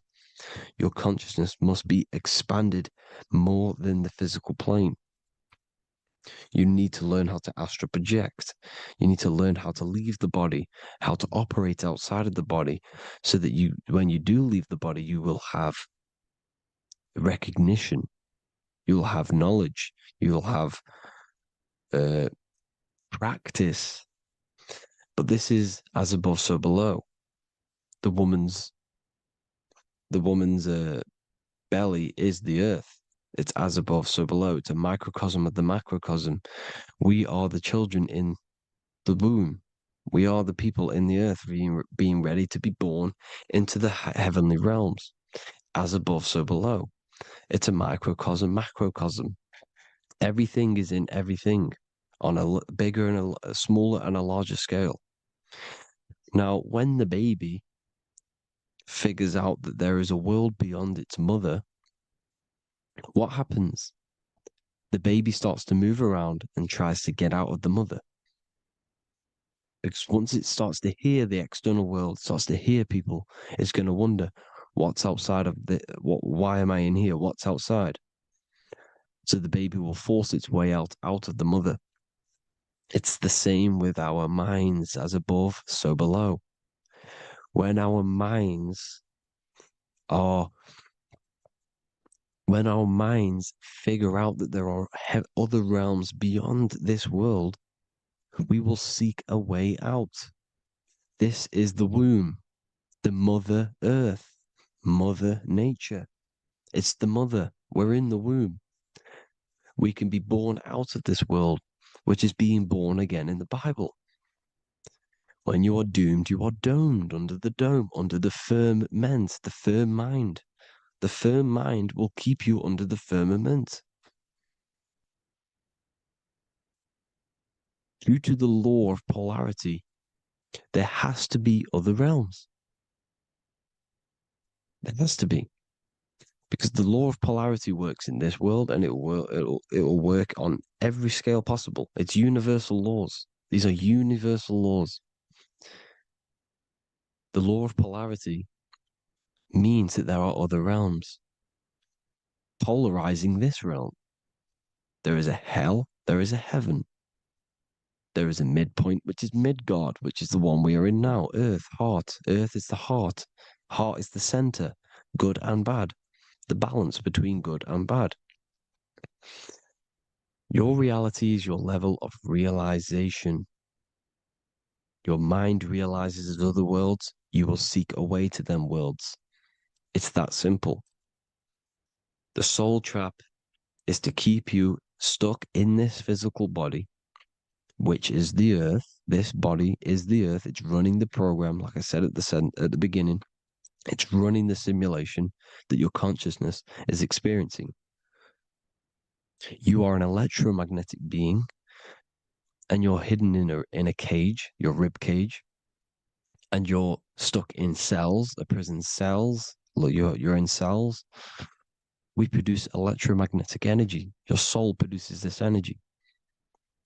And by trapping your consciousness inside of this physical realm, they harness this energy within the astral realms. They're using you to manifest demons, because your mind creates demons through emotions and mental thought energy, which is a whole nother video.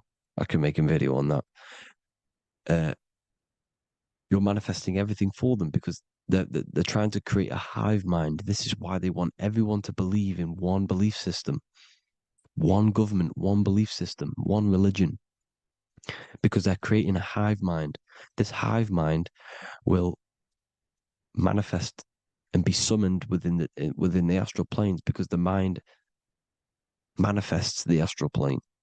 The astral plane is the realm of imagination. The mental plane is the realm of just thought alone. The etheric plane is the energy. The physical plane is the matter. So all of our minds together are manifesting these demons within these subconscious realms, the astral. Now, how are they keeping you stuck to this realm? Well, when you die and you're stuck in your lower three chakras, okay, when your mind and soul detaches from the body, which is the earth, when you leave the earth, you're still going to have these mental addictions to the food, the sex, the materialism, the phone, the cigarettes, everything. This is why they get you addicted to everything possible. The TikTok, the YouTube, they get you addicted to as many things possible. Because when your mind is addicted to these things, and when this mind leaves the physical body, you're still going to have these addictions. Okay? You're still going to have these thoughts. And you will be manifested into the lower astral realms because you're thinking materialistic, you're thinking negative, because your level of realization was your reality. You were manifesting hell on the earth. When you leave the body, you're going to manifest hell in the astral planes, which means you'll be vibrating on the very low, which will put you in the lower astral realms. So guess what? You're going to come back. You're going to come back into materialism. You're going to reincarnate. Because you haven't prepared for life after death. You must detach from the external world. Okay? Moon is mind. The sun is the soul, the earth is the body, the moon is the mind. This is why we say lunatic. In your mind, you have a specific moon. Money, M-O-N, is the moon. Money exists in the mind. They get you addicted to the money. The Bible's telling you this. Do not conform to the pattern of this world, but be transformed by the renewing of your mind. It's telling you. Of this world, but be transformed by the renewing of your mind. Who knew that the Bible was this deep? Matthew 16:26, what good will it be for someone to gain the whole world yet forfeit their soul? James 4:4, don't you know that friendship with this world means enmity against God? Therefore, anyone who chooses to be a friend of this world, of the world, becomes an enemy of God. John 4:4, dear children, are from God and have overcome them, because the one who is in you is greater than the one who is in the world. It's talking about the invisible intelligence. It's greater than the physical world. John 2:15, do not love this world, nor the things it offers you, because this world will create you to, if your mind has attachments to what this world offers, sex, money, and power, pretty much, you will reincarnate here. You will come back here, because when you leave the body, your mind will still have these addictions. Do not love the world, nor the things it has to offer you. All of this is in my newly published book. The paperback versions are now available. Finally, for all the people who have been waiting, the Book of Wisdom. All of this knowledge is inside of the Book of Wisdom. The paperbacks are available. There's worldwide shipping. You can get it anywhere, pretty much, any country. My new website, it's amazing. There's going to be some amazing products coming on the new website. But I thank you all for the support. Before I leave, I need to explain what is going on with the soul trap. Like I said at the beginning, the mind's the bridge between the soul and the body. The body's the realm. By tricking your mind with false knowledge, they are keeping your soul stuck to this realm. They get you addicted to all the physical things, and that is it. As soon as you're addicted and you die, you're going to come back. So by tricking your mind, which is the bridge between the realms, they keep your mind stuck within this body. They keep you in physicality. They deveil you, the devil, the deveil.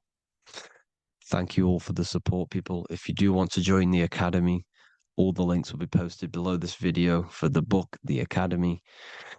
Thank you all for the support and have an amazing day.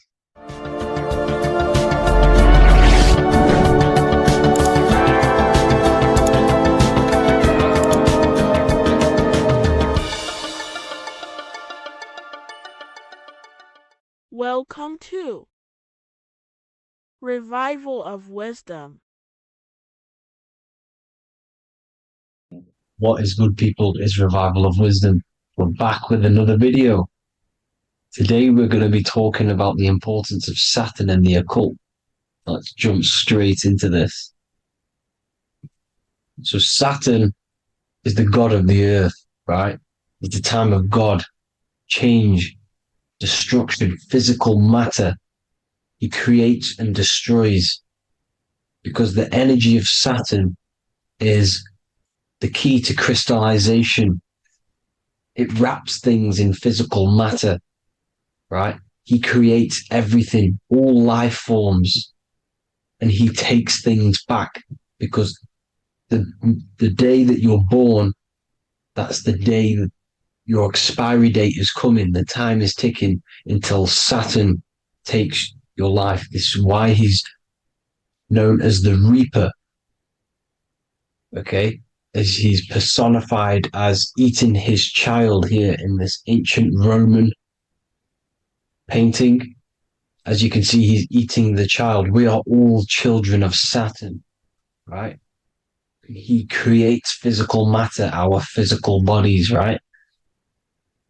He's the god of time because he's the slowest moving celestial body. He's the Lord of the Rings, as you can see here.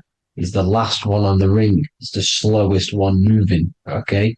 So he is the Lord of time, destruction, and creation. Okay. This is why his name is Satan. He's the devil. Okay. But I'm not saying Saturn's evil, guys. It's a part of life. Everything lives and dies, right? He's the key to crystallization.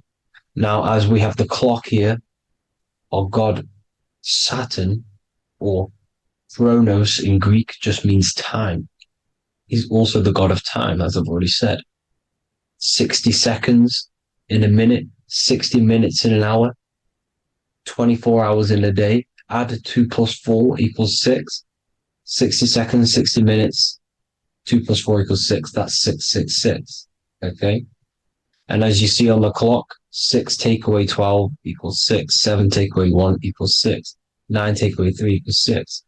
6 is the number of Saturn. It's associated with Saturn, right? He's the god of time, of justice. Everything goes back to the Reaper in the end. Everything lives and dies. Now, the artwork of him, he's always got the Reaper staff. You see, it's personifying death. Now, when you see this, the Romans were not saying Saturn was a real person, a real god in human form. No, this is personification. This is what the ancients always did. They personified, just like the Bible. It's all personification. So the personifying Saturn eating its children because it eats, it's the Reaper. No one can escape the Reaper. No one can escape death. Now, Saturn is 666, which is in the Bible, the number of the beast, right? The number of the beast, Satan, 666, right? So on the North Pole of Saturn, you have a hexagon, which makes a cube, right? Now this hexagon, when you join up all the corners, creates the 6-pointed star known as the Star of David, right? In the Jewish religion. Now, as you can see, the 6-pointed star has 6 points, 6 mini triangles, and a 6-sided hexagon. That makes 666. And also, you have Saturday is named after Saturn, the 6th planet, the 6th day of the week, and has a 6-sided polygon in its north pole. That's also 666. Now, this Star of David, this symbol goes back thousands of years, and it originates from Saturn. It's not the Star of David, right? It originates from Saturn. It symbolizes the physical and spiritual aspect combined into one, which makes us humans, right?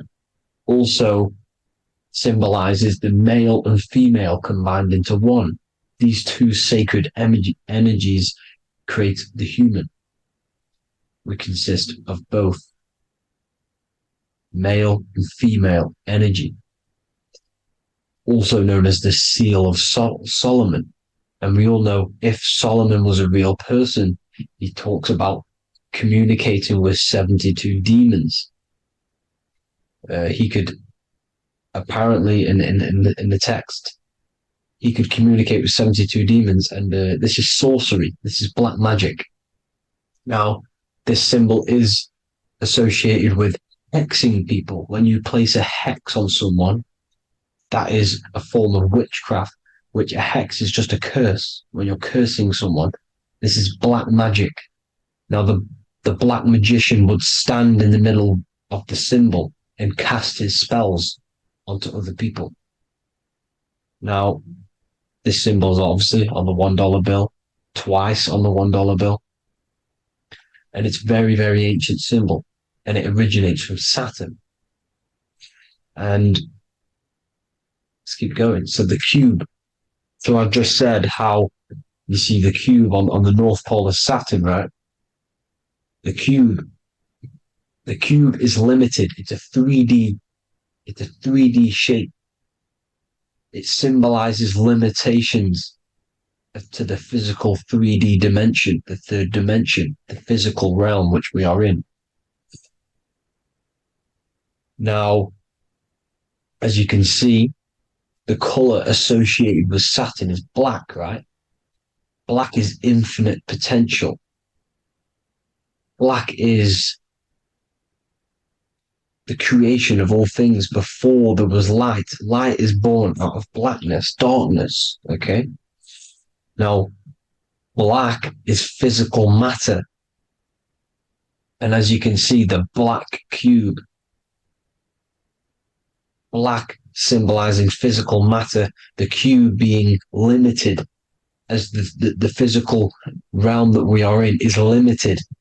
It's not like the fourth dimension where everything can exist in a thought. The third dimension is limited, right?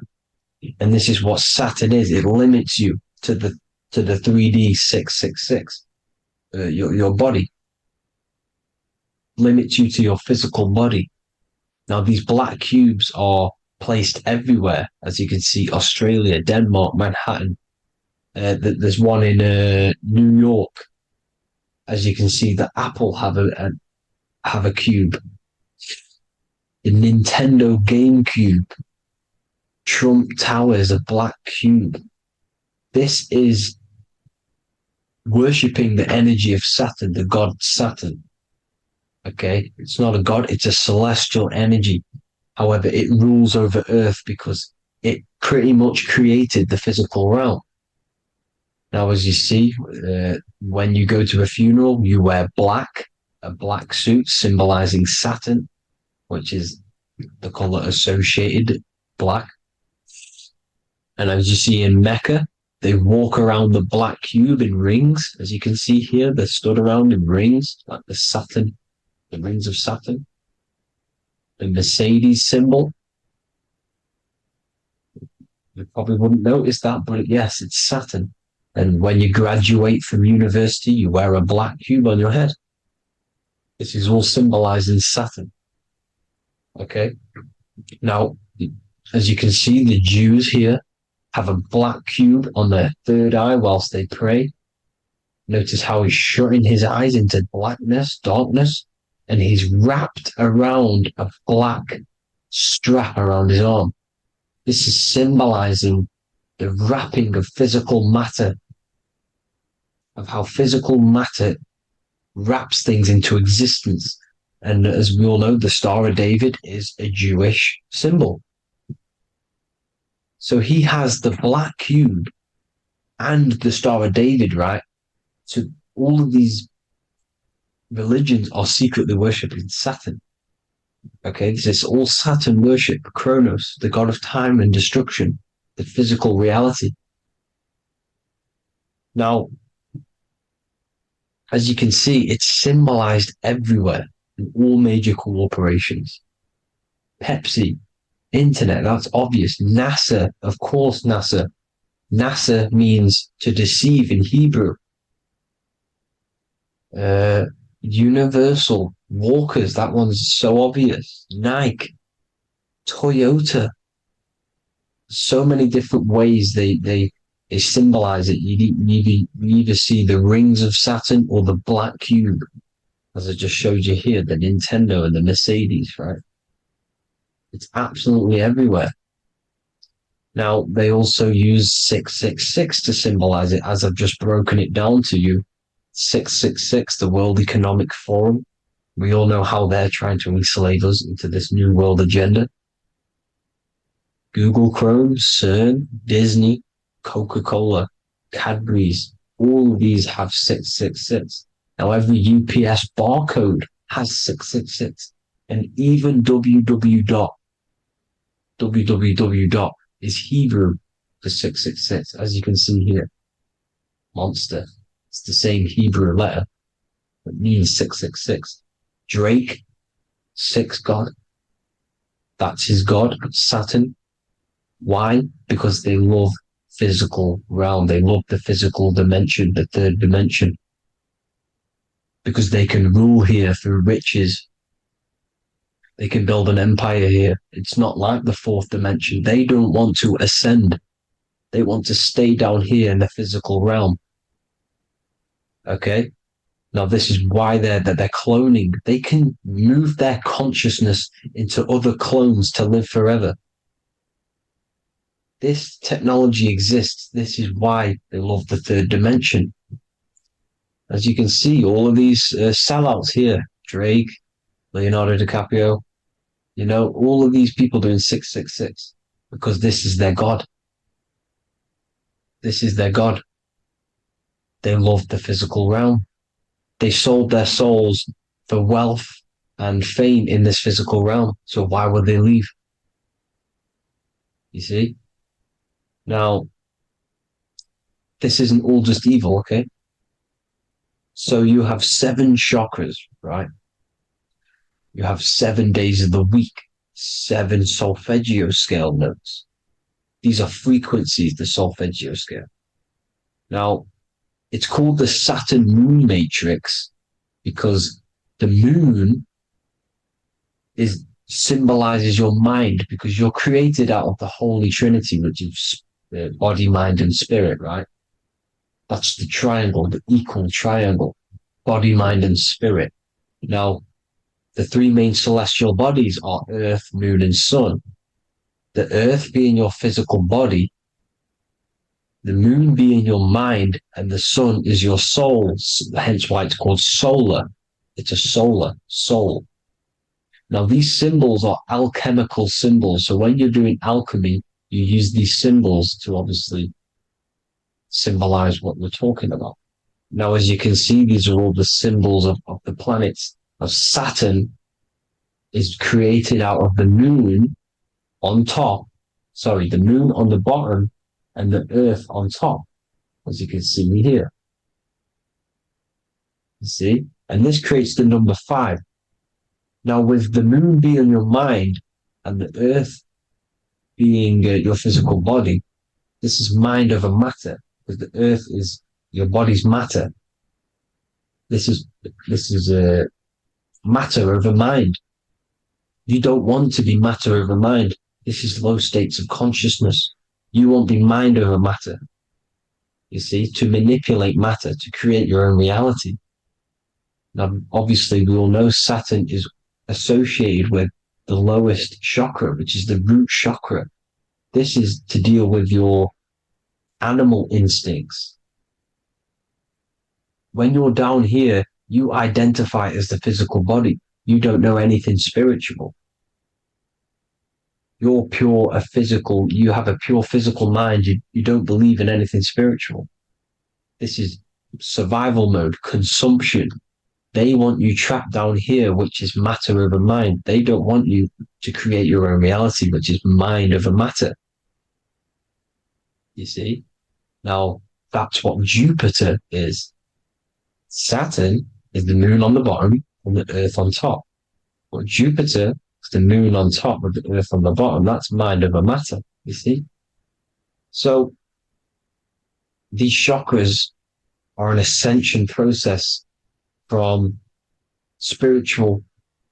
matter, physical matter to spiritual. This is the ascension. This is the stairway to heaven. This is Jacob's ladder.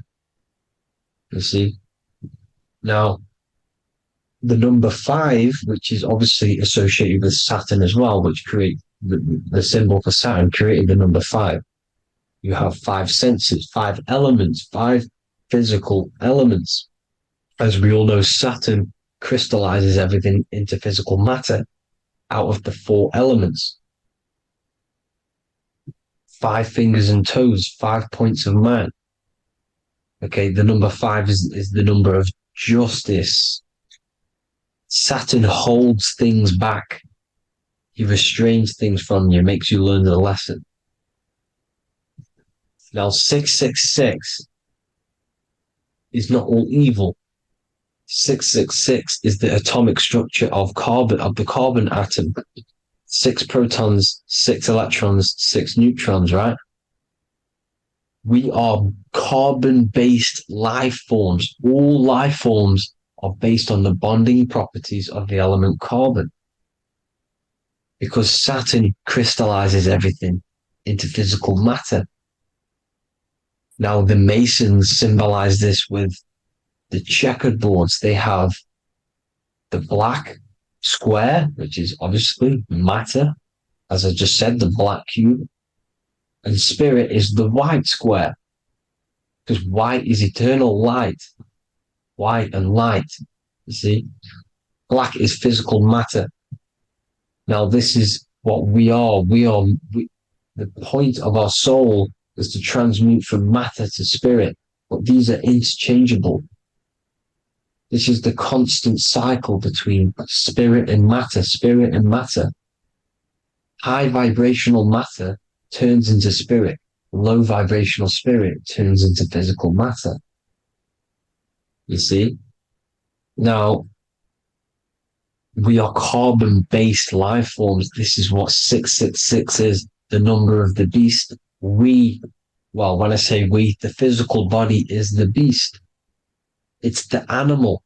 It's the carbon suit to operate in this physical dimension, in this physical realm. See, it's the vehicle used to operate in this physical realm, but your mind isn't from this physical realm. You see, the brain is the physical manifestation of the soul. Okay, so as you can see here, the spine is an extension of the brain.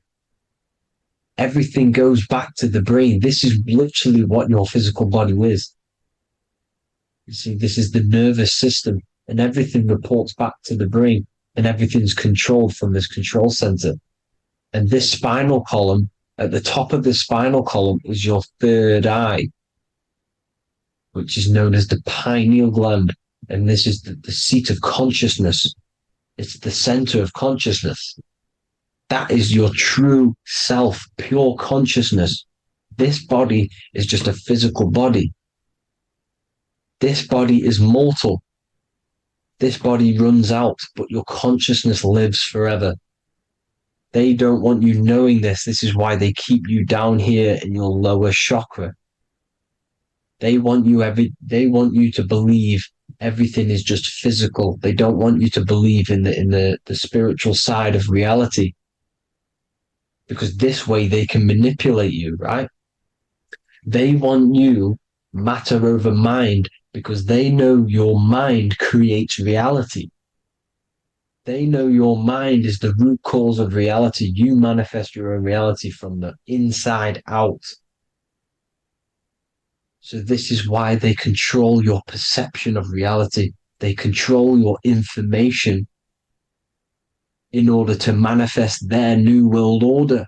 You, who are ignorant to knowledge and wisdom, you who are ignorant are manifesting their agenda because you accept their information and their perception of this reality. Now, this is why they tell you the globe model, the heliocentric model, to trap you into physical matter. Now, if you understood about this true form of this realm, you'd understand that there's a spiritual side behind everything. The spiritual side, something has to exist. The root cause of reality is higher planes of existence. It happens in the mind before it happens on the physical plane. You see? They don't want you knowing this. They want you matter over mind, which is the symbol for Saturn. Moon over Earth. The Holy Trinity.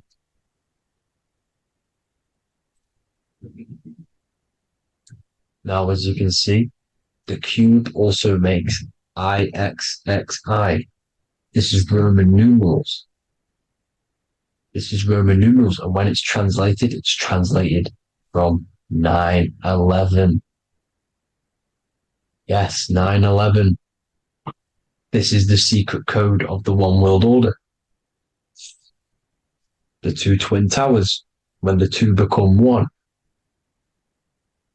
Okay, when the two become one, this is how you reach the higher states of consciousness, the physical and spiritual. Now, as you can see, the 9/11 memorial are two black cubes. It's two black cubes. This is all Saturn worship. Now, I'm not saying that Saturn is an evil celestial body, right? No, everything has a good side and a bad side, right? It's duality. The spirits of Saturn on the dark side are the most evil demonic spirits. Now, these are the spirits that these are invoking through these rituals, right? Yes, 9/11 was a massive ritual. It's a satanic ritual, okay?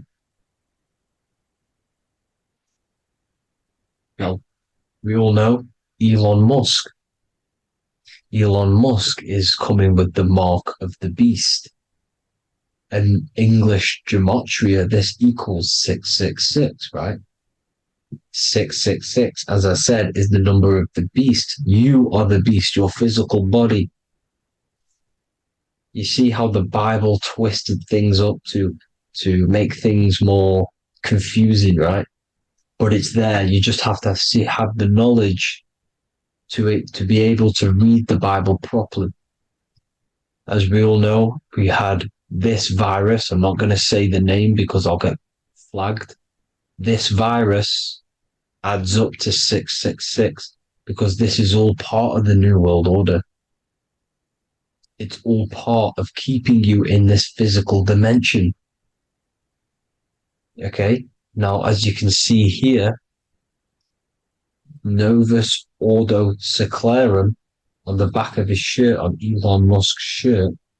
This is also on the $1 bill, Novus Ordo Seclorum. This means New World Order. Yes, New World Order. This is on the back of Elon Musk's shirt. And as you can see here, he owns Neuralink, which is the brain chip, which they're going to be putting into implanting this onto your brain. This is the New World Order to connect you and merge your consciousness with AI. Neuralink and Meta, he owns Meta as well, which is the metaverse. These are going to be linked in, hence why they have the same symbol, but just in a different format. It's the infinity symbol. And the infinity symbol comes from the torus field, as you can see here, your electromagnetic field from around your body. Now, the end goal is for this New World Order is to trap your consciousness inside of an alternative reality being projected from the metaverse. Because the metaverse will be the reality. Neuralink will be the brain chip inside of your brain, projecting your consciousness into an alternative reality while they harness your energy of your physical 666 body.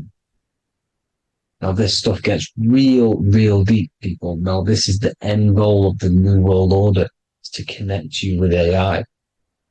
This is why they're trapping you and keeping you in these lower states of consciousness in the Saturn-associated root chakra, so you don't find out about the spiritual side of reality. Because if you knew the truth of this reality, you wouldn't connect to AI. You see, you have the power within you to travel to other worlds, the astral plane, for example. You travel to different worlds when you are sleeping. Okay? They want you to know it's just a dream.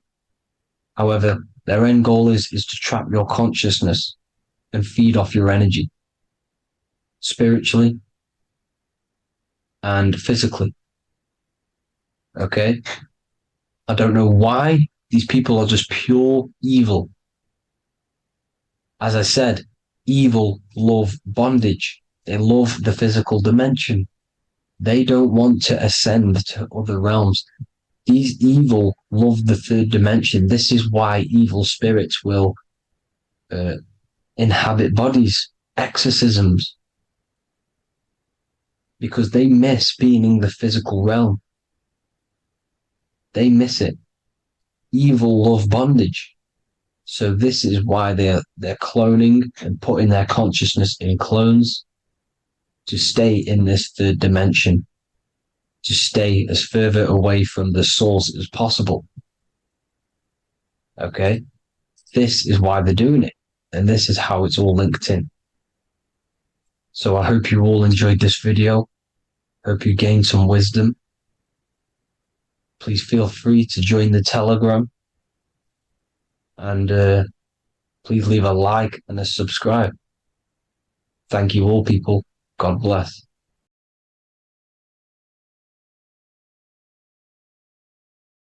So depression doesn't actually exist, and in this video I'm going to show you how depression is actually a choice.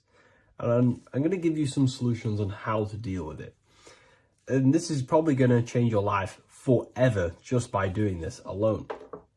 Okay, so the first thing you need to understand about depression is that it exists in your conscious mind. It exists in your thinking mind. So what is inside your thinking mind? You have your body, your name, your reputation, your trauma, your memories, your family, your worries, your interests, your bills, your passion, dislikes, goals, right? Most people identify their lives with this. They identify their lives with their thinking mind. They think they're their name, their job, their reputation, their memories. But this is not who you actually are. Who you actually are is the observer of that. What happens if you stop thinking? What is left? You're left with unconditioned consciousness. You're left with the self, which is what we refer to as I. We are the consciousness, not the thinking consciousness. You are not these labels. You are not your thoughts. You are not your job, your name, your reputation. Okay? And the reason why I'm telling you this is because it's very important, is that we are something beyond this body, beyond this name, beyond our thoughts. We are the consciousness. So depression exists inside of the thinking mind, the conscious mind. Okay? So if you want to get rid of depression, you must learn how to escape the thinking mind. And not only just escape, but that's step one. In meditation, you do meditations, right? We sit still and we have to learn how to control the mind and turn off the thoughts. And when we turn off the thoughts, depression goes out the window because there's no thought present in your mental field of consciousness to be depressed. Okay? You must understand, who is the one suffering from the negative thoughts? Who is the one suffering? Your mind is not suffering because the mind is producing the thoughts. Your body's not suffering from the negative thoughts. You are suffering. And who is you? You are a soul.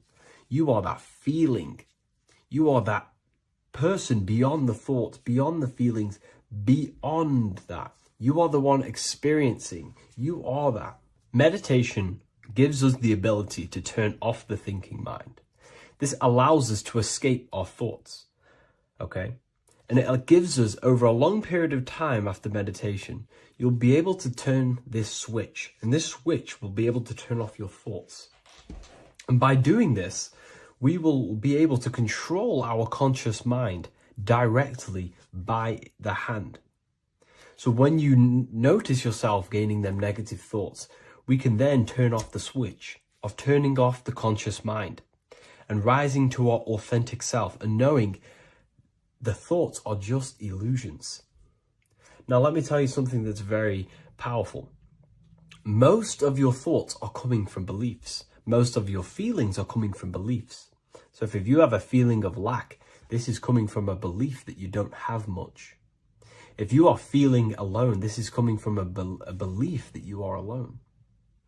So what we must do is restructure ourselves. We must restructure the subconscious mind. And we do this in many different ways. We can do this with meditation. We can do this with visualization, visualizing our desired reality as if we are living it.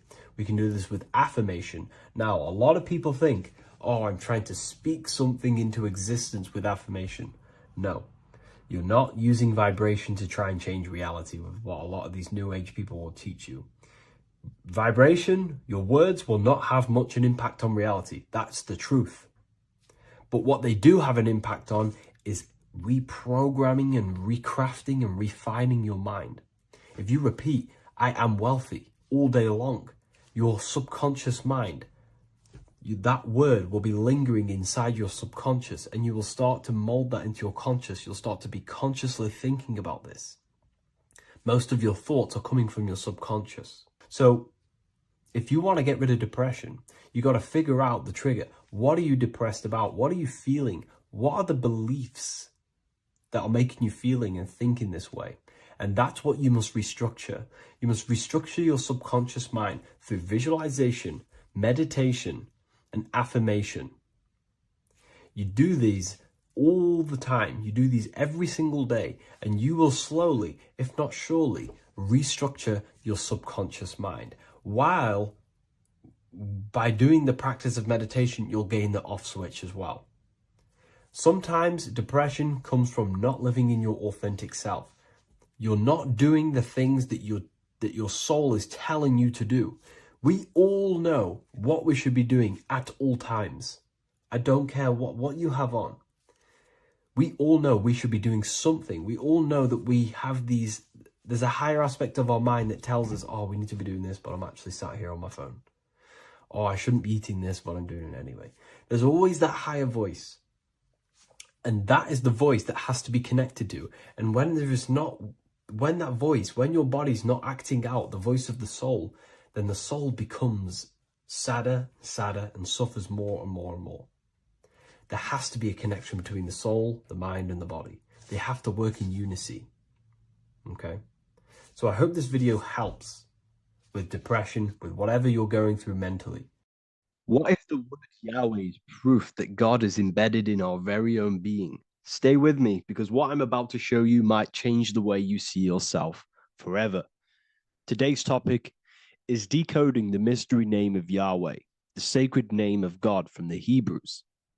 By the end of this video, you'll uncover the true meaning of the word Yahweh and how your connection to it unlocks your own personal power. When we look at the word Yahweh in Hebrew, we flip it on its side. We're actually looking at the human body. These are the legs, this is the torso, here are the arms, and here's the head. So if we actually switch this on its side, we see the human body. The Hebrew name Yahweh often translates to I am. The I am. Now, what is the I am? The I am, when you say I, you're referring to your highest self. Everything with the letter I in the beginning, most of them words are referring to our inner self, inside, intelligence, internal, in. The I represents the inside self, the invisible self. You cannot see the I am because this is the spirit, this is our consciousness. It's the intelligence controlling the human body. When you say I, you're not referring to your name, your job, your reputation, your ego, or your thoughts. You're referring to the observer who is beyond the thoughts, the one who's observing the thoughts. That's the soul. Look at the word Yahweh, Yahweh, the sacred name of God. Yahweh can be observed in the natural rhythm of the human breath. When inhaling, we subtly hear Yah. When exhaling, we hear Way. Do this yourself. Breathe in through your nose, you'll hear Yah. Breathe out, you'll hear Way. And in fact, the letter H, H, when it's pronounced, it carries the soft sound of wind or breath, a gentle exhale that mirrors the very essence of life, giving air. Breath is the spirit of life. It's what connects us with consciousness. If we stop breathing, we lose consciousness. The body shuts down. We're breathing the spirit of breath. We're breathing in the spirit of life. It's the very essence that gives us physical existence, and we're constantly staying connected to this breath at all times. Now let's look at Yahweh. 1, 2, 3, 4. There are 4 letters. The tetragrammaton is the 4-letter Hebrew name for God. Okay? Tetra meaning 4. We have 4 gospels of Jesus. Jesus is depicted with a cross with 4 sections. Jesus has the 4 sacred animals around the side of him, always depicted with these four: a bull, a bull or an ox, an eagle, a man, and a lion. These are the four fixed signs of the zodiac.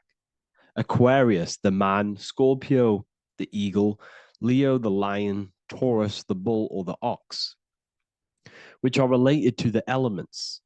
Leo is a fire sign, Aquarius is an air sign, Taurus is an earth sign, Scorpio is a water sign. These are the four elements. And the four elements correspond to the four bodies of consciousness, as we see here. This is fire, this is air, this is water, this is earth. So we are made out of the four elements, which represent the four bodies of consciousness: mind, emotion, spirit, and body. The soul is incarnated into four sections. Hence why Jesus has four gospels. Hence why Yahweh is a four-named word, because we are tetraform. We have four bodies of consciousness. There are four pillars to reality: the mind, emotion, spirit, and the body. So what we're actually looking at here is the name of the very essence of the self. Yahweh represents the universal consciousness that we're all tapped into, because the body is like a radio. The body is basically a radio antenna, which is picking up this stream of consciousness, and we're all the same consciousness, just experiencing it in a different body. And Yahweh is the name for this intelligence that we're all acting out, that we're all manifestations of. So now let's look at the word Yahweh, where we read it this way in Hebrew, which is 10565. 10565 in the Hebrew letters and the numerical values. And the DNA is made up of four bases. These four things which create the DNA. This basis is the genetic code for all living things. Each DNA strand is held together by sulfur bridges that appear in a repeating pattern of 10565. This pattern matches the numerical value of the Hebrew letters of Yahweh, Yod, He, Vah, He, which are 10565. This means the structure of DNA, the code of life, follows the same number sequence as the sacred name of God, Yahweh. This is a factual observation. So we're looking at 10565. So let's look over this one more time. Yahweh represents the breath, Yahweh, inhale, exhale. It translates to I am. It's written in our DNA. The word Yahweh on its side looks like the human body. Now, this is where things get a little bit deeper. 10565 adds up to 26. The number God, well, the word God adds up to 26. Allah adds up to 26. There are 206 bones in the human body, 26. 26 adds up to 8. 8 is the number of infinity. We are all the infinite consciousness. Consciousness will never die. It's immortal. It's infinite. We are all infinite. We are not these skeletal structures. We are Yahweh, the universal consciousness. The creator of all things is our essence. We're all God with individual identities, but the highest versions of ourselves is God. The ego is our own personal experience of God. Does this make sense? So in conclusion, Yahweh is not the name of a separate God from us, but rather the reflection of the divine consciousness manifesting through the human form. The human body is like a receiver acting as an antenna that tunes into the infinite intelligence and life force we call consciousness or God. This means that rather than being external, the divine presence is within us, expressed through our very existence. It's very interesting when we look into this, and what religion has done is flipped all of this knowledge. All of this sacred knowledge has been externalized.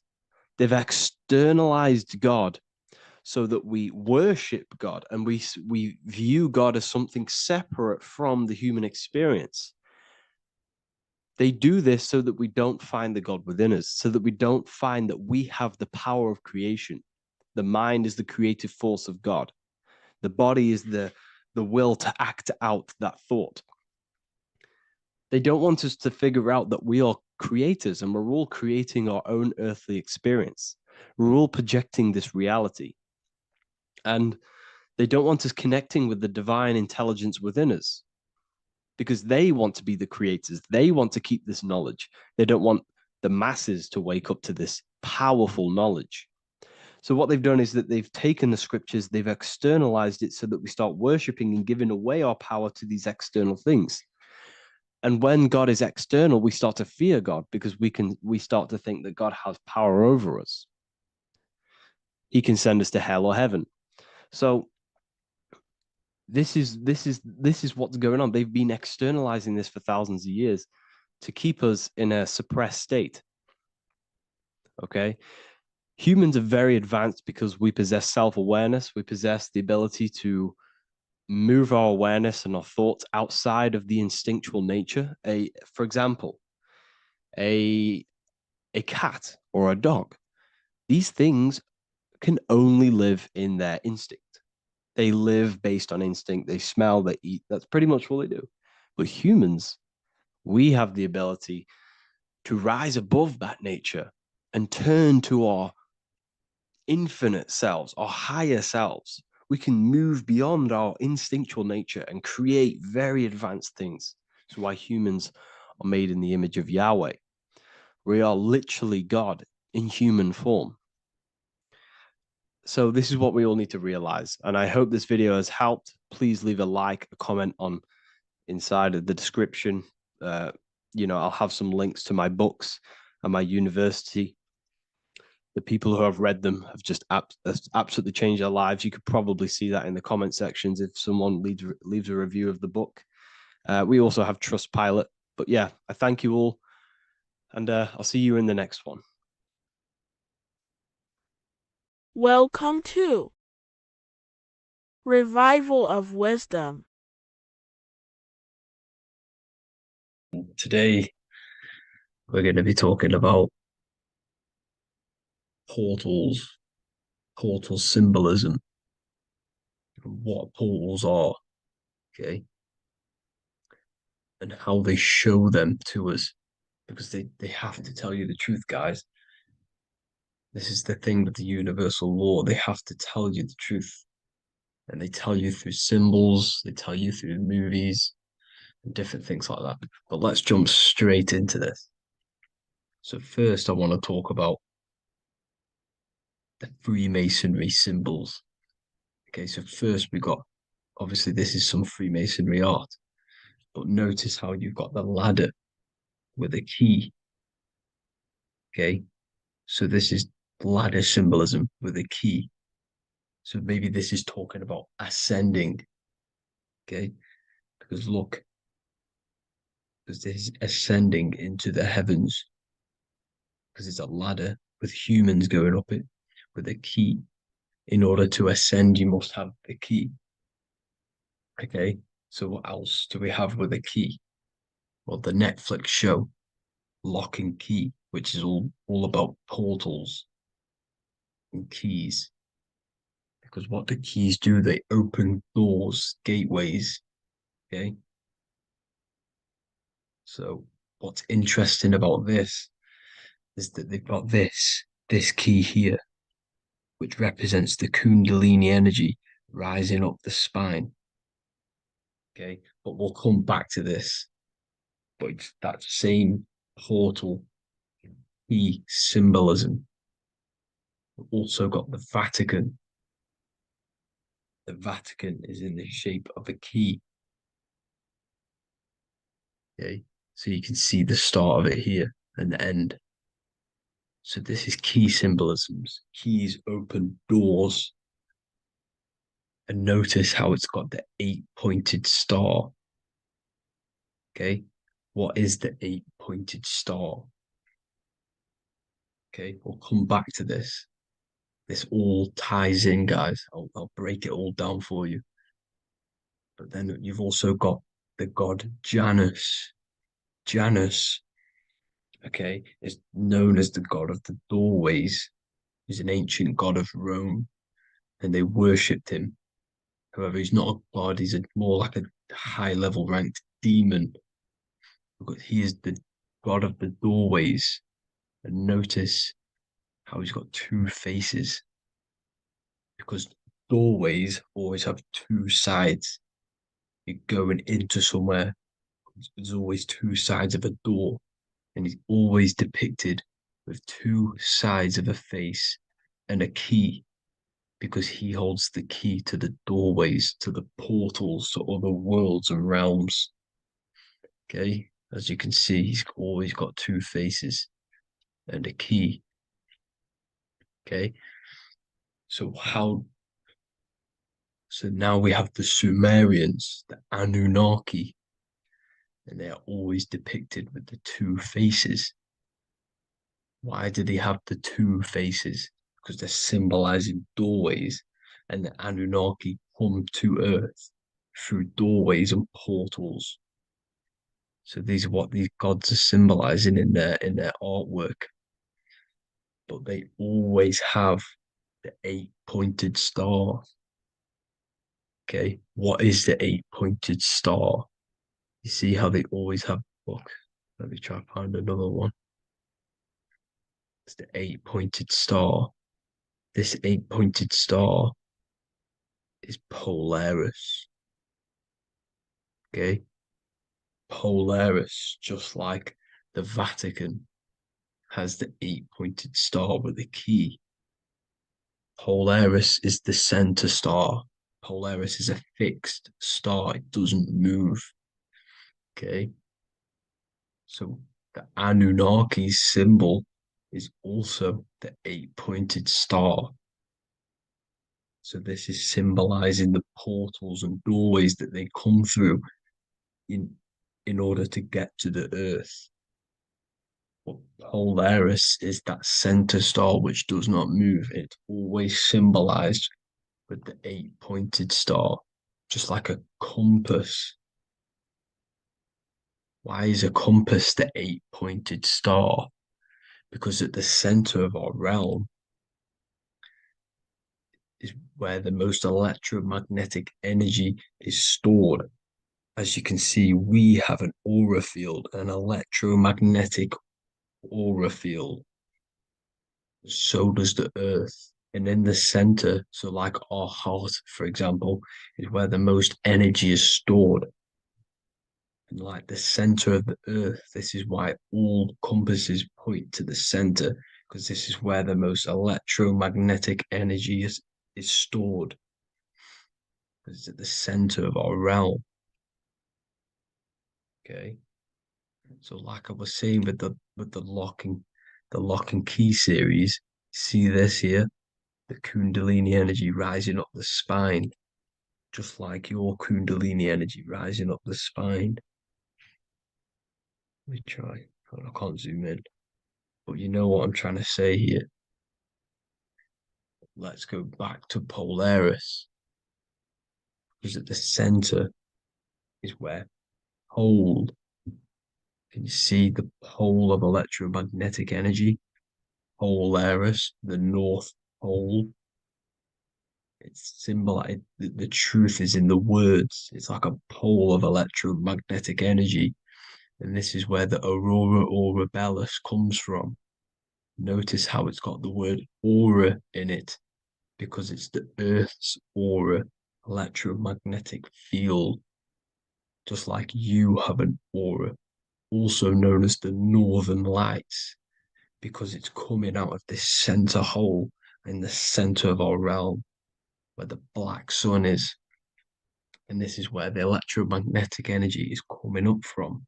And this is what the aurora borealis is, or the northern lights. It's just electromagnetic energy. And it's symbolized through our symbols, the original O. Okay, because it's like a hole through the middle. Polaris. So this Polaris is the sky vault.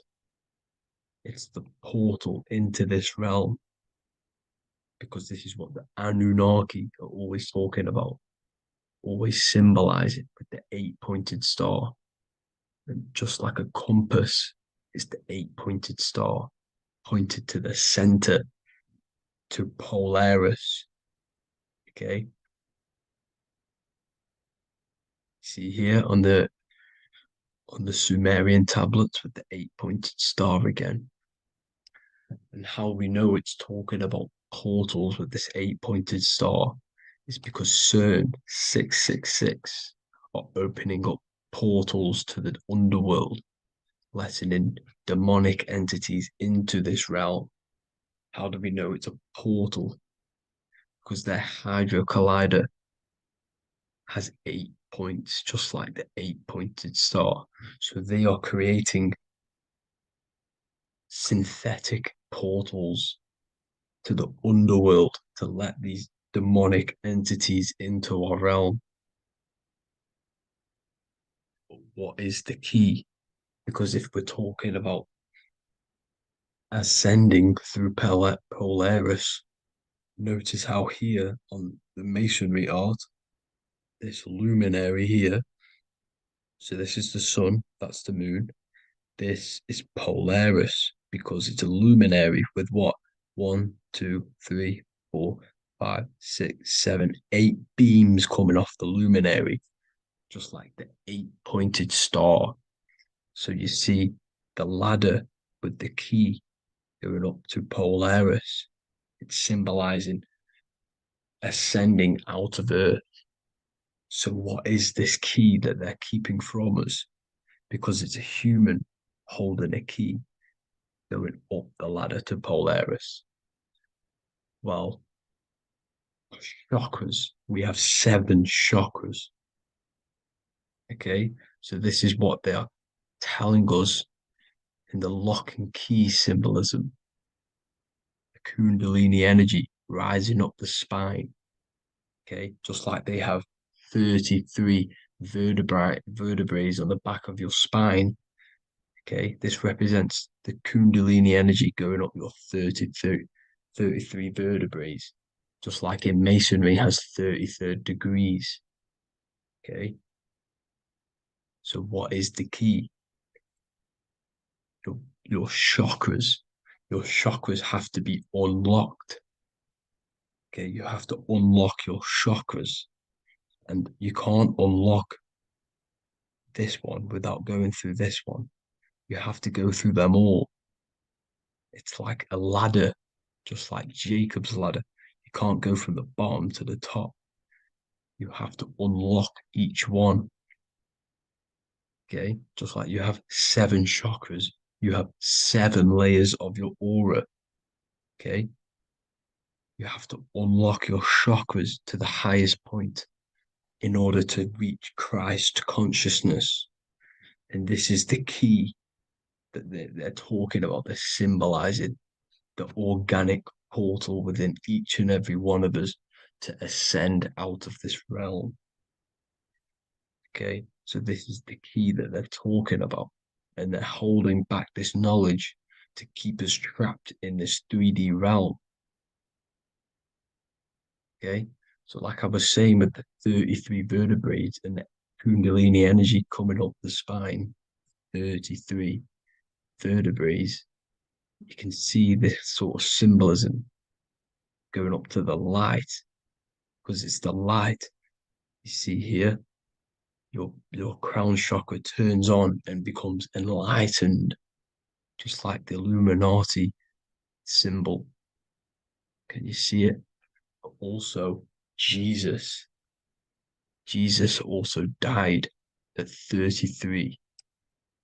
So this is symbolizing, okay, they're symbolizing the death of the ego, the body. So once you open up your chakras and reach Christ consciousness, which is your 33rd vertebrae, once your Kundalini energy goes up your 33rd vertebrae, your body technically, not physically, but spiritually dies, because you then become formless. You reach Christ consciousness. So then you can travel other worlds. Okay. This is what they're talking about with Vatican, 8-pointed star, and the key. Janus with the key. the Sumerians with the 8-pointed star, Anunnaki, the 8-pointed star, Polaris, 8-pointed star. So Polaris is the way out of this realm, which is at the center. Pole, North Pole. Okay. So the key is that they're hiding from us is the knowledge to unlock our chakras. Okay. And without this knowledge that they keep from us, is trapping our souls in this reality to keep reincarnating. Okay. Well, thank you all for tuning in. I'm going to leave you all there. Make sure to leave a like and a comment in the comment section. Let me know some topics to talk about so I can break it down for you. God bless you all.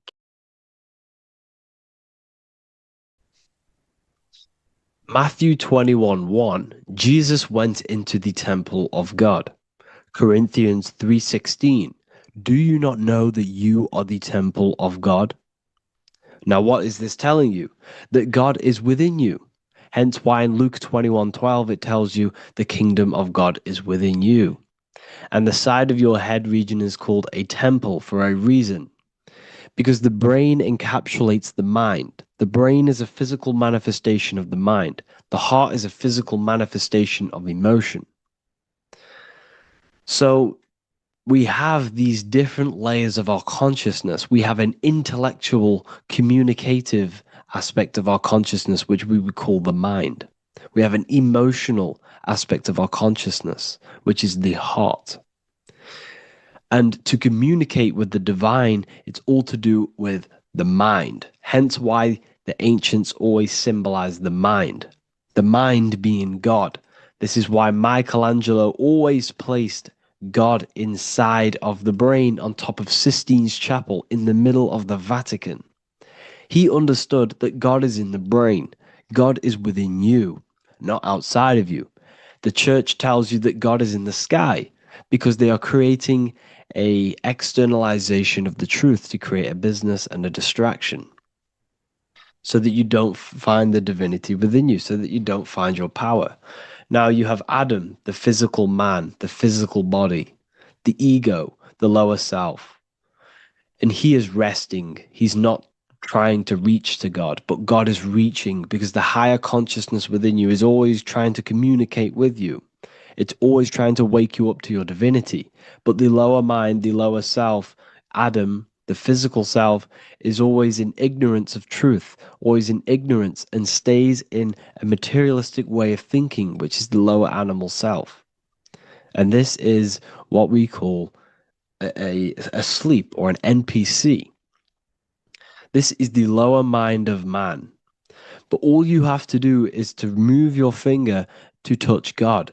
You have to look within yourself, within the brain, meditate, and you can find God.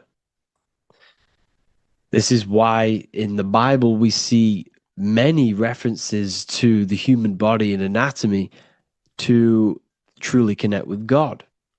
Kings 6:8, the door to the middle chamber was in the right side of the house, which is the right hemisphere of the brain. The middle chamber is the pineal gland, where the seat of your consciousness is, but the seat of your higher consciousness is, the mind. And they went up the winding stairs, which is your spinal column, into the middle chamber, and out of the middle chamber into the third. So they went up the winding stairs. This represents raising your consciousness up the winding stairs. Your spinal column acts as a stairway of consciousness. Depending on what sort of consciousness you are operating in, depends on what part of the spinal column you are using. Because the spinal column ascends and descends consciousness. What do I mean? If you are in a reproductive way of thinking and you're always thinking about sex, you're jerking off all the time and you're always eating, all of your brain's power and your mind's power is being descended into the lower aspects of the spinal column, which represents hell, the physical state of man, Adam, the ignorant state. We're basically living off low-level pleasures like an animal. And the stairway to heaven is your spinal column. They went up the winding stairs into the middle chamber, which is your mind, your pineal gland, and out of the middle into the third stage of consciousness, physical, etheric, astral. When you meditate and you start to raise your consciousness during meditation, you enter the astral plane when you turn off thought. But this is the middle chamber inside of the brain. Here we see another painting inside of Sistine's chapel of God inside of the brain. This is the brainstem. This is the brain. This is the frontal lobe. This is the back lobe. This is the back lobe. This is the cerebellum. Here's the reptilian brainstem. Here's the claustrum. This is what we are seeing here. Anatomy. Here is another one in Sistine's chapel in the middle of the Vatican. This is depicting the brainstem. God's neck looks exactly like the brainstem. Here we see a real brain compared to God's neck, because the neck is just below the brainstem. And this is what they are symbolizing, because they knew that God is within you. God is a part of the human body. God is inside of the body, because the body is a vessel for consciousness, for universal consciousness. Inside of you, inside of me, is the same spark of consciousness. And this same consciousness is spread out into every living essence, because everything comes from the one source, the one God, the one consciousness. Matthew 6:22-23. The light of the body is the eye. If therefore thine eye be single, thy whole body shall be full of light. Practicing the single eye. What is this? This is meditation. This is entering within yourself. So the Bible's telling you to practice the single eye.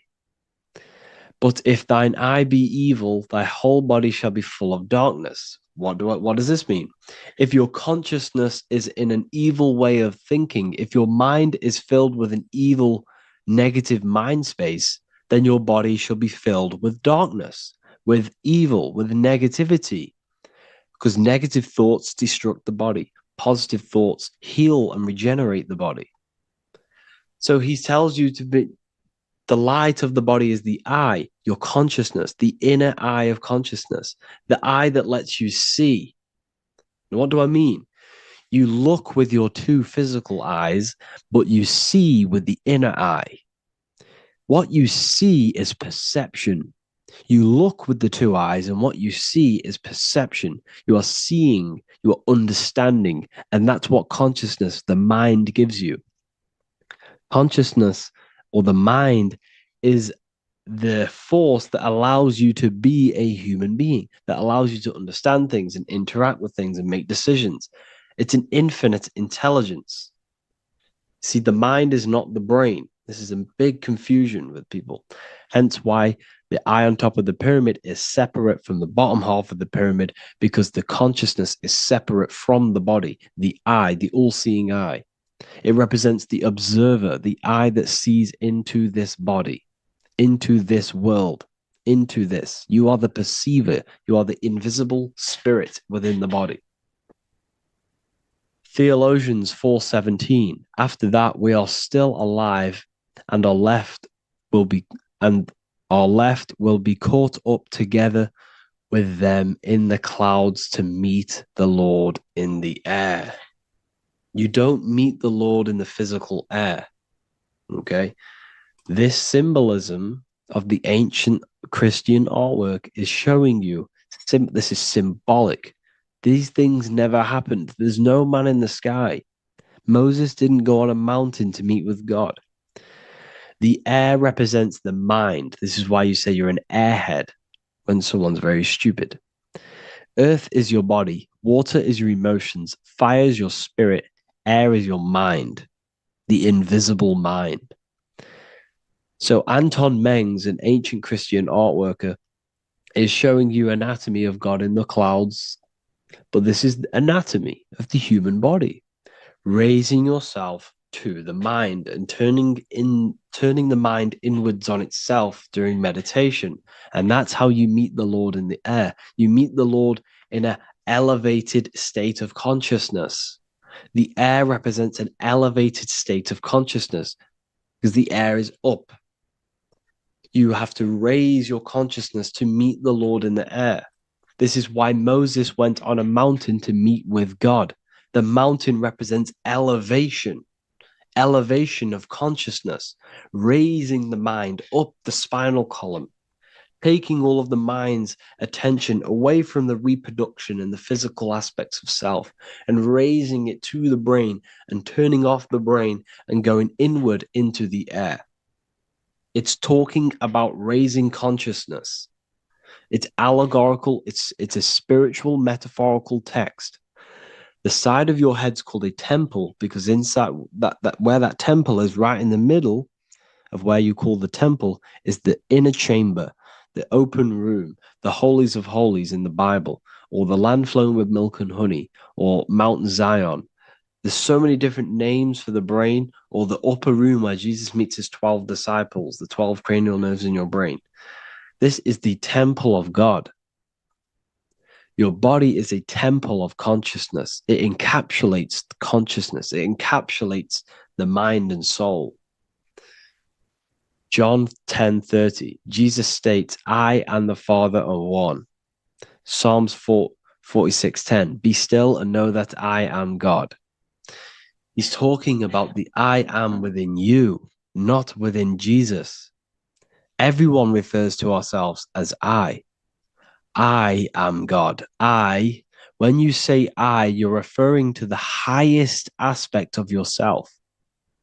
The aspect that is above all thought, above all emotion, and above all things. When you say I, you're referring to your pure awareness, your pure consciousness, the highest aspect of yourself. And anything after I is egotistical. I is God. The letter I is the Roman numerals for one, because there is one God, one consciousness. The letter I is one line, just like the number one. Matthew 6:3-4, take no thought. Therefore, take no thought. Take no thought. He says this 5 times because you must turn off the 5 senses and take no thought to connect with God. Be still. This is telling you to meditate and know that I am God. The I am within you. I and the Father are one. I and God are one. You, who you think you are, is a completely wrong. The body is matter. Your name isn't you. Your job isn't you. Your reputation, your trauma, your memories, your friends, family, worries, bills, interests, dislikes, goals, passions. Anything to do with the thinking mind is not you. Who you think you are is a part of your thinking aspect of consciousness. But once you remove thought, you are no longer your name. You are no longer your body. You're no longer your reputation. You are the I. You are pure awareness, pure consciousness. Pure consciousness. And this pure consciousness has latched on to this name, this job, the body, and your traumas. Your pure consciousness has attached itself to this character who you're playing in the physical world. And this is essentially who you think you are, but you are not. You are the I, you are the self, you are pure awareness. So, in order for you to detach from these things, you must learn how to detach from your name, your job, your reputation. And you do this through meditation by turning off the thinking mind. Turning off the thinking mind allows other aspects of your consciousness to open up. What do I mean? Your whole life you've been thinking, and all of these thoughts has attached you to this physical body. You haven't allowed your consciousness to open up. And you can only do this by taking no thought. That's why Jesus tells you, take no thought. When you turn off the thinking mind, other aspects of your consciousness starts to open up. other aspects of your being can open up. And this is how you astral project. This is how you do all these mystical things and things to do with consciousness. It's taking no thought. Imagination, emotions, thought, and memory are all to do with consciousness. These things are not physical. You can't touch thought. You can't touch emotions. You can't touch these things because they are not a physical thing. So you must turn off these things for other aspects of your consciousness to open up. Okay? So essentially, the Bible is a metaphorical, astrological, numerological, metaphysical, spiritual, encoded text that talks about human anatomy, spirituality, and the true nature of the human experience. Everything they would teach you in school is to make you think that you are this body. Everything they teach you in church is the externalization of the true teachings of Jesus. Jesus was telling you to meditate. Jesus was telling you to practice the single eye. Jesus was telling you to look within yourself and find God. He wasn't telling you to pray to him. Mark 16:19, he was taken up to heaven and sat at the right hand of God, the right hemisphere of your brain. John 21:6, cast the net onto the right hand side of the boat and ye shall find fish. Fish is understanding. The boat is your body, your brain.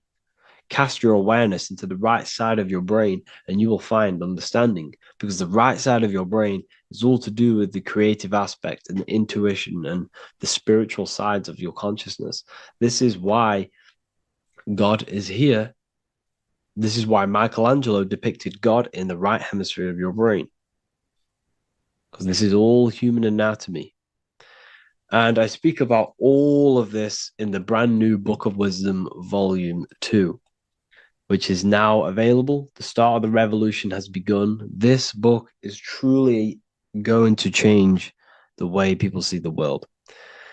It's got so many more topics than the last one.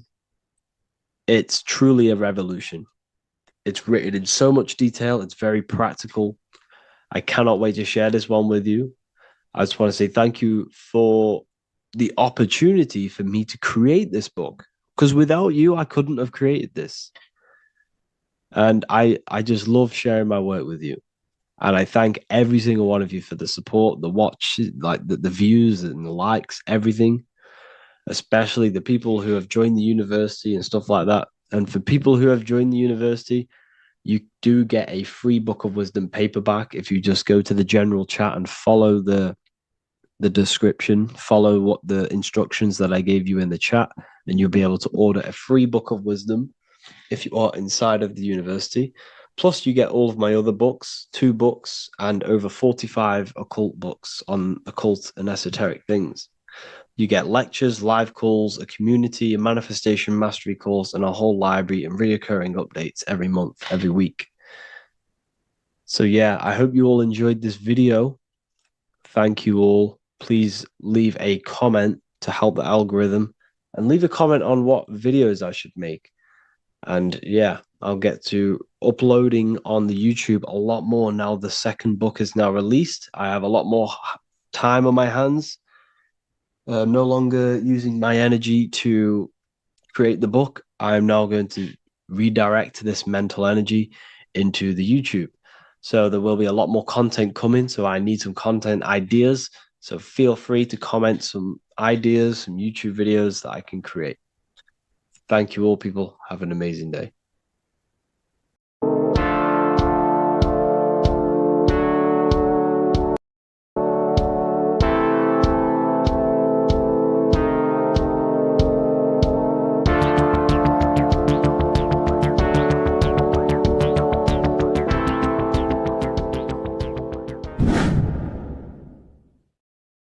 Welcome back, people. We're back with another video. Let's jump straight into this. Make sure to tune in till the end, because this has got so much information in this video. So sit back and enjoy. So everything's Taurus fields. The Earth's a Taurus field. Everything's Taurus, which is electromagnetic field, electric and magnetic. The center of the torus field is where the two opposing forces meet in the center. And this is what creates the plane of inertia, the dielectric plane of inertia. Okay? You got red shift, blue shift, positive, negative, south and north pole, right? This is what the ancients were showing with the tree of life. As you can see here, this is the plane of inertia and this is the torus field. Everything consists of this. Everything is a torus field. A atom is a torus field. Okay. Now, the inertia is the 0 point. So this plane is a 0 point. It's the balance between two poles. Okay.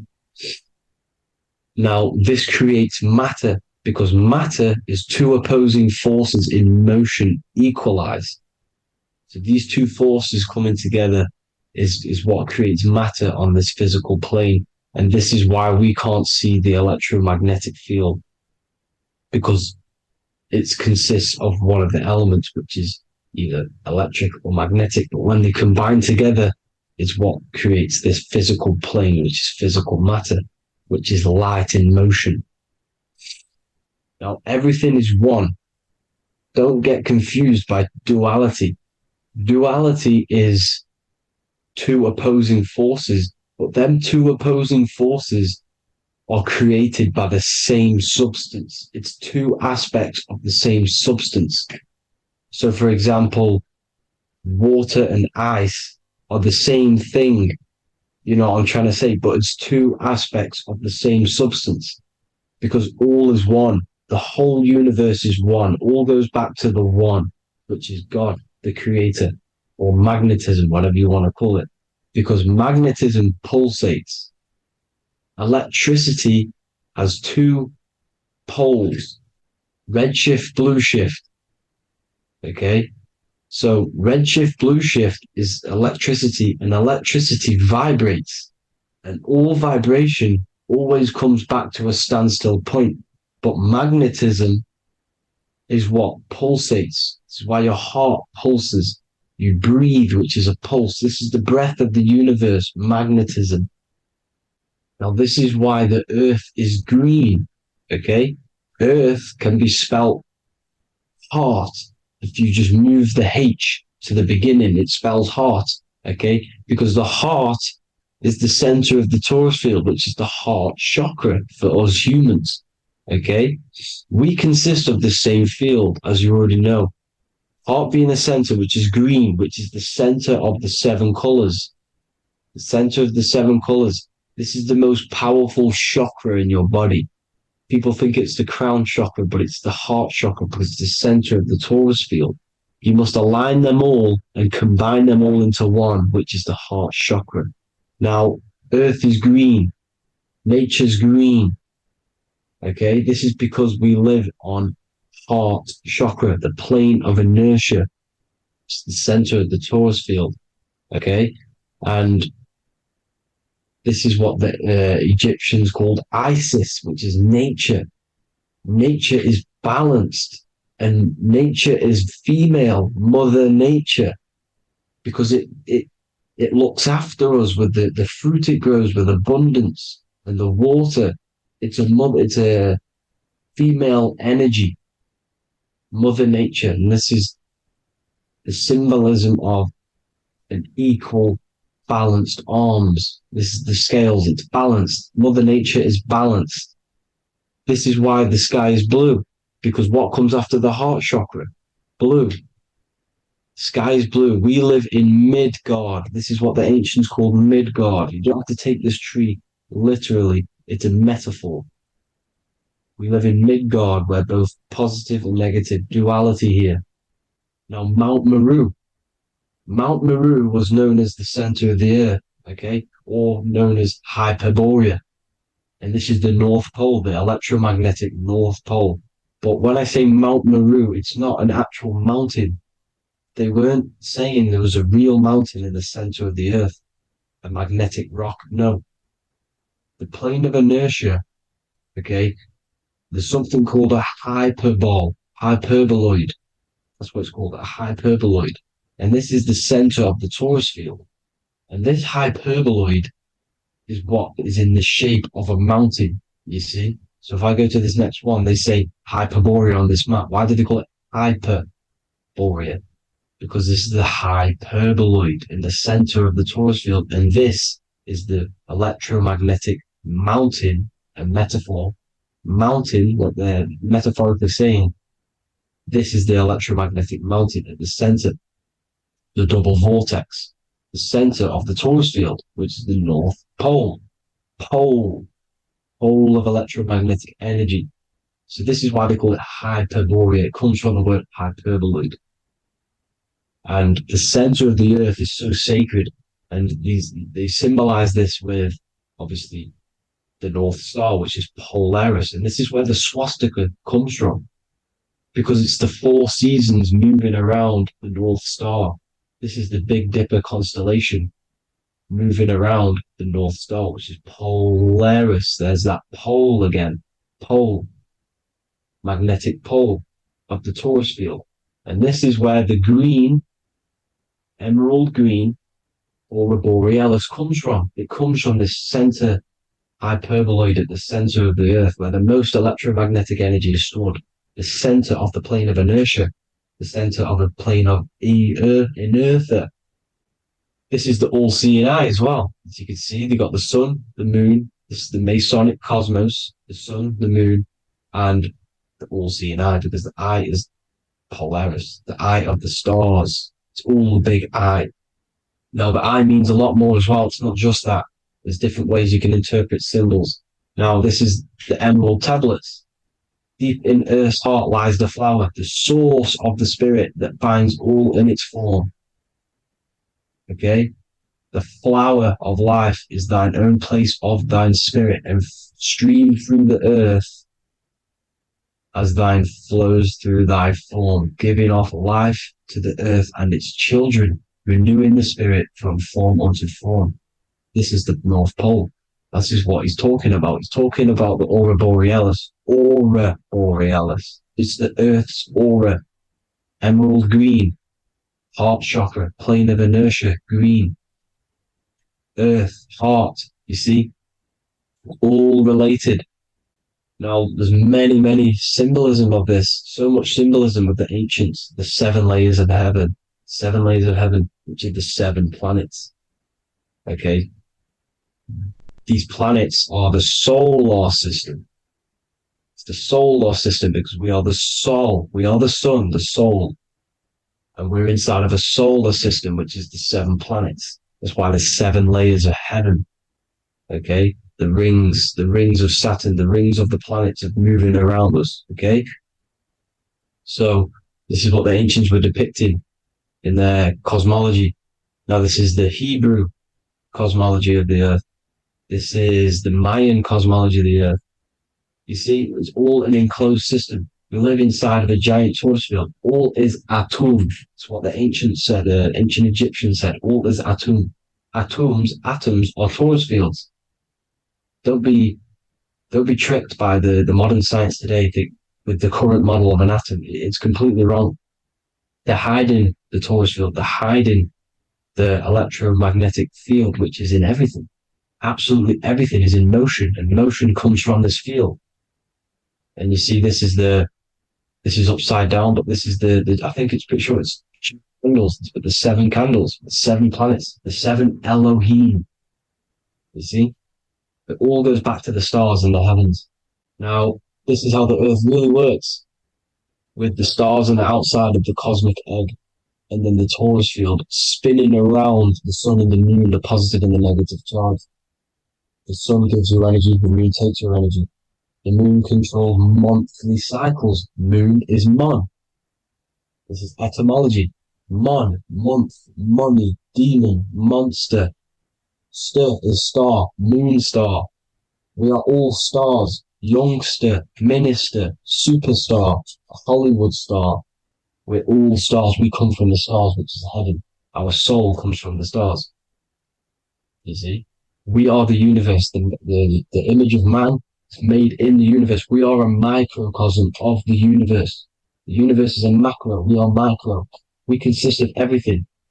the body, mind, and spirit, the sun, the soul, moon, the mind, earth, the body, mind, and spirit.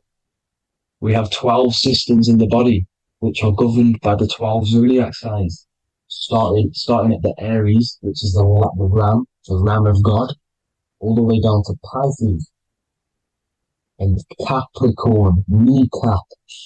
It all goes back to the stars. We are the stars. We are the universe. Everything is inside of us. Everything. I would say the Temple of Solomon, the Temple of the Soul and Man. The soul, the temple is the body, the soul is the soul, and the man is the mind. The temple of the soul and the mind, body, mind, and spirit. We consist of the 5 elements: air, spirit, water, earth, and fire. We consist of everything. We are the universe. We're made in God's image, which is the universe. You see?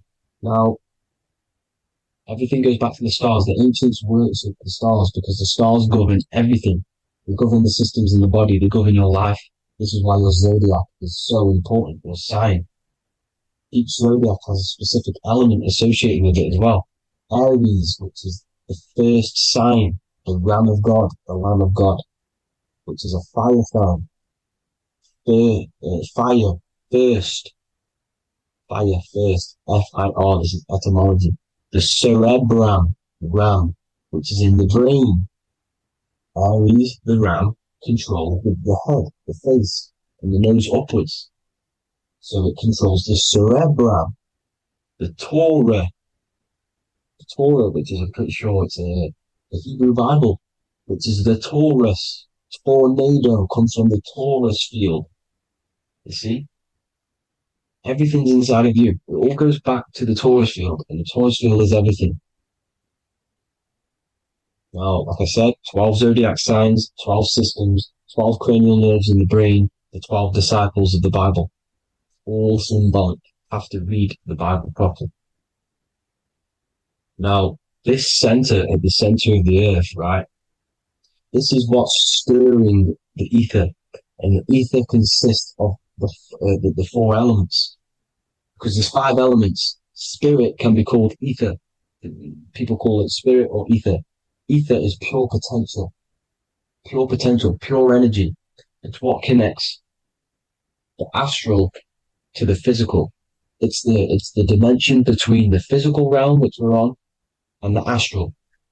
So it has pure potential. It's pure energy. This is why we say either.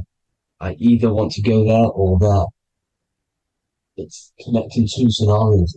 That's what the ether is. It's connecting the 2 worlds, the astral and the physical. The center is like the cosmic womb. There's a black hole in the center. This is the center of the Taurus field. This is the womb of creation. This is the womb of creation. And inside of this black womb are the 5 elements, and everything's being stirred around. Everything's in motion. Light is motion. Everything's motion. Now, like I said earlier, light crystallizes into physical matter. They are the same substance. Spirit and matter are the same substance, but different variations, different aspects of the same substance. Low vibrational spirit turns into matter. High vibrational matter turns into spirit. Or light, whatever you want to call it. Matter is light crystallized. This is where we get the 7 metals from. The planets. The planets are light. Specific frequencies and vibrations of light. When these lights, or the planets, materialize, material metals materialize, they turn into the 7 metals. Saturn turns into lead. That's why lead is red. Saturn is red. The sun turns into gold. That's why the gold is yellow and the sun is yellow. You see, Saturn is the time god. What happens in autumn? The leaves turn red and they die. This is why Saturn, Satan, time god, the reaper, everything is crystallized till its death and then reborn again. You see, rust. When things rust, it turns to red. Because it's Saturn. Saturn crystallizes everything. He's the reaper who comes around in winter You see? He's Satan. Jesus and Satan, the sun and Saturn. They say we live in a solar system. The solar system. I think I've already just broke this down. The 7 planets are the 7 chakras. Everyone already knows this. But I'm going through it anyway. But this is where we get the 7 planets from. And the 7 metals. You see, all the ancients knew it was an enclosed electromagnetic system. It's not a spinning ball in the middle of space, people. They want you to believe this so you get stuck in this material world. Because if you believe everything's material, you can never affect this plane effectively. You can never create your life effectively if you don't understand the planes of existence. Because the mental plane is a higher plane. And it breaks down and it controls the planes below it.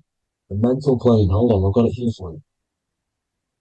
The mental, the astral, etheric, then physical. Etheric connects the physical to the astral, but the mental is what's above them all.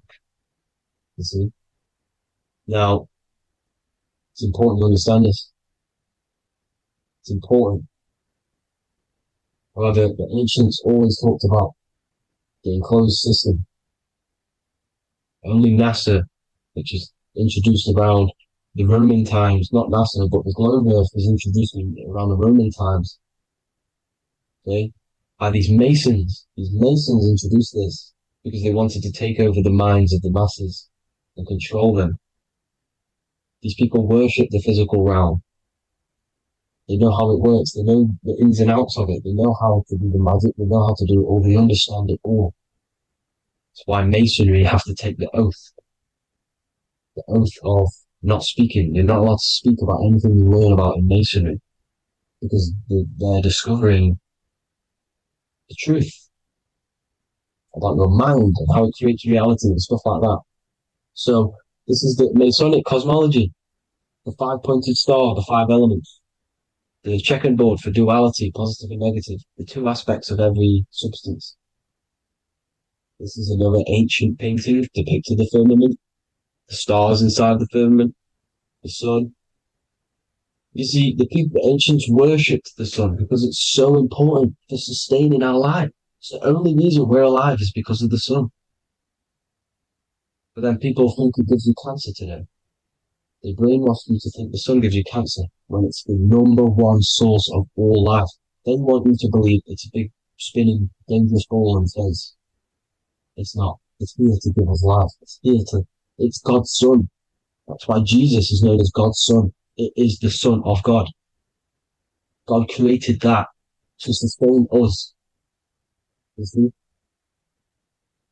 So it's important you understand the true cosmology of where you are. Because if you don't know where you are depleted of all of your morals. You're depleted.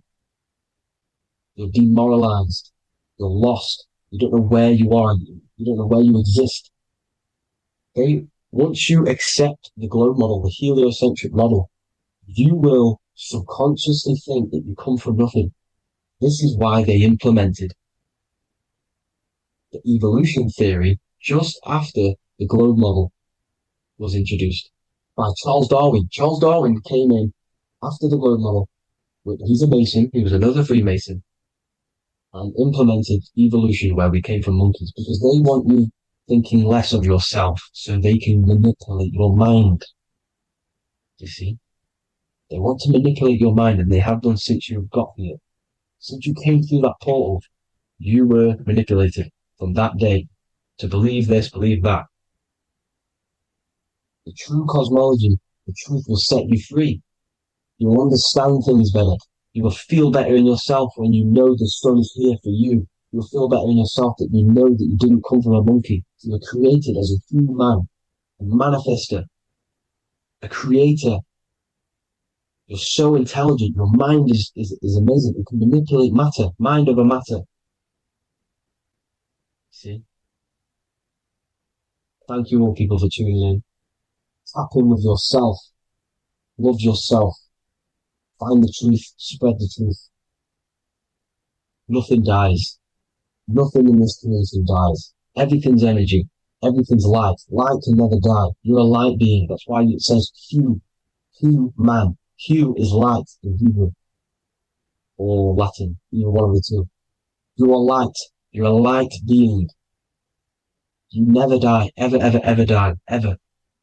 Stop thinking you're going to die. This body will die because it contains electricity. And electricity always goes back to a standstill point because of vibration. Electricity vibrates. You are pure light. You will never ever die. Thank you all, people. God bless. Make sure to like, subscribe, and share.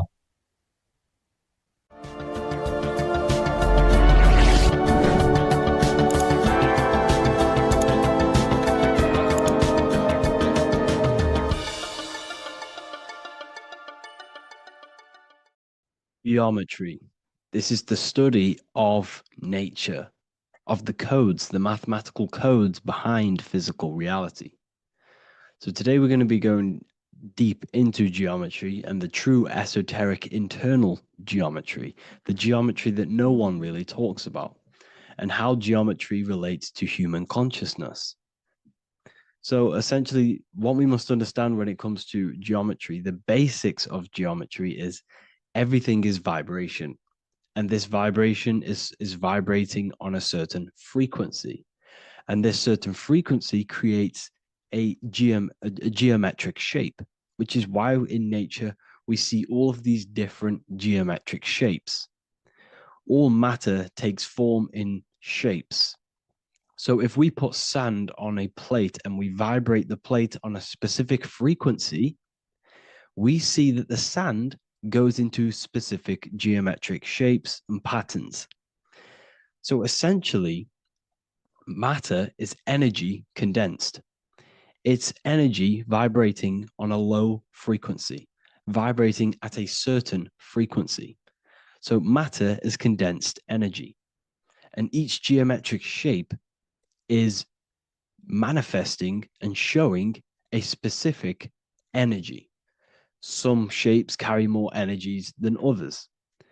For example, the cube is what traps energy. A square is what traps energy. So geometry and the flowers are basically how energy manifests itself into physical matter. We are in a world made out of energy or light. Light is energy.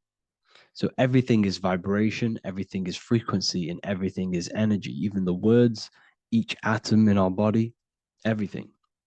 So everything in nature has these mathematical energetic codes. So geometry is basically the study of nature and the shapes that are in nature and their energetic principles. Because like I said, matter is energy. So this is what we call cymatics, when we place water in a petri dish and we shine light on top and we vibrate the water. And we can capture, this creates certain patterns. Each frequency, like you see here, has its own pattern. So what we are seeing here in the physical plane is essentially energy condensed into physical reality. We see it in the turtle. We see it in every single form in nature. Now, external geometry and normal geometry, we normally get taught that this is God's way of creating physical reality, which is essentially true. However, it's far more deeper than that. Far, far, far more deeper. Okay, so what geometry truly is, it's not God's codes to reality. What we must understand is what the brain truly is. And what we must understand is that we are not in the world. We are not in the universe. The universe is us ourselves. And the world is produced by our brain itself. Okay? So the way you must understand how the brain works, so what you visually see, so geometry is to do with what we visually see. And what we visually see is heavily connected with our eyes, which are an extension of the brain. The eyes are the brain. And essentially, how we see is light, energy enters the eyes, and each eye goes to the optic nerve. And this energy is transferred into electricity, which travels to the back of the brain, to the visual cortex of our brain. And this is where the image is produced, what we see. Therefore, the world outside of us is truly inside of us. It's a projection from within the brain. The brain is an energy condenser, a decelerator, an energy decelerator. Everything outside of us is basically formless energy. It is formless energy vibrating at a certain frequency. So what the brain is, it's sucking in this energy, this light, and turning that frequency, that code, that light code, into a physical reality. It's condensing the energy and turning it into a visual image inside of the brain.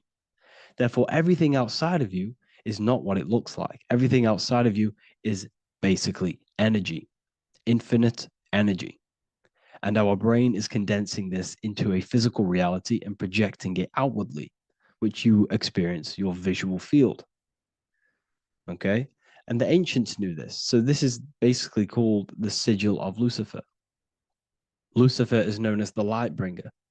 Lucifer in Latin means to bring the light. This is the sigil of Lucifer, which shows the visual field and the brain. We also see this in the Google Play symbol. It's a powerful symbol showing you the visual field, which is basically a symbol that tells you that reality is inside of the brain. The brain is what produces reality, but consciousness is not produced in the brain. The brain is essentially a consciousness downloader. It's a computer, and it's a reality simulator. The body is a simulation of physical reality. You are inside of the body experiencing the body simulation. The body produces this reality. It's a piece of technology. So Lucifer is to bring the light. Lucifer is the light being produced in our brains. Okay? So this is why they say Lucifer can tempt you. Lucifer can be the devil because it represents physicality. It represents the false light. Lucifer can trick you because it represents the physical world can trick who you truly are. So now that you understand how the brain is basically an energy decelerator and it creates and simulates a reality to your consciousness, you are no longer a person in a universe. You are the universe itself experiencing itself.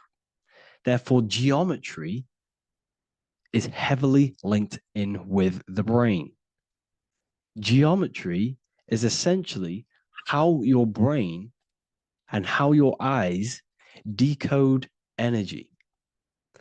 So what you are seeing is the mathematical codes of your brain creating reality. So what they teach you is the external is that geometry is God's way of creating this world, and these are the mathematical codes God's created. But now I'm telling you the internal. This is the truth. Geometry is how your brain mathematically condenses energy and light into a physical reality. So therefore, your brain is a computer program. So now geometry is nothing outside of you. Geometry is not something created by something else. It's created by your brain. Your brain produces these patterns through mathematical codes by breaking down energy into physical reality. And this is why you see geometry in everything around you. This completely changes your view on geometry. It's in your ear, it's in your face, it's in everything. Geometry is everything. Okay? So now that you understand this, now, as we were talking about the visual field earlier, the ancients knew about this. The ancient Egyptians knew about this. We can see this symbolism inside of the casket, the Egyptian casket. See, this crossover represents the visual field. This represents the back of the brain. This is the left hemisphere, the right hemisphere.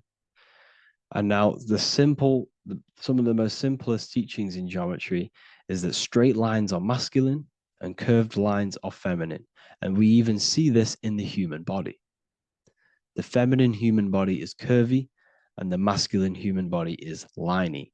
And even with the genital reproductive area, we have a line and a curve, 0 and 1, the binary code of all creation, 0 and 1, because that's basically all that exists.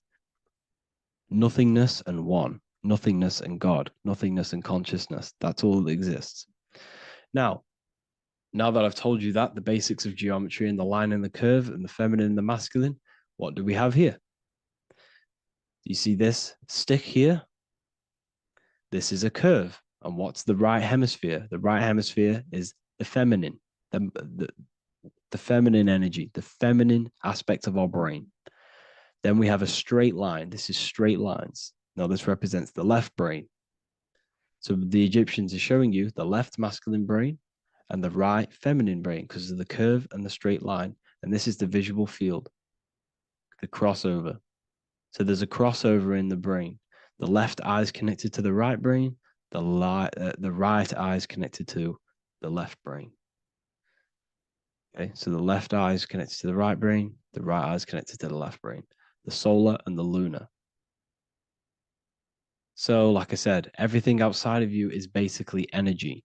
Your body is basically a holographic avatar, condensed energy produced by your brain. There's nothing actually outside of you. Your 5 senses are electrical threads of light. And when you touch something, this is basically electrical signals in your nervous system, which are reporting back to the brain. Therefore, what you touch is actually, you're not touching. The feeling that you feel when you touch something is not the true feeling. That's your nervous system you're feeling. You're feeling your nervous system in the brain. It's electrical signals to your brain. So the 5 senses do not decode, well, what you're experiencing as the 5 senses is not outside of you. This is your brain interpreting electrical signals. You don't experience the world, you experience your nervous system and your brain. The nervous system is an extension of the brain. So this is the truth. This is not woo-woo spirituality. This is true consciousness science that I'm teaching you here. Okay? So nothing is truly outside of you. It is a universe. You yourself are the universe, the fabric of the universe itself. The only thing that exists outside of you is essentially energy. That is it. And your body and your brain condenses this energy into reality. So when we look into architecture, why is architecture, the ancient architecture, so important? Because what did I tell you at the beginning? Shapes and physical matter is condensed energy. Each shape holds specific energy. Some shapes hold more energy, emit more energy. Some shapes condense energy. Some shapes transfer energy. Each shape, each geometric shape has an energetic principle because matter is essentially energy. So when we look into cathedrals and the ancient buildings, they were filled with geometric patterns, geometric shapes, because they understood the energy principle. Architecture is basically solid energy. It's physical energy. If we create this pattern here is an energy code. And if you stand next to it, you're going to gain that energy. It's going to be imprinted on your body. So essentially, they filled their buildings with high energy geometric shapes. Points, triangles, pyramids are very, very energetic. This is why you have crystal pyramids made, organite pyramids. They're always in pyramid shapes. That's why the Egyptians built in pyramids, because pyramids hold high energy. They emit high energy. So this is why you see all these different geometric patterns. Okay. So in the real reality, in the energetic plane, this building would basically look like this: lines and grids of energy. Okay. This is what it would look like in the energetic plane, a blueprint of the energy body. So as you see here, these are the different frequencies in a petri dish, of water in a petri dish. And you can see they are specifically aligned up with these specific patterns. You can see geometry even within geometry. It's fractal. So essentially, when you would stand inside of these buildings, they would imprint the energy of the building in your body, because your body is healed through energy. You have an electromagnetic field around your body. So by creating buildings with geometric patterns, we are essentially increasing the energy of the building, because the building itself is energy. Okay. So when we fill it with geometric patterns, we're increasing the energy. We're giving it a certain energetic imprint. So when you stand inside of that building, you're being imprinted with that energy. Okay. So especially with these windows, these stained glass windows. Well, why are they stained glass? Well, color is frequency. So when you have all of these different colors, and not only were they just painted, some of these colors are specific gemstones, crystals, natural stones, which all hold energetic principles. Each crystal is vibrating on a certain frequency. Wood has its own frequency. Metal has its own frequency. What you must understand is that everything in nature is not just a piece of matter. It's vibrating. The atoms of wood are vibrating on a certain level, which give it a certain energetic principle. Each crystal is vibrating. The atoms of the crystal are vibrating on a certain frequency, which give it a certain energetic principle, quality. So each thing, this is why the ancients were obsessed with natural stones, natural things, crystals, natural metals, and they wore different metals, different things like copper on their bodies, because they understood the atoms of these natural things are vibrating, which give certain qualities to you if you wear them. So you're not wearing it, you're basically putting that frequency onto your body, because they understood this is energy. If I put copper on my body, I'm not putting copper on the body. I'm putting the frequency and the energy of the atoms onto my skin. And that frequency of them atoms are going to vibrate my skin, that frequency, and heal my body. So this is why this is so important. So each building is an energetic code. Okay. So when you stand in these buildings, it can heal your body. This is why when people walk into these ancient churches, they feel like they've met God. They feel a certain way. They feel so amazing when they enter these churches. They feel holy, for example. It's not because God's there. It's not because these man in the sky dwells in these holy places. It's because the energy of these buildings affect our consciousness. They increase your energy. They raise your vibration. They heal your body. They heal your cells. They imprint the water in your body, especially with these stained glass windows. Like I went a bit on a tangent there, but these stained glass windows were encoded. Well, they use different gemstones, different lights, different colors. And when the sun would shine through this window, well, what's the sun? The sun is light. Light is energy. The sun's light would go through this filter of the window of the crystals and the different gemstones and the different colors, and the sun's light would be encoded, imprinted with these crystals, with these colors and these natural glasses, which have healing energetic principles.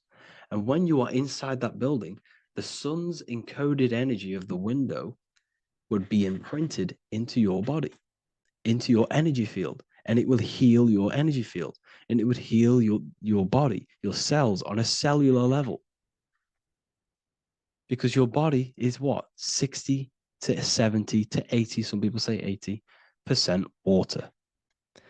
And water is encoded with vibration. If you say certain things into water, it gives it a specific geometric pattern, like I broke down in the beginning.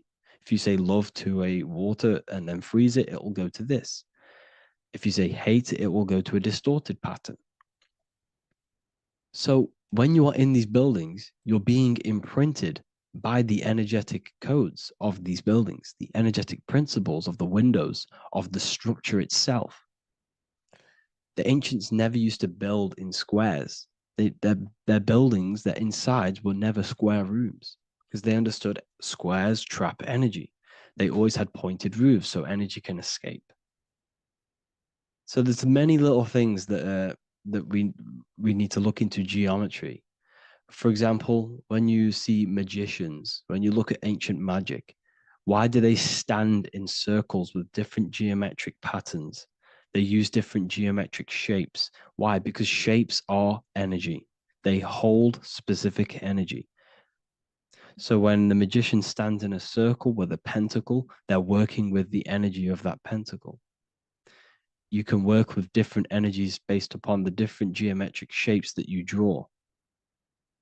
And you can use this in your structure, in your architecture, in your work, and it can influence everything. So this is the true geometry. I hope you gained a deeper understanding on geometry and how it relates with you and your consciousness. Like I said earlier, your brain produces geometry. It's basically how your brain decodes energy.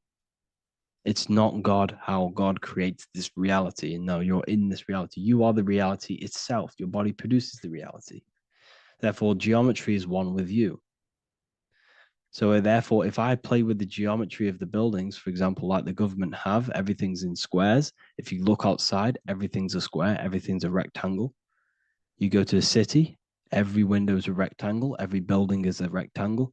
You live in a box room, everything is boxed and squared off in this reality, in this modern society. Why? Because they're trapping energy. The cube is the most simple geometric shape, which basically condenses energy and it traps energy. And if you subconsciously see squares all the time, your phone's a square, your TV screen, everything's a square, your keyboard, your desk. Go and look at the ancients. They never used to build in squares and cubes. And if you go into nature, you'll never see squares and cubes. Nature doesn't create squares and cubes. Everything in the modern society is squares and cubes to simple your consciousness down, to dumb your brain down. So the ancients built very, very complex structures. Why? Because they understood what we see affects our brains, because our brains decodes reality and creates reality. If you see a sophisticated building, this is going to give you a sophisticated mind and raise your IQ levels over time, subconsciously. I'm not saying if you look at this building, you're going to become smart. I'm saying if every single building in your environment, ment is mind, mental, every single building in your environment was this complex and complicated, it would increase your IQ on a subconscious level. It'd make you more complex, make you more intelligent. So they've dumbed everything down. They've dulled everything down. Look at everything. Everything is being dulled down. So anyways, I hope you all gained a better understanding on this. If you want to gain more occult knowledge and esoteric knowledge, make sure to read the Book of Wisdom, Volume 2. If you're inside the university, you can get this book for free. Go to the general chat area and follow the instructions, and you can order yours for free. Truly life-changing stuff. Because the issue is with the world is that no one really understands who they are, what they are, and why we are here. That is the issue for people's depression, for people's wrongdoings. They don't understand who they are, what their emotions are, what their mind is, what their body is, what reality is. This book gives you that. This book gives you the sense of understanding, the sense of well-being that will give you a better life because you understand life and what life is. And if you truly want to take your studies to the next level, we have the Ethereal University. This is the place for truth seekers where you can connect with like-minded people so you don't have to feel insane, because not many people think this way.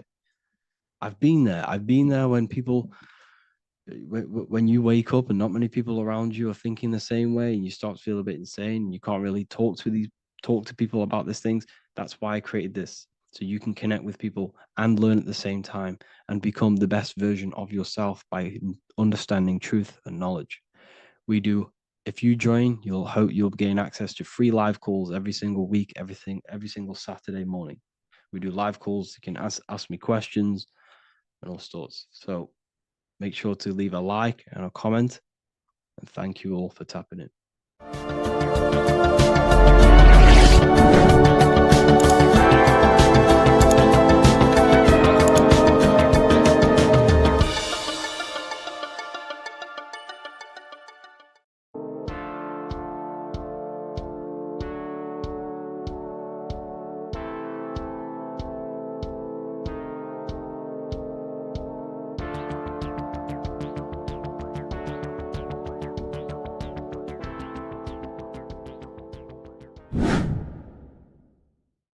What is good, people? It's Revival of Wisdom. Today we're going to be talking about Saturn. I've done this video in the past. However, this video is going to contain a lot more in-depth explanation of Saturn. So the 33rd degree Mason, Manly P. Hall, said, Saturn is the key to crystallization, physical matter. Light is matter, matter is light. They are interchangeable. Low vibrating light turns into matter, high vibrating matter turns into light. And Saturn is the god of this world, this physical world. He crystallizes light into matter. This is symbolized as the Masonic checkerboard, matter and spirit, matter and light, light and matter. He's also the god of time, destruction, justice. He creates and destroys, because all things in time die. He creates and destroys you. So, because we live in this physical world, which is the electric world, this is why we say electricity, because it comes from the root word of El, Saturn. They used to call Saturn El, E-L. This is why we used to say Elohim is God. The real God of this world is Saturn, but it's being hid. This is being hid. Jesus is Saturn. All of this is Saturn. It's all Saturn worship. It's the real God of this world,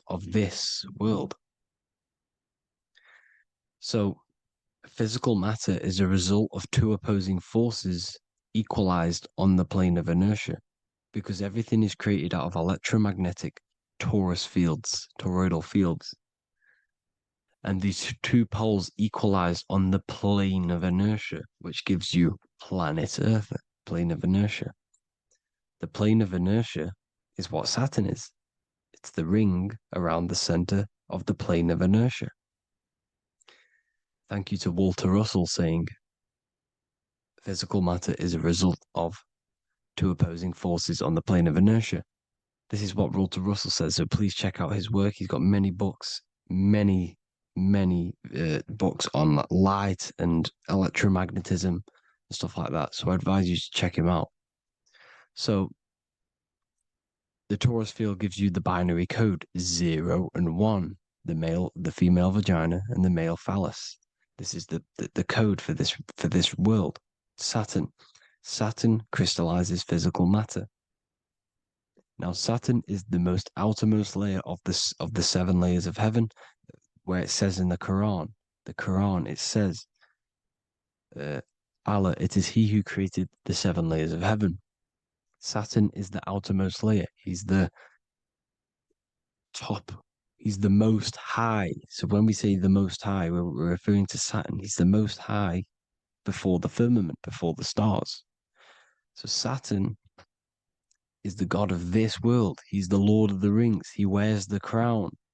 The crown is the rings. Crown, Kronos. So the planets are luminaries. They are lights. They are beings. They are energy, conscious energy. And we're in the heart of the solar system. Saturn is the outermost layer. He is the one of this world. He's the god of this world.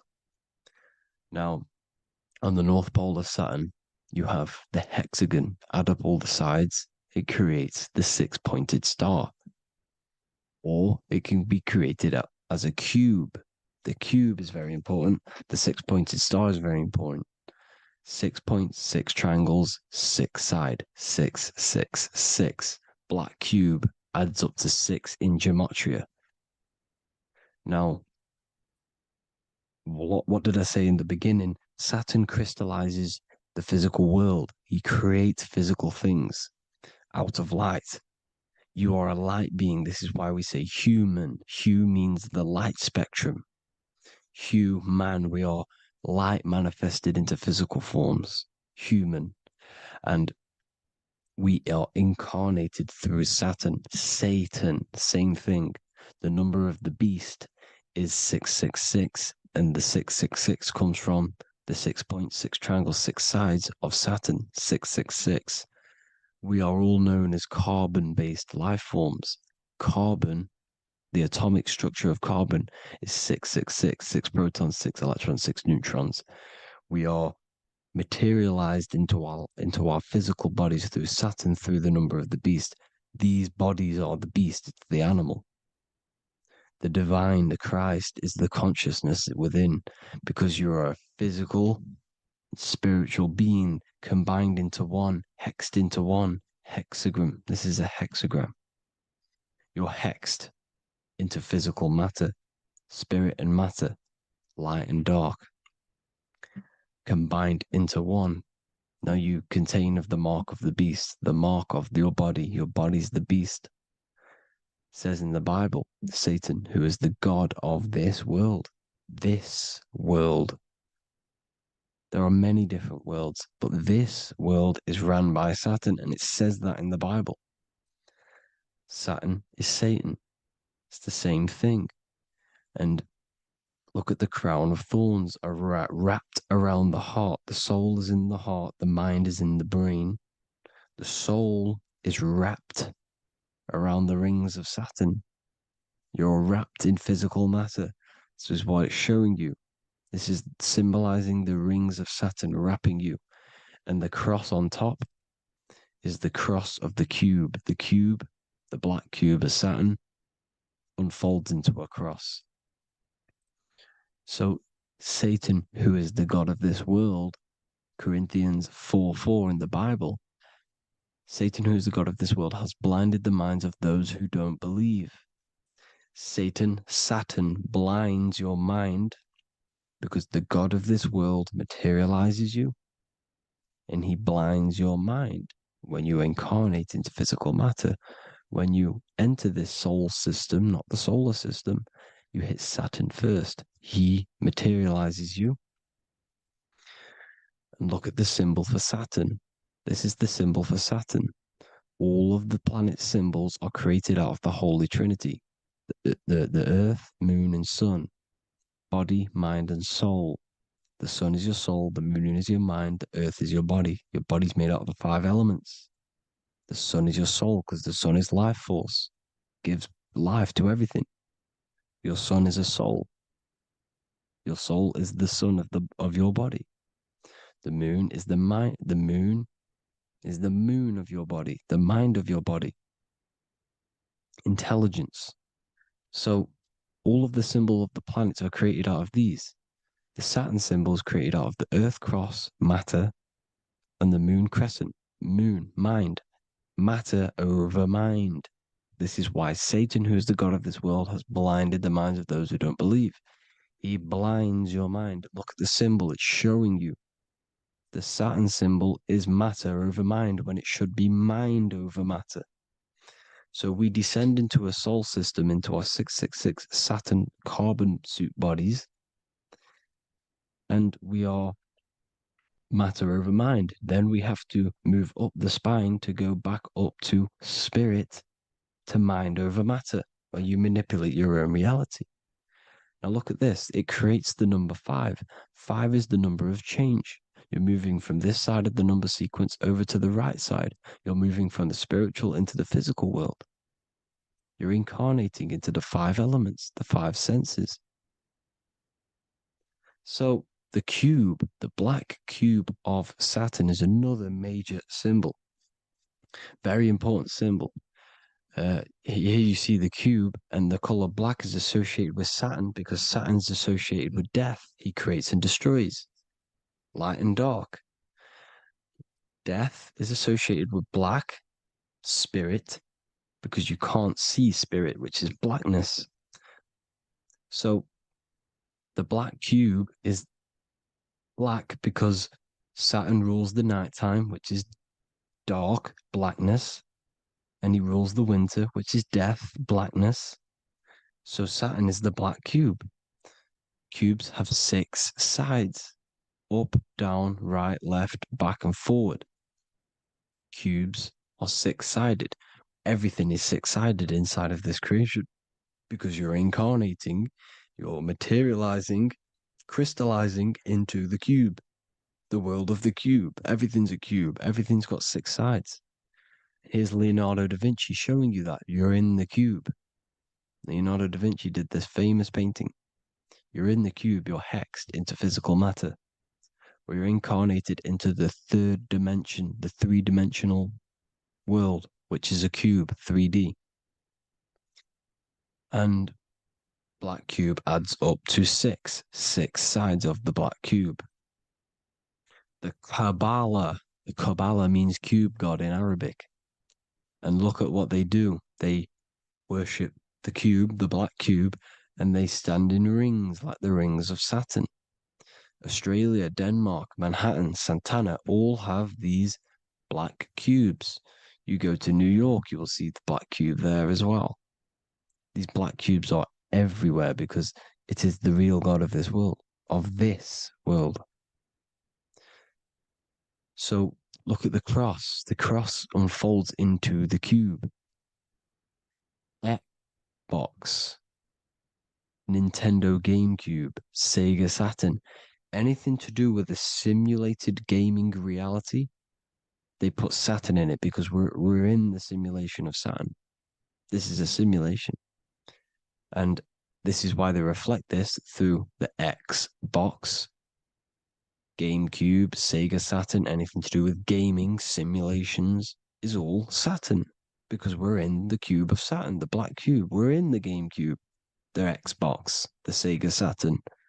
As above, so below. So they reflect it through the simulations that they create inside of this simulation. Cubes have 8 points for the 8 points of time and space. 8 is the number of time. Everything's cycling, infinity. So look at the cube. The cube is symbolized as in Judaism. The Judees have the black cube. They wrap themselves in a black band and they cover their eyes into blackness. The black cube for the black cube of Saturn. They use the star of Saturn and they worship their god on Saturn Day because it's all Saturn worship. And look how the Saturn god is wrapped around with these thorns or leaves, just like Jesus is wrapped around his heart. And Jesus on the cross is us on the cross. We are in the cross. We are in the cube. The cross is the cube. And the cross is even in the Saturn symbol. This is another symbol for Saturn. There's 2 symbols. You got this one, the one I've just broke down. Then there's this one. This is the cross of Saturn, the cube god, the simulation, the game cube. Now, Chronos is another word for Saturn. Chronos means time. When you clock into work, you go to the Chronos machine. Well, I did anyway. And I tap my card on the Chronos because Chronos is time. Anything to do with time is Saturn. He creates and destroys. Look at the artwork of Saturn with the sand, the time. Look at this, how he's cutting off the baby's wings. He's crystallizing the spirit into matter. He's cutting off your wings. Satan, in the Bible, he falls from heaven into earth and he loses his wings. He becomes a serpent. You see, it's all symbolic for us. We are the fallen angels, fallen angles of light. We're fallen angles of light. We are light beings. Now we're fallen into physical matter. Saturn's chopped off our wings. He's chopped off our spirit wings because when you astral project, you can fly. You will fly around. He's got the Reaper staff here, always depicted with the Reaper staff. Now look at the clock. Saturn Day is the 6th day. The number of the beast, 666. Look at the clock. 6 take away 12. 12 take away 6 equals 6. 7 take away 1 equals 6. 8 take away 2 equals 6. 60 seconds in a minute, 60 minutes in an hour, 24 hours in a day. 2 plus 4 equals 6. That's 666. Everything's 666 because it's time. Saturn. All goes to Saturn. He's the god of time. We're in time now. We're in time. We're in the time, which is God, the God of this world, the God of time. Now look at this. The Reaper is also depicted as the Reaper with the staff, the black cloak, black symbolizing death, spirit. Judges wear black because Saturn is the law. He's the God of this world. He's the law. This is why they wear black cloaks. When you graduate from university, you wear a black cloak and a black cube on your head.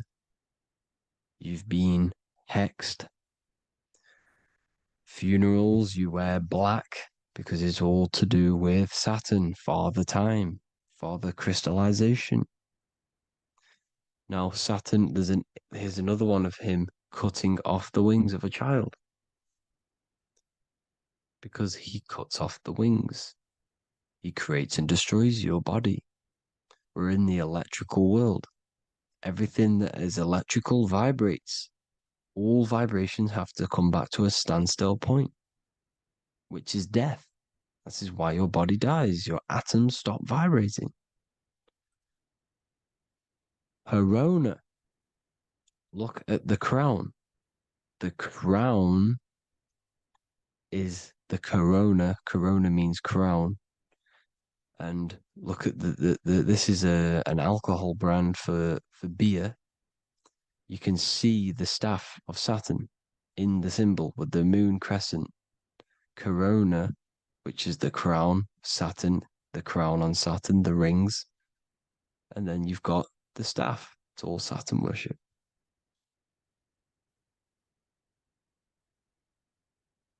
Is the black cubes of 9/11. 2 black cubes. This was a ritual for Saturn. It's all ritualistic. And look at the Star of David, the Star of Saturn. It's not the Star of David. Creates IXXI, the sigil of Saturn. IXXI means 9/11 in Roman numerals. 9/11. It's all a ritual for Saturn, and they have the 2 black cubes of Saturn. Now look, XX. There's more symbolism of Saturn now. We're going deeper. XX is more symbolism for Saturn. The sigil of Saturn is XX, as above, so below. Same with the Star of David. You split it in the middle, as above, so below, as above, so below. XX, this is a Knights Templar Cross of Lorraine. XX, Knights Templar, high order of Masonry. They all worship Saturn. Well, Saturn's the real god of this world. X Eon with the XX. XXL magazines, which is all to do with famous rappers and stuff like that. When you die, you put XX on the eyes because it's Saturn. He's the Reaper. Is Jesus with the XX crown with the thorns around his heart, around his soul, with the cube on the top, the cross cube. Lucifer with the XX cross of Lorraine. Jay-Z with his alcohol brand, XX Cross of Lorraine, the X Factor with the rings of Saturn, all Saturn worship. The seal of Melchizedek is also Saturn. This is the cube. This symbolizes the cube with the 8 points for the 8 points of space and time. And this is the cube.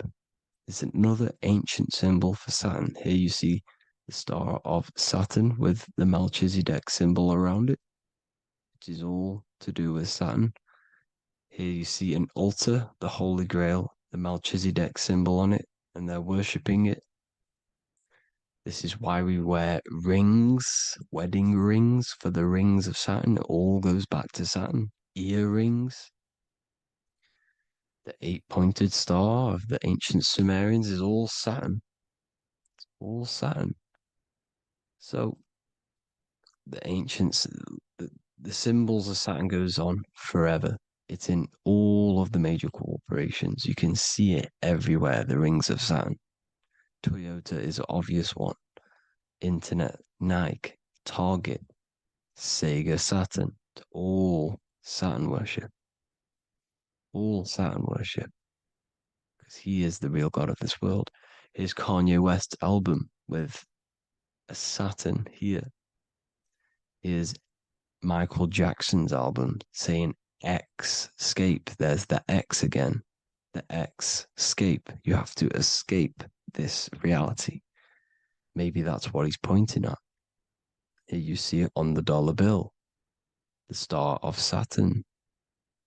Here you see it again on the dollar bill. So that is it for today's people. I hope you all gain some insight on Saturn. Please like, comment, and share if you can. Subscribe if you like the channel. Please have an amazing day.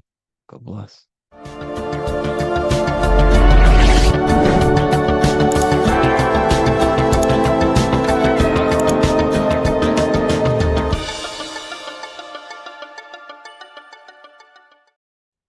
What if I told you many people around you have probably sold their souls? It's more popular than you think, and it's very easy to do. Selling your soul is not something that you can just go and meet the devil and do it. It doesn't work like that. But before I tell you exactly how you can sell your soul and how not to sell your soul, what is the soul? So looking at Jesus, we always see two lights surrounding his head, one surrounding the heart. And as of course, if you've been watching my channel, you know Jesus represents you. He represents the divine essence of the universe made in human form. Each one of us possess a fractal of God's infinite consciousness. We are all God.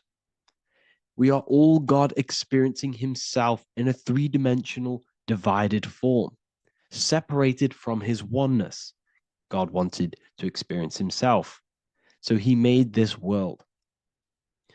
So each one of us possess a soul, and the soul is the spark of God's infinite loving consciousness, filled with God's loving moral law. So the reason why Jesus is always have a light above his head and a light on his heart is because this represents the brain and the heart.